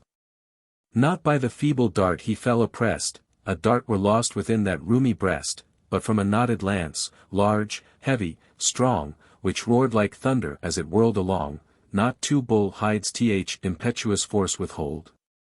Nor coat of double mail, with scales of gold. Down sunk the monster bulk and pressed the ground, his arms and clattering shield on the vast body sound, not with less ruin than the Bajan mole, riced on the seas, the surges to control, at once comes tumbling down the rocky wall. Prone to the deep, the stones disjointed fall of the vast pile, the scattered ocean flies, black sands, discolored froth, and mingled mud arise, the fright billows roll, and seek the shores. Then trembles Procida, then Ischia roars, Typhoeus, thrown beneath, by Jove's command, astonished at the flaw that shakes the land, soon shifts his weary side, and, scarce awake, with wonder feels the weight press lighter on his back. The warrior god the Latian troops inspurred, new strung their sinews, and their courage furred, but chills the Trojan hearts with cold affright, then black despair precipitates their flight. When Pandarus beheld his brother killed, the town with fear and wild confusion filled, He turns the hinges of the heavy gate with both his hands, and adds his shoulders to the weight. Some happier friends within the walls enclosed. The rest shut out, to certain death exposed, fool as he was, and frantic in his care, admit young Turnus, and include the war. He thrust amid the crowd, securely bold, like a fierce tiger pent amid the fold. Too late his blazing buckler they descry, and sparkling fires that shot from either eye, his mighty members, and his ample breast, his rattling armor, and his crimson crest. Far from that hated face the Trojans fly, all but the fool who sought his destiny. Mad Pandarus steps forth, with vengeance vowed for Bitia's death, and threatens thus aloud, "These are not Ardia's walls, nor this the town Amida proffers with Lavinia's crown, 'tis hostile earth you tread. Of hope bereft, no means of safe return by flight are left." To whom, with countenance calm, and soul sedate, thus Turnus, "Then begin, and try thy fate, my message to the ghost of Priam bear, tell him a new Achilles sent thee there." A lance of tough ground ash the Trojan threw, rough in the rind, and knotted as it grew, with his full force he whirled it first around. But the soft yielding air received the wound, imperial Juno turned the course before, and fixed the wandering weapon in the door. "But hope not thou," said Turnus, "when I strike, to shun thy fate, our force is not alike, nor thy steel tempered by the Lemnian god." Then rising, on his utmost stretch he stood, and aimed from high, the full descending blow cleaves the broad front and beardless cheeks in two. Down sinks the giant with a thundering sound, his ponderous limbs oppress the trembling ground. Blood, brains, and foam gush from the gaping wound, scalp, face, and shoulders the keen steel divides, and the charred visage hangs on equal sides. The Trojans fly from their approaching fate. And, had the victor then secured the gate, and to his troops without unclosed the bars, one lucky day had ended all his wars. But boiling youth, and blind desire of blood, pushed on his fury, to pursue the crowd. Hamstringed behind, unhappy Gyges died, then Phalaris is added to his side. The pointed javelins from the dead he drew, and their friends' arms against their fellows threw. Strong Halys stands in vain, weak Phleges flies. Saturnia, still at hand, new force and fire supplies. Then Halius, Prytanes, Alcander fall, ingagged against the foes who scaled the wall, but, whom they feared without, they found within. At last, though late, by Lynceus he was seen. He calls new succors, and assaults the prince, but weak his force, and vain is their defense. Turned to the right, his sword the hero drew, and at one blow the bold aggressor slew. He joints the neck. And, with a stroke so strong, the helm flies off, and bears the head along. Next him, the huntsman Amycus he killed, in darts envenomed and in poison skilled. Then Clitius fell beneath his fatal spear, and Cretius, whom the Muses held so dear, he fought with courage, and he sung the fight, arms were his busness, verses his delight. The Trojan chiefs behold, with rage and grief, their slaughtered friends, and hasten their relief. Bold Mnestheus rallies first the broken train, whom brave Seresthus and his troops sustain. To save the living, and revenge the dead, against one warrior's arms all Troy they led. "Oh, void of sense and courage!" Mnestheus cried, "where can you hope your coward heads to hide? Ah! Where beyond these rampires can you run? One man, and in your camp enclosed, you shun. Shall then a single sword such slaughter boast, and pass unpunished from a numberous host? Forsaking honor, and renouncing fame, your gods, your country, and your king you shame. This just reproach their virtue does excite, they stand, they join, they thicken to the fight. Now Turnus doubts, and yet disdains to yield, but with slow paces measures back the field, and inches to the walls, where Tiber's tide, washing the camp, defends the weaker side. The more he loses, they advance the more, and tread in every step he trod before. They shout, they bear him back, and, whom by might they cannot conquer, they oppress with weight. As, compassed with a wood of spears around, the lordly lion still maintains his ground, grins horrible, retires, and turns again, threats his distended paws, and shakes his mane. He loses while in vain he presses on, nor will his courage let him dare to run, so Turnus fares, and, unresolved of flight, moves tardy back and just recedes from fight. Yet twice, enragged, the combat he renews, twice breaks, and twice his broken foes pursues. But now they swarm, and, with fresh troops supplied, come rolling on, and rush from every side, nor Juno, who sustained his arms before, dares with new strength suffice exhausted store. For Jove, with sour commands, sent Iris down, to force invader from the fright town. With labor spent, no longer can he wield the heavy falchion, or sustain the shield, o'erwhelmed with darts, which from afar they fling, the weapons round his hollow temples ring. His golden helm gives way, with stony blows battered, and flat, and beaten to his brows. His crest is rashed away, his ample shield is falsified, and round with javelins filled. The foe, now faint, the Trojans overwhelm. And Mnestheus lays hard load upon his helm. Sick sweat succeeds, he drops at every pore, with driving dust his cheeks are pasted o'er, shorter and shorter every gasp he takes, and vain efforts and hurtless blows he makes. Plunged in the flood, and made the waters fly. The yellow god the welcome burthen bore, and whipped the sweat, and washed away the gore, then gently wafts him to the farther coast, and sends him safe to cheer his anxious host. Book X. The Argument. Jupiter, calling a council of the gods, forbids them to engage in either party. At Aeneas' return there is a bloody battle, Turnus killing Pallas, Aeneas, Lausus, and Mezentius. Mezentius is described as an atheist. Lausus as a pious and virtuous youth. The different actions and death of these two are the subject of a noble episode. The gates of heaven unfold, Jove summons all the gods to council in the common hall. Sublimely seated, he surveys from far the fields, the camp, the fortune of the war, and all inferior world. From first to last, the sovereign senate in degrees are placked. Then thus Almighty Sire began, ye gods, natives or denizens of blessed abodes, from whence these murmurs, and this change of mind, this backward fate from what was first designed? Why this protracted war, when my commands pronounced a peace, and gave the Latian lands? What fear or hope on either part divides our heavens, and arms our powers on different sides? A lawful time of war at length will come, nor need your haste anticipate the doom, when Carthage shall contend the world with Rome, shall force the rigid rocks and alpine chains, and, like a flood, come pouring on the plains. Then is your time for faction and debate, for partial favor, and permitted hate.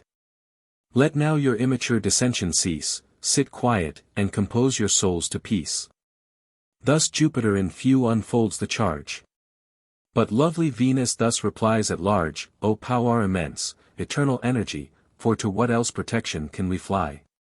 Sayest thou the proud Rutulians, how they dare in fields, unpunished, and insult my care? How lofty Turnus vaunts amidst his train, in shining arms, triumphant on the plain. Even in their lines and trenches they contend, and scarce their walls the Trojan troops defend, the town is filled with slaughter, and o'erfloats, with a red deluge, their increasing moats. Aeneas, ignorant, and far from thence, has left a camp exposed, without defense. This endless outrage shall they still sustain? Shall Troy renewed be forked and furred again? A second siege my banished issue fears, and a new Diomed in arms appears. One more audacious mortal will be found, and I, thy daughter, wait another wound.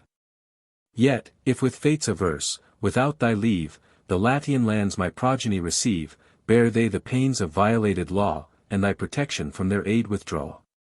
But, if the gods their sure success foretell, if those of heaven consent with those of hell, to promise Italy, who dare debate the power of Jove, or fix another fate?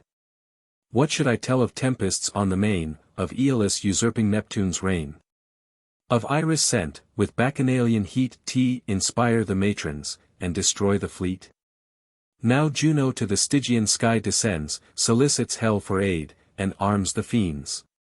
That new example wanted yet above, an act that well became the wife of Jove. Alecto, riced by her, with rage inflames the peaceful bosoms of the Latian dames.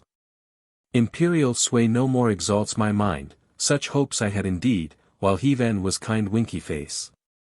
Now let my happier foes possess my place, whom Jove prefers before the Trojan race, and conquer they, whom you with conquest grace. Since you can spare, from all your wide command, no spot of earth, no hospitable land, which may my wandering fugitives receive, since haughty Juno will not give you leave winky face. Then, Father, if I still may use that name, by ruined Troy, yet smoking from the flame, I beg you, let Ascanius, by my care, be freed from danger, and dismissed the war, inglorious let him live, without a crown. The father may be cast on coasts unknown, struggling with fate, but let me save the son. Mine is Cythera, mine the Cyprian Taurus, in those recesses, and those sacred bowers, obscurely let him rest. His right resigned to promised empire, and his Julian line. Then Carthage may Ausonian towns destroy, nor fear the race of a rejected boy. What profits it my son to scape the fire, armed with his gods, and loaded with his sire? To pass the perils of the seas and wind, evade the Greeks, and leave the war behind, to reach Italian shores, if, after all, our second Pergamus is doomed to fall. Much better had he curbed his high desires, and hovered o'er his ill-extinguished fires. To Simois' banks the fugitives restore, and give them back to war, and all the woes before. Deep indignation swelled Satinia's heart, and must I own, she said, my secret smart, what with more decence were in silence kept, and, but for this unjust reproach, had slept. Did God or man your favourite son advise, with war unhopped the Latians to surprise? By fate, you boast, and by the gods' decree, he left his native land for Italy. Confess the truth. By mad Cassandra, more than Heaven inspurred, he sought a foreign shore.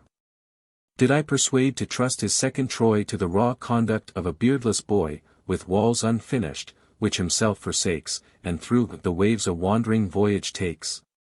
When have I urged him meanly to demand the Tuscan aid, and arm a quiet land? Did I or Iris give this mad advice, or made the fool himself the fatal choice? You think it hard, the Latians should destroy with swords your Trojans, and with fires your Troy. Hard and unjust indeed, for men to draw their native air, nor take a foreign law. That Turnus is permitted still to live, to whom his birth a god and goddess give. But yet is just and lawful for your line to drive their fields, and force with fraud to join. Realms, not your own, among your clans divide, and from the bridegroom tear the promised bride, petition, while you public arms prepare, pretend a peace, and yet provoke a war. 'Twas given to you, your darling son to shroud, to draw the dastard from the fighting crowd, and, for a man, obtend an empty cloud. From flaming fleets you turned the fire away, and chunged the ships to daughters of the sea. But is my crime, the queen of Heaven offends, if she presume to save her suffering friends.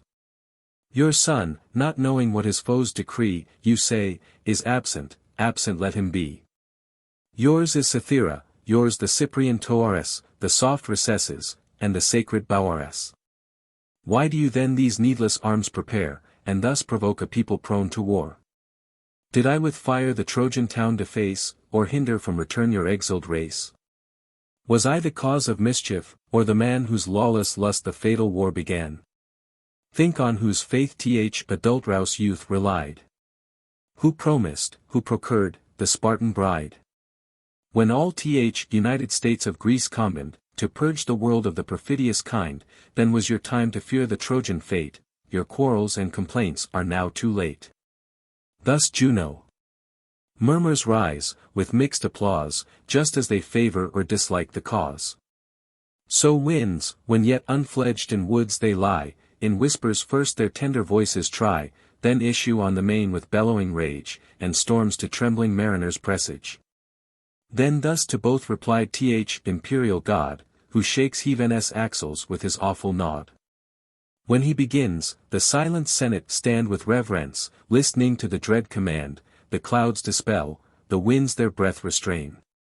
And the hushed waves lie flatted on the main. Celestials, your attentive ears incline. Since, said the god, the Trojans must not join in wished alliance with the Latian line. Since endless jarrings and immortal hate tend but to discompose our happy state, the war henceforward be resigned to fate, each to his proper fortune stand or fall, equal and unconcerned I look on all. Rutulians, Trojans, are the same to me. And both shall draw the lots their fates decree. Let these assault, if fortune be their friend, and, if she favors those, let those defend, the fates will find their way. The Thunderer said, and shook the sacred honors of his head, attesting Styx, inviolable flood, and the black regions of his brother god. Trembled the poles of heaven, and earth confessed the nod. This end the sessions had, the senate rise, and to his palace wait their sovereign through the skies.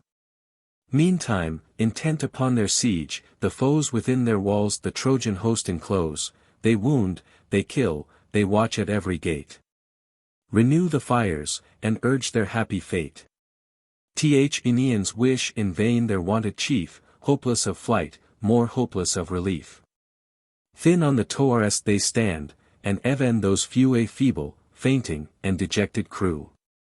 Yet in the face of danger some there stood, the two bold brothers of Sarpedon's blood, Asius and Acmon, both Acerasi, young Haemon, and though young, resolved to die. With these were Clarus and Thymides joined. Tibris and Castor, both of Lycian kind.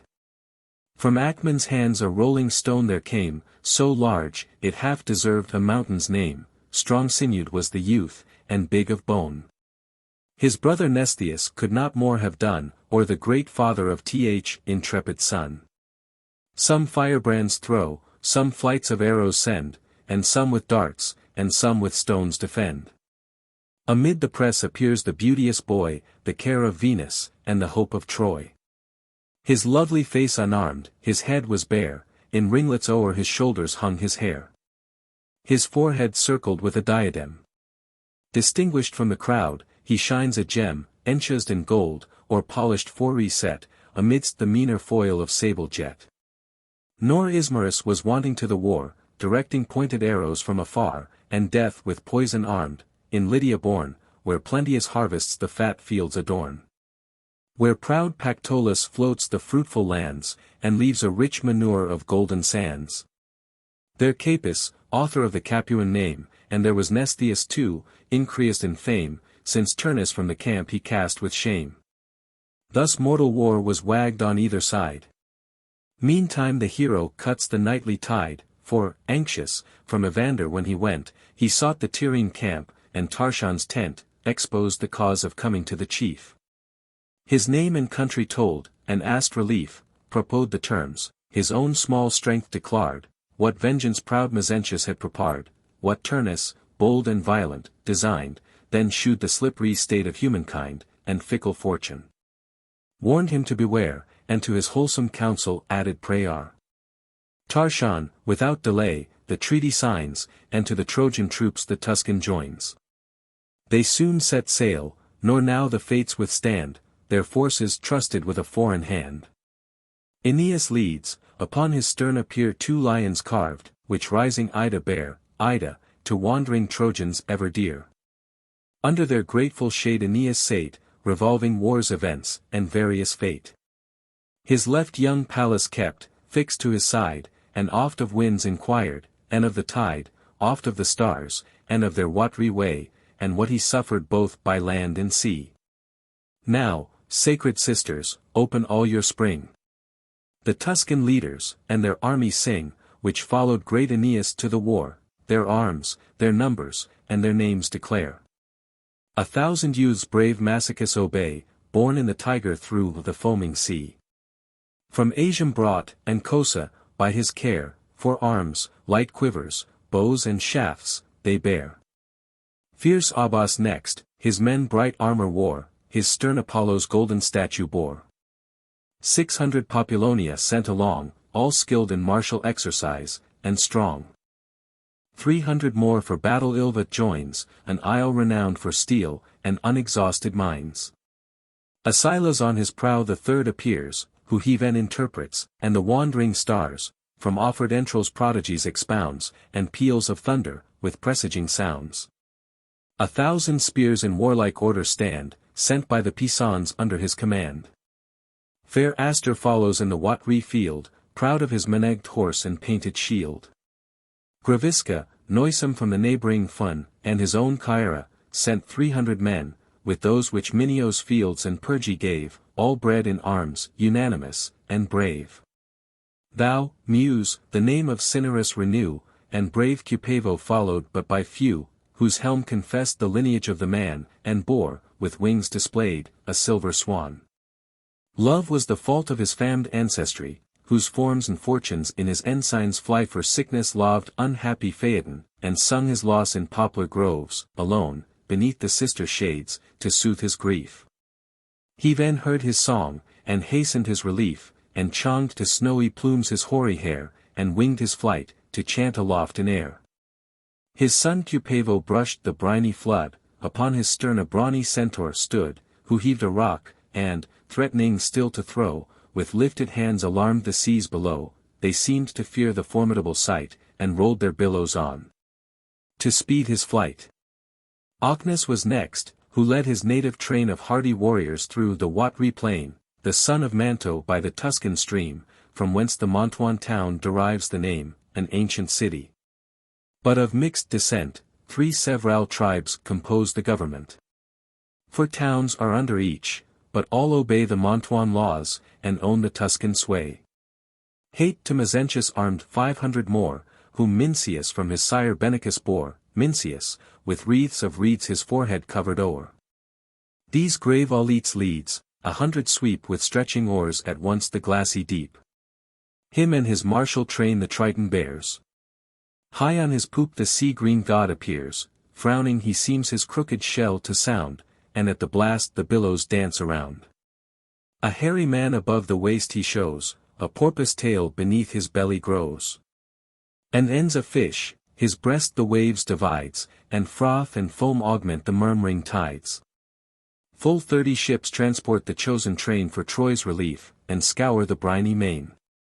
Now was the world forsaken by the sun, and Phoebe half her nightly race had run. The careful chief, who never clossed his eyes, himself the rudder holds, the sail supplies. A choir of Nereids meet him on the flood, once his own galleys, hewn from Ida's wood, but now, as many nymphs, the sea they sweep, as rode, before, tall vessels on the deep. They know him from afar. And in a ring enclose the ship that bore the Trojan king. Cymodos, whose voice excelled the rest, above the waves advanced her snowy breast, her right hand stops the stern, her left divides the curling ocean, and corrects the tides. She spoke for all the choir, and thus began with pleasing words to warn unknowing man, sleeps our loved lord. O goddess born, awake! Spread every sail, pursue your watery track, and haste your course. Your navy once were we, from Ida's height descending to the sea, till Turnus, as at anchor fixed we stood, presumed to violate our holy wood. Then, loosed from shore, we fled his fires profane, unwillingly we broke our master's chain, and since have sought you through the Tuscan main. The mighty mother chonged our forms to these, and gave us life immortal in the seas. But young Ascanius, in his camp distressed, by your insulting foes is hardly pressed. Arcadian horsemen, and Etrurian host, advance in order on the Latian coast, to cut their way the Daunian chief designs, before their troops can reach the Trojan lines. Thou, when the rosy morn restores the light, first arm thy soldiers for ensuing fight, thyself the fated sword of Vulcan wield, and bear aloft impenetrable shield. Tomorrow's sun, unless my skill be vain, shall see huge heaps of foes in battle slain. Parting, she spoke, and with immortal force pushed on the vessel in her watery course, for well she knew the way. Impelled behind, the ship flew forward, and outstripped the wind. The rest make up. Unknowing of the cause, the chief admires their speed, and happy omens draws. Then thus he prayed, and fixed on Heaven his eyes, hear thou, great mother of the deities. With turrets crowned. On Ida's holy hill fierce tigers, reined and curbed, obey thy will. Firm thy own omens, lead us on to fight. And let thy Phrygians conquer in thy right. He said no more. And now renewing day had chased the shadows of the night away. He charged the soldiers, with preventing care, their flags to follow, and their arms prepare. Warned of ensuing fight, and bade hope the war. Now, his lofty poop, he viewed below his camp encompassed, and enclosing foe. His blazing shield, imbract, he held on high, the camp received the sign, and with loud shouts reply. Hope arms their courage, from their toars they throw their darts with double force, and drive the foe. Thus, at the signal given, the cranes arise before the stormy south, and blacken all the skies. King Turnus wondered at the fight renewed, till, looking back, the Trojan fleet he viewed, the seas with swelling canvas covered o'er, and the swift ships descending on the shore. The Latians saw from far, with dazzled eyes, the radiant crest that seemed in flames to rise, and dart diffusive fires around the field, and the keen glittering of the golden shield. Thus threatening comets, when by night they rise, shoot sanguine streams, and sadden all the skies, so serious, flashing forth sinister lights. Hail humankind with plagues and with dry famine fright. Yet Turnus with undaunted mind is bent to man the shores, and hinder their descent, and thus awakes the courage of his friends. What you so long have wished, kind fortune sends. In ardent arms to meet invading foe, you find, and find him at advantage now. Yours is the day, you need but only dare, your swords will make you masters of the war. Your sires, your sons, your houses, and your lands, and dearest wives, are all within your hands. Be mindful of the race from whence you came, and emulate in arms your fathers' fame. Now take the time, while staggering yet they stand with feet unfirm, and prepossess the strand, fortune befriends the bold. Nor more he said, but balanced whom to leave, and whom to lead, then these elects, the landing to prevent. And those he leaves, to keep the city pent. Meantime the Trojan sends his troops ashore, some are by boats exposed, by bridges more. With labouring oars they bear along the strand, where the tide languishes, and leap a land. Trojan observes the coast with careful eyes, and, where no ford he finds, no water fries, nor billows with unequal murmurs roar, but smoothly slide along, and swell the shore, that course he steered, and thus he gave command, here ply your oars. And at all hazard land, force on the vessel, that her keel may wound this hated soil, and furrow hostile ground. Let me securely land, I ask no more, then sink my ships, or shatter on the shore. This fiery speech inflames his fearful friends, they tug at every oar, and every stretcher bends, they run their ships aground. The vessels knock, thus forked ashore, and tremble with the shock. Tarshan's alone was lost, that stranded stood, stuck on a bank, and beaten by the flood, she breaks her back. The loosened sides give way, and plunge the Tuscan soldiers in the sea. Their broken oars and floating planks withstand their passage, while they labor to the land, and ebbing tides bear back upon uncertain sand. Now Turnus leads his troops without delay, advancing to the margin of the sea. The trumpets sound, Aeneas first assailed the clowns new-riced and raw, and soon prevailed. Great Theron fell, an omen of the fight. Great Theron, large of limbs, of giant height. He first in open field defied the prince, but armor scaled with gold was no defense against the fated sword, which opened wide his plated shield, and pierced his naked side. Next, Lycus fell, who, not like others born, was from his wretched mother ripped and torn, sacred, O Phoebus, from his birth to thee, for his beginning life from biting steel was free. Not far from him was Gyas laid along, of monstrous bulk. With Cisseus fierce and strong, vain bulk and strength. For, when the chief assailed, nor valor nor Herculean arms availed, nor their famed father, wont in war to go with great Alcides, while he toiled below. The noisy Pharos next received his death, Aeneas writhed his dart, and stopped his bawling breath. Then wretched Sidon had received his doom, who courted Clitius in his beardless bloom, and sought with lust obscene polluted joys, the Trojan sword had cured his love of boys. Had not his VII bold brethren stopped the course of the fierce champions, with united force. VII darts were thrown at once, and some rebound from his bright shield, some on his helmet sound, the rest had reached him, but his mother's care prevented those, and turned aside in air. The prince then called Achates, to supply the spears that knew the way to victory, those fatal weapons, which, inured to blood, in Grecian bodies under Ilium stood, not one of those my hand shall toss in vain against our foes. On this contended plain, he said, then seized a mighty spear, and through, which, winged with fate, through Maeon's buckler flew, pierced all the brazen plates, and reached his heart, he staggered with intolerable smart. Alcaner saw, and reached, but reached in vain, his helping hand, his brother to sustain. A second spear, which kept the former course, from the same hand, and sent with equal force, his right arm pierced, and holding on, bereft his use of both, and pinioned down his left. Then Numitor from his dead brother drew Ilomen's spear, and at the Trojan threw, preventing fate directs the lance awry, which, glancing, only marked Achates' thigh. In pride of youth the Sabine Clausus came, and, from afar, at Dryops took his aim. The spear flew hissing through the middle space, and pierced his throat, directed at his face. It stopped at once the passage of his wind, and the free soul to flitting air resigned, his forehead was the first that struck the ground, life-blood and life rushed mingled through the wound. He slew 3 brothers of the Borean race, and 3, whom Ismarus, their native place, had sent to war, but all the sons of Thrace. Halesus, next, the bold Orunci leads, the son of Neptune to his aid succeeds, conspicuous on his horse.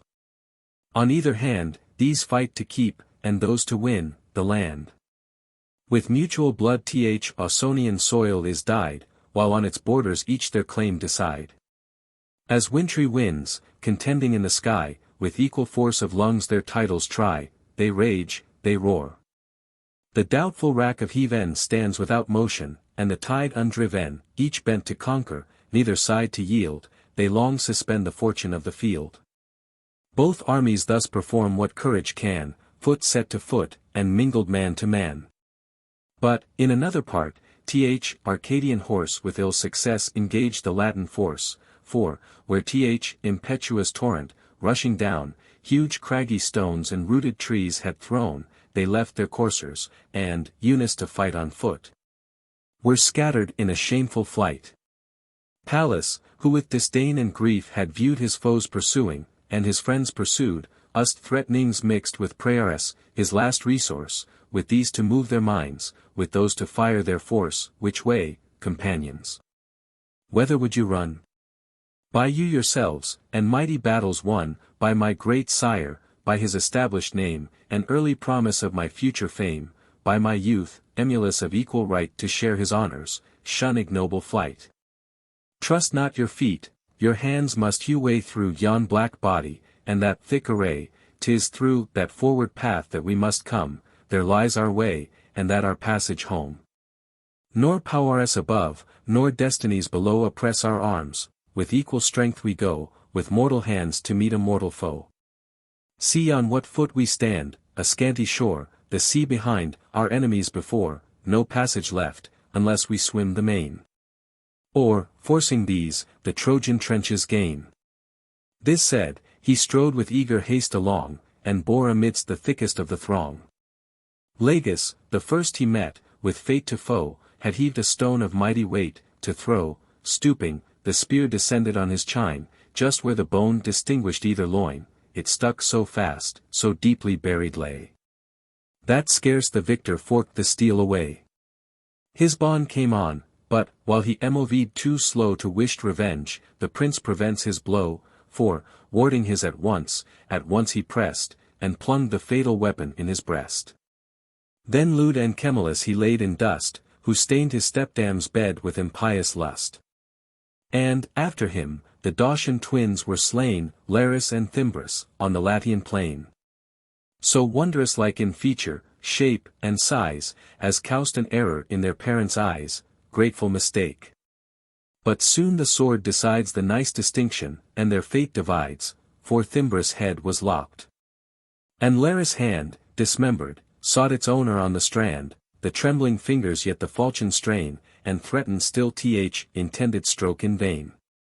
Now, to renew the charge, Arcadians came, sight of such acts, and sense of honest shame, and grief, with anger mixed, their minds inflame.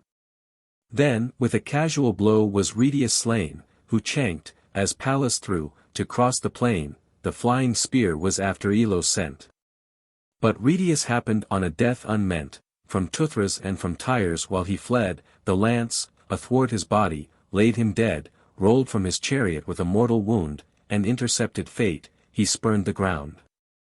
As when, in summer, welcome winds arise, the watchful shepherd to the forest flies, and fires the midmost plants, contagion spreads, and catching flames infect the neighboring heads.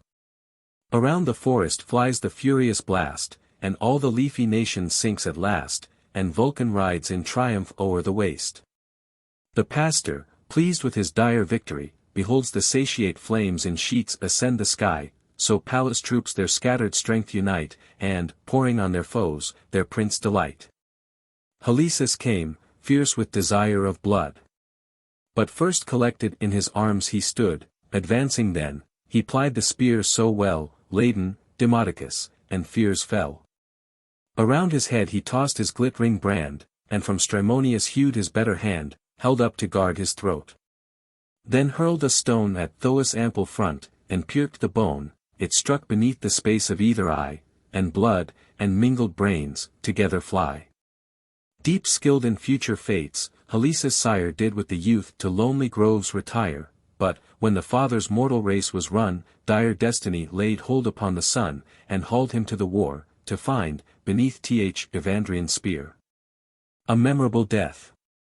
Pallas encounter seeks, but, ere he throws, to Tuscan Tiber thus addressed his vows, O sacred stream, direct my flying dart, and give to pass the proud Halesus' heart. His arms and spoils thy holy oak shall bear. Pleased with the bribe, the god received his prayer, for, while his shield protects a friend distressed, the dart came driving on, and pierced his breast. But Lausus, no small portion of the war, permits not panic fear to reign too far, cowed by the death of so renowned a knight, but by his own example cheers the fight. Fierce Abas first he slew. Abas, the stay of Trojan hopes, and hindrance of the day. The Phrygian troops escaped the Greeks in vain, they, and their mixed allies, now load the plain. To the rude shock of war both armies came, their leaders equal, and their strength the same. The rear so pressed the front, they could not wield their angry weapons, to dispute the field. Here Pallas urges on, and Lausus there, of equal youth and beauty both appear, but both by fate forbid to breathe their native air. Their congress in the field great Jove withstands, both doomed to fall, but fall by greater hands. Meantime Juturna warns the Daunian chief of Lausus' danger, urging swift relief. With his drive-end chariot he divides the crowd, and, making to his friends, thus calls aloud, let none presume his needless aid to join, retire, and clear the field, the fight is mine, to this right hand is Pallas only due. Oh, were his father here, my just revenge to view. From the forbidden space his men returned. Pallas their awe, and his stern words, admired, surveyed him o'er and o'er with wondering sight, struck with his haughty mien, and towering height. Then to the king, your empty vaunts forbear, success I hope, and fate I cannot fear, alive or dead, I shall deserve a name, Jove is impartial, and to both the same. He said, and to the void advanced his pace, pale horror sate on each Arcadian face. Then Turnus, from his chariot leaping light, addressed himself on foot to single fight. And, as a lion, when he spies from far a bull that seems to meditate the war, bending his neck, and spurning back the sand, runs roaring downward from his hilly stand, imagine eager Turnus not more slow, to rush from high on his unequal foe. Young Pallas, when he saw the chief advance within due distance of his flying lance, prepares to charge him first, resolved to try if fortune would his want of force supply. And thus to Heaven and Hercules addressed, Alcides, once on earth Evander's guest, his son adjures you by those holy rites, that hospitable board, those genial nights. Assist my great attempt to gain this prize, and let proud Turnus view, with dying eyes, his ravished spoils. 'Twas heard, the vain request, Alcides mourned, and stifled sighs within his breast. Then Jove, to soothe his sorrow, thus began, short bounds of life are set to mortal man. 'Tis virtue's work alone to stretch the narrow span. So many sons of gods, in bloody fight, around the walls of Troy, have lost the light, my own Sarpedon fell beneath his foe, nor I, his mighty sire, could ward the blow. Evan Turnus shortly shall resign his breath, and stands already on the verge of death. This said, the god permits the fatal fight, but from the Latian fields averts his sight. Now with full force his spear young Pallas threw, and, having thrown, his shining falchion drew the steel just grazed along the shoulder joint, and marked it slightly with the glancing point, fierce Turnus first to nearer distance drew. And poised his pointed spear, before he threw, then, as the winged weapon whizzed along, see now, said he, whose arm is better strung. The spear kept on the fatal course, unstayed by plates of iron, which o'er the shield were laid, through folded brass and tough bull hides it passed, his corslet pierced, and reached his heart at last. In vain the youth tugs at the broken wood. The soul comes issuing with the vital blood, he falls, his arms upon his body sound, and with his bloody teeth he bites the ground. Turnus bestrode the corpse, Arcadians, here, said he.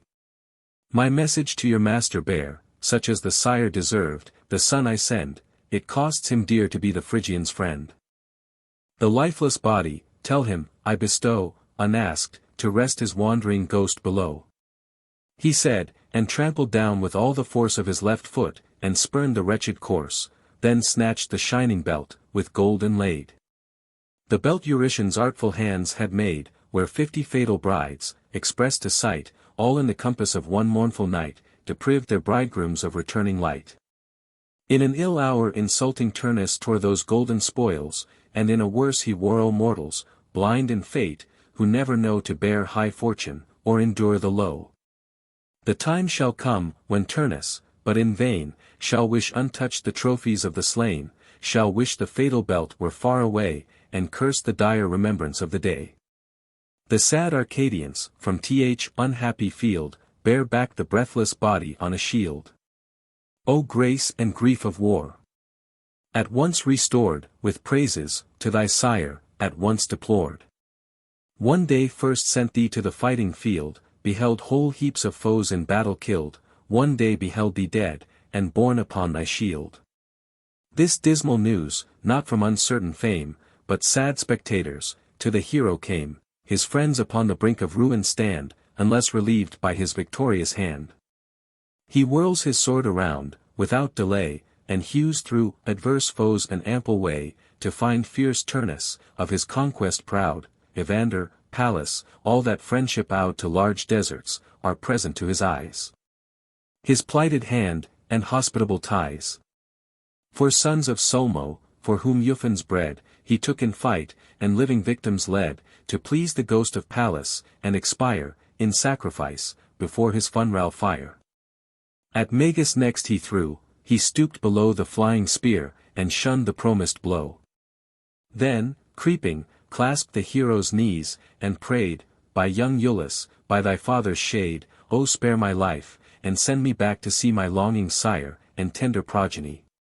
A lofty house I have, and wealth untold, in silver ingots, and in bars of gold, all these, and sums besides, which see no day, the ransom of this one poor life shall pay. If I survive, will Troy the less prevail? A single soul's too light to turn the scale. He said. The hero sternly thus replied, thy bars and ingots, and the sums beside, leave for thy children's lot. Thy Turnus broke all rules of war by one relentless stroke, when Pallas fell, so deems, nor deems alone my father's shadow, but my living son. Thus having said, of kind remorse bereft, he seized his helm, and dragged him with his left. Then with his right hand, while his neck he wreathed, up to the hilts his shining falchion sheathed. Apollo's priest, Aeneid, was near, his holy fillets on his front appear, glittering in arms, he shone amidst the crowd. Much of his god, more of his purple, proud. Him the fierce Trojan followed through the field, the holy coward fell, and, forked to yield, the prince stood o'er the priest, and, at one blow, sent him an offering to the shades below. His arms Seresthus on his shoulders bears, designed a trophy to the god of wars. Vulcanian Seculus renews the fight, and Umbro, born upon the mountain's height. The champion cheers his troops to encounter those, and seeks revenge himself on other foes. At Anchises' shield he drove, and, at the blow, both shield and arm to ground together go. Anchises had boasted much of magic charms, and thought he wore impenetrable arms, so made by muttered spells, and, from the spheres, had life secured, in vain, for length of years. Then Tarquitus the field in triumph trod. A nymph his mother, his sire a god. Exulting in bright arms, he braves the prince, with his protended lance he makes defense, bears back his feeble foe, then, pressing on, arrests his better hand, and drags him down. Stands o'er the prostrate wretch, and, as he lay, vain tales inventing, and prepared to pray, mows off his head, the trunk a moment stood, then sunk, and rolled along the sand in blood. The vengeful victor thus upbraids the slain, lie there, proud man, unpitied, on the plain.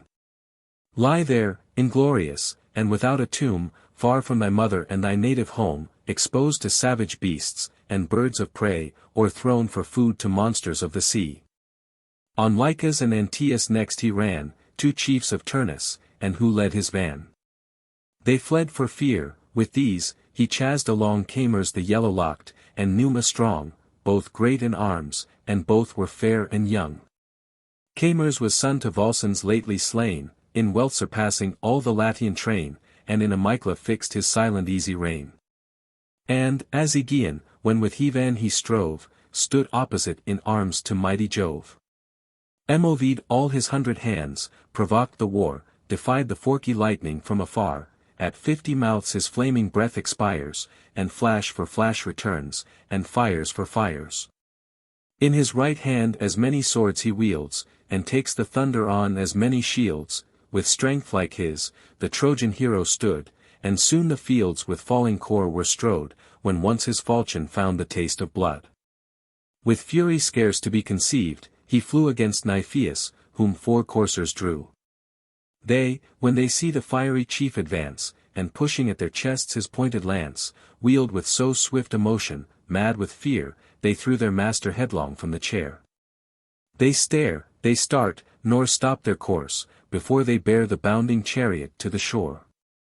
Now Lucagus and Liger scour the plains, with 2 white steeds, but Liger holds the reins, and Lucagus the lofty seat maintains, bold brethren both.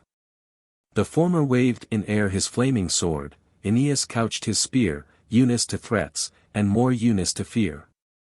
Then Liger thus, thy confidence is vain to scape from hence, as from the Trojan plain, nor these the steeds which Diomed best rode, nor this the chariot where Achilles rode, nor Venus' veil is here, near Neptune's shield. Thy fatal hour is come, and this the field. Thus Liger vainly vaunts, the Trojan peer returned his answer with his flying spear. As Lucagus, to lash his horses, bends, prone to the wheels, and his left foot protends, prepared for fight. The fatal dart arrives, and through the borders of his buckler drives, passed through, and pierced his groin, the deadly wound, cast from his chariot, rolled him on the ground. Whom thus the chief upbraids with scornful spite, blame not the slowness of your steeds in flight, vain shadows did not force their swift retreat, but you yourself forsake your empty seat. He said, and seized at once the loosened rein. For Liger lay already on the plain, by the same shock, then, stretching out his hands, the recreant thus his wretched life demands, now, by thyself, O more than mortal man. By her and him from whom thy breath began, who formed thee thus divine, I beg thee, spare this forfeit life, and hear thy suppliant's prayer. Thus much he spoke, and more he would have said. But the stern hero turned aside his head, and cut him short. I hear another man, you talked not thus before the fight began. Now take your turn, and, as a brother should, attend your brother to the Stygian flood. Then through his breast his fatal sword he sent, and the soul issued at the gaping vent. As storms the skies, and torrents tear the ground, thus ragged the prince, and scattered deaths around. At length Ascanius and the Trojan train broke from the camp, so long besieged in vain. Meantime the king of gods and mortal man held conference with his queen, and thus began, my sister goddess, and well-pleasing wife, still think you Venus' aid supports the strife, sustains her Trojans, or themselves, alone? With inborn valor force their fortune on. How fierce in fight, with courage undecayed. Judge if such warriors want immortal aid. To whom the goddess with the charming eyes, soft in her tone, submissively replies, why, O my sovereign lord, whose frown I fear, and cannot, unconcerned, your anger bear, why urge you thus my grief? When, if I still, as once I was, were mistress of your will, from your almighty power your pleasing wife might gain the grace of lengthening Turnus' life, securely snatch him from the fatal fight, and give him to his aged father's sight. Now let him perish, since you hold it good, and glut the Trojans with his pious blood. Yet from our lineage he derives his name, and, in the 4th degree, from god Pilumnus came. Yet he devoutly pays you rites divine, and offers daily incense at your shrine. Then shortly thus the sovereign god replied, since in my power and goodness you confide, if for a little space, a lengthened span, you beg reprieve for this expiring man, I grant you leave to take your Turnus hence from instant fate. And can so far dispense. But, if some secret meaning lies beneath, to save the short-lived youth from destined death, or if a farther thought you entertain, to change the fates, you feed your hopes in vain.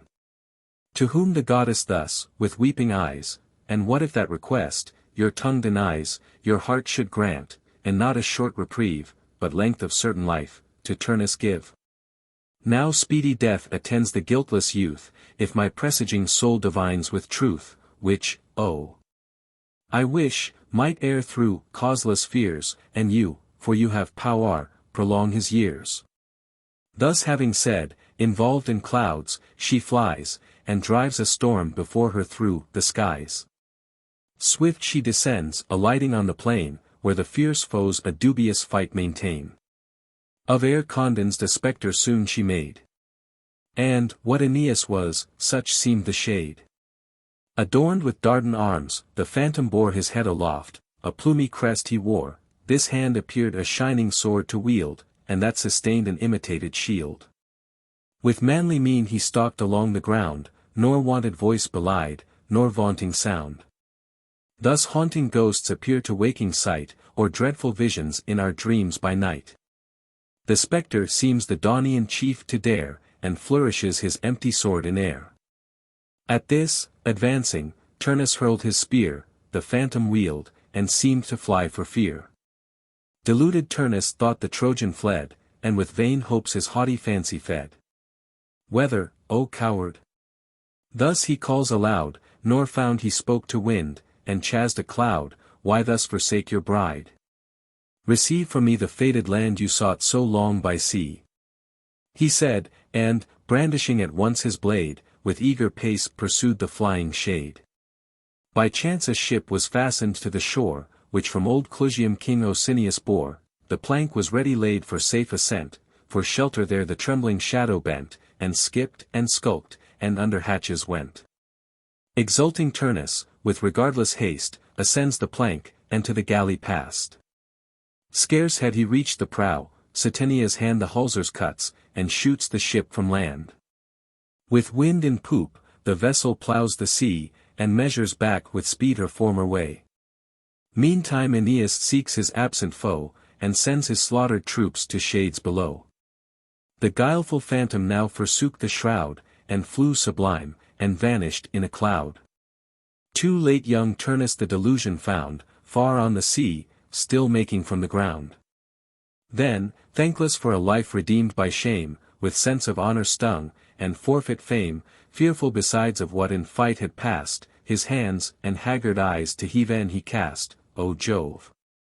He cried, For what offense have I deserved to bear this endless infamy? Whence am I forked, and whether am I born? How, and with what reproach, shall I return? Shall ever I behold the Latian plain, or see Laurentum's lofty Toares again? What will they say of their deserting chief? The war was mine, I fly from their relief, I led to slaughter, and in slaughter leave, and even from hence their dying groans receive. Here, overmatched in fight, in heaps they lie. There, scattered o'er the fields, ignobly fly. Gape wide, O earth, and draw me down alive.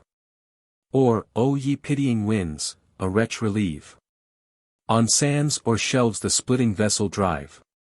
Or set me shipwrecked on some desert shore, where no Rutulian eyes may see me more, unknown to friends, or foes, or conscious fame, lest she should follow, and my flight proclaim. Thus Turnus raved, and various fates revolved, the choice was doubtful, but the death resolved. And now the sword, and now the sea took place, that to revenge, and this to purge disgrace. Sometimes he thought to swim the stormy main, by stretch of arms the distant shore to gain. Thrice he the sword essayed, and thrice the flood, but Juno, moved with pity, both withstood. And thrice repressed his rage. Strong gales supplied, and pushed the vessel o'er the swelling tide. At length she lands him on his native shores, and to his father's longing arms restores. Meantime, by Jove's impulse, Mezentius armed, succeeding Turnus, with his ardor warmed his fainting friends, reproached their shameful flight, repelled the victors, and renewed the fight. Against their king the Tuscan troops conspire. Such is their hate, and such their fierce desire of wished revenge, on him, and him alone, all hands employed, and all their darts are thrown. He, like a solid rock by seas enclosed, to raging winds and roaring waves opposed, from his proud summit looking down, disdains their empty menace, and unmoved remains. Beneath his feet fell haughty Hebrus dead, then Latagus, and Palmus as he fled. At Latagus a weighty stone he flung, his face was flatted, and his helmet rung. But Palmus from behind receives his wound. Hamstringed he falls, and grovels on the ground, his crest and armor, from his body torn, thy shoulders, Lausus, and thy head adorn. Evis and Mimas, both of Troy, he slew. Mimas his birth from fair Theano drew, born on that fatal night, when, big with fire, the queen prodict young Paris to his sire, but Paris in the Phrygian fields was slain, unthinking Mimas on the Latian plain. And, as a savage boar, on mountains bred, with forest mast and fattening marshes fed, when once he sees himself in toils enclosed, by huntsmen and their eager hounds opposed, he whets his tusks, and turns, and dares the war. Invaders dart their javelins from afar, all keep aloof, and safely shout around. But none presumes to give a nearer wound, he frets and froths, erects his bristled hide, and shakes a grove of lances from his side, not otherwise the troops, with hate inspurred, and just revenge against the tyrant furred. Their darts with clamor at a distance drive, and only keep the languished war alive. From Coritus came Acron to the fight, who left his spouse betrothed, an unconsummate knight. Mezentius sees him through the squadrons ride, proud of the purple favors of his bride. Then, as a hungry lion, who beholds a gamesome goat, who frisks about the folds, or beamy stag, that grazes on the plain, he runs, he roars, he shakes his rising mane, he grins, and opens wide his greedy jaws. The prey lies panting underneath his paws, he fills his famished maw.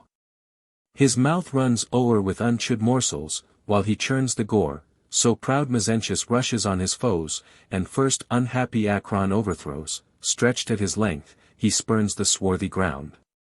The lance, besmeared with blood, lies broken in the wound. Then with disdain the haughty victor viewed Oroda flying, nor the wretch pursued, nor thought the dastard's back deserved a wound, but, running, gained advantage of the ground, then turning short, he met him face to face. To give his victory the better grace.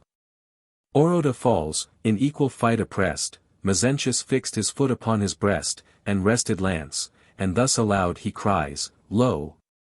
Here the champion of my rebels lies.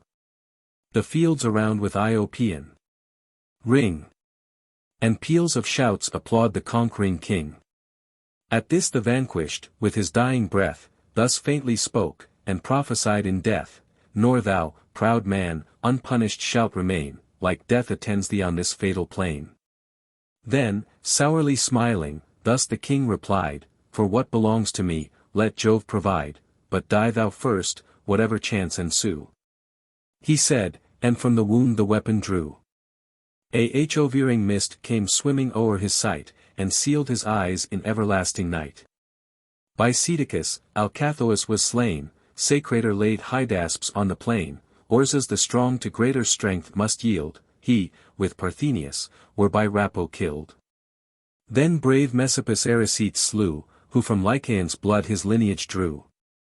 But from his headstrong horse his fate he found, who threw his master, as he made a bound, the chief, alighting, stuck him to the ground. Then Clonius, hand to hand, on foot assails, the Trojan sinks, and Neptune's son prevails. Agis the Lycian, stepping forth with pride, to single fight the boldest foe defied. Whom Tuscan Valorous by force o'ercame, and not belied his mighty father's fame. Salius to death the great Antronius sent, but the same fate the victor underwent, slain by Niels's hand, well skilled to throw the flying dart and draw the far-deceiving bow. Thus equal deaths are dealt with equal chance. By turns they quit their ground, by turns advance, victors and vanquished, in the various field, nor wholly overcome, nor wholly yield. The gods from heaven survey the fatal strife, and mourn the miseries of human life. Above the rest, two goddesses appear concerned for each, here Venus, Juno there. Amidst the crowd, infernal Eight shakes her scourge aloft, and crest of hissing snakes.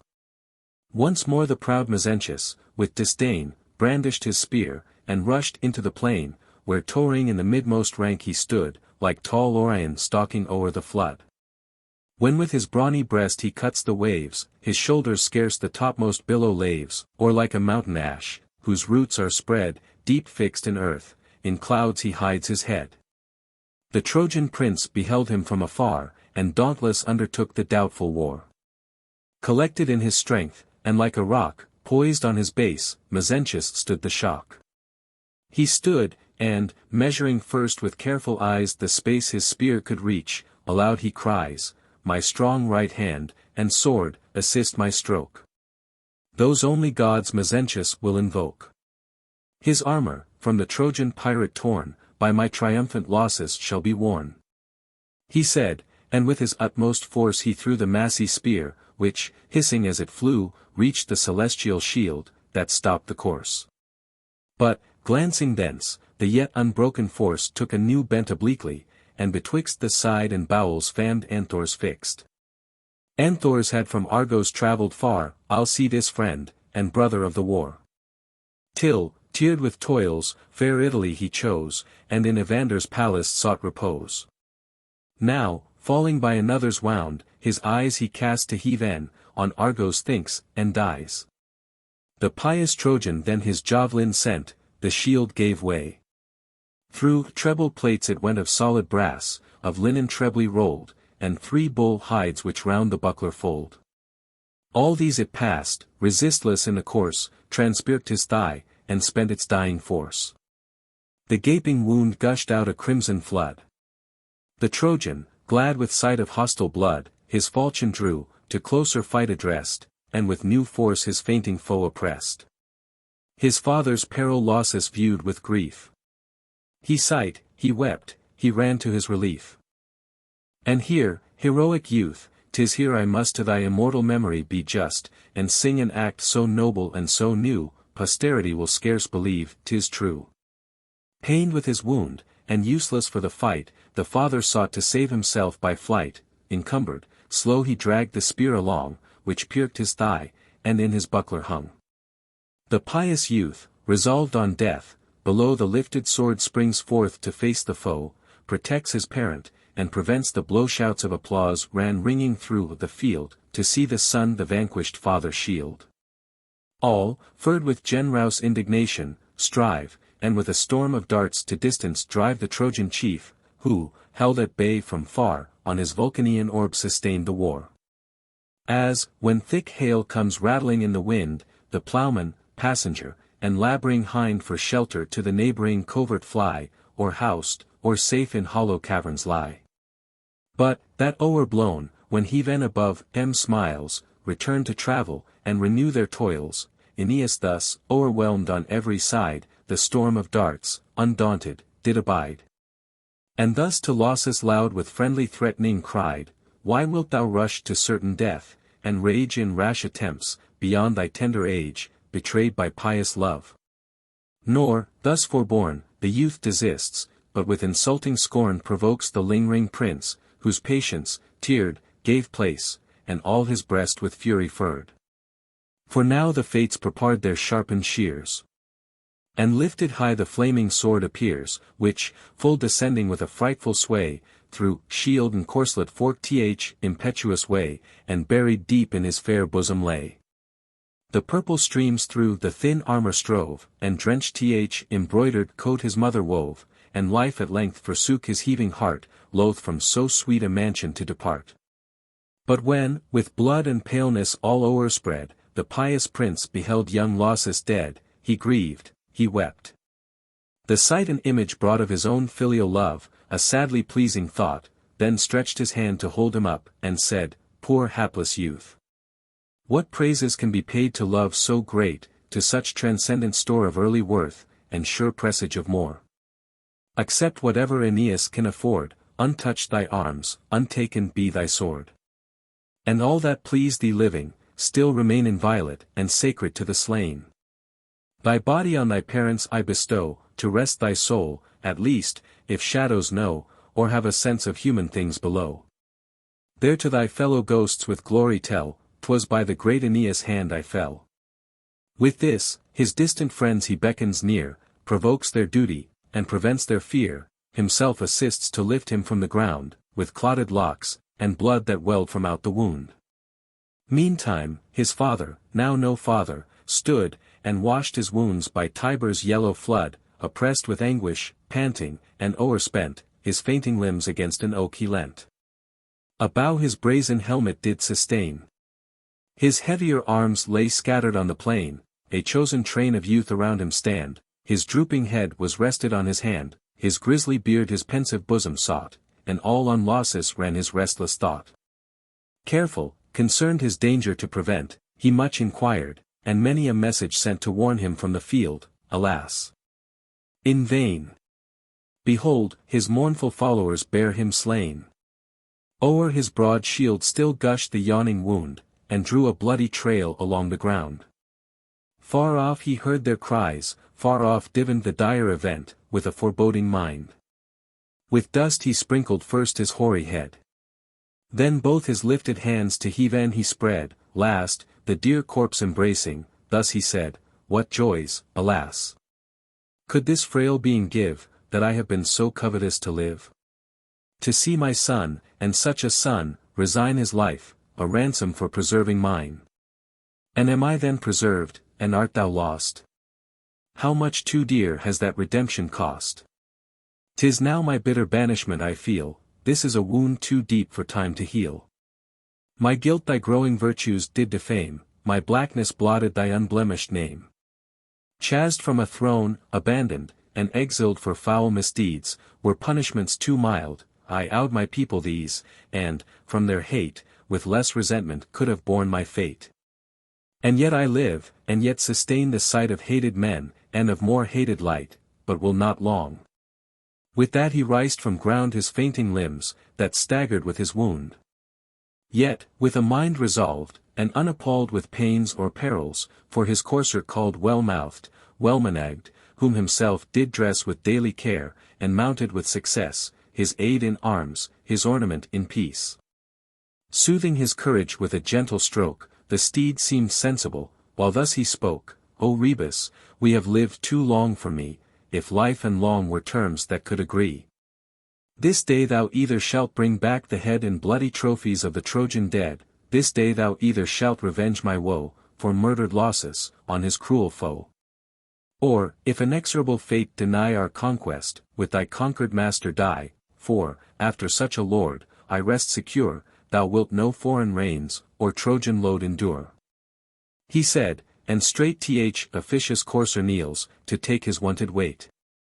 His hands he fills with pointed javelins, on his head he lacked his glittering helm, which terribly was gracked with waving horsehair, nodding from afar, then spurred his thundering steed amidst the war. Love, anguish, wrath, and grief, to madness wrought, despair, and secret shame, and conscious thought of inborn worth, his laboring soul oppressed, rolled in his eyes, and ragged within his breast. Then loud he called Aeneas thrice by name, the loud repeated voice to glad Aeneas came. Great Jove, he said, and the far-shooting god, inspire thy mind to make thy challenge good. He spoke no more, but hastened, void of fear, and threatened with his long protended spear. To whom Mezentius thus, thy vaunts are vain.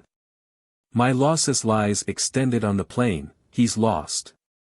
Thy conquest is already won, the wretched sire is murdered in the sun. Nor fate I fear, but all the gods defy. Forbear thy threats, my busness is to die, but first receive this parting legacy. He said, and straight a whirling dart he sent, another after, and another went. Round in a spacious ring he rides the field, and vainly plies impenetrable shield. Thrice rode he round, and thrice Aeneas wheeled, turned as he turned, the golden orb withstood the strokes, and bore about an iron wood. Impatient of delay, and weary grown, still to defend, and to defend alone, to wrench the darts which in his buckler light, urged and o'erlaboured in unequal fight.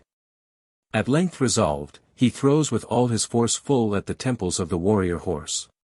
Just where the stroke was aimed, unerring spear made way, and stood transfixed through either ear. Seized with unwonted pain, surprised with fright, the wounded steed curvets, and, riced upright, lights on his feet before, his hoofs behind spring up in air aloft, and lash the wind. Down comes the rider headlong from his height, his horse came after with unwieldy weight, and, floundering forward, pitching on his head, his lord's encumbered shoulder overlaid. From either host, the mingled shouts and cries of Trojans and Rutulians rend the skies. Aeneas, hastening, waved his fatal sword high o'er his head, with this reproachful word, now. Where are now thy vaunts, the fierce disdain of proud Mezentius, and the lofty strain? Struggling, and wildly staring on the skies, with scarce recovered sight he thus replies, why these insulting words, this waste of breath, to souls undaunted, and secure of death? 'Tis no dishonour for the brave to die, nor came I here with hope of victory, nor ask I life, nor fought with that design, as I had used my fortune, use thou thine. My dying son contracted no such band, the gift is hateful from his murderer's hand. For this only favour let me sue, if pity can to conquered foes be due, refuse it not, but let my body have the last retreat of humankind, a grave. Too well I know insulting people's hate. Protect me from their vengeance after fate, this refuge for my poor remains provide, and lay my much-loved Lausus by my side. He said, and to the sword his throat applied. The crimson stream disdained his arms around, and the disdainful soul came rushing through the wound. Book 11. The Argument. Aeneas erects a trophy of the spoils of Mezentius, grants a truce for burying the dead, and sends home the body of Pallas with great solemnity. Latinus calls a council, to propose offers of peace to Aeneas. Which occasions great animosity betwixt Turnus and Drances. In the meantime there is a sharp engagement of the horse, wherein Camilla signalizes herself, is killed, and the Latine troops are entirely defeated. Scarce had the rosy morning raised her head above the waves, and left her watery bed. The pious chief, whom double cares attend for his unburied soldiers and his friend, yet first to heave and performed a victor's vows, he barred an ancient oak of all her boughs. Then on a rising ground the trunk he placked, which with the spoils of his dead foe he gracked. The coat of arms by proud Mezentius worn, now on a naked snag in triumph borne, was hung on high, and glittered from afar, a trophy sacred to the god of war. Above his arms, fixed on the leafless wood, appeared his plumy crest, besmeared with blood, his brazen buckler on the left was seen, truncheons of shivered lances hung between, and on the right was placed his corslet, board. And to the neck was tied his unavailing sword. A crowd of chiefs enclosed the godlike man, who thus, conspicuous in the midst, began, "Our toils, my friends, are crowned with sure success, the greater part performed, achieve the less. Now follow cheerful to the trembling town, press but an entrance, and presume it won. Fear is no more, for fierce Mezentius lies, as the first fruits of war, a sacrifice. Turnus shall fall extended on the plain, and, in this omen, is already slain. Prepare in arms, pursue your happy chance, that none unwarned may plead his ignorance, and I, at Heaven's appointed hour, may find your warlike ensigns waving in the wind. Meantime the rites and funeral pomps prepare, due to your dead companions of the war, the last respect the living can bestow, to shield their shadows from contempt below. That conquered earth be theirs, for which they fought, and which for us with their own blood they bought. But first the corpse of our unhappy friend to the sad city of Evander send, who, not inglorious, in his age's bloom, was hurried hence by too severe a doom." Thus, weeping while he spoke, he took his way, where, new in death, lamented Pallas lay. Acoetes watched the corpse, whose youth deserved the father's trust, and now the son he served with equal faith, but less auspicious care. Attendants of the slain his sorrow share. A troop of Trojans mixed with these appear, and mourning matrons with dishevelled hair. Soon as the prince appears, they raise a cry, all beat their breasts, and echoes rend the sky. They rear his drooping forehead from the ground. But, when Aeneas viewed the grisly wound which Pallas in his manly bosom bore, and the fair flesh distained with purple gore, first, melting into tears, the pious man deplored so sad a sight, then thus began, "Unhappy youth! When fortune gave the rest of my full wishes, she refused the best. She came, but brought not thee along, to bless my longing eyes, and share in my success, she grudged thy safe return, the triumphs due to prosperous valor, in the public view. Not thus I promised, when thy father lent thy needless succor with a sad consent, embracked me, parting for Etrurian land, and sent me to possess a large command. He warned, and from his own experience told, our foes were warlike, disciplined, and bold. And now perhaps, in hopes of thy return, rich odors on his loaded altars burn, while we, with vain officious pomp, prepare to send him back his portion of the war, a bloody breathless body, which can owe no farther debt, but to the powers below. The wretched father, ere his race is run, shall view the funeral honors of his son. These are my triumphs of the Latian war, fruits of my plighted faith and boasted care. And yet, unhappy sire, thou shalt not see a son whose death disgracked his ancestry, thou shalt not blush, old man, however grieved, thy Pallas no dishonest wound received. He died no death to make thee wish, too late, thou hadst not lived to see his shameful fate, but what a champion has Ausonian coast, and what a friend hast thou, Ascanius, lost. Thus having mourned, he gave the word around, to raise the breathless body from the ground. And chose 1,000 horse, the flower of all his warlike troops, to wait the funeral, to bear him back and share Evander's grief, a well-becoming, but a weak relief. Of oaken twigs they twist an easy bier, then on their shoulders the sad burden rear. The body on this rural hearse is borne, strewed leaves and funeral greens the bier adorn. All pale he lies, and looks a lovely flower, new cropped by virgin hands, to dress the bower, unfaded yet, but yet unfed below, no more to Mother Earth or the green stern shall owe. Then 2 fair vests, of wondrous work and cost, of purple woven, and with gold embossed, for ornament the Trojan hero brought, which with her hand Sidonian Dido wrought. 1 vest arrayed the corpse. And one they spread o'er his closed eyes, and wrapped around his head, that, when the yellow hair in flame should fall, the catching fire might burn the golden caul. Besides, the spoils of foes in battle slain, when he descended on the Latian plain. Arms, trappings, horses, by the hearse are led in long array, achievements of the dead. Then, pinioned with their hands behind, appear unhappy captives, marching in the rear, appointed offerings in the victor's name, to sprinkle with their blood the funral flame. Inferior trophies by the chiefs are borne. Gauntlets and helms their loaded hands adorn, and fair inscriptions fixed, and titles read of Latian leaders conquered by the dead. Acco eats on his pupil's corpse attends, with feeble steps, supported by his friends. Pausing at every pace, in sorrow drowned, betwixt their arms he sinks upon the ground, where grovelling while he lies in deep despair, he beats his breast, and rends his hoary hair. The champion's chariot next is seen to roll, besmeared with hostile blood, and honourably foul. To close the pomp, Aethon, the steed of state, is led, the funrals of his lord to wait. Stripped of his trappings, with a sullen pace he walks. And the big tears run rolling down his face. The lance of Pallas, and the crimson crest, are borne behind, the victor says the rest.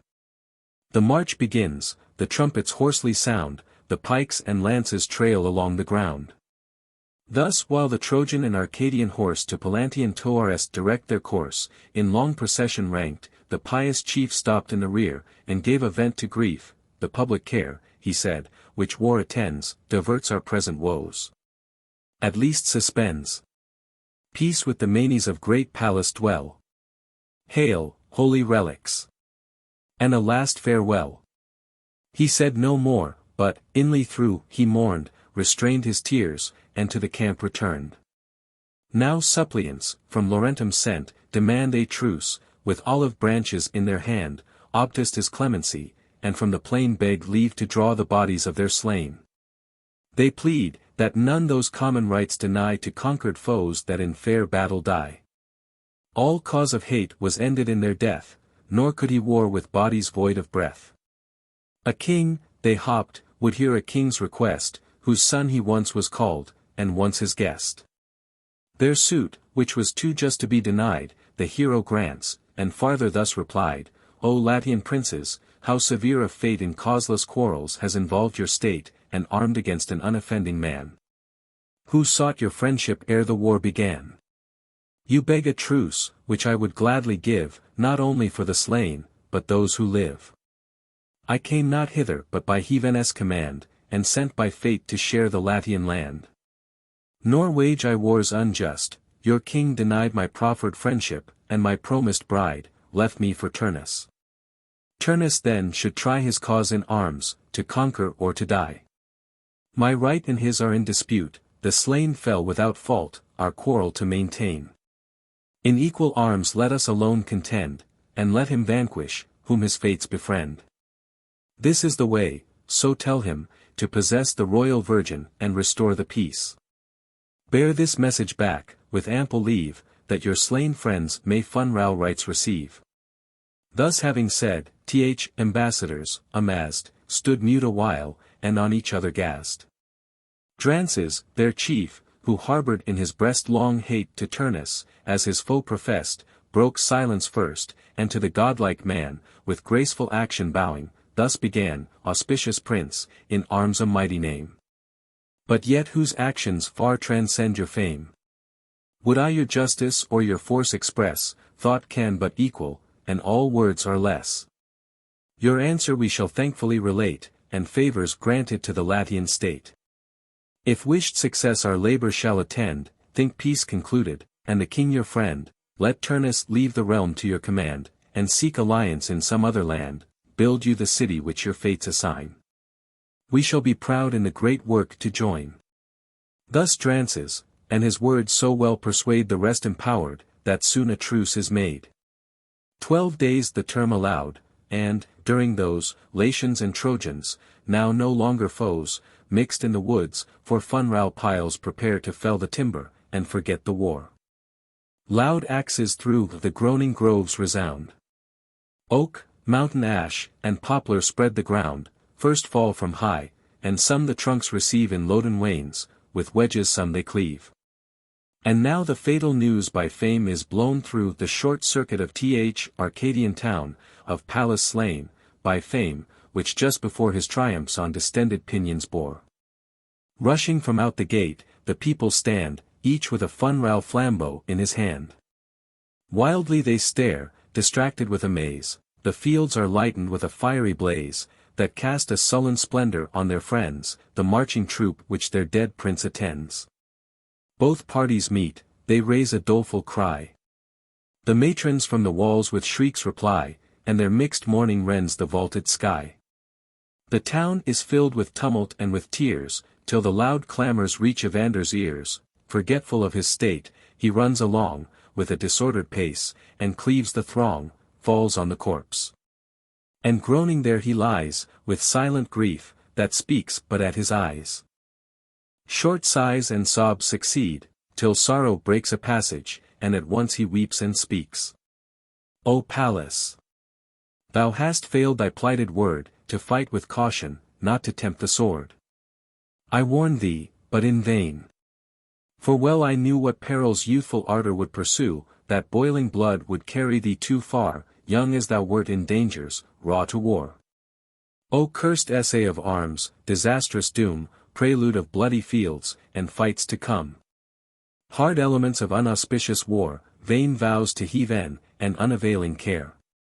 Thrice happy thou, dear partner of my bed, whose holy soul the stroke of fortune fled, precious of ills, and leaving me behind, to drink the dregs of life by fate assigned. Beyond the goal of nature I have gone, my Pallas late set out, but reached too soon. If, for my league against Ausonian state, amidst their weapons I had found my fate, deserved from them, then I had been returned a breathless victor, and my son had mourned. Yet will I not my Trojan friend upbraid, nor grudge alliance I so gladly made. 'Twas not his fault, my Pallas fell so young, but my own crime, for having lived too long. Yet, since the gods had destined him to die, at least he led the way to victory. First for his friends he won the fatal shore, and sent whole herds of slaughtered foes before, a death too great, too glorious to deplore. Nor will I add new honors to thy grave, content with those the Trojan hero gave, that funeral pomp thy Phrygian friends designed, in which the Tuscan chiefs and army joined. Great spoils and trophies, gained by thee, they bear, then let thy own achievements be thy share. Even thou, O Turnus, hadst a trophy stood, whose mighty trunk had better cracked the wood, if Pallas had arrived, with equal length of years, to match thy bulk with equal strength. But why, unhappy man, dost thou detain these troops, to view the tears thou shedst in vain? Go, friends, this message to your lord relate, tell him, that, if I bear my bitter fate, and, after Pallas' death, live lingering on, 'tis to behold his vengeance for my son. I stay for Turnus, whose devoted head is owing to the living and the dead. My son and I expect it from his hand, 'tis all that he can give, or we demand. Joy is no more, but I would gladly go, to greet my Pallas with such news below. The morn had now dispelled the shades of night, restoring toils, when she restored the light. The Trojan king and Tuscan chief command to raise the piles along the winding strand. Their friends convey the dead funral fires. Black smouldering smoke from the green wood expires, the light of heaven is chalked, and the new day retires. Then thrice around the kindled piles they go, for ancient custom had ordained it so, thrice horse and foot about the fires are led. And thrice, with loud laments, they hail the dead. Tears, trickling down their breasts, bedew the ground, and drums and trumpets mix their mournful sound. Amid the blaze, their pious brethren throw the spoils, in battle taken from the foe, helms, bits embossed, and swords of shining steel, one casts a target, one a chariot wheel. Some to their fellows their own arms restore, the falchions which in luckless fight they bore, their bucklers pierced, their darts bestowed in vain, and shivered lances gathered from the plain. Whole herds of offered bulls, about the fire, and bristled boars, and woolly sheep expire. Around the piles a careful troop attends, to watch the wasting flames, and weep their burning friends. Lingering along the shore, till dewy night new decks the face of heaven with starry light. The conquered Latians, with like pious care, piles without number for their dead prepare. Part in the places where they fell are laid, and part are to the neighboring fields conveyed. The corps of kings, and captains of renown, borne off in state, are buried in the town, the rest, unhonored, and without a name, are cast a common heap to feed the flame. Trojans and Latians vie with like desires to make the field of battle shine with fires, and the promiscuous blaze to heaven aspires. Now had the morning thrice renewed the light and thrice dispelled the shadows of the night, when those who round the wasted fires remain, perform the last sad office to the slain. They rake the yet warm ashes from below. These, and the bones unburned, in earth bestow, these relics with their country rites they grace, and raise a mount of turf to mark the place. But, in the palace of the king, appears a scene more solemn, and a pomp of tears. Maids, matrons, widows, mix their common moans, orphans their sires, and sires lament their sons. All in that universal sorrow share, and curse the cause of this unhappy war, a broken league, a bride unjustly sought, a crown usurped, which with their blood is bought. These are the crimes with which they load the name of Turnus, and on him alone exclaim, let him who lords it o'er Ausonian land engage the Trojan hero hand to hand, his is the gain, our lot is but to serve. 'Tis just, the sway he seeks, he should deserve. This Drances aggravates, and adds, with spite, his foe expects, and dares him to the fight. Nor Turnus wants a party, to support his cause and credit in the Latian court. His former acts secure his present fame, and the queen shades him with her mighty name. While thus their factious minds with fury burn, the legates from Aetolian prince return, sad news they bring, that, after all the cost and care employed, their embassy is lost. That Diomedes refused his aid in war, unmoved with presents, and as deaf to prayer. Some new alliance must elsewhere be sought, or peace with Troy on hard conditions bought. Latinus, sunk in sorrow, finds too late, a foreign son is pointed out by fate, and, till Aeneas shall Lavinia wed, the wrath of heaven is hovering o'er his head. The gods, he saw, Espus the juster side, when late their titles in the field were tried, witnessed the fresh laments, and funral tears undried. Thus, full of anxious thought, he summons all the Latian senate to the council hall. The princes come, commanded by their head, and crowd the paths that to the palace lead. Supreme in power, and reverent for his years, he takes the throne, and in the midst appears. Majestically sad, he sits in state, and bids his envoys their success relate.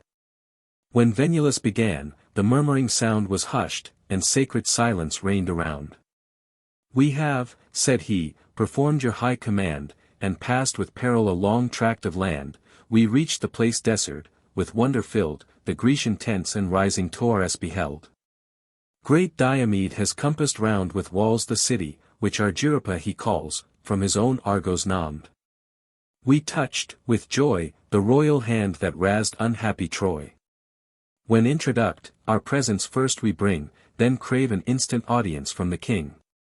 His leave obtained, our native soil we name, and tell important cause for which we came. Attentively he heard us, while we spoke. Then, with soft accents, and a pleasing look, made this return, Ausonian race, of old renowned for peace, and for an age of gold, what madness has your altered minds possessed, to change for war hereditary rest, solicit arms unknown, and tempt the sword, a needless ill your ancestors abhorred? We, for myself I speak, and all the name of Grecians, who to Troy's destruction came, omitting those who were in battle slain, or borne by rolling Simois to the main, not one but suffered. And too dearly bought the prize of honor which in arms he sought. Some doomed to death, and some in exile drive in.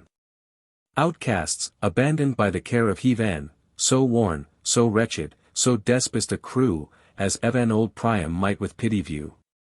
Witness the vessels by Minerva tossed in storms. The vengeful Capharean coast, Euboean rocks. The prince, whose brother led our armies to revenge his injured bed, in Egypt lost. Ulysses with his men have seen Charybdis and the Cyclops' den. Why should I name Idomeneus, in vain restored to scepters, and expelled again? Or young Achilles, by his rival slain? Even he, the king of men, the foremost name of all the Greeks, and most renowned by fame, the proud revenger of another's wife, yet by his own adulteress lost his life, fell at his threshold. And the spoils of Troy the foul polluters of his bed enjoy. The gods have envied me the sweets of life, my much-loved country, and my more-loved wife, banished from both, I mourn. While in the sky, transformed to birds, my lost companions fly, veering about the coasts, they make their moan, and cuff the cliffs with pinions not their own. What squalid spectres, in the dead of night, break my short sleep, and skim before my sight? I might have promised to myself those harms, mad as I was, when I, with mortal arms, presumed against immortal powers to move, and violate with wounds the queen of love. Such arms this hand shall never more employ.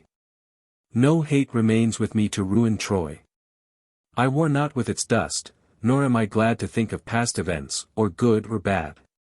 Your presents I return, whatever you bring to buy my friendship, send the Trojan king. We met in fight. I know him, to my cost, with what a whirling force his lance he tossed. Aeneas.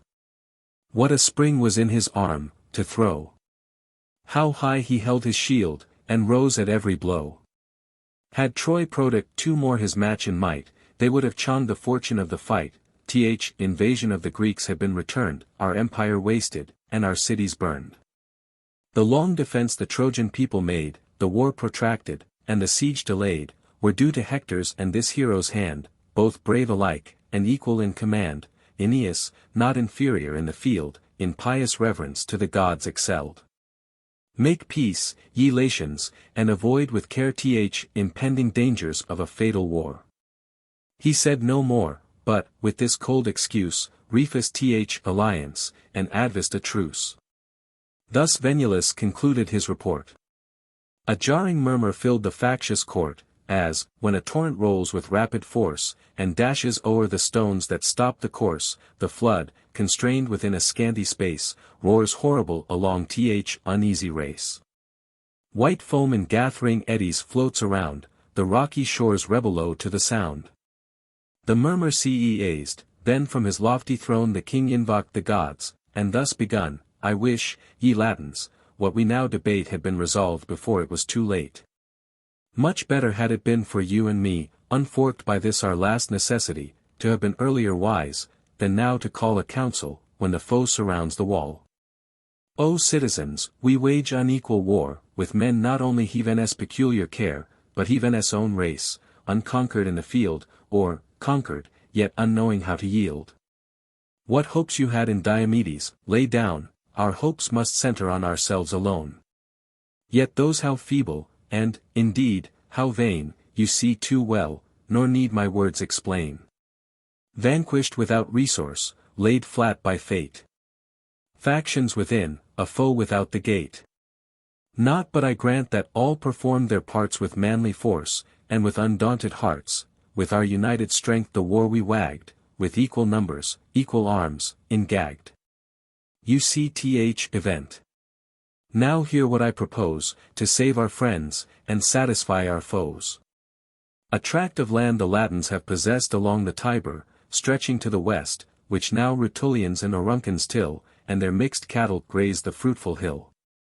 Those mountains filled with firs, that lower land, if you consent, the Trojan shall command, called into part of what is ours, and there, on terms agreed, the common country share. There let them build and settle, if they please.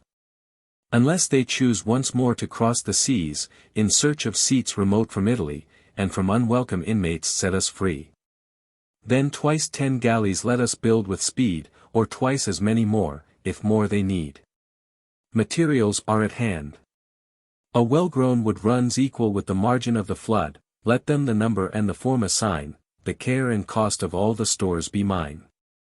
To treat the peace, 100 senators shall be commissioned hence with ample powers, with all of the presents they shall bear, a purple robe, a royal four-ree chair, and all the marks of sway that Latian monarchs wear, and sums of gold. Among yourselves debate this great affair, and save the sinking state. Then Drances took the word, who grudged, long since, the rising glories of the Daunian prince. Factious and rich, bold at the council board, but cautious in the field, he shunned the sword, a close caballer, and tongue-valiant lord. Noble his mother was, and near the throne, but, what his father's parentage, unknown. He rose, and took advantage of the times, to load young Turnus with invidious crimes.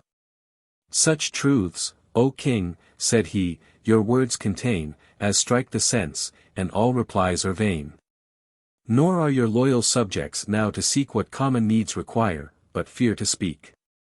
Let him give leave of speech, that haughty man, whose pride this unauspicious war began. For whose ambition, let me dare to say, fear set apart, though death is in my way, the plains of Latium run with blood around. So many valiant heroes bite the ground, dejected grief in every face appears, a town in mourning, and a land in tears. While he, undoubted author of our harms, the man who menaces the gods with arms, yet, after all his boasts, forsook the fight, and sought his safety in ignoble flight. Now, best of kings, since you propose to send such bounteous presents to your Trojan friend, add yet a greater at our joint request, one which he values more than all the rest, give him the fair Lavinia for his bride. With that alliance let the league be tied, and for the bleeding land a lasting peace provide. Let insolence no longer awe the throne, but, with a father's right, bestow your own. For this maligner of the general good, if still we fear his force, he must be wooed, his haughty godhead we with prayers implore, your scepter to release, and our just rights restore. O cursed cause of all our ills, must we wage wars unjust, and fall in fight, for thee? What right hast thou to rule the Latian state, and send us out to meet our certain fate? 'Tis a destructive war, from Turnus' hand our peace and public safety we demand.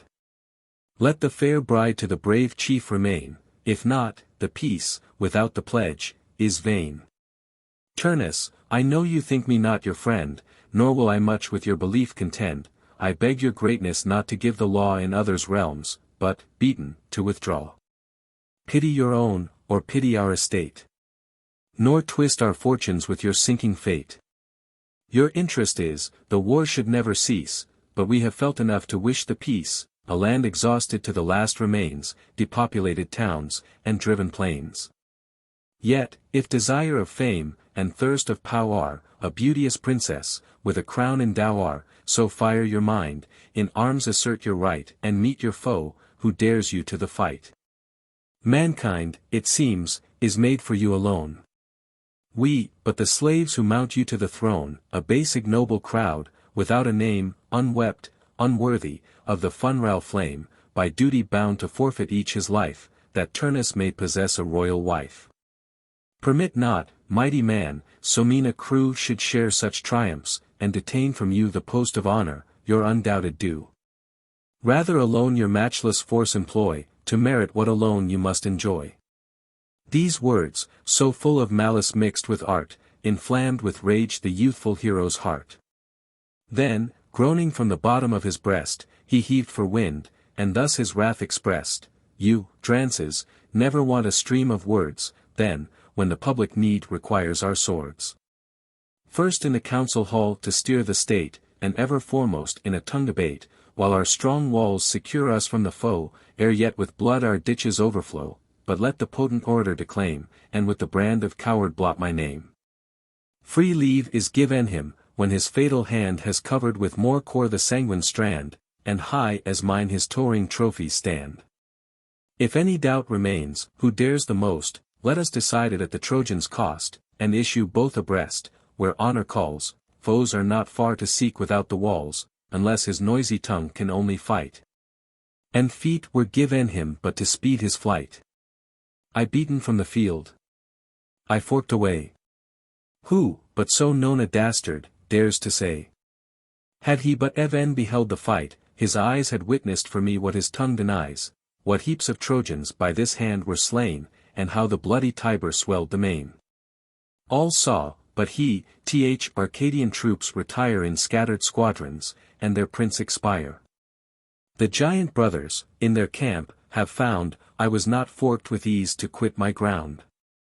Not such the Trojans tried me, when, inclosed, I singly their united arms opposed, first forked an entrance through, their thick array, then, glutted with their slaughter, freed my way. 'Tis a destructive war. So let it be, but to the Phrygian pirate, and to thee. Meantime proceed to fill the people's ears with false reports, their minds with panic fears, extol the strength of a twice-conquered race, our foes encourage, and our friends debase. Believe thy fables, and the Trojan town triumphant stands, the Grecians are o'erthrown, suppliant at Hector's feet Achilles lies, and Diomed from fierce Aeneas flies. Say rapid Aufidus with awful dread runs backward from the sea, and hides his head, when the great Trojan on his bank appears, for that's as true as thy dissembled fears of my revenge. Dismiss that vanity, thou, Drances, art below a death from me. Let that vile soul in that vile body rest, the lodging is well worthy of the guest. Now, royal father, to the present state of our affairs, and of this high debate, if in your arms thus early you defied, and think your fortune is already tried.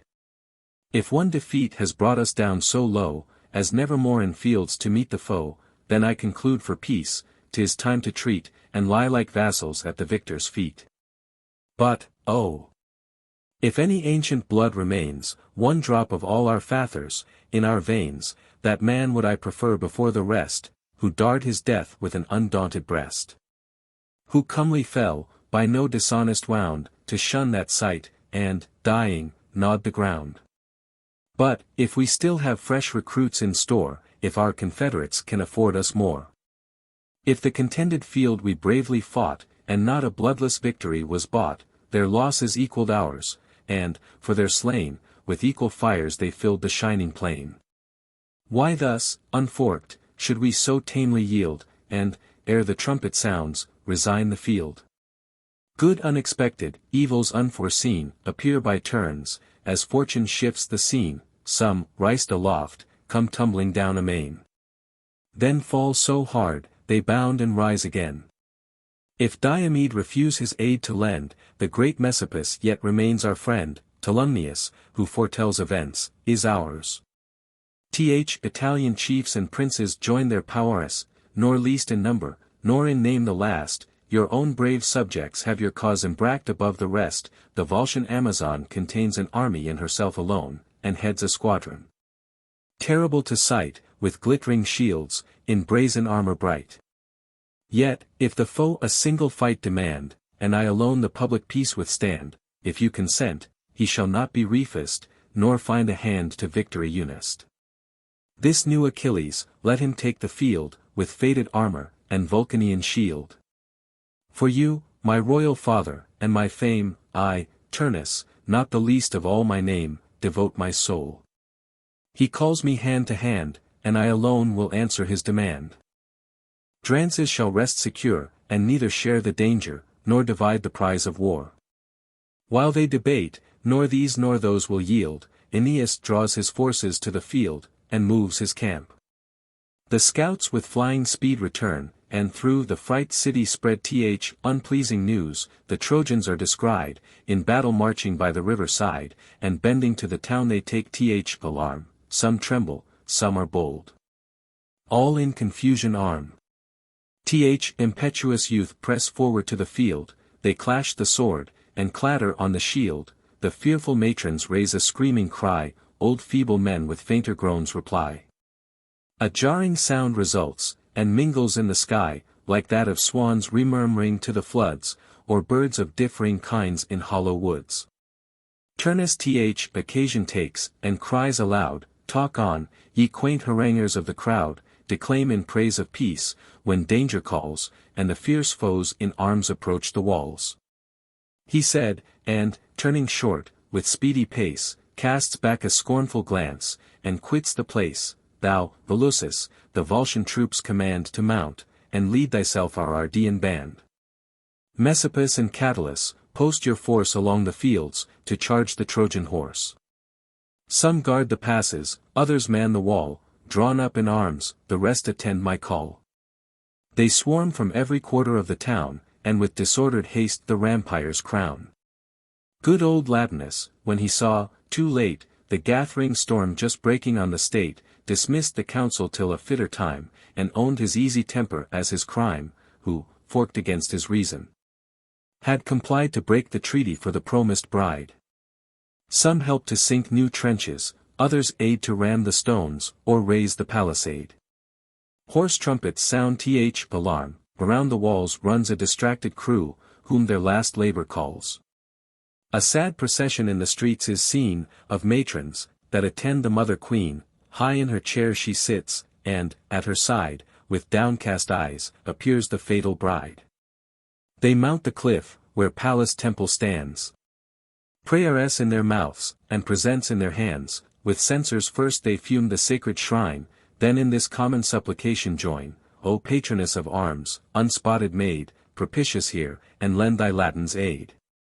Break short the pirate's lance, pronounce his fate, and lay the Phrygian low before the gate. Now Turnus arms for fight. His back and breast well-tempered steel and scaly brass invest, the cuishes which his brawny thighs enfold are mingled metal damasked o'er with gold. His faithful falchion sits upon his side. Nor casque, nor crest, his manly features hide, but, bare to view, amid surrounding friends, with godlike grace, he from the tower descends.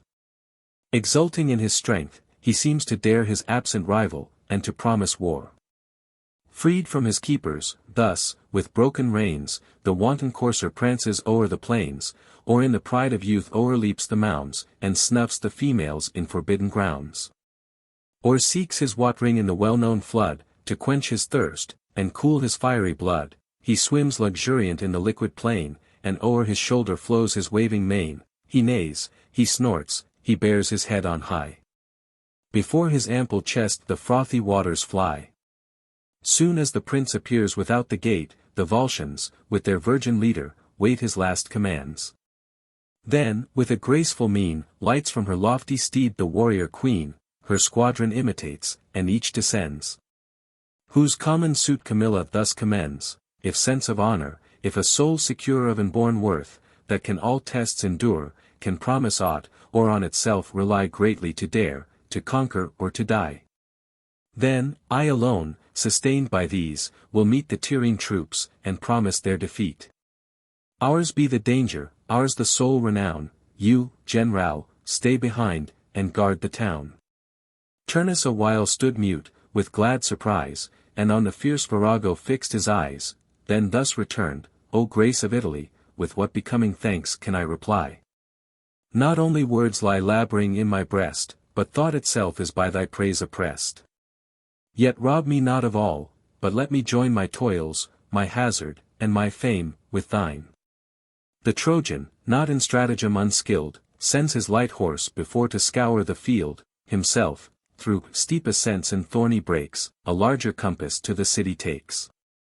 This news my scouts confirm, and I prepare to foil his cunning, and his force to dare, with chosen foot his passage to forelay, and place an ambush in the winding way. Thou, with thy Volscians, face the Tuscan horse. The brave Messapus shall thy troops enforce with those of Tibur, and the Latian band, subjected all to thy supreme command. This said, he warns Messapus to the war, then every chief exhorts with equal care. All thus encouraged, his own troops he joins, and hastes to prosecute his deep designs. Inclosed with hills, a winding valley lies, by nature formed for fraud, and fitted for surprise. A narrow track, by human steps untrod, leads, through perplexing thorns, to this obscure abode.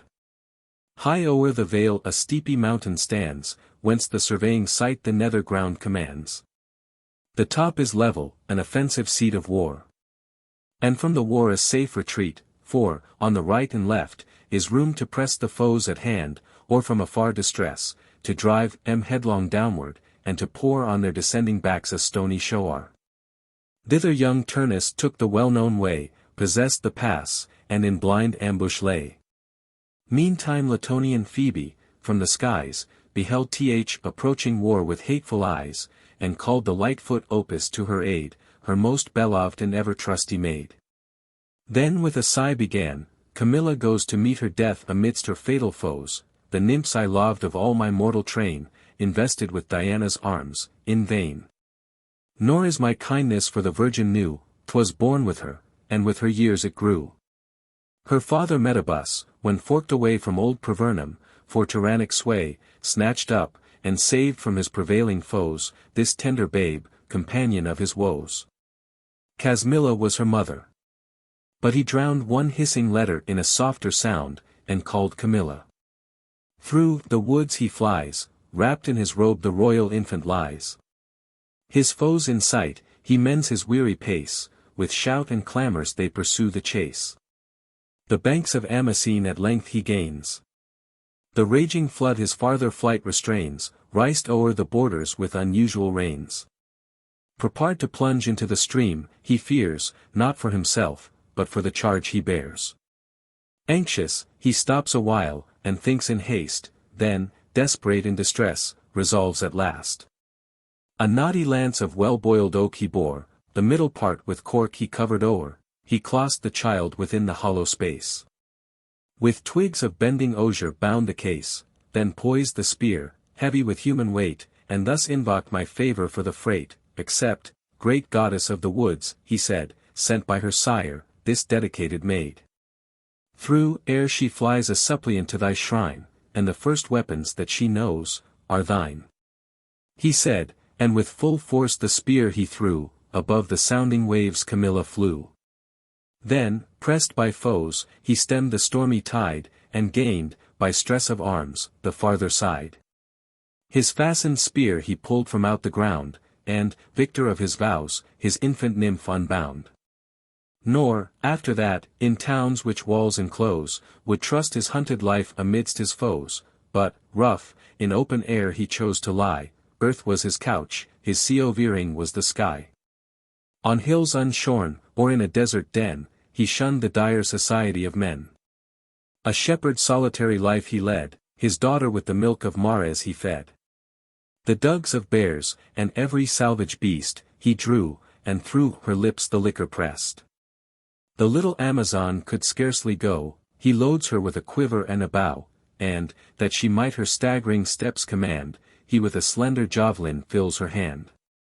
Her flowing hair no golden fillet bound, nor swept her trailing robe the dusty ground. Instead of these, a tiger's hide o'erspread her back and shoulders, fastened to her head. The flying dart she first attempts to fling, and round her tender temples tossed the sling. Then, as her strength with years increased, began to pierce aloft in air the soaring swan, and from the clouds to fetch the heron and the crane. The Tuscan matrons with each other vied, to bless their rival sons with such a bride. But she disdains their love, to share with me the sylvan shades and vowed virginity. And, oh! I wish, contented with my cares of salvage spoils, she had not sought the wars. Then had she been of my celestial train, and shunned the fate that dooms her to be slain.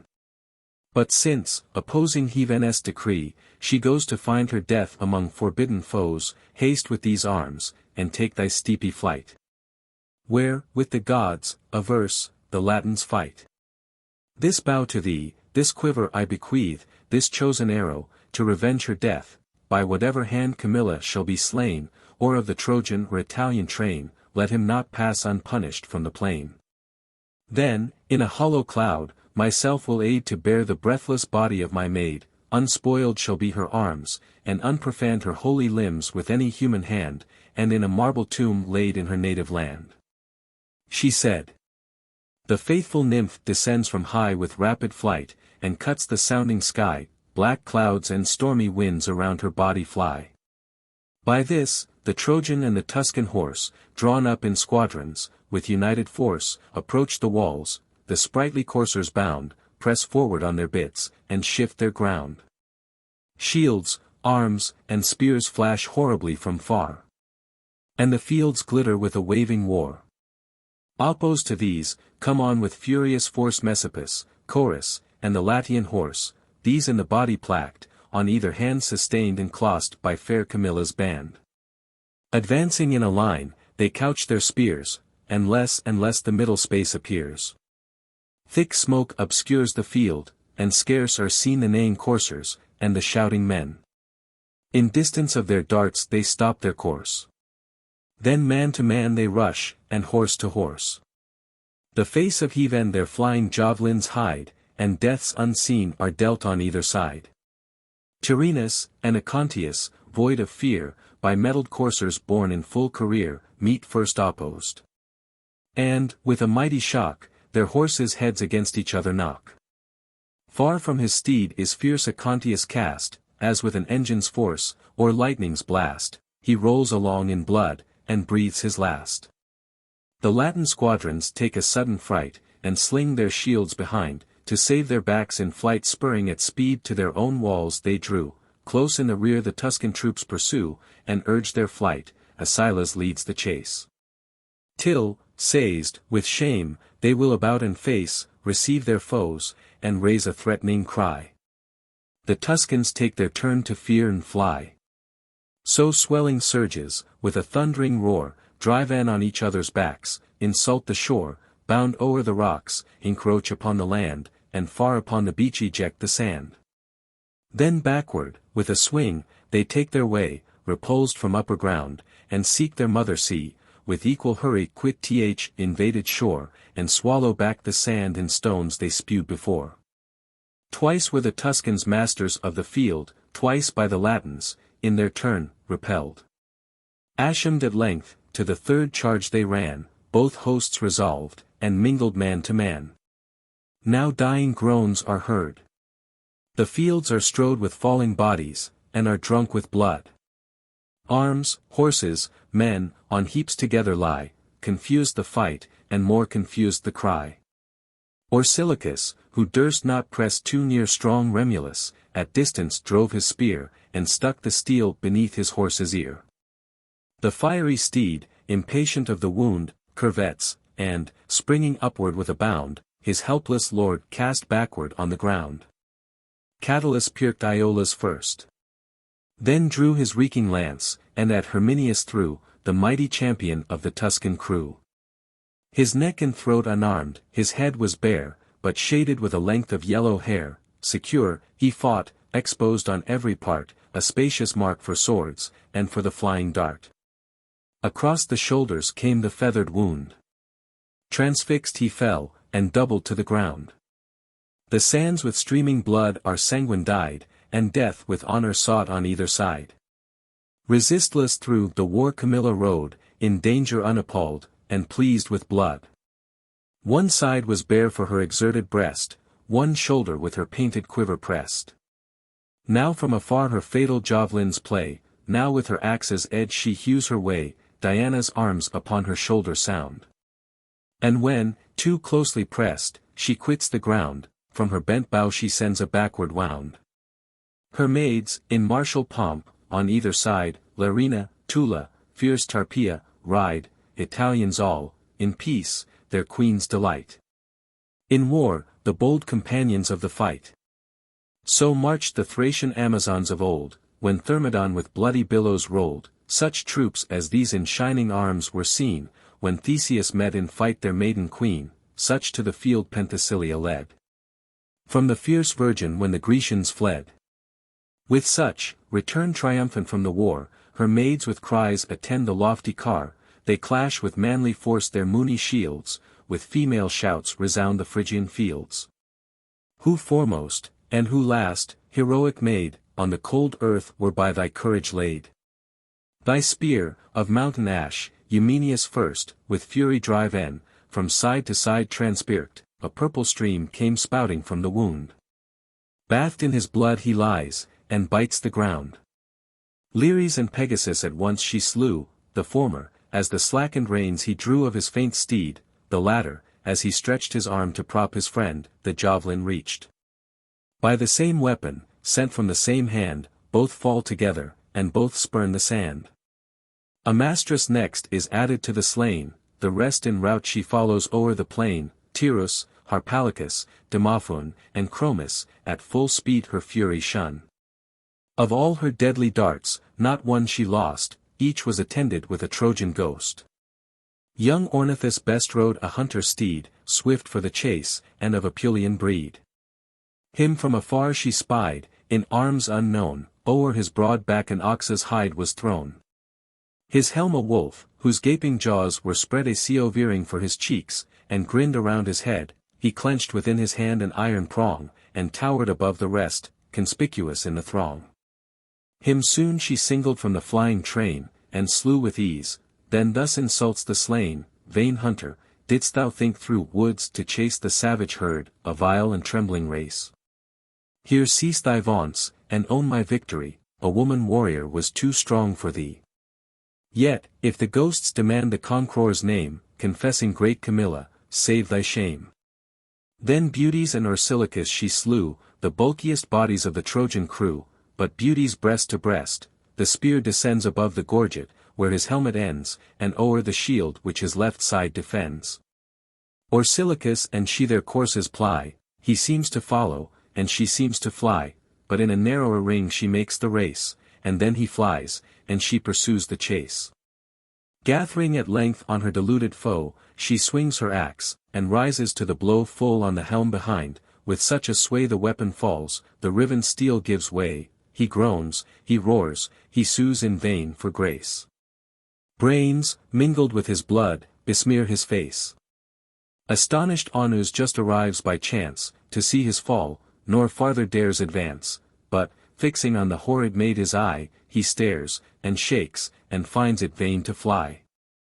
Yet, like a true Ligurian, born to cheat, at least while fortune favored his deceit, cries out aloud: "What courage have you shown, who trust your courser's strength, and not your own?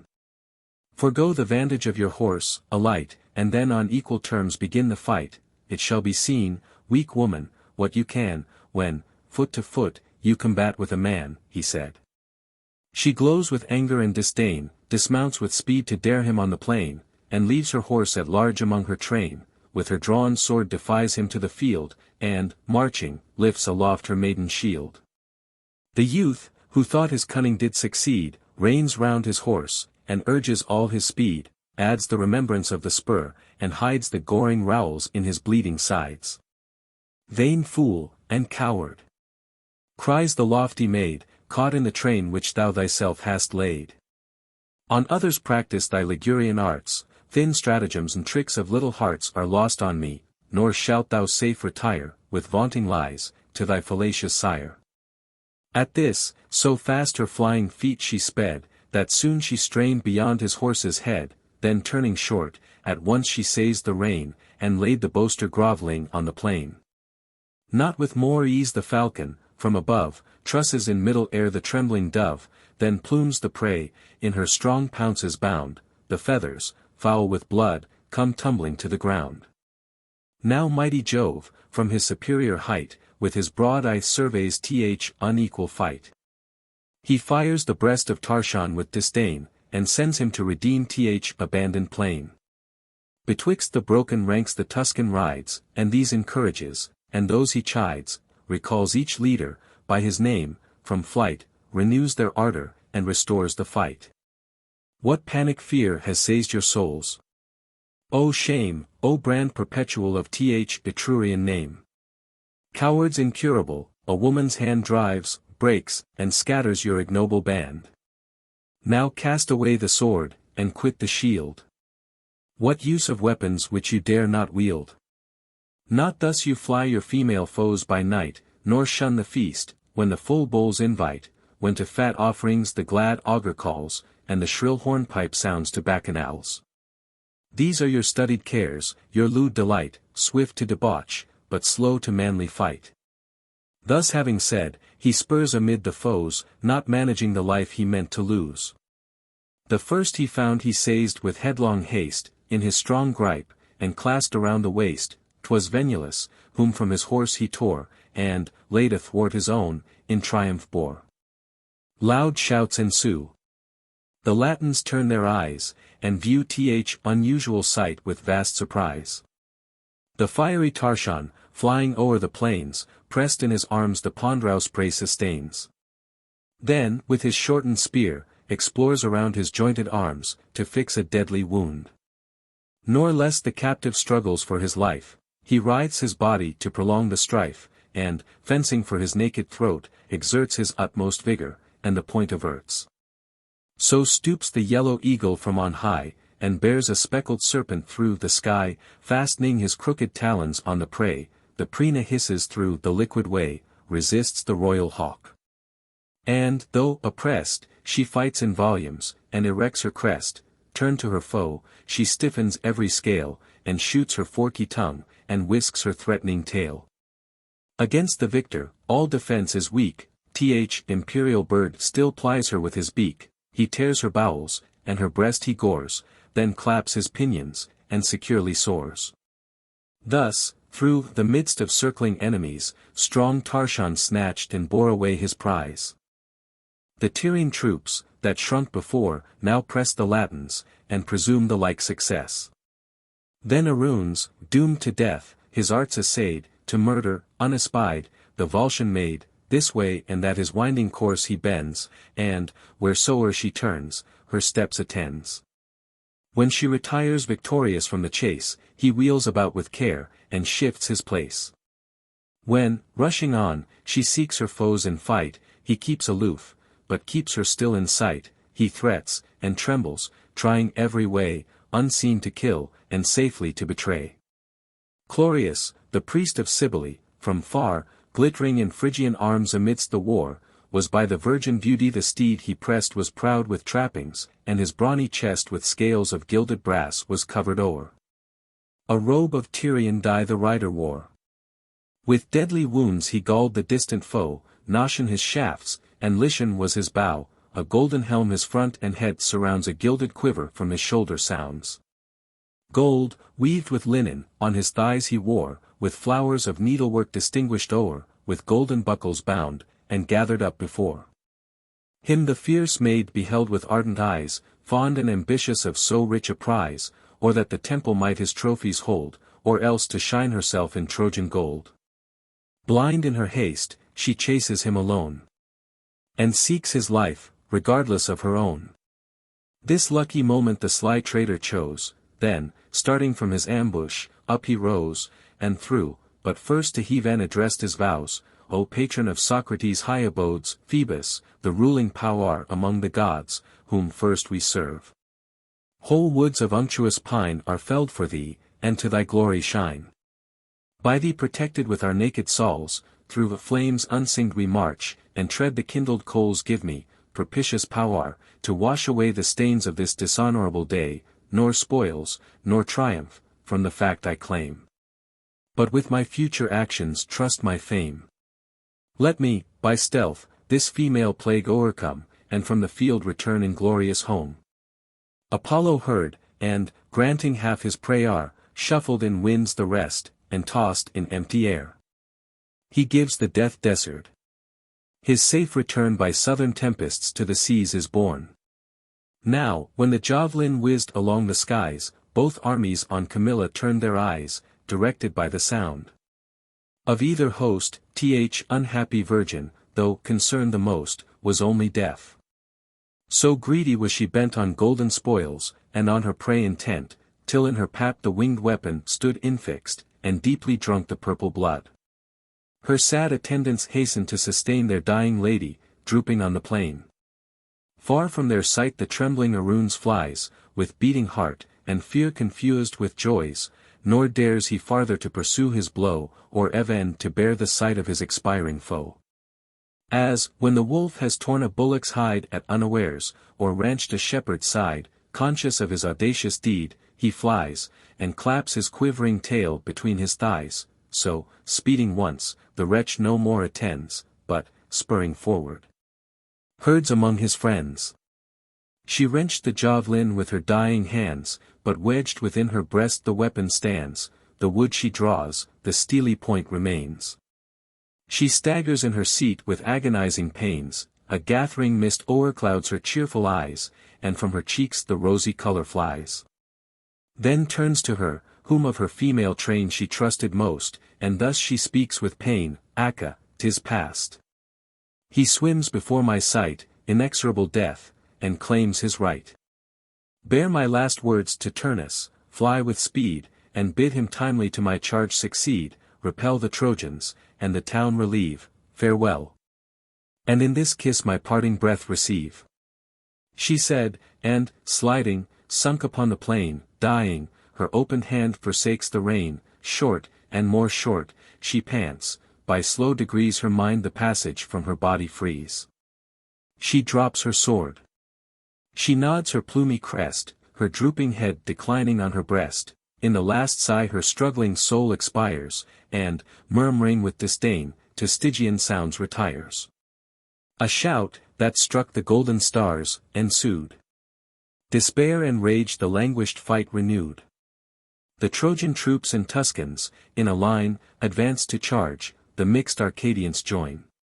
But Cynthia's maid, high-seated, from afar surveys the field, and fortune of the war, unmoved a while, till, prostrate on the plain, weltering in blood, she sees Camilla slain, and, round her corpse, of friends and foes a fighting train.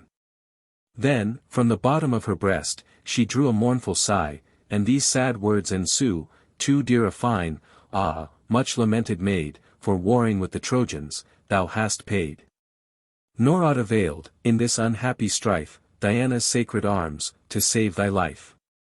Yet unrevenged thy goddess will not leave her Viotire's death, nor, with vain sorrow grieve. Branded the wretch, and be his name abhorred.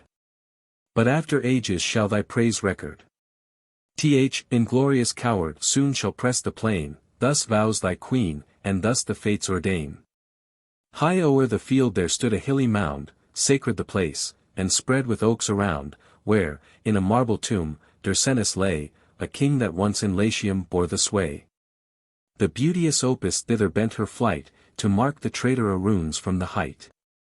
Him in refulgent arms she soon espied, swoln with success, and loudly thus she cried, thy backward steps, vain boaster, are too late. Turn like a man, at length, and meet thy fate. Charged with my message, to Camilla go, and say I sent thee to the shades below, an honor undeserved from Cynthia's bow. She said, and from her quiver chose with speed the winged shaft, predestined for the deed, then to the stubborn yew her strength applied, till the far distant horns approached on either side. The bowstring touched her breast, so strong she drew. Whizzing in air the fatal arrow flew. At once the twanging bow and sounding dart the traitor heard, and felt the point within his heart. Him, beating with his heels in pangs of death, his flying friends to foreign fields bequeath. The conquering damsel, with expanded wings, the welcome message to her mistress brings. Their leader lost, the Volscians quit the field, and, unsustained, the chiefs of Turnus yield. The fight soldiers, when their captains fly, more on their speed than on their strength rely. Confused in flight, they bear each other down, and spur their horses headlong to the town. Driven by their foes, and to their fears resigned, not once they turn, but take their wounds behind. These drop the shield, and those the lance forego, or on their shoulders bear the slackened bow. The hoofs of horses, with a rattling sound, beat short and thick, and shake the rotten ground. Black clouds of dust come rolling in the sky, and o'er the darkened walls and rampires fly. The trembling matrons, from their lofty stands, rend heaven with female shrieks, and wring their hands. All pressing on, pursuers and pursued, are crushed in crowds, a mingled multitude. Some happy few escape, the throng too late rush on for entrance, till they choke the gate. Even in the sight of home, the wretched sire looks on, and sees his helpless son expire. Then, in affright, the folding gates they close, but leave their friends excluded with their foes. The vanquished cry, the victors loudly shout, 'tis terror all within, and slaughter all without. Blind in their fear, they bounce against the wall, or, to the moats pursued, precipitate their fall. The Latian virgins, valiant with despair, armed on the Taurus, the common danger share, so much of zeal their country's cause inspurred. So much Camilla's great example furred. Poles, sharpened in the flames, from high they throw, with imitated darts, to gall the foe.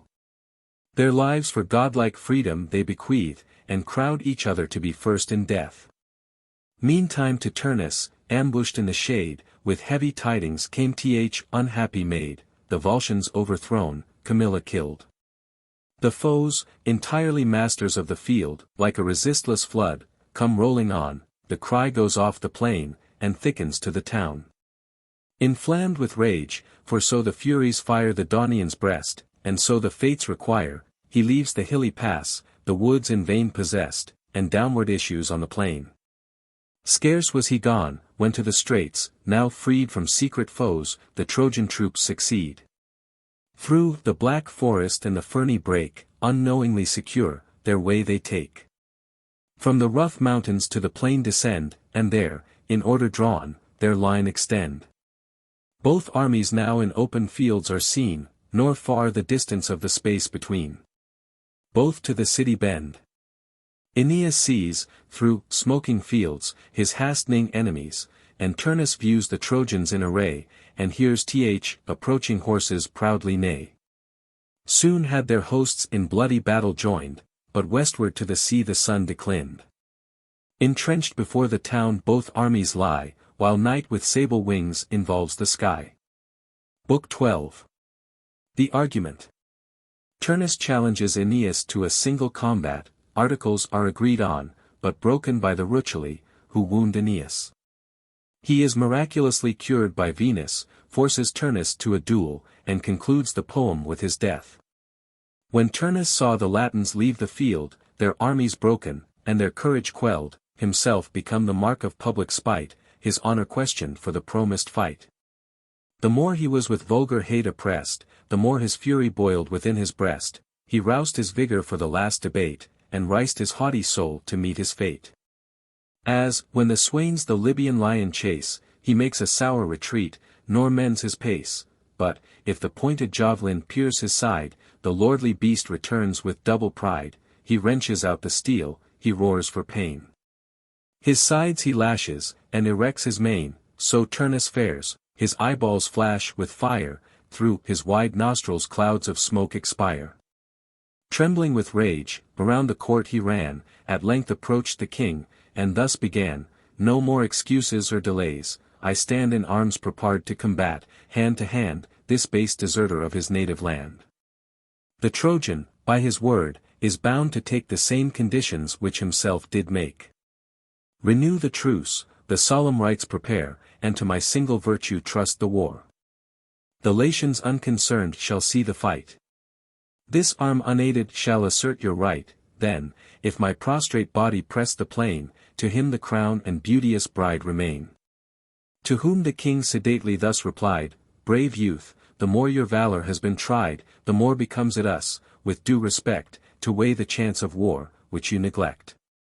You want not wealth, or a successive throne, or cities which your arms have made your own, my towns and treasures are at your command, and stored with blooming beauties is my land. Laurentum more than one Lavinia sees, unmarried, fair, of noble families. Now let me speak, and you with patience hear, things which perhaps may grate a lover's ear, but sound advice, proceeding from a heart sincerely yours, and free from fraudful art. The gods, by signs, have manifestly shown, no prince Italian born should heir my throne, oft have our augurs, in prediction skilled, and oft our priests, a foreign son revealed. Yet, one by worth that cannot be withstood, bribbed by my kindness to my kindred blood, urged by my wife, who would not be denied, I promised my Lavinia for your bride, her from her plighted lord by force I took. All ties of treaties, and of honor, broke, on your account I wagged an impious war, with what success, 'tis needless to declare, I and my subjects feel, and you have had your share. Twice vanquished while in bloody fields we strive, scarce in our walls we keep our hopes alive, the rolling flood runs warm with human gore, the bones of Latians blanch the neighboring shore. Why put I not an end to this debate, still unresolved, and still a slave to fate? If Turnus' death a lasting peace can give, why should I not procure it whilst you live? Should I to doubtful arms your youth betray, what would my kinsmen, the Rutulians, say? And, should you fall in fight, which he then defend? How curse the cause which hastened to his end the daughter's lover and the father's friend? Weigh in your mind the various chance of war, pity your parent's age, and ease his care. Such balmy words he poured, but all in vain, the proffered medicine but provoked the pain. The wrathful youth, disdaining the relief, with intermitting sobs thus vents his grief, the care, O best of fathers, which you take for my concerns, at my desire forsake. Permit me not to languish out my days, but make the best exchange of life for praise. This arm, this lance, can well dispute the prize, and the blood follows, where the weapon flies. His goddess mother is not near, to shroud the flying coward with an empty cloud. But now the queen, who feared for Turnus' life, and loathed the hard conditions of the strife, held him by force. And, dying in his death, in these sad accents gave her sorrow breath, O Turnus, I adjure thee by these tears, and whatever price Amida's honor bears within thy breast, since thou art all my hope, my sickly mind's repose, my sinking age's prop. Since on the safety of thy life alone depends Latinus, and the Latian throne, refuse me not this one, this only prayer, to waive the combat, and pursue the war. Whatever chance attends this fatal strife, think it includes, in thine, Amida's life. I cannot live a slave, or see my throne usurped by strangers or a Trojan son. At this, a flood of tears Lavinia shed, a crimson blush her beauteous face o'erspread, varying her cheeks by turns with white and red. The driving colors, never at a stay, run here and there, and flush, and fade away. Delightful change. Thus Indian forêt shows, which with the bordering paint of purple glows, or lilies damasked by the neighboring rose. The lover gazed, and, burning with desire, the more he looked, the more he fed the fire, revenge, and jealous rage, and secret spite, roll in his breast, and rouse him to the fight. Then fixing on the queen his ardent eyes, firm to his first intent, he thus replies, O mother, do not by your tears prepare such boding omens, and prejudge the war. Resolved on fight, I am no longer free to shun my death, if he then my death decree. Then turning to the herald, thus pursues, Go, greet the Trojan with ungrateful news. Denounce from me, that, when tomorrow's light shall gild the heaveness, he need not urge the fight. The Trojan and Rutulian troops no more shall die, with mutual blood, the Latian shore, our single swords the quarrel shall decide, and to the victor be the beauteous bride. He said, and striding on, with speedy pace, he sought his coursers of the Thracian race. At his approach they tossed their heads on high, and, proudly neighing, promise victory. The sires of these Erythia sent from far, to grace Palumnus, when he went to war. The drifts of Thracian snows were scarce so white, nor northern winds in fleetness matched their flight. Officious grooms stand ready by his side. And some with combs their flowing manes divide, and others stroke their chests and gently soothe their pride. He sheathed his limbs in arms, a tempered mass of golden metal those, and mountain brass. Then to his head his glittering helm he tied, and girt his faithful falchion to his side. In his Aenean forge, the god of fire that falchion labored for the hero's sire. Immortal keenness on the blade bestowed, and plumbed it hissing in the Stygian flood. Propped on a pillar, which the ceiling bore, was plaqued the lance Auruncan actor wore. Which with such force he brandished in his hand, the tough ash trembled like an osier wand, then cried, O ponderous spoil of actor slain, and never yet by Turnus tossed in vain, fail not this day thy wonted force. But go, sent by this hand, to pierce the Trojan foe.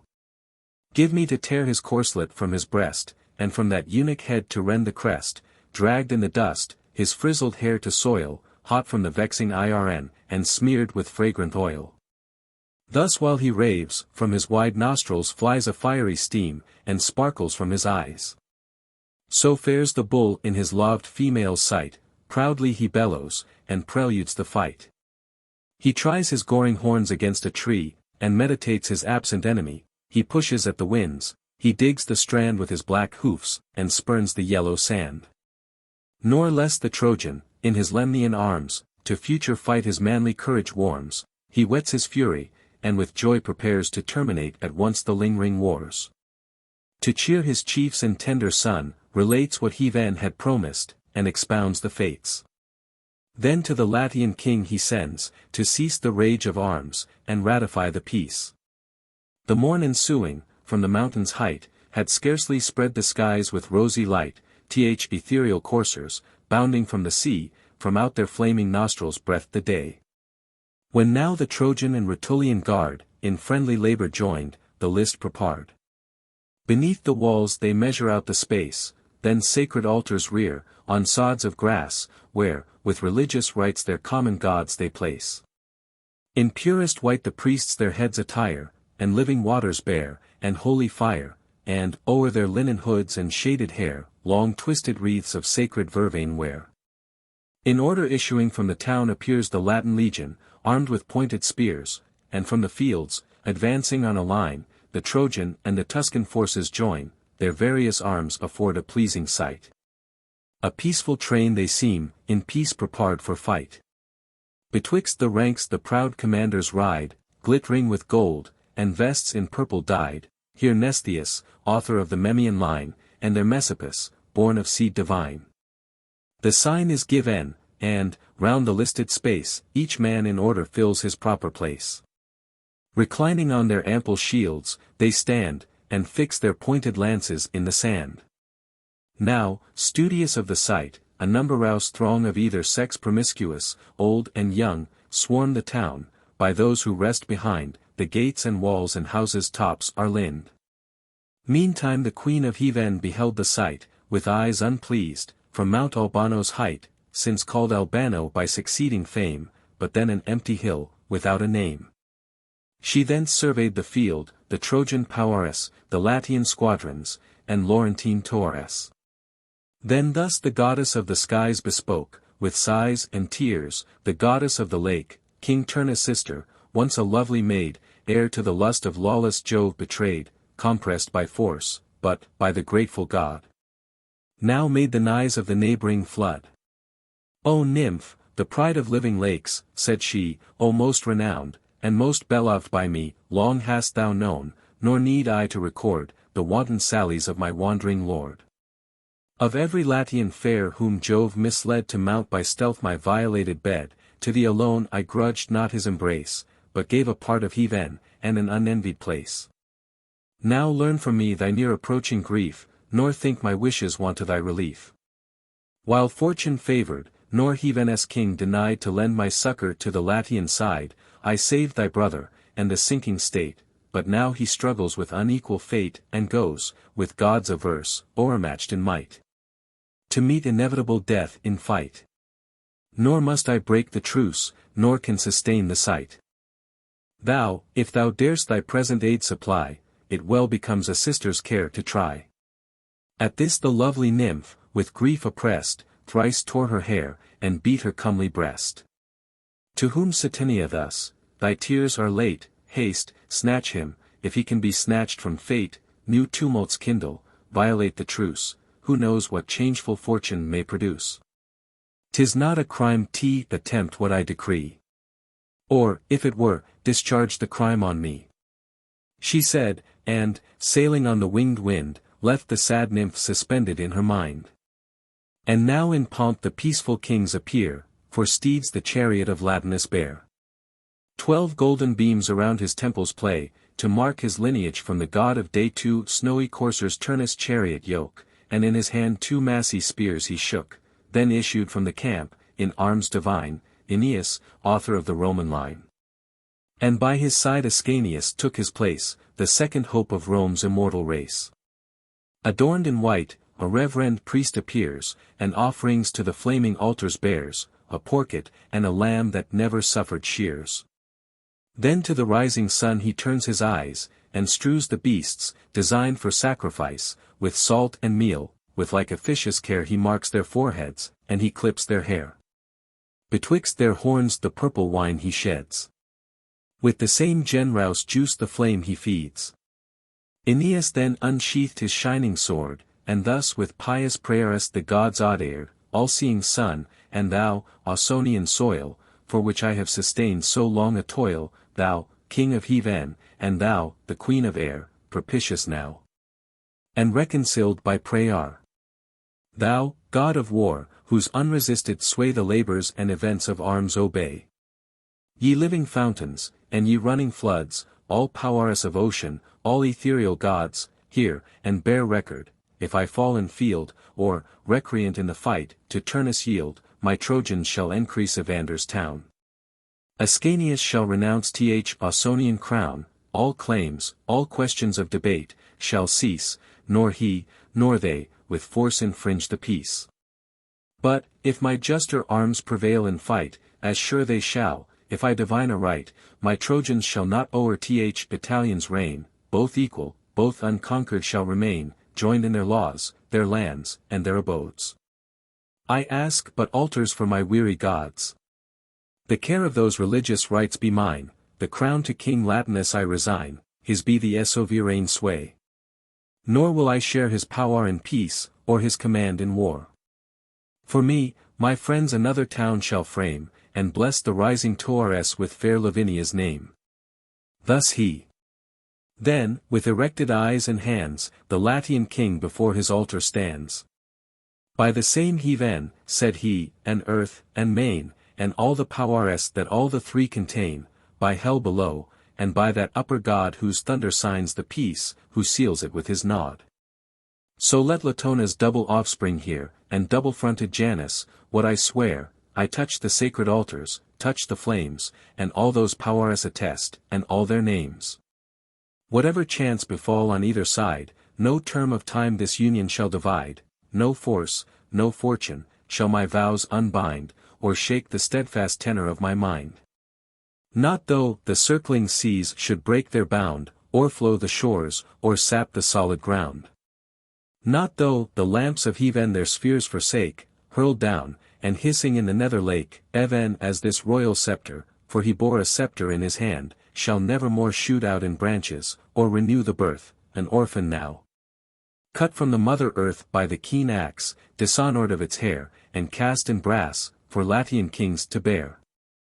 When thus in public view the peace was tied with solemn vows, and sworn on either side, all dues performed which holy rites require. The victim beasts are slain before the fire, the trembling entrails from their bodies torn, and to the fattened flames in chargers borne. Already the Rutulians deemed their man Ermachd in arms, before the fight began. First rising fears are whispered through the crowd, then, gathering sound, they murmur more aloud. Now, side to side, they measure with their eyes the champion's bulk, their sinews, and their size. The nearer they approach, the more is known th apparent disadvantage of their own. Turnus himself appears in public sight conscious of fate, desponding of the fight. Slowly he moves, and at his altar stands with eyes dejected, and with trembling hands. And, while he mutters undistinguished prayers, a livid deadness in his cheeks appears. With anxious pleasure when Juturna viewed th increasing fright of the mad multitude, when their short sighs and thickening sobs she heard, and found their ready minds for change prepared. Dissembling her immortal form, she took Commodus' mien, his habit, and his look, a chief of ancient blood, in arms well known was his great sire, and he his greater son. His shape assumed, amid the ranks she ran, and humoring their first motions, thus began, For shame, Rutulians, can you bear the sight of one exposed for all, in single fight? Can we, before the face of heaven, confess our courage colder, or our numbers less? View all the Trojan host, th Arcadian band, and Tuscan army, count them as they stand, undaunted to the battle if we go, scarce every second man will share a foe.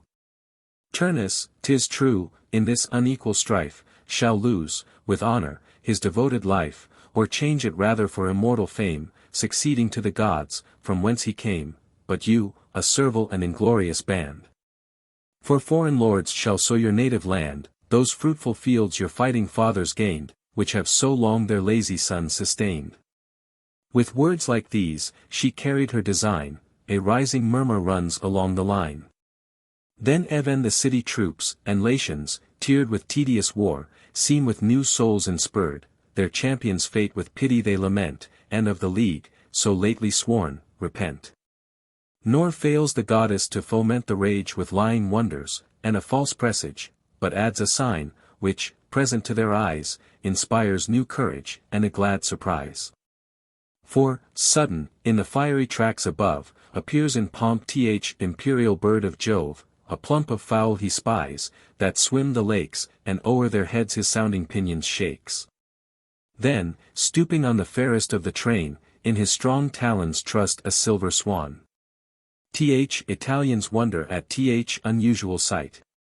But, while he lags, and labors in his flight, behold, the dastard fowl return anew, and with united force the foe pursue, clamrouse around the royal hawk they fly, and, thickening in a cloud, o'ershade the sky. They cuff, they scratch, they cross his airy course, nor can encumbered birds sustain their force, but vexed, not vanquished, drops the ponderous prey, and, lightened of his burthen, wings his way. Ausonian bands with shouts salute the sight, eager of action, and demand the fight. Then King Tolumnius, versed in augurs' arts, cries out, and thus his boasted skill imparts, at length, 'tis granted, what I long desired. This is what my frequent vows required. Ye gods, I take your omen, and obey. Advance, my friends, and charge. I lead the way. These are the foreign foes, whose impious band, like that rapacious bird, infest our land, but soon, like him, they shall be forked to sea by strength united, and forego the prey. Your timely succor to your country bring, haste to the rescue, and redeem your king. He said, and, pressing onward through the crew, poised in his lifted arm, his lance he threw. The winged weapon, whistling in the wind, came driving on, nor missed the mark designed. At once the cornel rattled in the skies, at once tumultuous shouts and clamors rise. 9 brothers in a goodly band there stood, born of Arcadian mixed with Tuscan blood, Gylippus' sons, the fatal javelin flew, aimed at the midmost of the friendly crew. A passage through the jointed arms it found, just where the belt was to the body bound, and struck the gentle youth extended on the ground. Then, furred with pious rage, the gen-roused train run madly forward to revenge the slain. And some with eager haste their javelins throw, and some with sword in hand assault the foe. The wished insult the Latine troops embrace, and meet their ardor in the middle space. The Trojans, Tuscans, and Arcadian line, with equal courage obviate their design. Peace leaves the violated fields, and hate both armies urges to their mutual fate. With impious haste their altars are o'erturned, the sacrifice half broiled, and half unburned. Thick storms of steel from either army fly, and clouds of clashing darts obscure the sky. Brands from the fire are missive weapons made, with chargers, bowls, and all the priestly trade. Latinus, fright, hastens from the fray, and bears his unregarded gods away. These on their horses vault, those yoke the car. The rest, with swords on high, run headlong to the war. Messapus, eager to confound the peace, spurred his hot courser through the fighting press, at King Aulestes, by his purple known a Tuscan prince, and by his regal crown. And, with a shock encountering, bore him down. Backward he fell, and, as his fate designed, the ruins of an altar were behind, there, pitching on his shoulders and his head, amid the scattering fires he lay supinely spread. The beamy spear, descending from above, his cuirass pierced, and through his body drove. Then, with a scornful smile, the victor cries, the gods have found a fitter sacrifice. Greedy of spoils, Italian stripped the dead of his rich armor, and uncrown his head. Priest Corinius, armed his better hand, from his own altar, with a blazing brand. And, as Ibusus with a thundering pace advanced to battle, dashed it on his face, his bristly beard shines out with sudden fires, the crackling crop a noisome scent expires. Following the blow, he seized his curling crown with his left hand. His other cast him down. The prostrate body with his knees he pressed, and plunged his holy poniard in his breast. While Podalirius, with his sword, pursued the shepherd Alsus through the flying crowd, swiftly he turns, and aims a deadly blow full on the front of his unwary foe. The broad axe enters with a crashing sound, and cleaves the chin with one continued wound. Warm blood, and mingled brains, besmear his arms around an iron sleep his stupid eyes oppressed, and sealed their heavy lids in endless rest. But good Aeneas rushed amid the bands, bare was his head, and naked were his hands, in sign of truce. Then thus he cries aloud, what sudden rage, what new desire of blood, inflames your altered minds? O Trojans, cease from impious arms, nor violate the peace. By human sanctions, and by laws divine, the terms are all agreed, the war is mine. Dismiss your fears, and let the fight ensue. This hand alone shall right the gods and you, our injured altars, and their broken vow, to this avenging sword the faithless Turnus owe. Thus while he spoke, unmindful of defense, a winged arrow struck the pious prince. But, whether from some human hand it came, or hostile god, is left unknown by fame, no human hand or hostile god was found, to boast the triumph of so base a wound. When Turnus saw the Trojan quit the plain, his chiefs dismayed, his troops a fainting train, unhopped event his heightened soul inspires, at once his arms and coursers he requires. Then, with a leap, his lofty chariot gains, and with a ready hand assumes the reins. He drives impetuous, and, where'er he goes, he leaves behind a lane of slaughtered foes. These his lance reaches. Over those he rolls his rapid car, and crushes out their souls. In vain the vanquished fly, the victor sends the dead men's weapons at their living friends. Thus, on the banks of Hebrus' freezing flood, the god of battles, in his angry mood, clashing his sword against his brazen shield, let loose the reins, and scours along the field, before the wind his fiery coursers fly. Groans the sad earth, resounds the rattling sky. Wrath, terror, treason, tumult, and despair, dire faces, and deformed, surround the car, friends of the god, and followers of the war. With fury not unlike, nor less disdain, exulting Turnus flies along the plain, his smoking horses, at their utmost speed, he lashes on, and urges o'er the dead. Their fetlocks run with blood.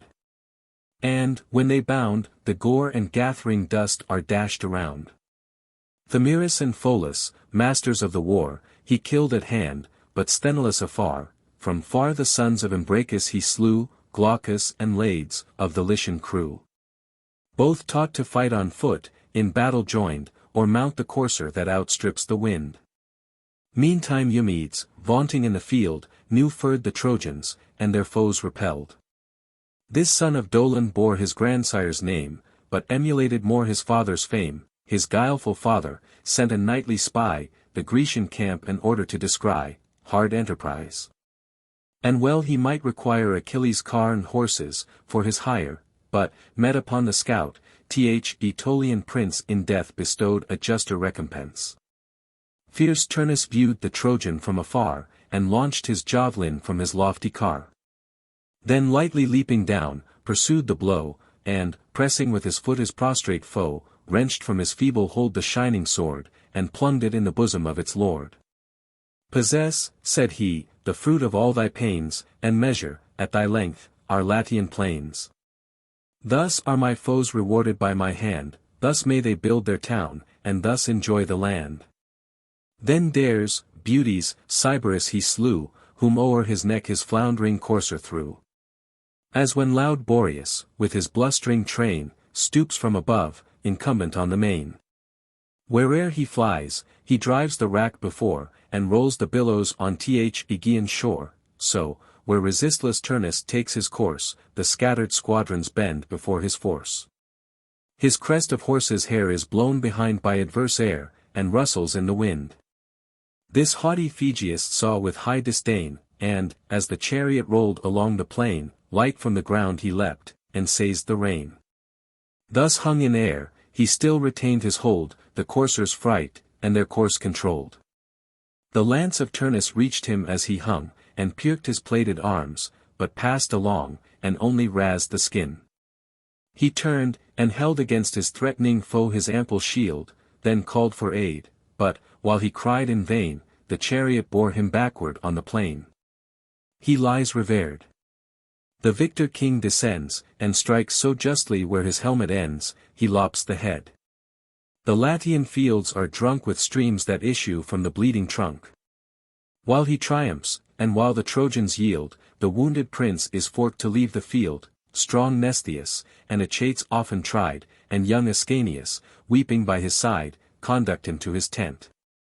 Scarce can he rear his limbs from earth, supported on his spear. Resolved in mind, regardless of the smart, he tugs with both his hands, and breaks the dart. The steel remains. No readier way he found to draw the weapon, than enlarge the wound. Eager of fight, impatient of delay, he begs, and his unwilling friends obey. Iapes was at hand to prove his art, whose blooming youth so furred Apollo's heart, that, for his love, he proffered to bestow his tuneful harp and his unerring bow. The pious youth, more studious how to save his aged sire, now sinking to the grave, preferred the power of plants, and silent praise of healing arts, before Phoebean bays. Propped on his lance the pensive hero stood, and heard and saw, unmoved, the mourning crowd. The famed physician tucks his robes around with ready hands, and hastens to the wound. With gentle touches he performs his part, this way and that, soliciting the dart, and exercises all his VIII art. All softening simples, known of sovereign use, he presses out, and pours their noble juice. These first infest, to lenify the pain, he tugs with pincers, but he tugs in vain.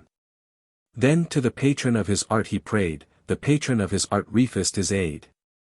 Meantime the war approaches to the tents.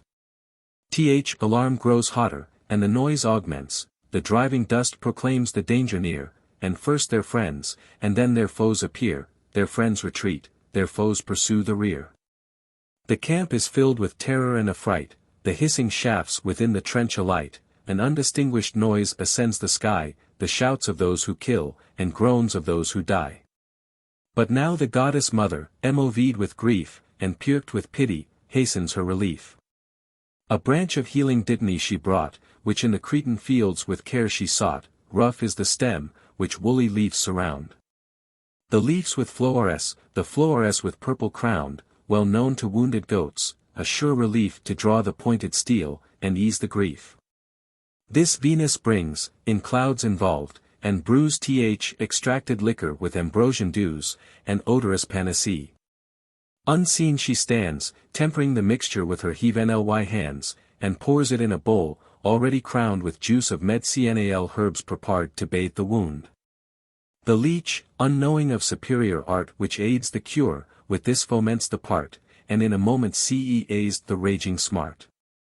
Stanched is the blood, and in the bottom stands, the steel, but scarcely touched with tender hands, moves up, and follows of its own accord, and health and vigor are at once restored.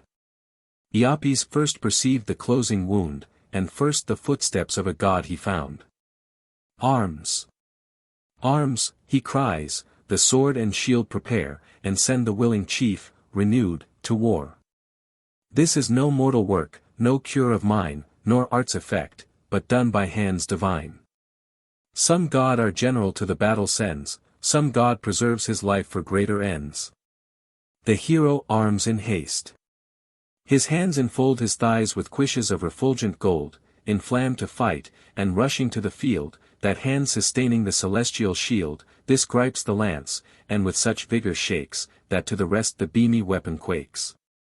Then with a close embrace he strained his son, and, kissing through his helmet, thus begun, my son, from my example learn the war, in camps to suffer, and in fields to dare, but happier chance than mine attend thy care. This day my hand thy tender age shall shield, and crown with honors of the conquered field, thou, when thy riper years shall send thee forth to toils of war, be mindful of my worth. Assert thy birthright, and in arms be known, for Hector's nephew, and Aeneas' son.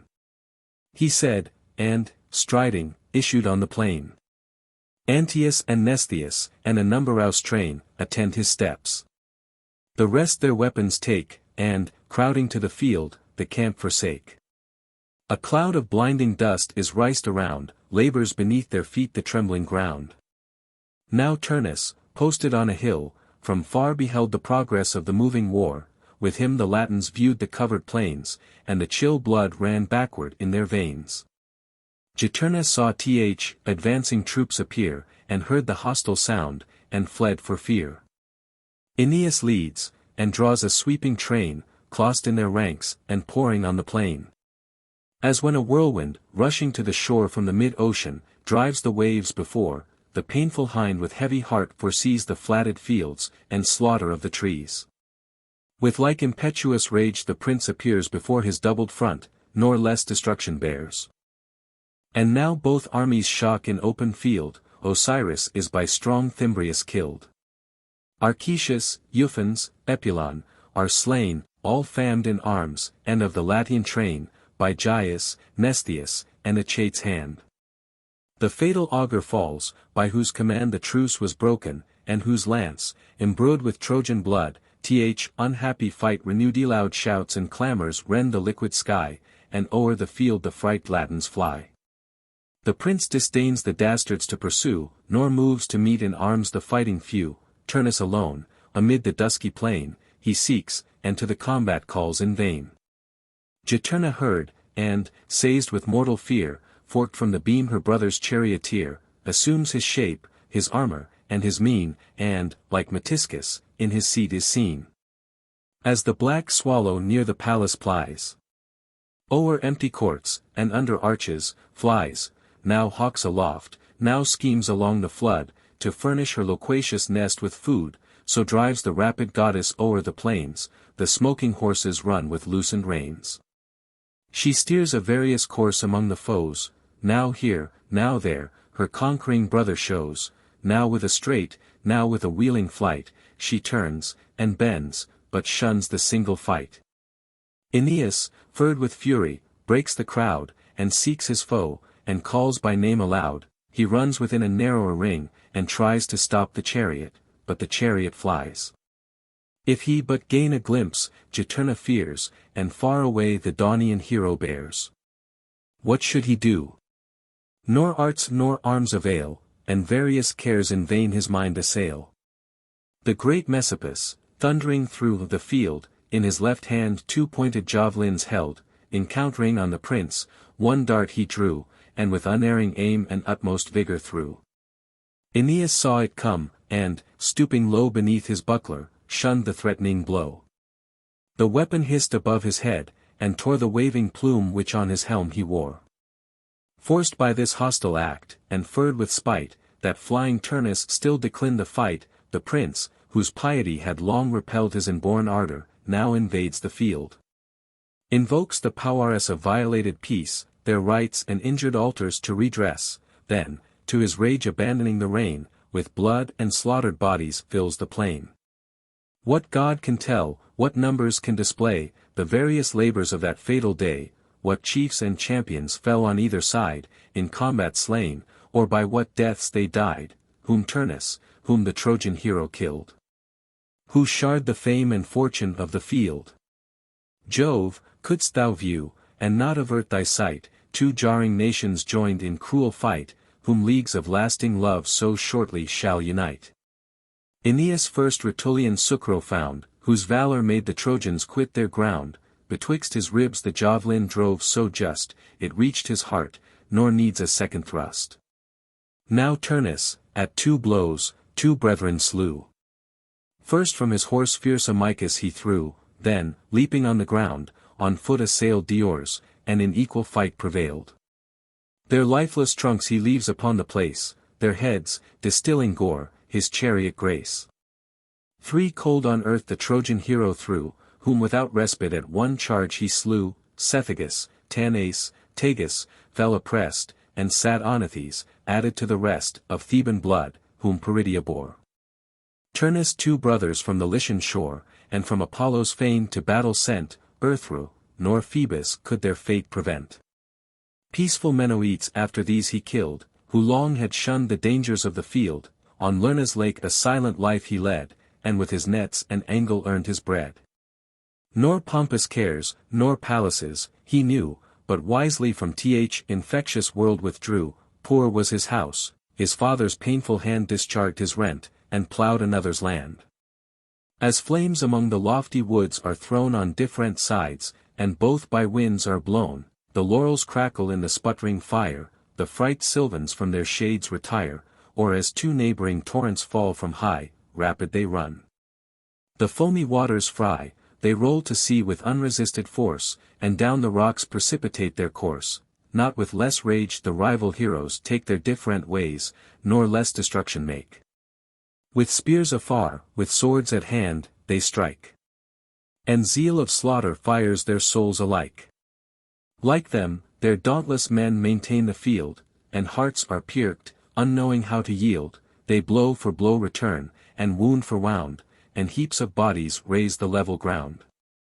Muranus, boasting of his blood, that springs from a long royal race of Latian kings, is by the Trojan from his chariot thrown, crushed with the weight of an unwieldy stone, betwixt the wheels he fell.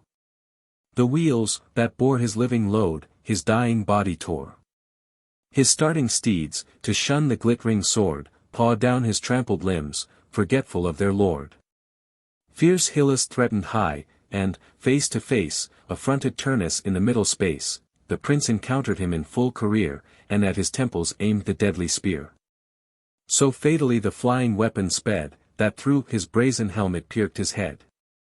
Nor, Cisseus, couldst thou scape from Turnus' hand, in vain the strongest of Arcadian band, nor to Cupentus could his gods afford availing aid against Aenean sword, which to his naked heart pursued the course. Nor could his plated shield sustain the force. Iulus fell, whom not the Grecian Powers, nor great subverter of the Trojan Toares, were doomed to kill, while he then prolonged his date, but who can pass the bounds, prefixed by fate? In high Lyrnessus, and in Troy, he held 2 palaces, and was from each expelled. Of all the mighty man, the last remains a little spot of foreign earth contains. And now both hosts their broken troops unite in equal ranks, and mix in mortal fight. Seresthus and undaunted Mnestheus join the Trojan, Tuscan, and Arcadian line, sea-born Messapus, with Aeneas, heads the Latin squadrons, and to battle leads. They strike, they push, they throng the scanty space, resolved on death, impatient of disgrace, and, where one falls, another fills his place. The Cyprian goddess now inspires her son to leave unfinished fight, and storm the town, for, while he rolls his eyes around the plain in quest of Turnus, whom he seeks in vain, he views unguarded city from afar, in careless quiet, and secure of war. Occasion offers, and excites his mind to dare beyond the task he first designed. Resolved, he calls his chiefs, they leave the fight, attended thus, he takes a neighboring height. The crowding troops about their general stand, all under arms, and wait his high command. Then thus the lofty prince, hear and obey, ye Trojan bands, without the least delay Jove is with us. And what I have decreed requires our utmost vigor, and our speed. Your instant arms against the town prepare, the source of mischief, and the seat of war. This day the Latian Toares, that mate the sky, shall level with the plain in ashes lie, the people shall be slaves, unless in time they kneel for pardon, and repent their crime. Twice have our foes been vanquished on the plain, then shall I wait till Turnus will be slain. Your force against the perjured city bend. There it began, and there the war shall end. The peace profaned our rightful arms requires. Cleanse the polluted place with purging fires. He finished, and, one soul inspiring all, formed in a wedge, the foot approached the wall. Without the town, an unprovided train of gazing citizens are slain. Some firebrands, others scaling ladders bear, and those they toss aloft, and these they rear, the flames now launched, the feathered arrows fly, and clouds of missive arms obscure the sky. Advancing to the front, the hero stands, and, stretching out to heaven his pious hands, attests the gods, asserts his innocence, upbraids with breach of faith Ausonian prince. Declares the royal honor doubly stained, and twice the rights of holy peace profaned. Dissenting clamors in the town arise, each will be heard, and all at once advise. One part for peace, and one for war contends. Some would exclude their foes, and some admit their friends. The helpless king is hurried in the throng, and, whatever tide prevails, is borne along. Thus, when the swain, within a hollow rock, invades the bees with suffocating smoke, they run around, or labor on their wings, dices to flight, and shoot their sleepy stings, to shun the bitter fumes in vain they try. Black vapors, issuing from the vent, involve the sky. But fate and envious fortune now prepare to plunge the Latins in the last despair. The queen, who saw the foes invade the town, and brands on tops of burning houses thrown, cast round her eyes, distracted with her fear, no troops of Turnus in the field appear. Once more she stares abroad, but still in vain, and then concludes the royal youth is slain. Mad with her anguish, impotent to bear the mighty grief, she loathes the vital air. She calls herself the cause of all this ill, and owns the dire effects of her ungoverned will. She raves against the gods, she beats her breast. She tears with both her hands her purple vest, then round a beam a running noose she tied, and, fastened by the neck, obscenely died. Soon as the fatal news by fame was blown, and to her dames and to her daughter known, the sad Lavinia rends her yellow hair and rosy cheeks, the rest her sorrow share, with shrieks the palace rings, and madness of despair. The spreading rumor fills the public place, confusion, fear, distraction, and disgrace, and silent shame, are seen in every face. Latinus tears his garments as he goes, both for his public and his private woes. With filth his venerable beard besmears, and sordid dust deforms his silver hairs. And much he blames the softness of his mind, obnoxious to the charms of womankind, and soon seduct to change what he so well designed. To break the solemn league so long desired, nor finish what his fates, and those of Troy, required. Now Turnus rolls aloof o'er empty plains, and here and there some straggling foes he gleans. His flying coursers please him less and less, ashamed of easy fight and cheap success. Thus half contented, anxious in his mind, the distant cries come driving in the wind, shouts from the walls, but shouts in murmurs drowned. A jarring mixture, and a boding sound. Alas, said he, what mean these dismal cries? What doleful clamors from the town arise? Confused, he stops, and backward pulls the reins. She who the driver's office now sustains, replies, Neglect, my lord, these new alarms, here fight, and urge the fortune of your arms, there want not others to defend the wall. If by your rival's hand battalions fall, so shall your fatal sword his friends oppress, in honor equal in success. To this, the prince, O sister, for I knew the peace infringed proceeded first from you. I knew you, when you mingled first in fight, and now in vain you would deceive my sight. Why, goddess, this unprofitable care? Who sent you down from heaven, involved in air, your share of mortal sorrows to sustain, and see your brother bleeding on the plain? For to what power can Turnus have recourse, or how resist his fate's prevailing force? These eyes beheld Muranus bite the ground, mighty the man, and mighty was the wound. I heard my dearest friend, with dying breath, my name invoking to revenge his death. Brave Euphons fell with honor on the place, to shun the shameful sight of my disgrace. On earth supine, a manly corpse he lies, his vest and armor are the victor's prize. Then, shall I see Laurentum in a flame, which only wanted, to complete my shame? How will the Latins hoot their champion's flight? How Drances will insult and point them to the sight? Is death so hard to bear? Ye gods below, since those above so small compassion show, receive a soul unsullied yet with shame, which not belies my great forefather's name. He said. And while he spoke, with flying speed came sages urging on his foamy steed, fixed on his wounded face a shaft he bore, and, seeking Turnus, sent his voice before, Turnus, on you alone, depends our last relief, compassionate your friends.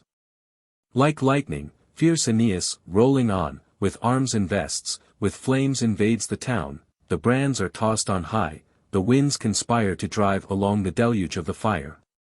All eyes are fixed on you, your foes rejoice. Even the king staggers, and suspends his choice, doubts to deliver or defend the town, whom to reject, or whom to call his son. The queen, on whom your utmost hopes were placked, herself suborning death, has breathed her last.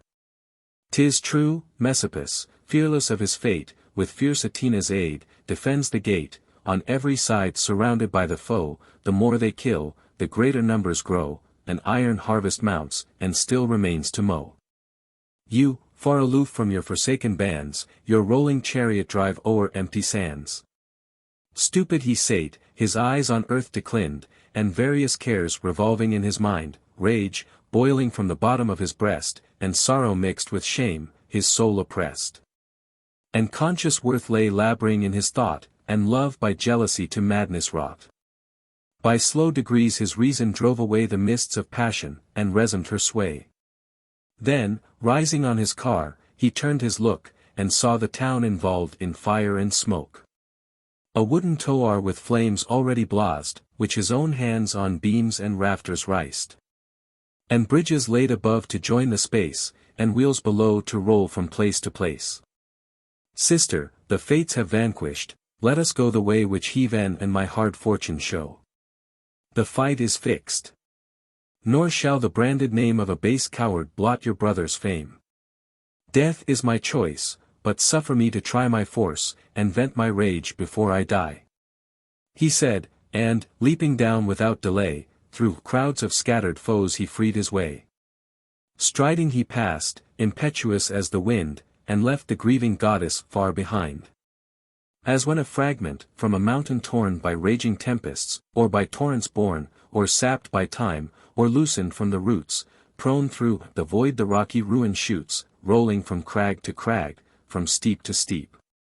Down sink, at once, the shepherds and their sheep, involved alike, they rush to nether ground. Stunned with the shock they fall, and stunned from earth rebound, so Turnus, hasting headlong to the town, shuddering and shoving, bore the squadrons down. Still pressing onward, to the walls he drew, where shafts, and spears, and darts promiscuous flew, and sanguine streams the slippery ground embrew. First stretching out his arm, in sign of peace, he cries aloud, to make the combat cease, Rutulians, hold, and Latin troops, retire. The fight is mine, and me the gods require. 'Tis just that I should vindicate alone the broken truce, or for the breach atone. This day shall free from war's Ausonian state, or finish my misfortunes in my fate. Both armies from their bloody work desist, and, bearing backward, form a spacious list. The Trojan hero, who received from fame the welcome sound, and heard the champion's name, soon leaves the taken works and mounted walls, greedy of war where greater glory calls. He springs to fight, exulting in his force his jointed armor rattles in the course. Like Eryx, or like Athos, great he shows, or Father Apennine, when, white with snows, his head divine obscure in clouds he hides, and shakes the sounding forest on his sides. The nations, overawed, surcease the fight. Immovable their bodies, fixed their sight. Even death stands still, nor from above they throw their darts, nor drive their battering rams below. In silent order either army stands, and drop their swords, unknowing, from their hands. Ausonian king beholds, with wondering sight, two mighty champions matched in single fight, born under climes remote, and brought by fate, with swords to try their titles to the state. Now, in clossed field, each other from afar they view. And, rushing on, begin the war. They launch their spears, then hand to hand they meet, the trembling soil resounds beneath their feet, their bucklers clash, thick blows descend from high, and flakes of fire from their hard helmets fly. Courage conspires with chance, and both engage with equal fortune yet, and mutual rage. As when two bulls for their fair female fight in Scylla's shades, or on Tiburnus' height, with horns adverse they meet, the keeper flies, mute stands the herd. The heifers roll their eyes, and wait event, which victor they shall bear, and who shall be the lord, to rule the lusty year. With rage of love the jealous rivals burn, and push for push, and wound for wound return. Their dewlap scored, their sides are laved in blood, loud cries and roaring sounds rebel low through the wood, such was the combat in the listed ground, so clash their swords, and so their shields resound. Jove sets the beam. In either scale he lays the champion's fate, and each exactly weighs. On this side, life and lucky chance ascends, loaded with death, that other scale descends. Riced on the stretch, young Turnus aims a blow full on the helm of his unguarded foe, shrill shouts and clamors ring on either side, as hopes and fears their panting hearts divide. But all in pieces flies the traitor sword, and, in the middle stroke, deserts his lord. Now is but death, or flight, disarmed he flies, when in his hand an unknown hilt he spies. Fame says that Turnus, when his steeds he joined, hurrying to war, disordered in his mind, snatched the first weapon which his haste could find. 'Twas not the fated sword his father bore, but that his charioteer Metiscus wore. This, while the Trojans fled, the toughness held, but, vain against the great Vulcanian shield, the mortal-tempered steel deceived his hand, the shivered fragments shone amid the sand. Surprised with fear, he fled along the field, and now forthright, and now in orbits wheeled, for here the Trojan troops the lists surround, and there the pass is clossed with pools and marshy ground. Aeneas hastens, though, with heavier pace, his wound, so newly knit, retards the chase, and oft his trembling knees their aid refuse, yet, pressing foot by foot, his foe pursues. Thus, when a fearful stag is clossed around with crimson toils, or in a river found, high on the bank the deep-mouthed hound appears, still opening, following still, where'er he steers. The persecuted creature, to and fro, turns here and there, to 'scape his Umbrian foe, steep is th ascent, and, if he gains the land, the purple death is pitched along the strand. His eager foe, determined to the chase, stretched at his length, gains ground at every pace, now to his beamy head he makes his way, and now he holds, or thinks he holds, his prey, just at the pinch, the stag springs out with fear. He bites the wind, and fills his sounding jaws with air, the rocks, the lakes, the meadows ring with cries, the mortal tumult mounts, and thunders in the skies. Thus flies the Daunian prince, and, flying, blames his tardy troops, and, calling by their names, demands his trusty sword. The Trojan threats the realm with ruin, and their ancient seats to lay in ashes, if they dare supply with arms or aid his vanquished enemy. Thus menacing, he still pursues the course, with vigor, though diminished of his force. 10 times already round the listed place one chief had fled, and other given the chase. No trivial prize is played, for on the life or death of Turnus now depends the strife. Within the space, an olive tree had stood, a sacred shade, a venerable wood, for vows to Faunus paid, the Latins' guardian god. Here hung the vests, and tablets were engraved, of sinking mariners from shipwreck saved. With heedless hands the Trojans felled the tree, to make the ground enclosed for combat free. Deep in the root, whether by fate, or chance, or erring haste, the Trojan drove his lance. Then stooped, and tugged with force immense, to free th encumbered spear from the tenacious tree, that, whom his fainting limbs pursued in vain, his flying weapon might from far attain. Confused with fear, bereft of human aid, then Turnus to the gods, and first to Faunus prayed, O Faunus, pity. And thou Mother Earth, where I thy foster son received my birth, hold fast the steel. If my religious hand your plant has honored, which your foes profaned, propitious hear my pious prayer. He said, nor with successless vows invoked their aid. Th incumbent hero wrenched, and pulled, and strained. But still the stubborn earth the steel detained. Juturna took her time, and, while in vain he strove, assumed Medicus' form again, and, in that imitated shape, restored to the despairing prince his Daunian sword. The queen of love, who, with disdain and grief, saw the bold nymph afford this prompt relief, assert her offspring with a greater deed, from the tough root the lingering weapon freed. Once more erect, the rival chiefs advance, one trusts the sword, and one the pointed lance, and both resolved alike to try their fatal chance.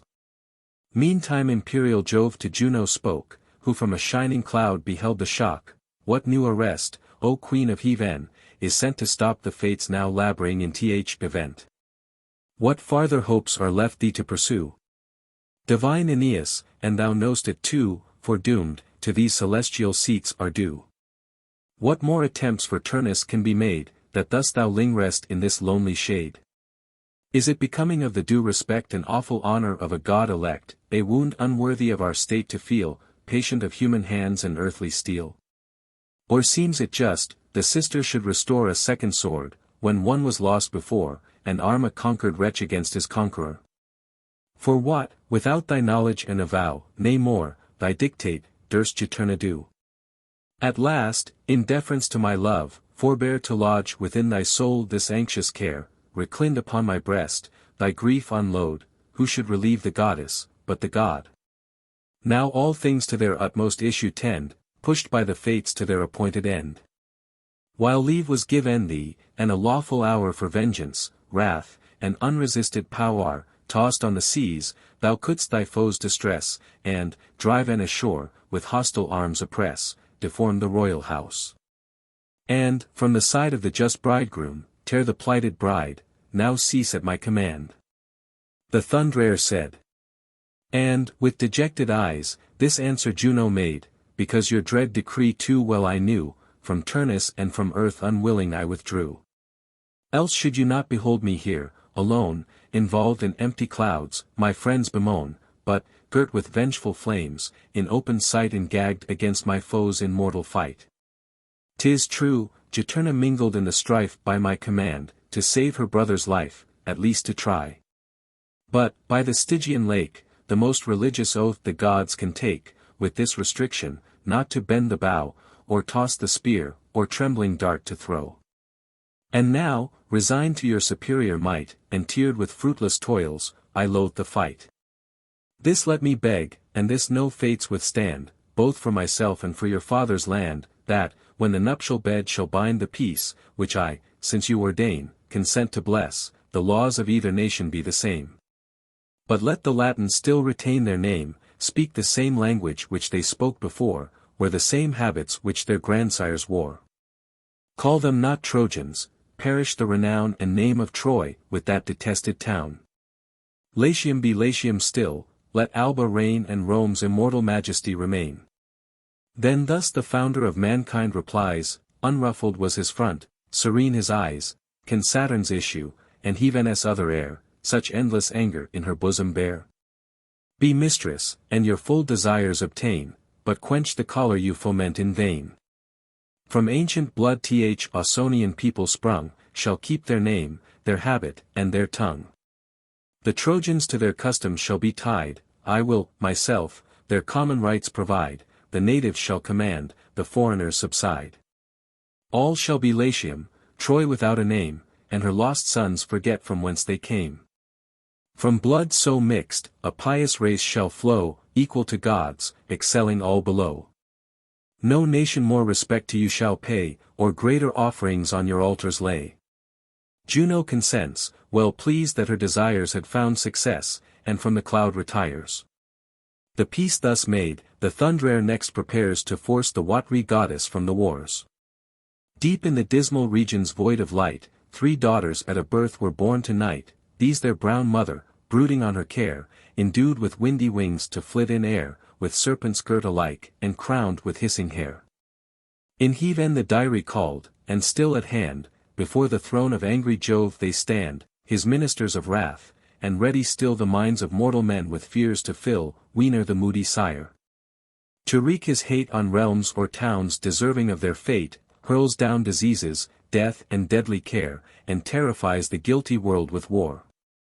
One sister plague if these from heaven he sent, to fright Juturna with a dire portent.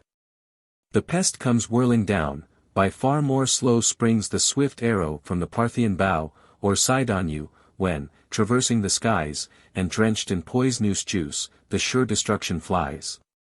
With such a sudden and unseen a flight shot through the clouds the daughter of the night.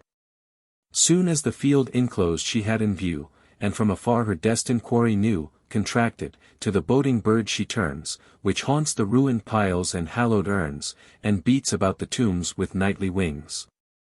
Where songs obscene on sepulchres she sings. Thus lessened in her form, with frightful cries the fury round unhappy Turnus flies, flaps on his shield, and flutters o'er his eyes. A lazy chillness crept along his blood, chalked was his voice, his hair with horror stood. Juturna from afar beheld her fly, and knew ill omen, by her screaming cry and strider of her wings. Amazed with fear, her beauteous breast she beat, and rent her flowing hair.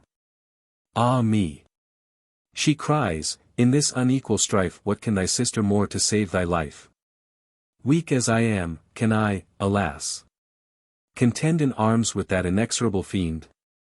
Now, I quit the field. Forbear to fright my tender soul, ye baleful birds of night. The lashing of your wings I know too well, the sounding flight, and funral screams of hell. These are the gifts you bring from haughty Jove, the worthy recompense of ravished love. Did he for this exempt my life from fate? O hard conditions of immortal state, though born to death, not privileged to die, but forked to bear imposed eternity. Take back your envious bribes, and let me go companion to my brother's ghost below. The joys are vanished, nothing now remains, of life immortal, but immortal pains. What earth will open her devouring womb, to rest a weary goddess in the tomb? She drew a length of sighs. Nor more she said, but in her azure mantle wrapped her head, then plunged into her stream, with deep despair, and her last sobs came bubbling up in air.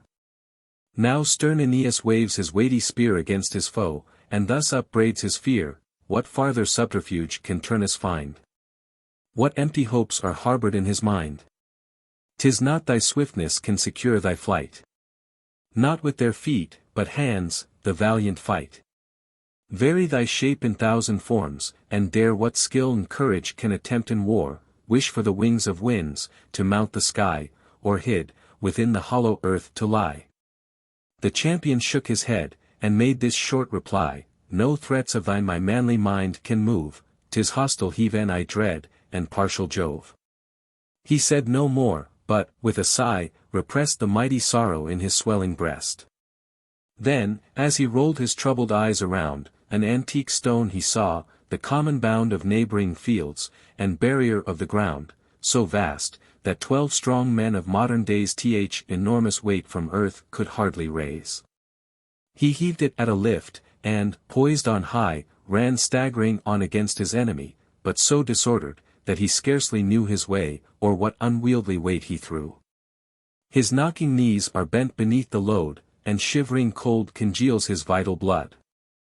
The stone drops from his arms, and, falling short for want of vigor, mocks his vain effort. And as, when heavy sleep has clossed the sight, the sickly fancy labors in the night, we seem to run, and, destitute of force, our sinking limbs forsake us in the course, in vain we heave for breath, in vain we cry. The nerves, unbracked, their usual strength deny, and on the tongue the faltering accents die, so Turnus fared, whatever means he tried, all force of arms and points of art employed, the fury flew athwart, and made th endeavor void. 1,000 various thoughts his soul confound, he starred about, nor aid nor issue found, his own men stop the pass, and his own walls surround. Once more he pauses, and looks out again, and seeks the goddess charioteer in vain. Trembling he views the thundering chief advance, and brandishing aloft the deadly lance, amazed he cowers beneath his conquering foe, forgets to ward, and waits the coming blow. Astonished while he stands, and fixed with fear, aimed at his shield he sees th impending spear. The hero measured first, with narrow view, the destined mark, and, rising as he threw, with its full swing the fatal weapon flew. Not with less rage the rattling thunder falls, or stones from battering engines break the walls, swift as a whirlwind, from an arm so strong, the lance drove on, and bore the death along. Naught could his sevenfold shield the prince avail, nor aught, beneath his arms, the coat of mail, it pierced through all, and with a grisly wound transfixed his thigh, and doubled him to ground. With groans the Latins rend the vaulted sky, woods, hills, and valleys, to the voice reply. Now low on earth the lofty chief is laid, with eyes cast upward, and with arms displayed, and, recreant, thus to the proud victor prayed, I know my death deserved, nor hope to live, use what the gods and thy good fortune give. Yet think, oh think, if mercy may be shown, thou hadst a father once, and hast a son. Pity my sire, now sinking to the grave, and for Anchises' sake old Daunus save. Or, if thy vowed revenge pursue my death, give to my friends my body void of breath. The Latian chiefs have seen me beg my life, thine is the conquest, thine the royal wife, against a yielded man, 'tis mean ignoble strife. In deep suspense the Trojans seem to stand, and, just prepared to strike, repressed his hand. He rolled his eyes, and every moment felt his manly soul with more compassion melt. When, casting down a casual glance, he spied the golden belt that glittered on his side, the fatal spoils which haughty Turnus tore from dying Pallas, and in triumph wore. Then, roused anew to wrath, he loudly cries, flames, while he spoke, came flashing from his eyes, traitor, dost thou to grace pretend, clad, as thou art, in trophies of my friend? To his sad soul a grateful offering go. 'Tis Pallas gives this deadly blow. He raised his arm aloft, and, at the word, deep in his bosom drove the shining sword. The streaming blood distained his arms around, and the disdainful soul came rushing through the wound.